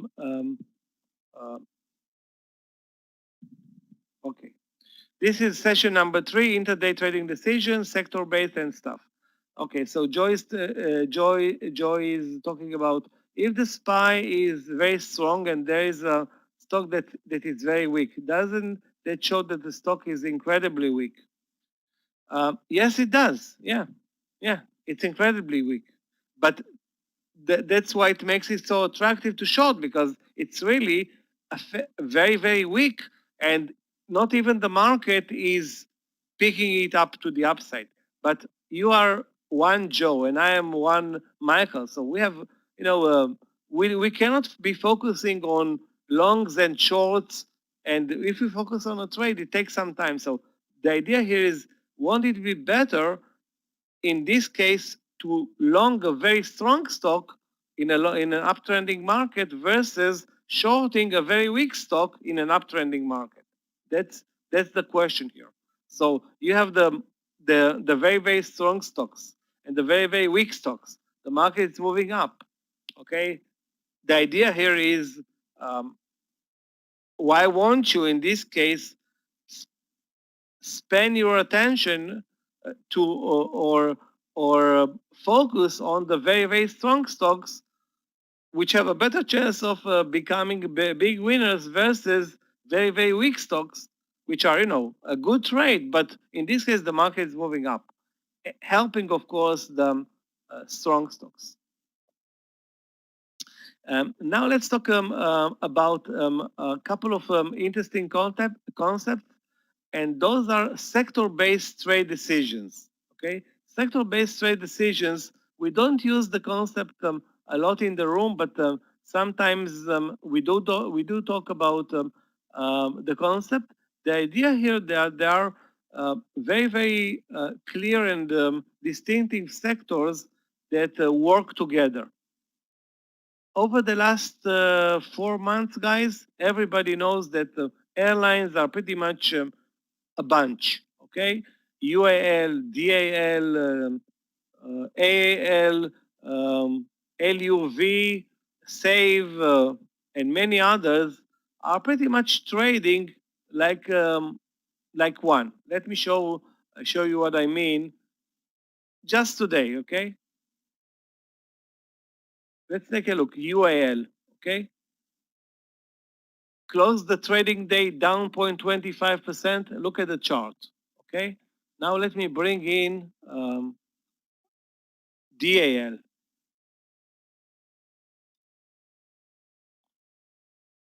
Very, very similar. Look at this double bottom, up 0.11 versus minus 0.25. Let's go to AAL. Actually, AAL is a bit stronger, up 1%. LUV, down 0.64. And most of them will show pretty much the same pattern, including this almost perfect double bottom on all of them. What I'm pointing is that if there's a clear sector like airlines, okay, and you see a very weak stock in the airline sector, let's say, for example, UAL is down 3%, okay, and you see AL on one of your watch lists, okay, then you're looking for a trade in UAL, but you missed on the trade. But you know that LUV, DAL, and AAL are from the same sector. You immediately switch and try to look for trades in the same sector. Meaning the sector most of the time, if not all of the time, will act together as a very, very tight bunch, okay? The only time where a sector and components will work in different directions can be if on earnings, most of the stocks are, most of the components are going through a sell-off day, and one airline stands out as perfect, as very, very strong. Hardly ever happens. It can happen, but hardly ever happens. So I don't think we're going to see anytime soon American Airlines up 10% and United down 5%, and Southwest down 5%, and American down 5%. Okay, it will be or a Spirit down 5%. Okay, it will be the bunch trading together. So we have here leadership in the sectors, and how to pick up the right sector or trade the right components of the right sector. Now, for that, I have a list, a very, very simple one. And on my list, for example, you can see that I have lined up the most important sectors, okay? The most important sectors in the US markets. For example, I have here the semiconductor sector. I have the biotech sector. I have the financial sector. I have the retail sector. I have the energy sector and airlines. Okay, jets is airlines. And I have also industrials, healthcare, and stuff. So if the market is moving up, hold on, yeah, my mistake, sorry.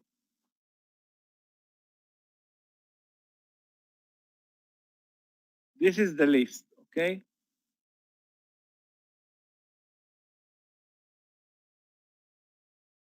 Hold on, where is it? Disappeared. Okay, this is the list. Now, let's say that the semiconductor sector is up 2%, okay? All I'm looking at this point, and all of the other sectors are flat, but semiconductor is up 2%. I need to have on my watch list, another watch list, or in my brain, at least 4 or 5, or as a beginner, at least 2 or 3 leading components of the semiconductor sector. Okay, so for example, if semiconductors are up 2%, I already know that AMD, Intel, NVIDIA, MU, I already know at least 4 potential trades from the semiconductor sector. There are 20, Qualcomm and many others, okay? But I need to know at least 3 or 4. So if the sector is showing strength, I will look for trades in the sector that's showing strength, okay? So if I have biotechs that are moving higher today, or biotechs are moving higher, okay, I'm looking for stocks in the biotech sector, like Moderna, like Biogen, like Amgen, like Envax, like LLY, you know, stocks that I feel are hot at this point. And if you don't know who's hot, you make a very, very small list. I will show you how to approach this list, okay? again, using a very, very simple list, I can really, really pick out strength and weakness. So for example, I'm thinking um, Walmart was down, Tesla was down. The worst sector was XLI down 0.07. But again, if the market is moving up, I'm not looking at short, at anything short, okay? The market is moving up, I'm looking at the best sector, okay? And looking at the trades of the best sector. And if the market is moving down, I'm looking at the worst trades in the worst sector. And if the market is flat, okay, I still have the option to go the best long and the weakest short, okay? So the idea here is using the sector, and of course I'm using only the leading sectors, okay, to dig out trades without forcing anything, okay? Without forcing anything, I can find trades in the strongest sector to buy and trades in the weakest sectors to short. Very, very, very fast and very, very simple. Now, do I use the Finwiz? I don't, but you can use it. Finwiz, it has a great map. I don't stopped using it because now I remember, most of the stocks. And again, it's not like we lack trade ideas. We have plenty of trade ideas, but sometimes you need to learn how to develop your own trade ideas. I need to develop trade ideas. Sometimes the top 20 is just lousy. Okay, there's nothing interesting on the top 20, or the stocks are, spready, low volume, stuff like that. I know where to go to, a place to go to locate for smart trades, not stupid trades, smart trades, without, again, forcing anything. Now, there are sectors like the airline sectors that have a very distinctive ETF, okay? So if you have a very distinctive ETF, this ETF goes to your watch list. So that's why Jets is in there. But the technology sector is not a distinctive sector, okay? On one hand. On the other hand, if I'm looking for the sector for BYND, what is the sector for BYND, guys? Anybody knows? Beyond Meat. What is the sector that represents a stock like Beyond Meat?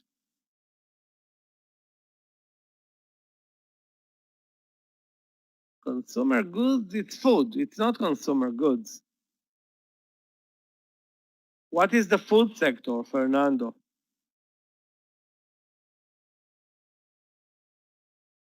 You have a problem. Trust me on that. Because I'm looking also for food. Now, Beyond Meat is something that's really, really weird because all the other food companies in the sector are selling pork and beef. And BYND is all about selling the other range of products, which is totally not pork and not beef. Okay, not chicken, not meat. Okay, so you cannot put together. There is no vegetable sector. You cannot put together BYND and Tyson Foods, for example. Okay, which is the biggest producer of beef and pork in the U.S. So there is a problem. Okay. But let me give you an example. We used to trade a lot the cannabis sector stocks. When they were hot, like almost 2 years ago, the cannabis sector was booming. It was a new thing, and everybody thought that the cures are going to come from there, and everybody's going to buy lots of weed from those companies as opposed to growing weed in your backyard, and they're going to make a lot of money. Guess what? People still grow their weed in the backyard with or without regulations, instead of paying so much money to Tilray and Canopy or Sanopi, I don't remember even the symbol anymore. Yeah, and again, the sector was booming for almost 6 months, and then things unraveled. Okay, and a stock that like Tilray moved from $300 to almost 2, losing 99% of its value. That was, a disaster. It's almost like going to bankruptcy. Anyway, the idea here is to find stocks that act as a bunch, act together, okay? And to find trade ideas based on the sector. Of course, a stock like UAL is most likely to act like JETS, the sector, versus the market. And a stock like CGC is most likely to look exactly like MJ, the sector of cannabis ETF, versus the S&P 500. Okay, and needless I say that it's the same with semiconductors and biotechs. Okay, so if you really want to see the exact price action, don't look at the S&P 500. You look at the sector itself. Okay, the problem with that is that then you spread your thoughts to too many factors. Okay, so if you're focusing only on the let's say only on biotech stocks, okay, and you're trading the leading stocks from the biotech sector, you ignore the S&P 500, okay? You trade only the stocks versus the sector, okay? Many times, the sector is not going to be doing anything, okay? So you need to move out of the sector.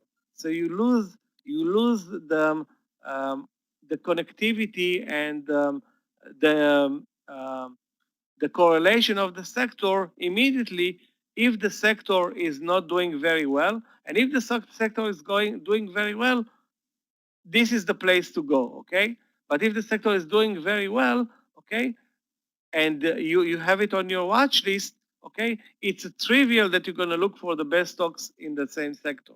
So again, it's all about prioritizing.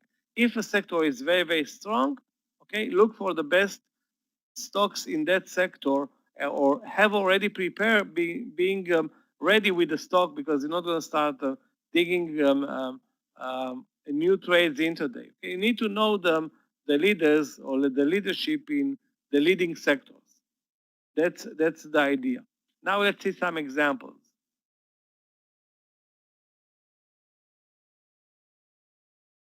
Okay, before the examples, guys, this ETF.com website is amazing. Okay, I don't have enough time to spend on it right now, but you go to ETF.com. It has amazing info regarding ETFs and ETF components. Pretty much anything you want to know about ETFs. And if you type the symbol BYND there, you see that BYND belongs to no leading ETF. Okay, at this point. So this is why BYND and the market don't actually live, very closely together. The same thing applies to Zoom, for example. ZM, you type in what are the ETFs that are holding Zoom. Guess what? Not that many, almost nothing.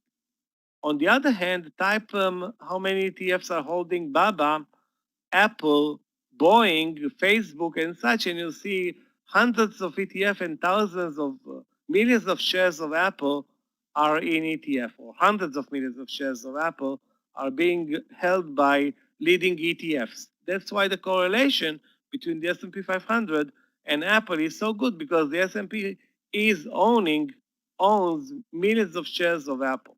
That's pretty much the deal. You can learn all that from ETF.com.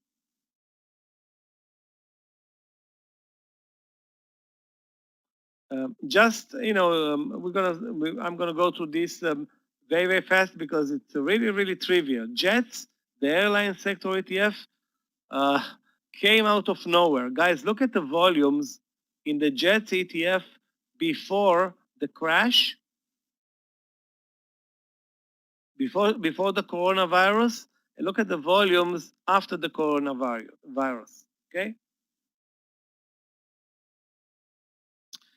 Yeah, I exactly mean that if a stock is, it doesn't mean that it's less traded. It means it has a lesser correlation with the ETF. or with a SPY in this case. So if no ETF is holding BYND, why would the BYND move like the SPY? Doesn't make a lot of sense. But if all the ETFs in America are holding Apple, including the S&P 500, which holds millions of shares of Apple, then Apple and the leading ETF are going to look very much the same. Okay, so what are the chances that Apple is moving lower and the ETF that's holding millions of shares of Apple is moving higher? There is a chance for that, but not a very high one. So going back to our sector-based decisions, jets, okay, that's now the leading ETF for the airline sector. Look at the volumes pre-corona, guys, and after corona. What happened here?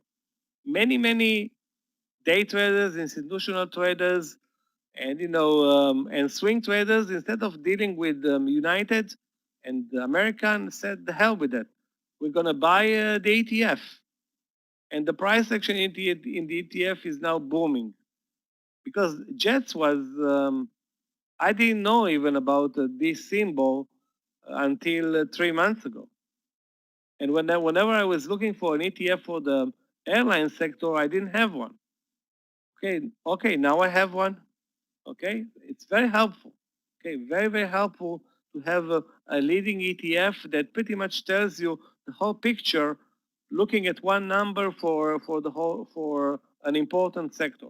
So if I see tomorrow morning ETF jets up 3%, I'm going to look and maybe look for a long trade in United or LUV. Those are my preferred trades in the airline sector.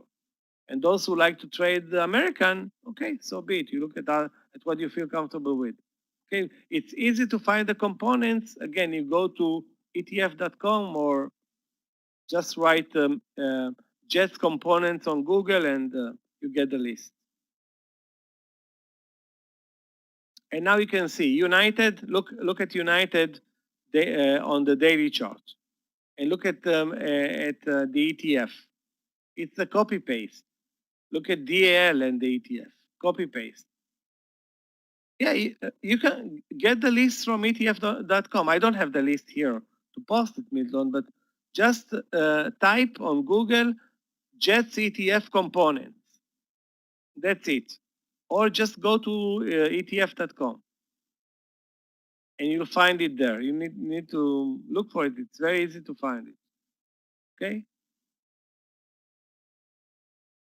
And of course, you dig in the most important components. So if a stock is 0.1% of the ETF,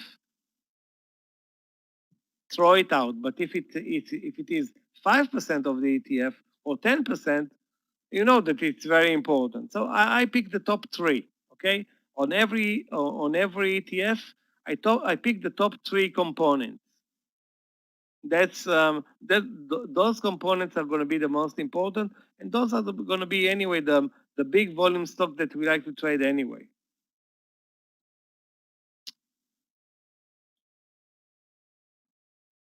Now moving to the cannabis sectors. Look at Canopy, okay, and MJ, okay. That's intraday, okay. That's intraday. Look at Canopy. Look at MJ. Pretty much a copy paste. Look at Tilray and look at MJ. Okay, on a given day. So there's always a great, most of the time, not 100% of the time, there will be a very good correlation between the leading stocks in the ETF and the ETF itself. Okay, that's something that's always happening.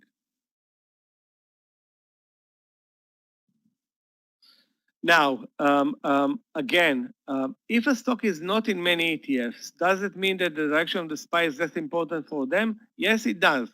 This is why you can trade small caps and sometimes ignore the S&P 500. Why? Because the small caps are not in any important ETF, and sometimes that they will move counter the market.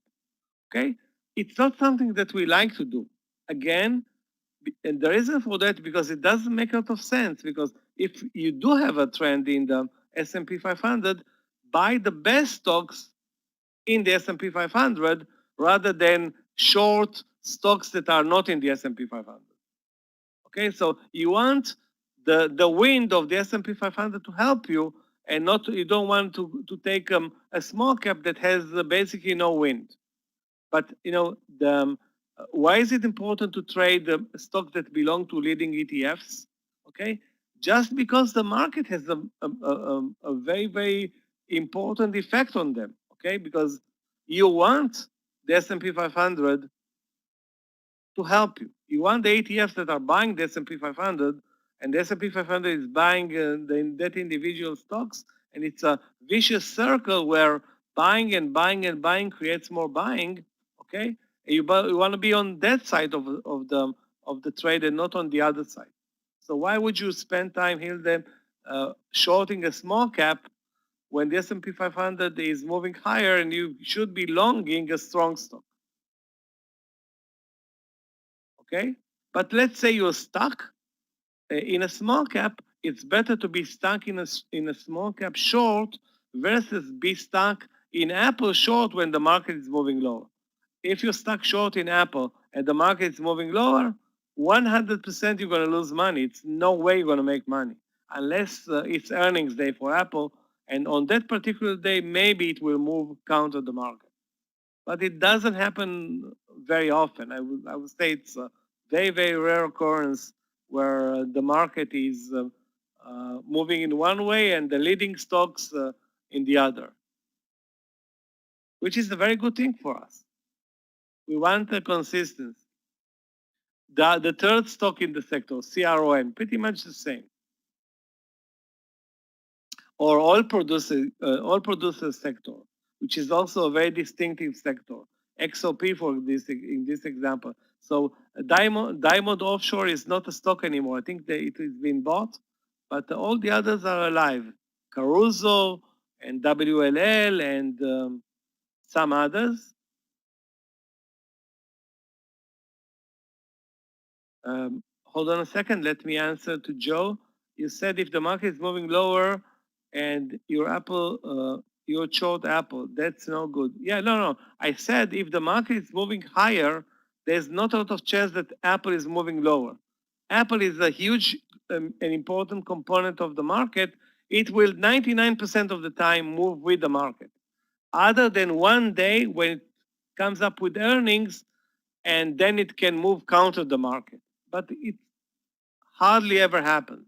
Okay, not for super important stock like Apple. It may happen. Let's say you trade, I don't know, for that matter, car. Okay, car is a consumer stock. The market can move sharply lower, and car from time to time maybe it's going to move higher. Okay, but this is not a really important stock. Although even for car it doesn't happen very often. So another sector that's very, very distinctive, the retail sector. Okay, very, very distinctive, clear stocks in that area like URBN, JWN, KSS, Skechers, Nike. Maybe Nike is not fitting the bill, but this is. But there are so many. Guess, M, and many, many others. Okay, and you have the sector XRT. Actually, there's maybe another sector in that retail, in the retail area, that's also important. But I choose to look at XRT, and again, you'll see that the amazing correlation between XRT and the stocks, and between the stocks and themselves on a given day. All these examples are on a given day. So you can see URBN and XRT, look at the similar price action, okay? And I'm going to move to JWN and XRT, exactly the same. SKX and XRT, exactly the same. Just 3 examples, okay? But they're going to look exactly the same. Why is it helpful? Okay, today, I think Danny posted KSS. Okay, let me go to KSS today. Because finally I gave up and traded it. Hold on.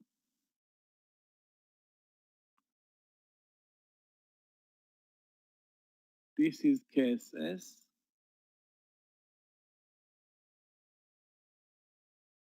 Okay, this is KSS, okay? I should have been trading it here, but instead of I traded it here at 2180.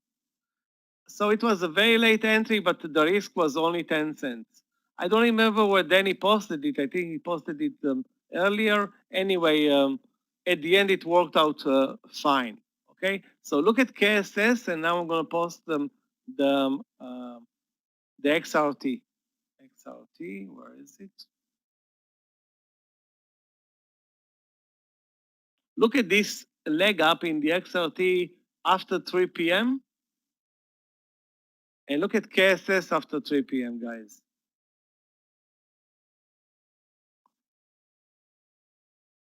You know what? I expected a better move. Actually, the ETF worked better than KSS. Let me show you another one.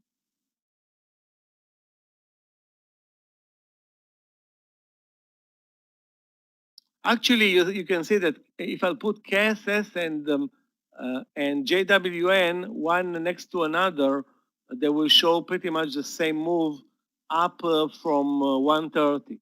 That's JWN, and this is KSS. You can see the move higher started exactly at the same time, probably on some news at 130.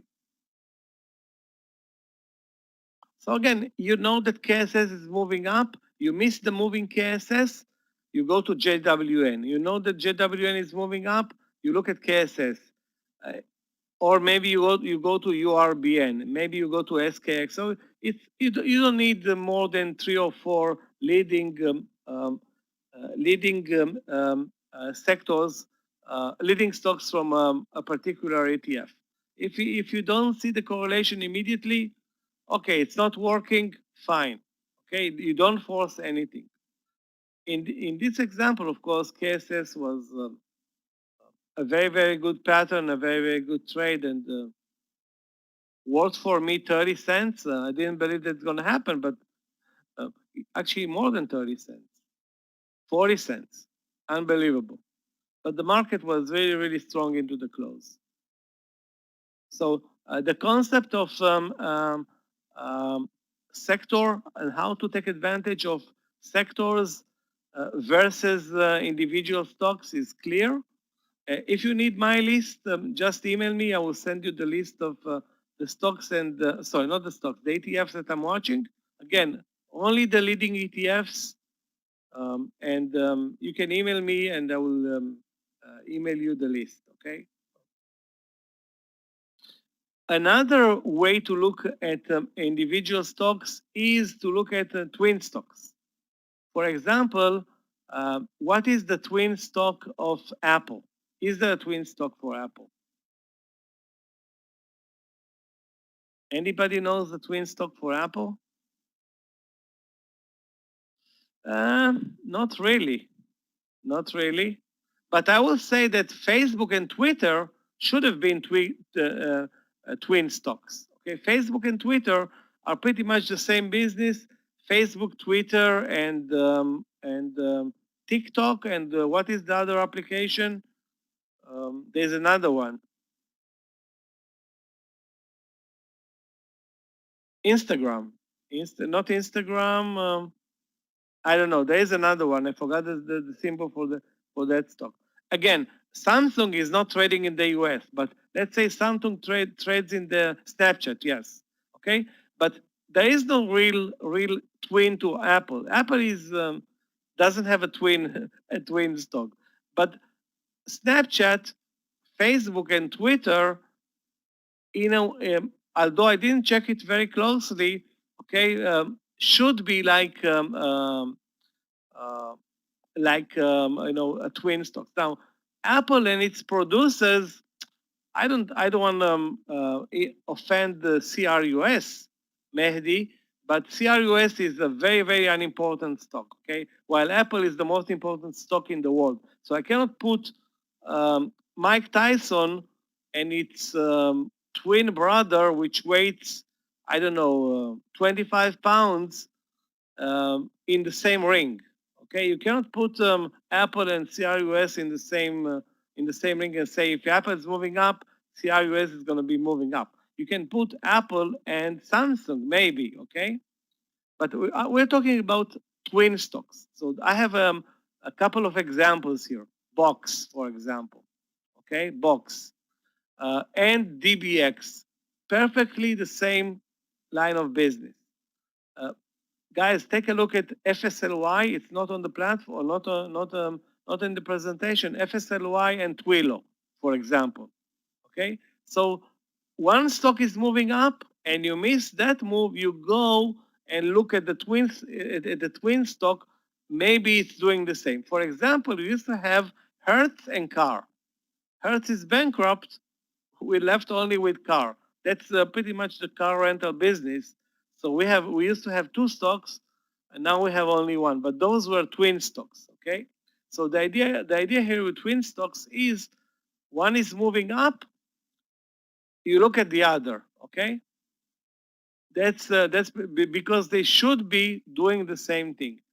The idea here is not to look at the SPY because that's trivial. Okay. To look at a better resolution. Now, let's say that we have BYND, and in a couple of months, Impossible Foods is going to come up and be, IPO'd. Okay, they're going to IPO Impossible Foods. I don't know when, but if Impossible Foods is going to be IPO'd, it's going to become a twin stock to BYND. Right now, BYND is alone in this game. I think we have also some resemblance between a new thing now between Eno and Novavax and Moderna. It can also needs to be checked, okay? But this example is a boring one, DBX and Box. I suggest, guys, you check, Lyft and Uber. Yeah, that's great. A very good example. I forget about this one. Good show, Randy. Lyft and Uber, perfectly twin stocks. Doesn't necessarily mean that they're going to move together all the time, but good news in Uber are going to be good news for Lyft. Okay, and the other way around. So a very strong earnings report from Lyft is going to translate immediately into a very, very strong. Again, there is another problem, and you're hitting a point. Sometimes Uber is going to eat into the market share of Lyft. In this case, if this is the move, of course, Lyft is going to be moving lower, Uber higher, but you're looking for similarities, okay? Because if you don't want to be long Uber, short Lyft. You want to be looking at Uber that's telling you, I'm moving up and maybe looking for a trade in Lyft. That's the idea, not to be short one and long the other, okay? Or long one and long the other, okay? This is the idea here is to look for trades and not to hedge ourselves, okay? But this is a very good example where Uber and Lyft are as close as it can get.